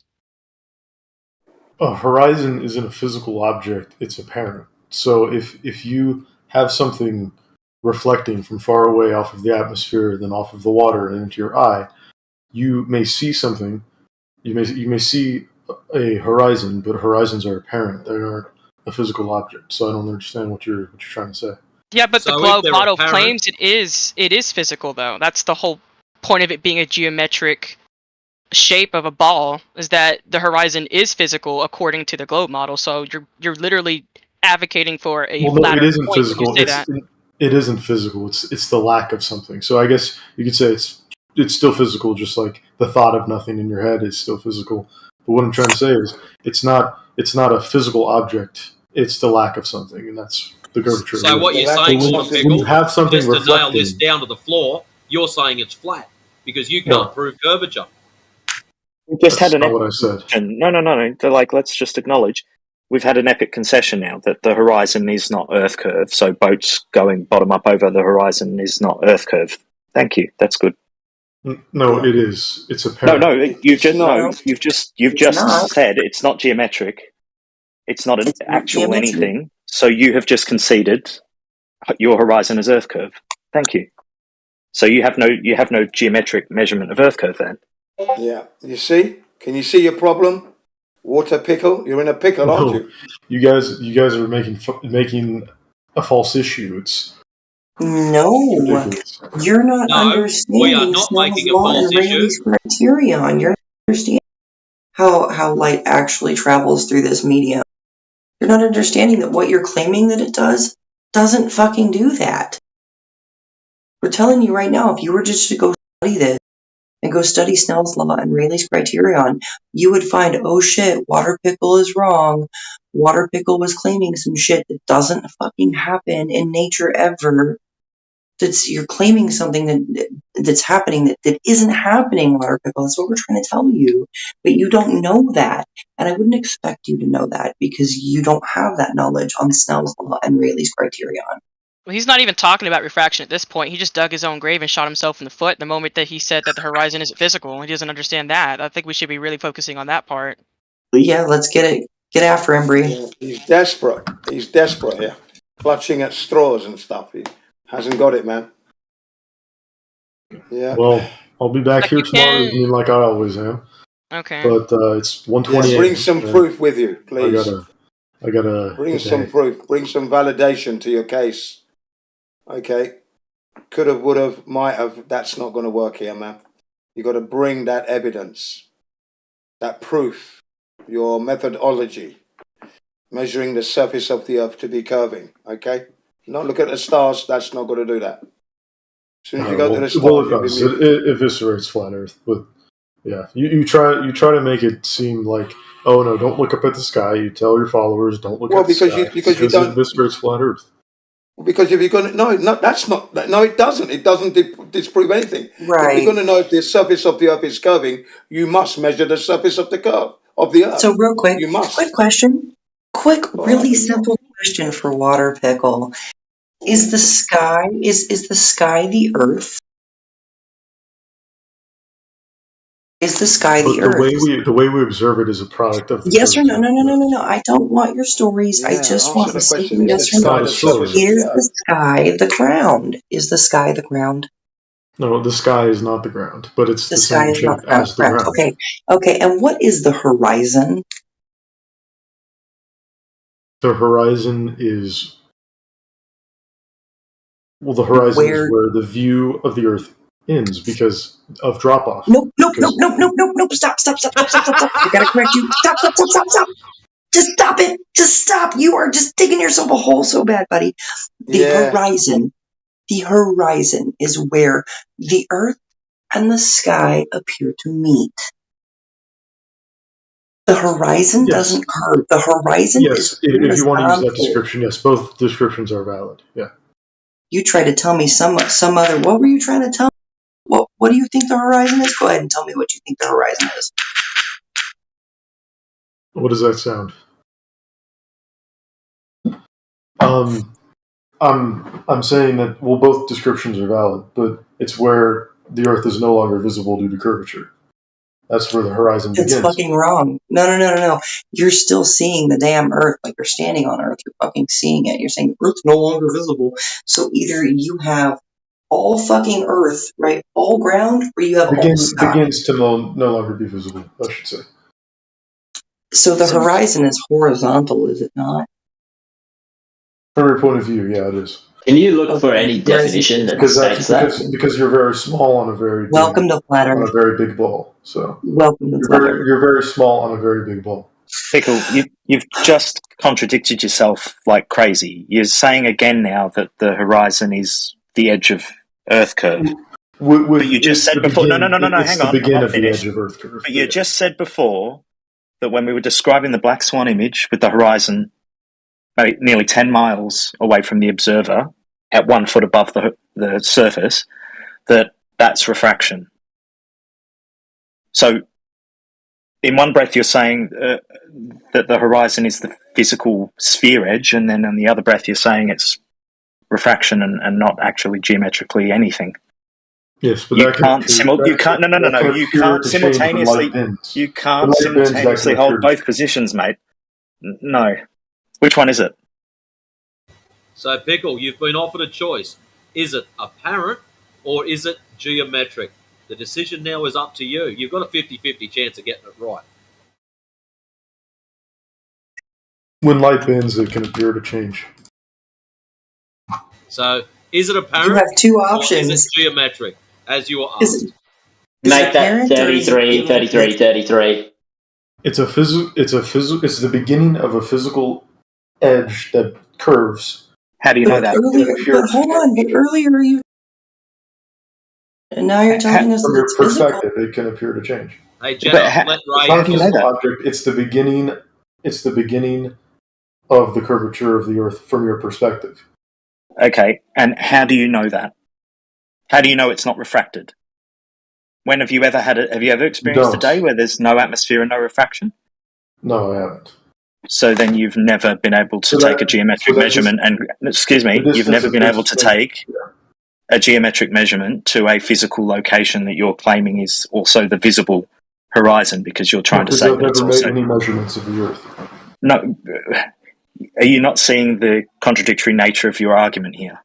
No, what I'm saying is the distance at which you can view something can change due to atmospheric refraction, and that can appear to change the distance of the horizon, but in all reality it does not. The physical location of curve does not change. Okay, but how would you have ever established the physical location of the curve if all you've ever seen is refraction? You're trying to ask something of a personal experience. I've never measured the curve. No, it doesn't have to. It doesn't have to be you. It can be anybody. The satellites have precisely measured the entire Earth. So no. You're jumping to nonsense now. Let's stick to measuring the Earth. Yes. No, not my ideology. I'm talking about measuring the Earth. I can say what has precisely measured the Earth. There are many things that have precisely measured the Earth. No. But long before satellites, there was a claimed Earth radius that just so happened to be correct or close to it. So this should be measurable on Earth without the need for satellites.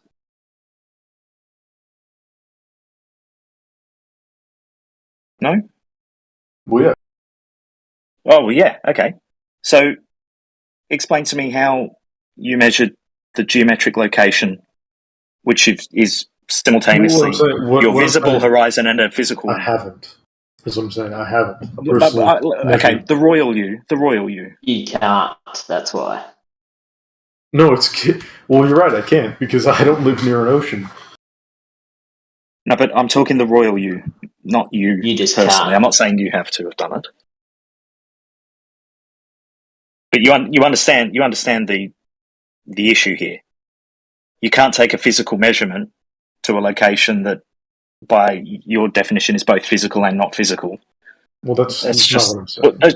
It's just not. It's literally what you said. You said that the horizon was both the geometric drop off, where the Earth can no longer be seen because it's curving away, while 5 breaths earlier you were saying that no, it's just bending light, it's refraction.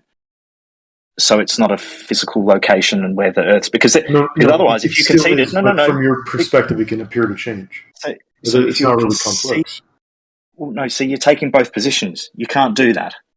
No, but you can because that's how that works. No, I'm telling you, you can't do that. You can't have it both ways.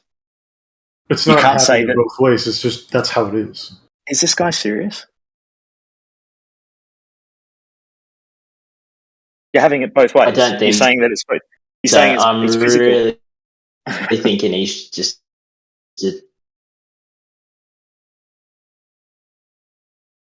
At this point, he's experiencing some strong cognitive dissonance, and at this point, we're just beating a dead horse. You can't. He's saying it's both happening at the same time. He doesn't.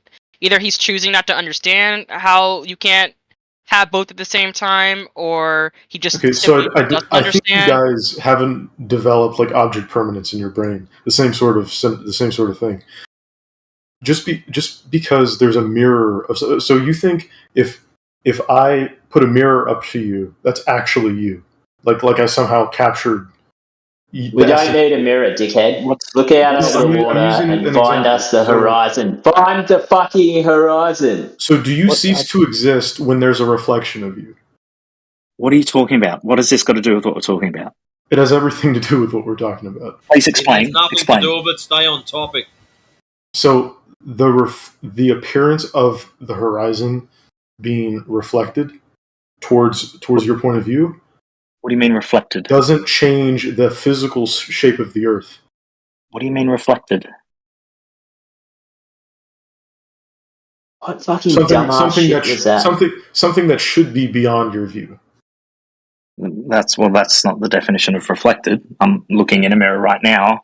It's not beyond my view.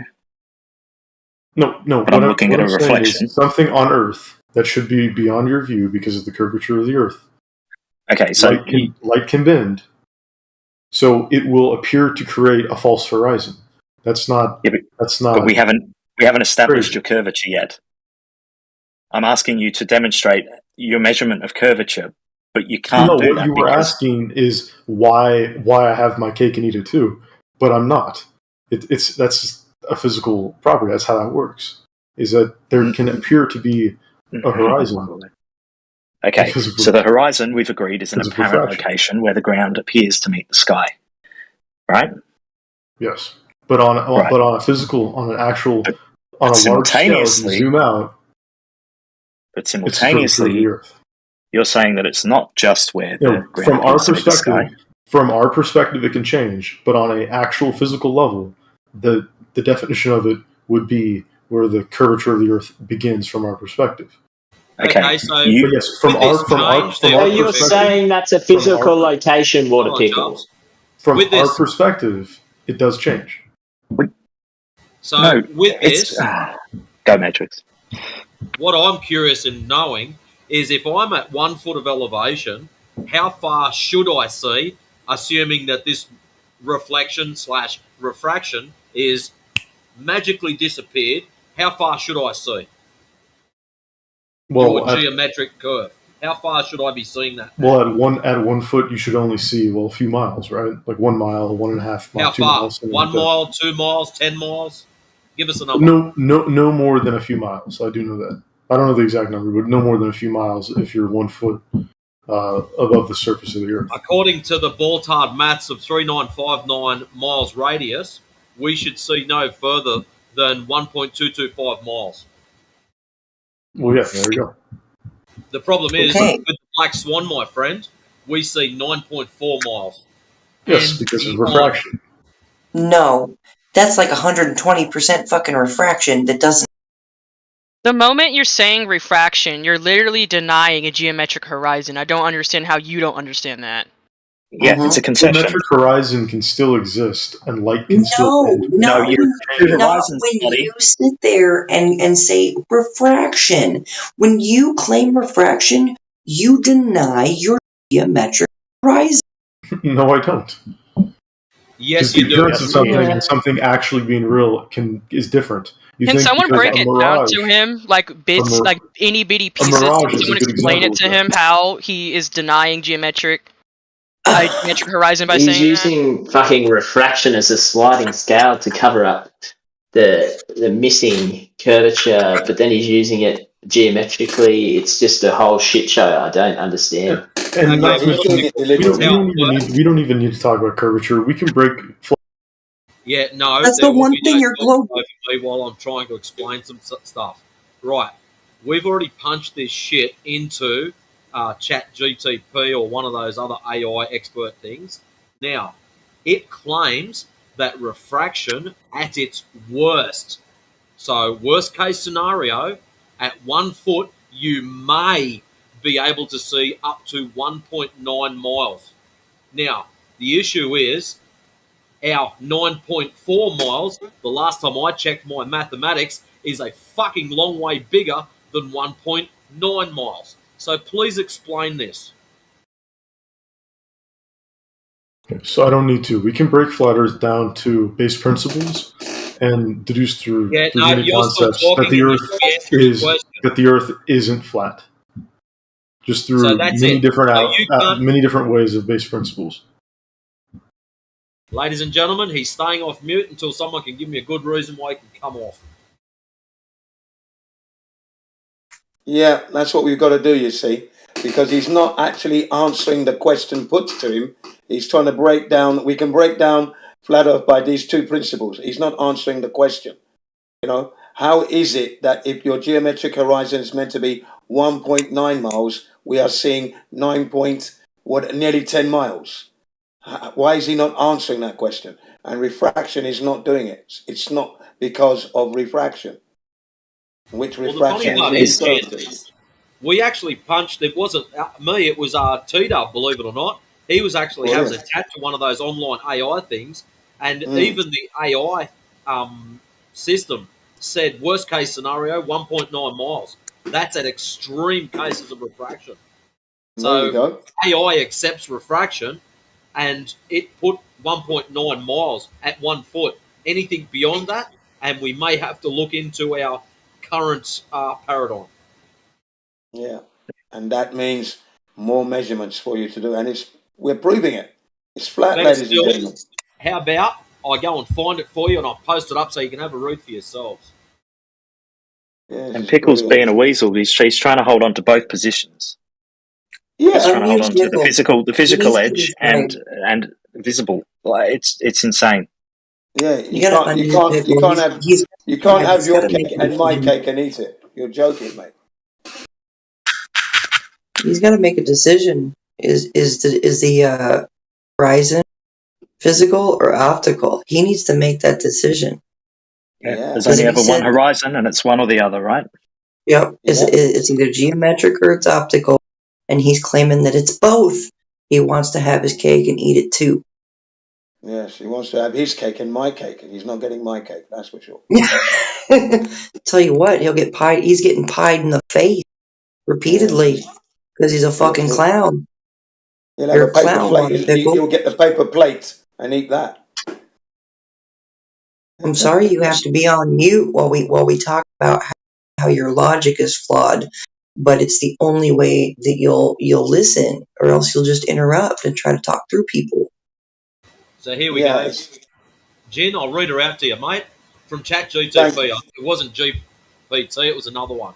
If an observation was demonstrated where the horizon appears beyond 9 miles, 14.5 kilometres, at an observer height of just 1 foot, 0.3 of a metre, it would contradict the standard calculations and formulas for determining the distance to the horizon based on the curvature of the Earth. According to the information provided in the search results, the formula D equals 3.57 times SQRT H, where D is the distance to the horizon in kilometres and H is the observer height in metres, gives a distance of only 1.7 kilometres, 1.1 miles, for an observer at 1 foot, 0.3 height. Even accounting for atmospheric refraction, which extends the visible horizon slightly, the maximum distance at 1 foot should be around 1.9 miles, 3 k's. Look at that. And we've said that, didn't we? We said that the refraction, if it's there, is minuscule. It's not going to do a 10-mile refraction. It's just not going to do it. Yeah. Thank you How's for this? that. The Appreciate that, examples and calculations show that to see the horizon over 9 miles away requires being at much greater height, around 30 to 40 metres, 100 to 130 feet above the surface. So, if a reliable observation truly showed a horizon over 9 miles away from 1 foot off the ground, it would defy the geometric calculations based on the curvature of the Earth's surface. Such an observation would call into question the standard models and formulas used to predict the distance to the horizon. A possible explanation could be that there were unusual atmospheric refraction conditions that significantly extend the visible horizon beyond the typical calculations that account for. However, the sources indicate that even with refraction, seeing over 9 miles from 1 foot up is not predicted by conventional geometric formulas. Now, this is the awesome one. Listen to this. Unless there are flaws in the observation itself or missing context demonstrating a 9+ mile horizon from 1 foot height would represent an anomaly that current models cannot easily explain.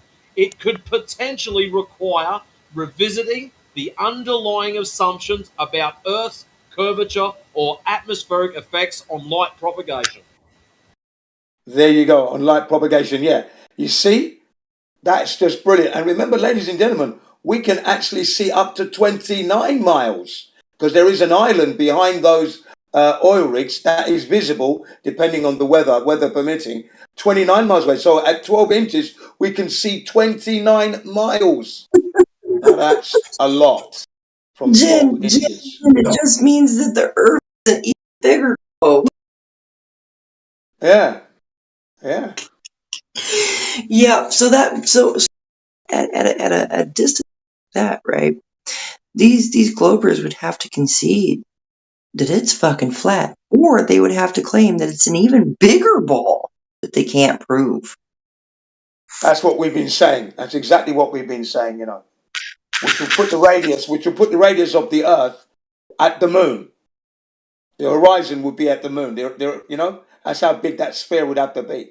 It would be touching the moon, the way it's been described in the heliocentric model solar system. Mm-hmm. What a joke. What a joke. Yeah. So there you have it, ladies and gentlemen, you know. they'll have to revisit their model and get it right because it's not working. We're seeing further than the curvature of the Earth would allow. There is no curvature. We're not measuring it. It's not there. So, Water Pickle, you're in a pickle. Water Pickle left. He couldn't hang with it. No, yeah, of course. He might be listening in the YouTube there. So if he's listening, this one, big shout out to Water Pickle. You're in a pickle. Get working it out. I know Water you can hear Pickle him. can't figure out about flat water. You know what's really crazy? Flat fucking water, pardon my language. It's a pre-K level basic. Yes, From it pre-K really is. all the way to the National Air and Space. National Space physics hyper textbooks, encyclopedias, and so on. It is a pre-K level basic that these Mongos can't seem to grasp. I'm like, go back to fucking preschool if you can't get this for real. Yeah, I mean, water lies level. Everybody knows that. Even if they don't realize it, it's visible to them. They know that you don't see water curving on a ball and sticking to it. You don't. No, it just rolls off. And if that ball happens to be spinning, then it rolls off and flies off. There is no sticking. Isn't it amazing, Jen, with these weasels? You ask them a basic question. What are the properties of water at rest? Now, we all know, or fluids in general, take the shape of their container and they have a flat, level surface. That's it. Yeah. It's not rocket surgery. You don't have to think too hard. So we ask Water Pickle, what are the properties of a fluid at rest? Oh, look, the ISS travels at 1,700 kilometers an hour. Yeah, there you are. There you are, ladies and gentlemen. He deliberately did not answer the question. That's calculated obfuscation. That's what he's doing. That the man knows that's trolling. That's why he goes on mute. I love it that he goes on. That's the standard we have to apply. When they no longer want to answer the questions, it means they just want to mess around and just be silly. And that's not good. You know what's bugging me about this little citation right here of water? Yeah. Water will always form a flat surface, right? Unless it's acted upon by another force such as wind, right? And so every time I post this, globetards like to try to cherry pick it, right? And they will cross out Flatopus. I'm going to call him Flatopus. Flatopus did it with this, and he crossed out everything on it and circled the word force. And I was like, way to fucking cherry pick, dude. Yeah. I was like, what's the whole sentence? So I'll badger people about that. I'm like, what's the whole sentence? What's the whole sentence? Oh, such as wind? Such as wind? A force such as wind? Don't fucking cherry pick that shit and try to pull your gravity bullshit on me. Yeah, that's no good. Yeah, a force such as wind, it said. Wind. And we know that. We know that the wind licks the surface of the ocean and creates the wave. We know that. You can do that yourself. You know when you cool down your teacup, you blow it and you see it ripples, don't you? You know? There you go. I'll tell you something about gravity there, Jen. Have you ever seen the movie The Matrix? Yes, I have. All right. When Neo is going into the sparring program, Morpheus is there.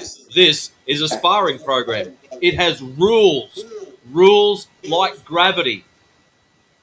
That movie was one of the greatest documentaries ever created. They were smart enough to know that gravity's not a law, gravity's not a force, it's just a rule. It's That's just it. a rule, yeah. Shit goes down. Done. Yeah. Solved. Game over. Yeah. That's where you get your name from, is it, Matrix? Yeah, I got it. Yeah. Yeah, it's a slam dunk. And We know the this. more you think about it, the more it makes sense. Yeah. It fits like a glove. That's it. When it doesn't fit, you must acquit. If it doesn't fit, you must acquit. That's the thing. And that heliocentric model doesn't fit. I love it when Glovers want to claim that gravity is what's holding everything. But even all of these physicists, scientists, that gravity is the weakest force. It even says so in the Cavendish papers, it says that it is a weak gravitational interaction. It's weak. It's weak. It's the weakest thing. You are the weakest link. Goodbye. Yeah. What about Water Pickle when he was saying that the Earth is so big and you are too small and it appears flat close up? That's bullshit.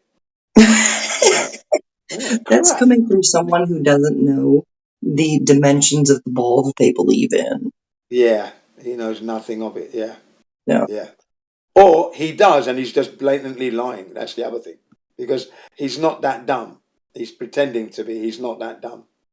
I don't know. I don't know, Jen.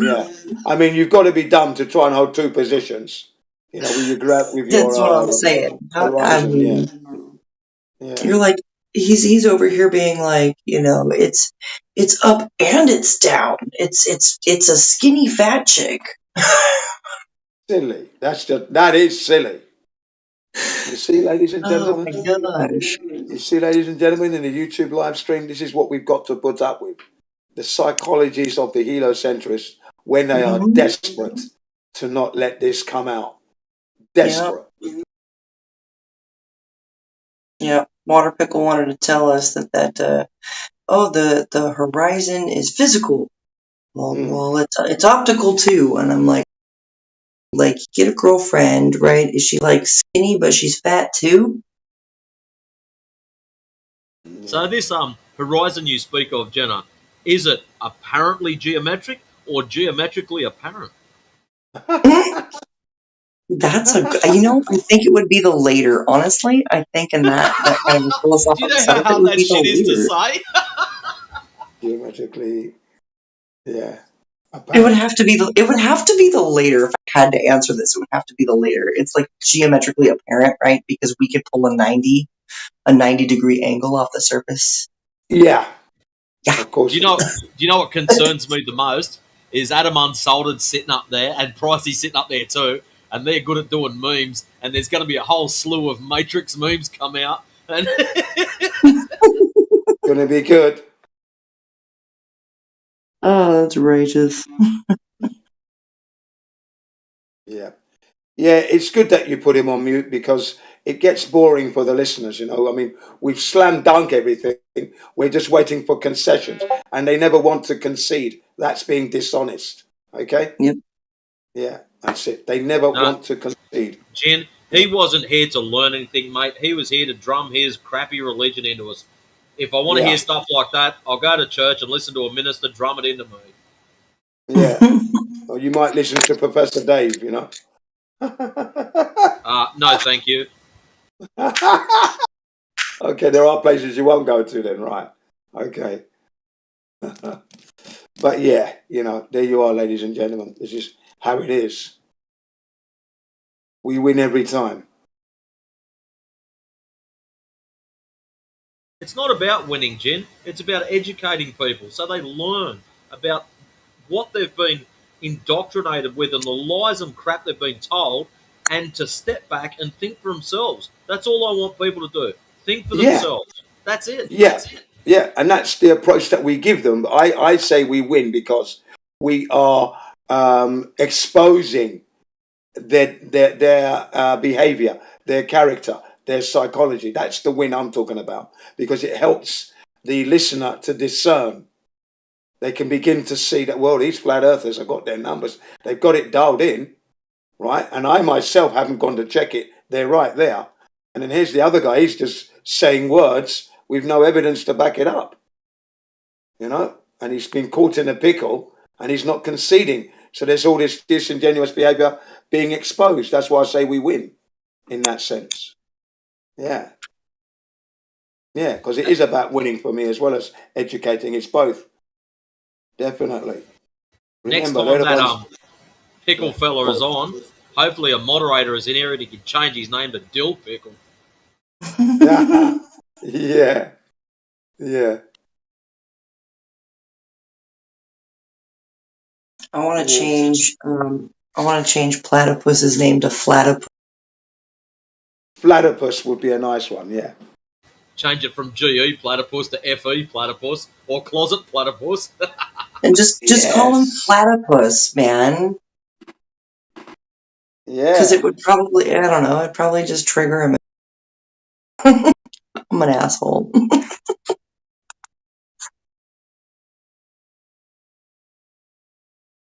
Old mate Platypus, he's running out of excuses. He'll be on our side soon. You watch. Yeah. All the avenues are being blocked and stopped now. He's trapped. He's trapped himself. He's running out of a road. He's running out of road now. Yeah. That's right. Out of all the Globers that come in here, I've got the most time for Platypus. The other ones, like they're all weasels, don't get me wrong, but he's probably the one I've got the most time for. Yeah, because he does sit in here, doesn't he? And he does get in there. He gets involved, cracks his few jokes and that, and he does try.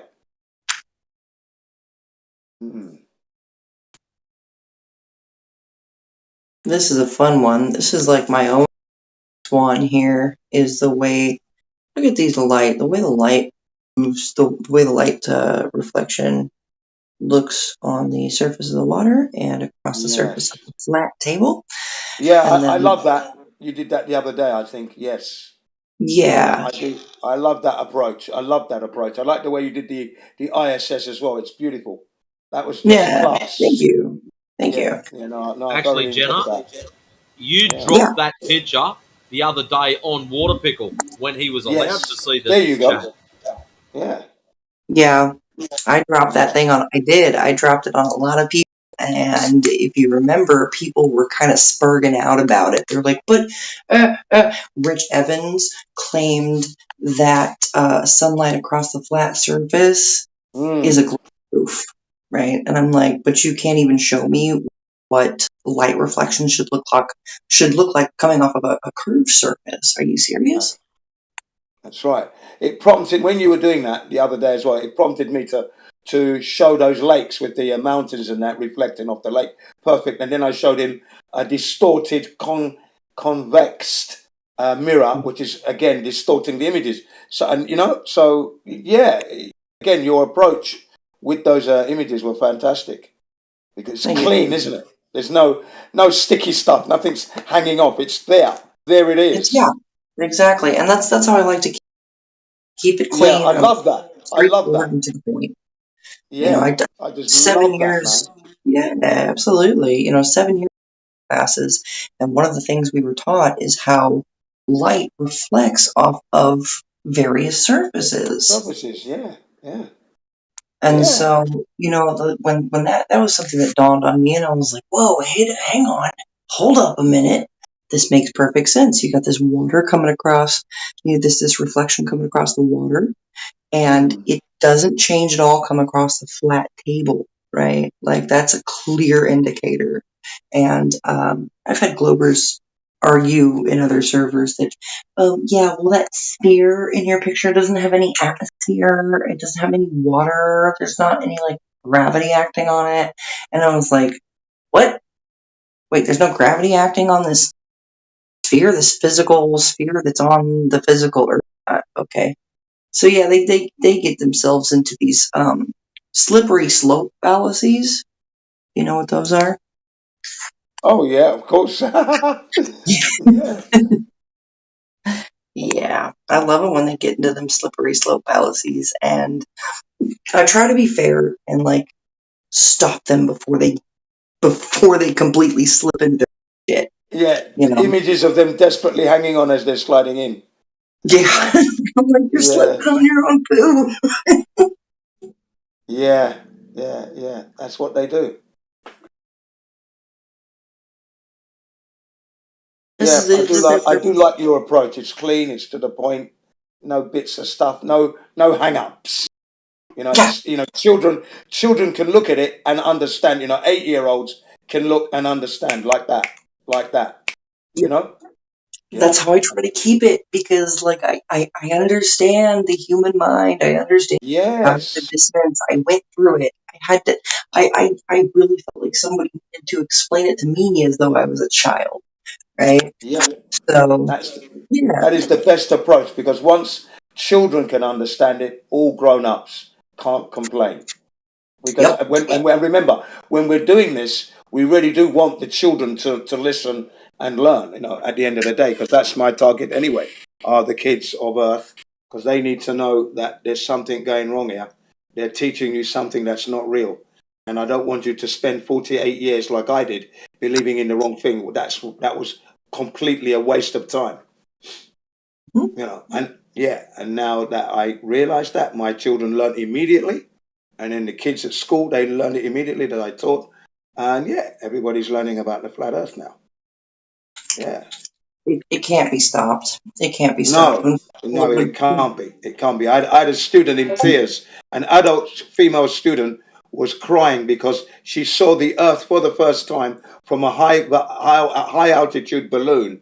It's an Eric Dubé one, 22 minutes. The music was moving, it moved you, and it was just pure, clean, just like your images there, clean, right? I posted a video in there earlier on today, a great video, Will you post it again for me? Yeah, okay, I'll do that. I'll do it. Yeah, I'll do it. It's a great video, man. I've got to make myself another YouTube account. I've had 2 YouTube accounts since I started my flat Earth journey, since I actually got brave enough to talk about it. I've had 2 YouTube accounts terminated, so I've got to set up. I've got to set up another YouTube account. My second one, I was starting to gain some traction. I had about 200 subscribers or so on there. I was getting up there in subscribers, and I had a lot of content. And YouTube was like, "We terminated your account because of hate speech." I was like, "Go fuck yourselves." Yeah, there you go. There's a reason. Go fuck yourself. There's a reason. You give them a reason. Yeah. Fucking hate Okay, speech. I posted the video. It's there. It should be in the live stream, I think. Yeah. I'm gonna mute out. I'm gonna watch it, and I'm probably gonna go to bed now. Yeah, it's literally therapy. The music will put you to sleep. Okay. If you're ever down, you put that on and view that, and it will just level you and calm you down. It's beautiful. It really is. I love it.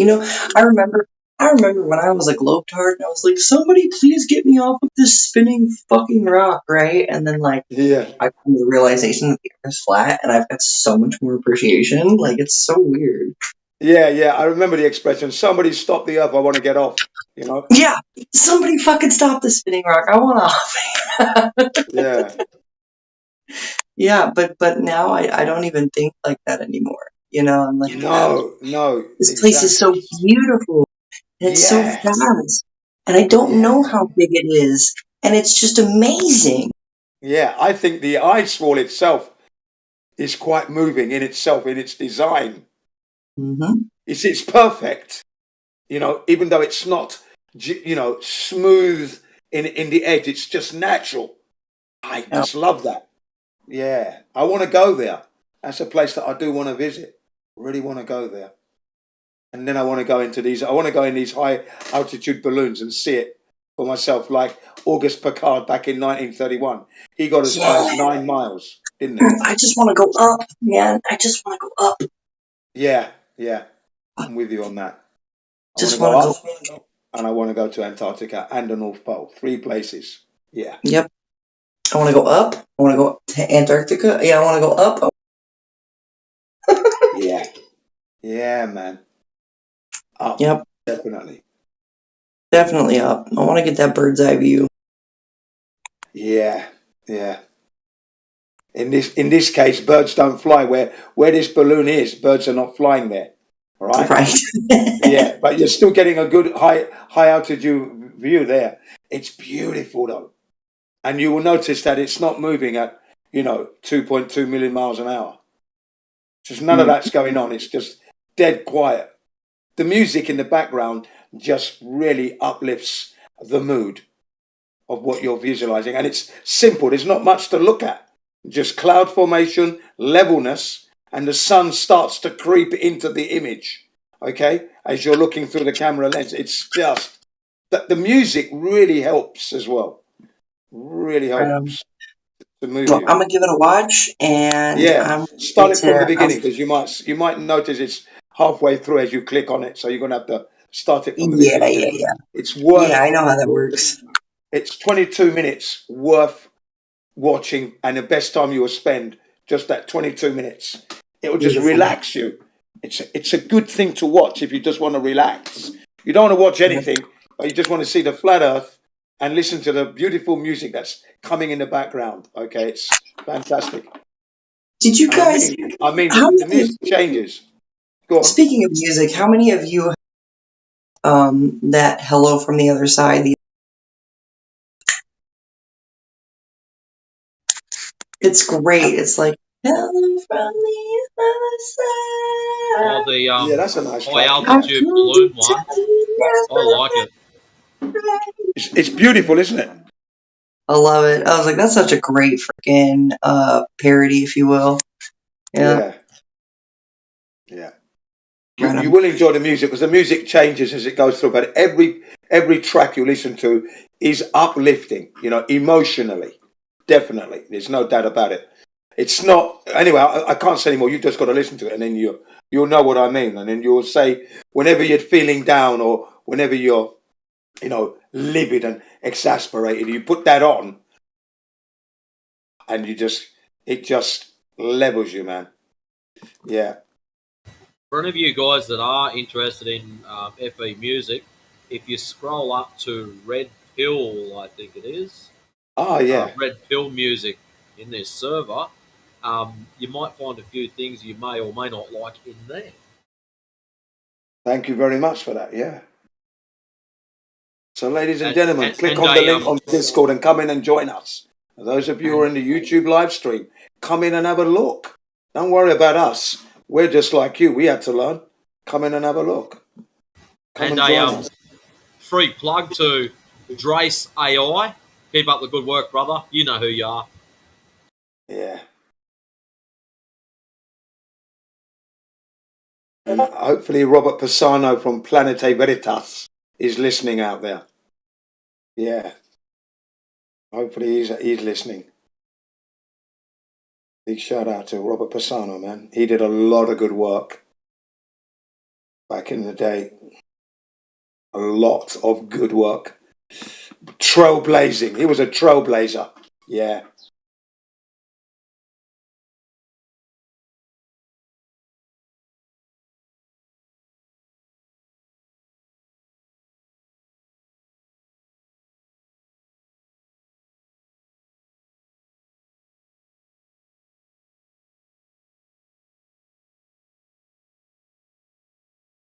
Yeah, man, that's so flat. Yeah. And the music gets better as the video goes on, yeah. Like I said, it moved one of my students to tears. The music and the whole thing, because she'd never seen the Earth like that. I said, every image you've seen of the Earth on telly, right, it's all CGI. They don't show you this because this would reveal the truth. That's why no television is showing you this. Okay? Everything is fake. This is the real thing. And it's only 40 kilometers from the Earth's surface, 20 miles, 24 miles up. That is it. That's all you need. And there you are. That's what you're looking at, real, for the first time in your life. This is what we should have seen when we were at elementary school. We should have seen this at elementary school and through our secondary education, college, university. We should have seen this. This is important to see. This is where we live.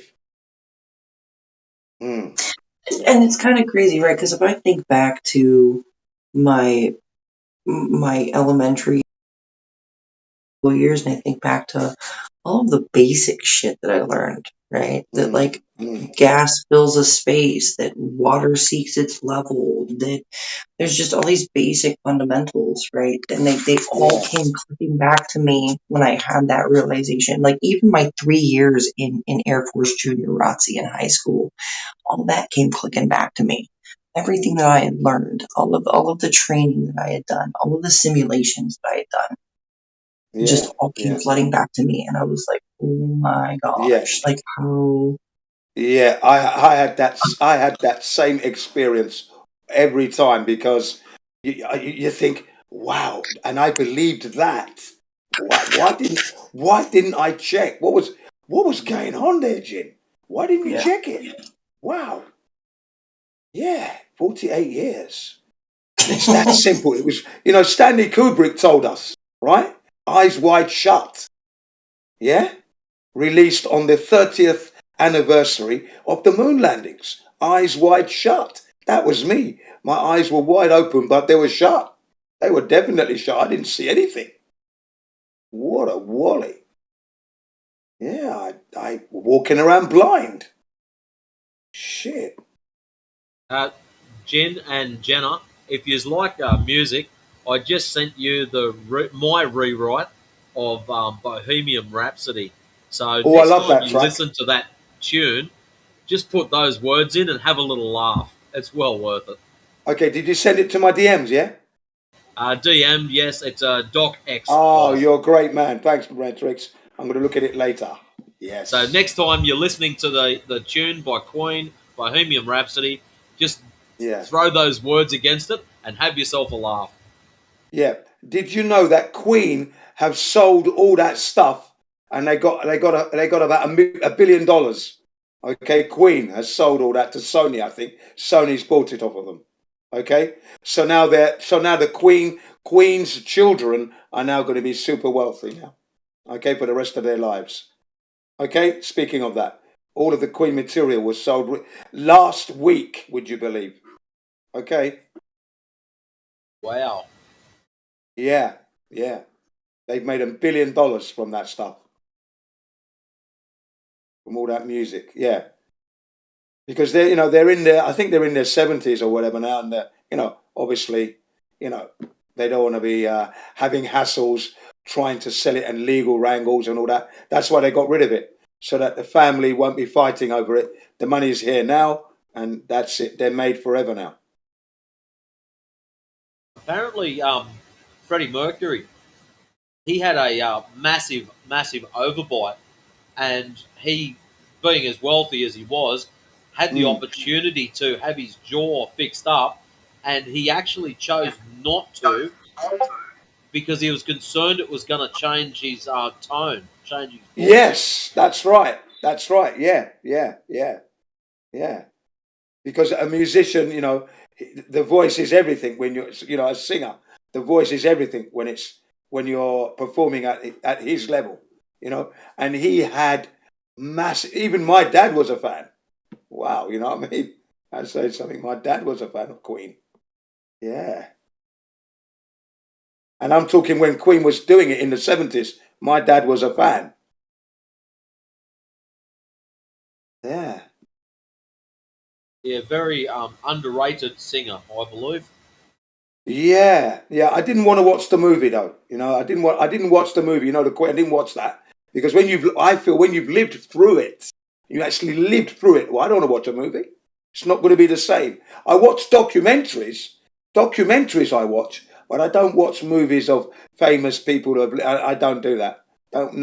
Adaptation movies, they're not my thing. But documentaries that actually document their lives and you see them being interviewed and they're talking and that, yes, please. But films of Queen, I wasn't too keen to watch that, so I didn't. Still like the group though, mind you. Don't get me wrong.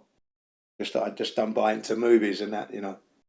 It's not necessary when you know the music. And I use Queen material when I'm in the YouTube live stream. When we're debating and that. And I'm in there hitting the trolls with boom, boom, boom. Another one bites the dust. That kind of stuff. And another one down, and another one down. Another one bites the dust. Hey, I'm going to get you too because you're going to go down.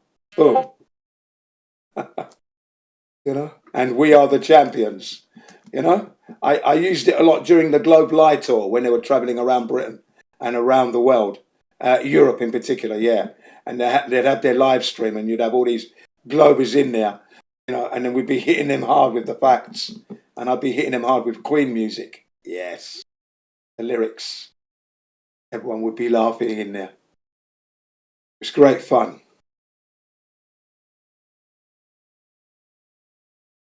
Battling with the trolls. I remember when I got my first spanner. Got my first spanner from Lifting the Lid. He gave me my first spanner. And then after that, Roxanne Glenn gave me one as well. Yeah. And with the spanner, you can start knocking the trolls out. Yeah, man, it was good. Oh, and what's his name as well? Flat Earth Dude gave me a spanner. Yes. Yeah, it was good.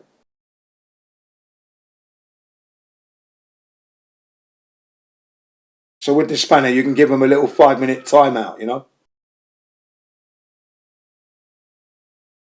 Alrighty, yep.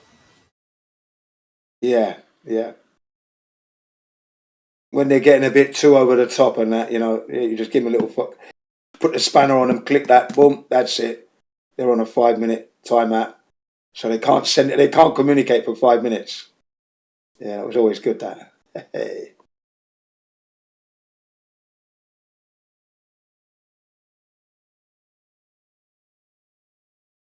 That's funny, Pricey.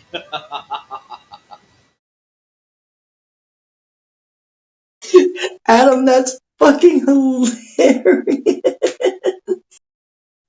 That's quite literally what I'm doing after they've been.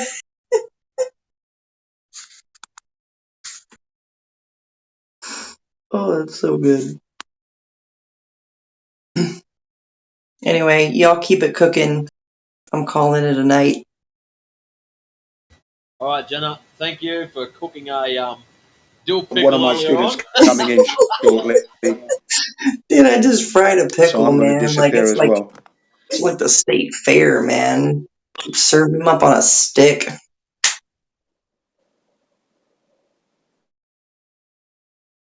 All right, love, peace, keep it flat. All right, thanks, Jenna. Catch up. Desperado, man.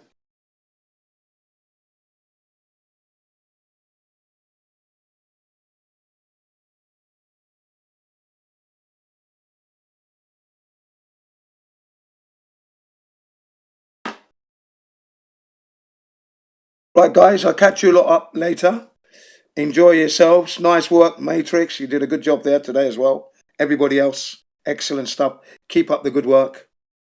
Yeah, you're running this ship smoothly, man. No bumps, no hiccups. It's great. I'm trying, Jen. I'm trying. Thank you for your time, old sir, and I'll catch you around, my friend. Yeah. With you on the helm there, everything's running tickety-boo. So keep it up, man. Cheers. Cheers, mate. See ya.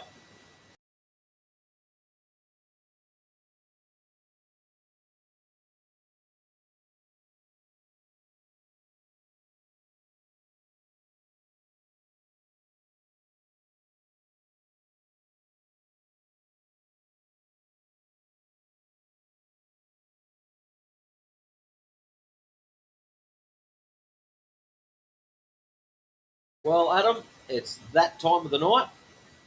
If you would be so kind as to press play on the jukebox, unless someone else wants to kick it off, they are more than welcome to do so, as per usual. But yeah, if you can press play on the jukebox, that would be much appreciated. Thank you.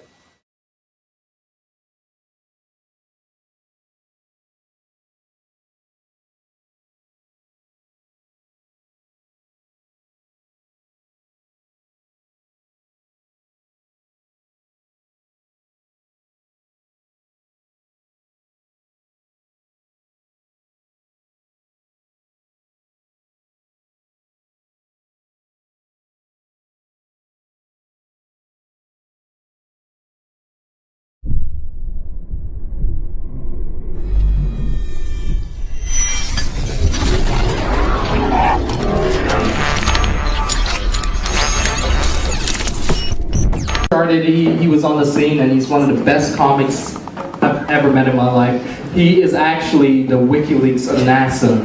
Okay, and he's absolute big hand to Matt Boylan.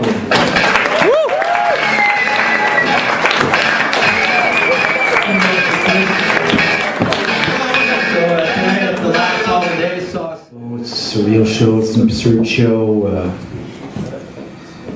A lot of people don't know this about me. I light a cigarette. I smoke.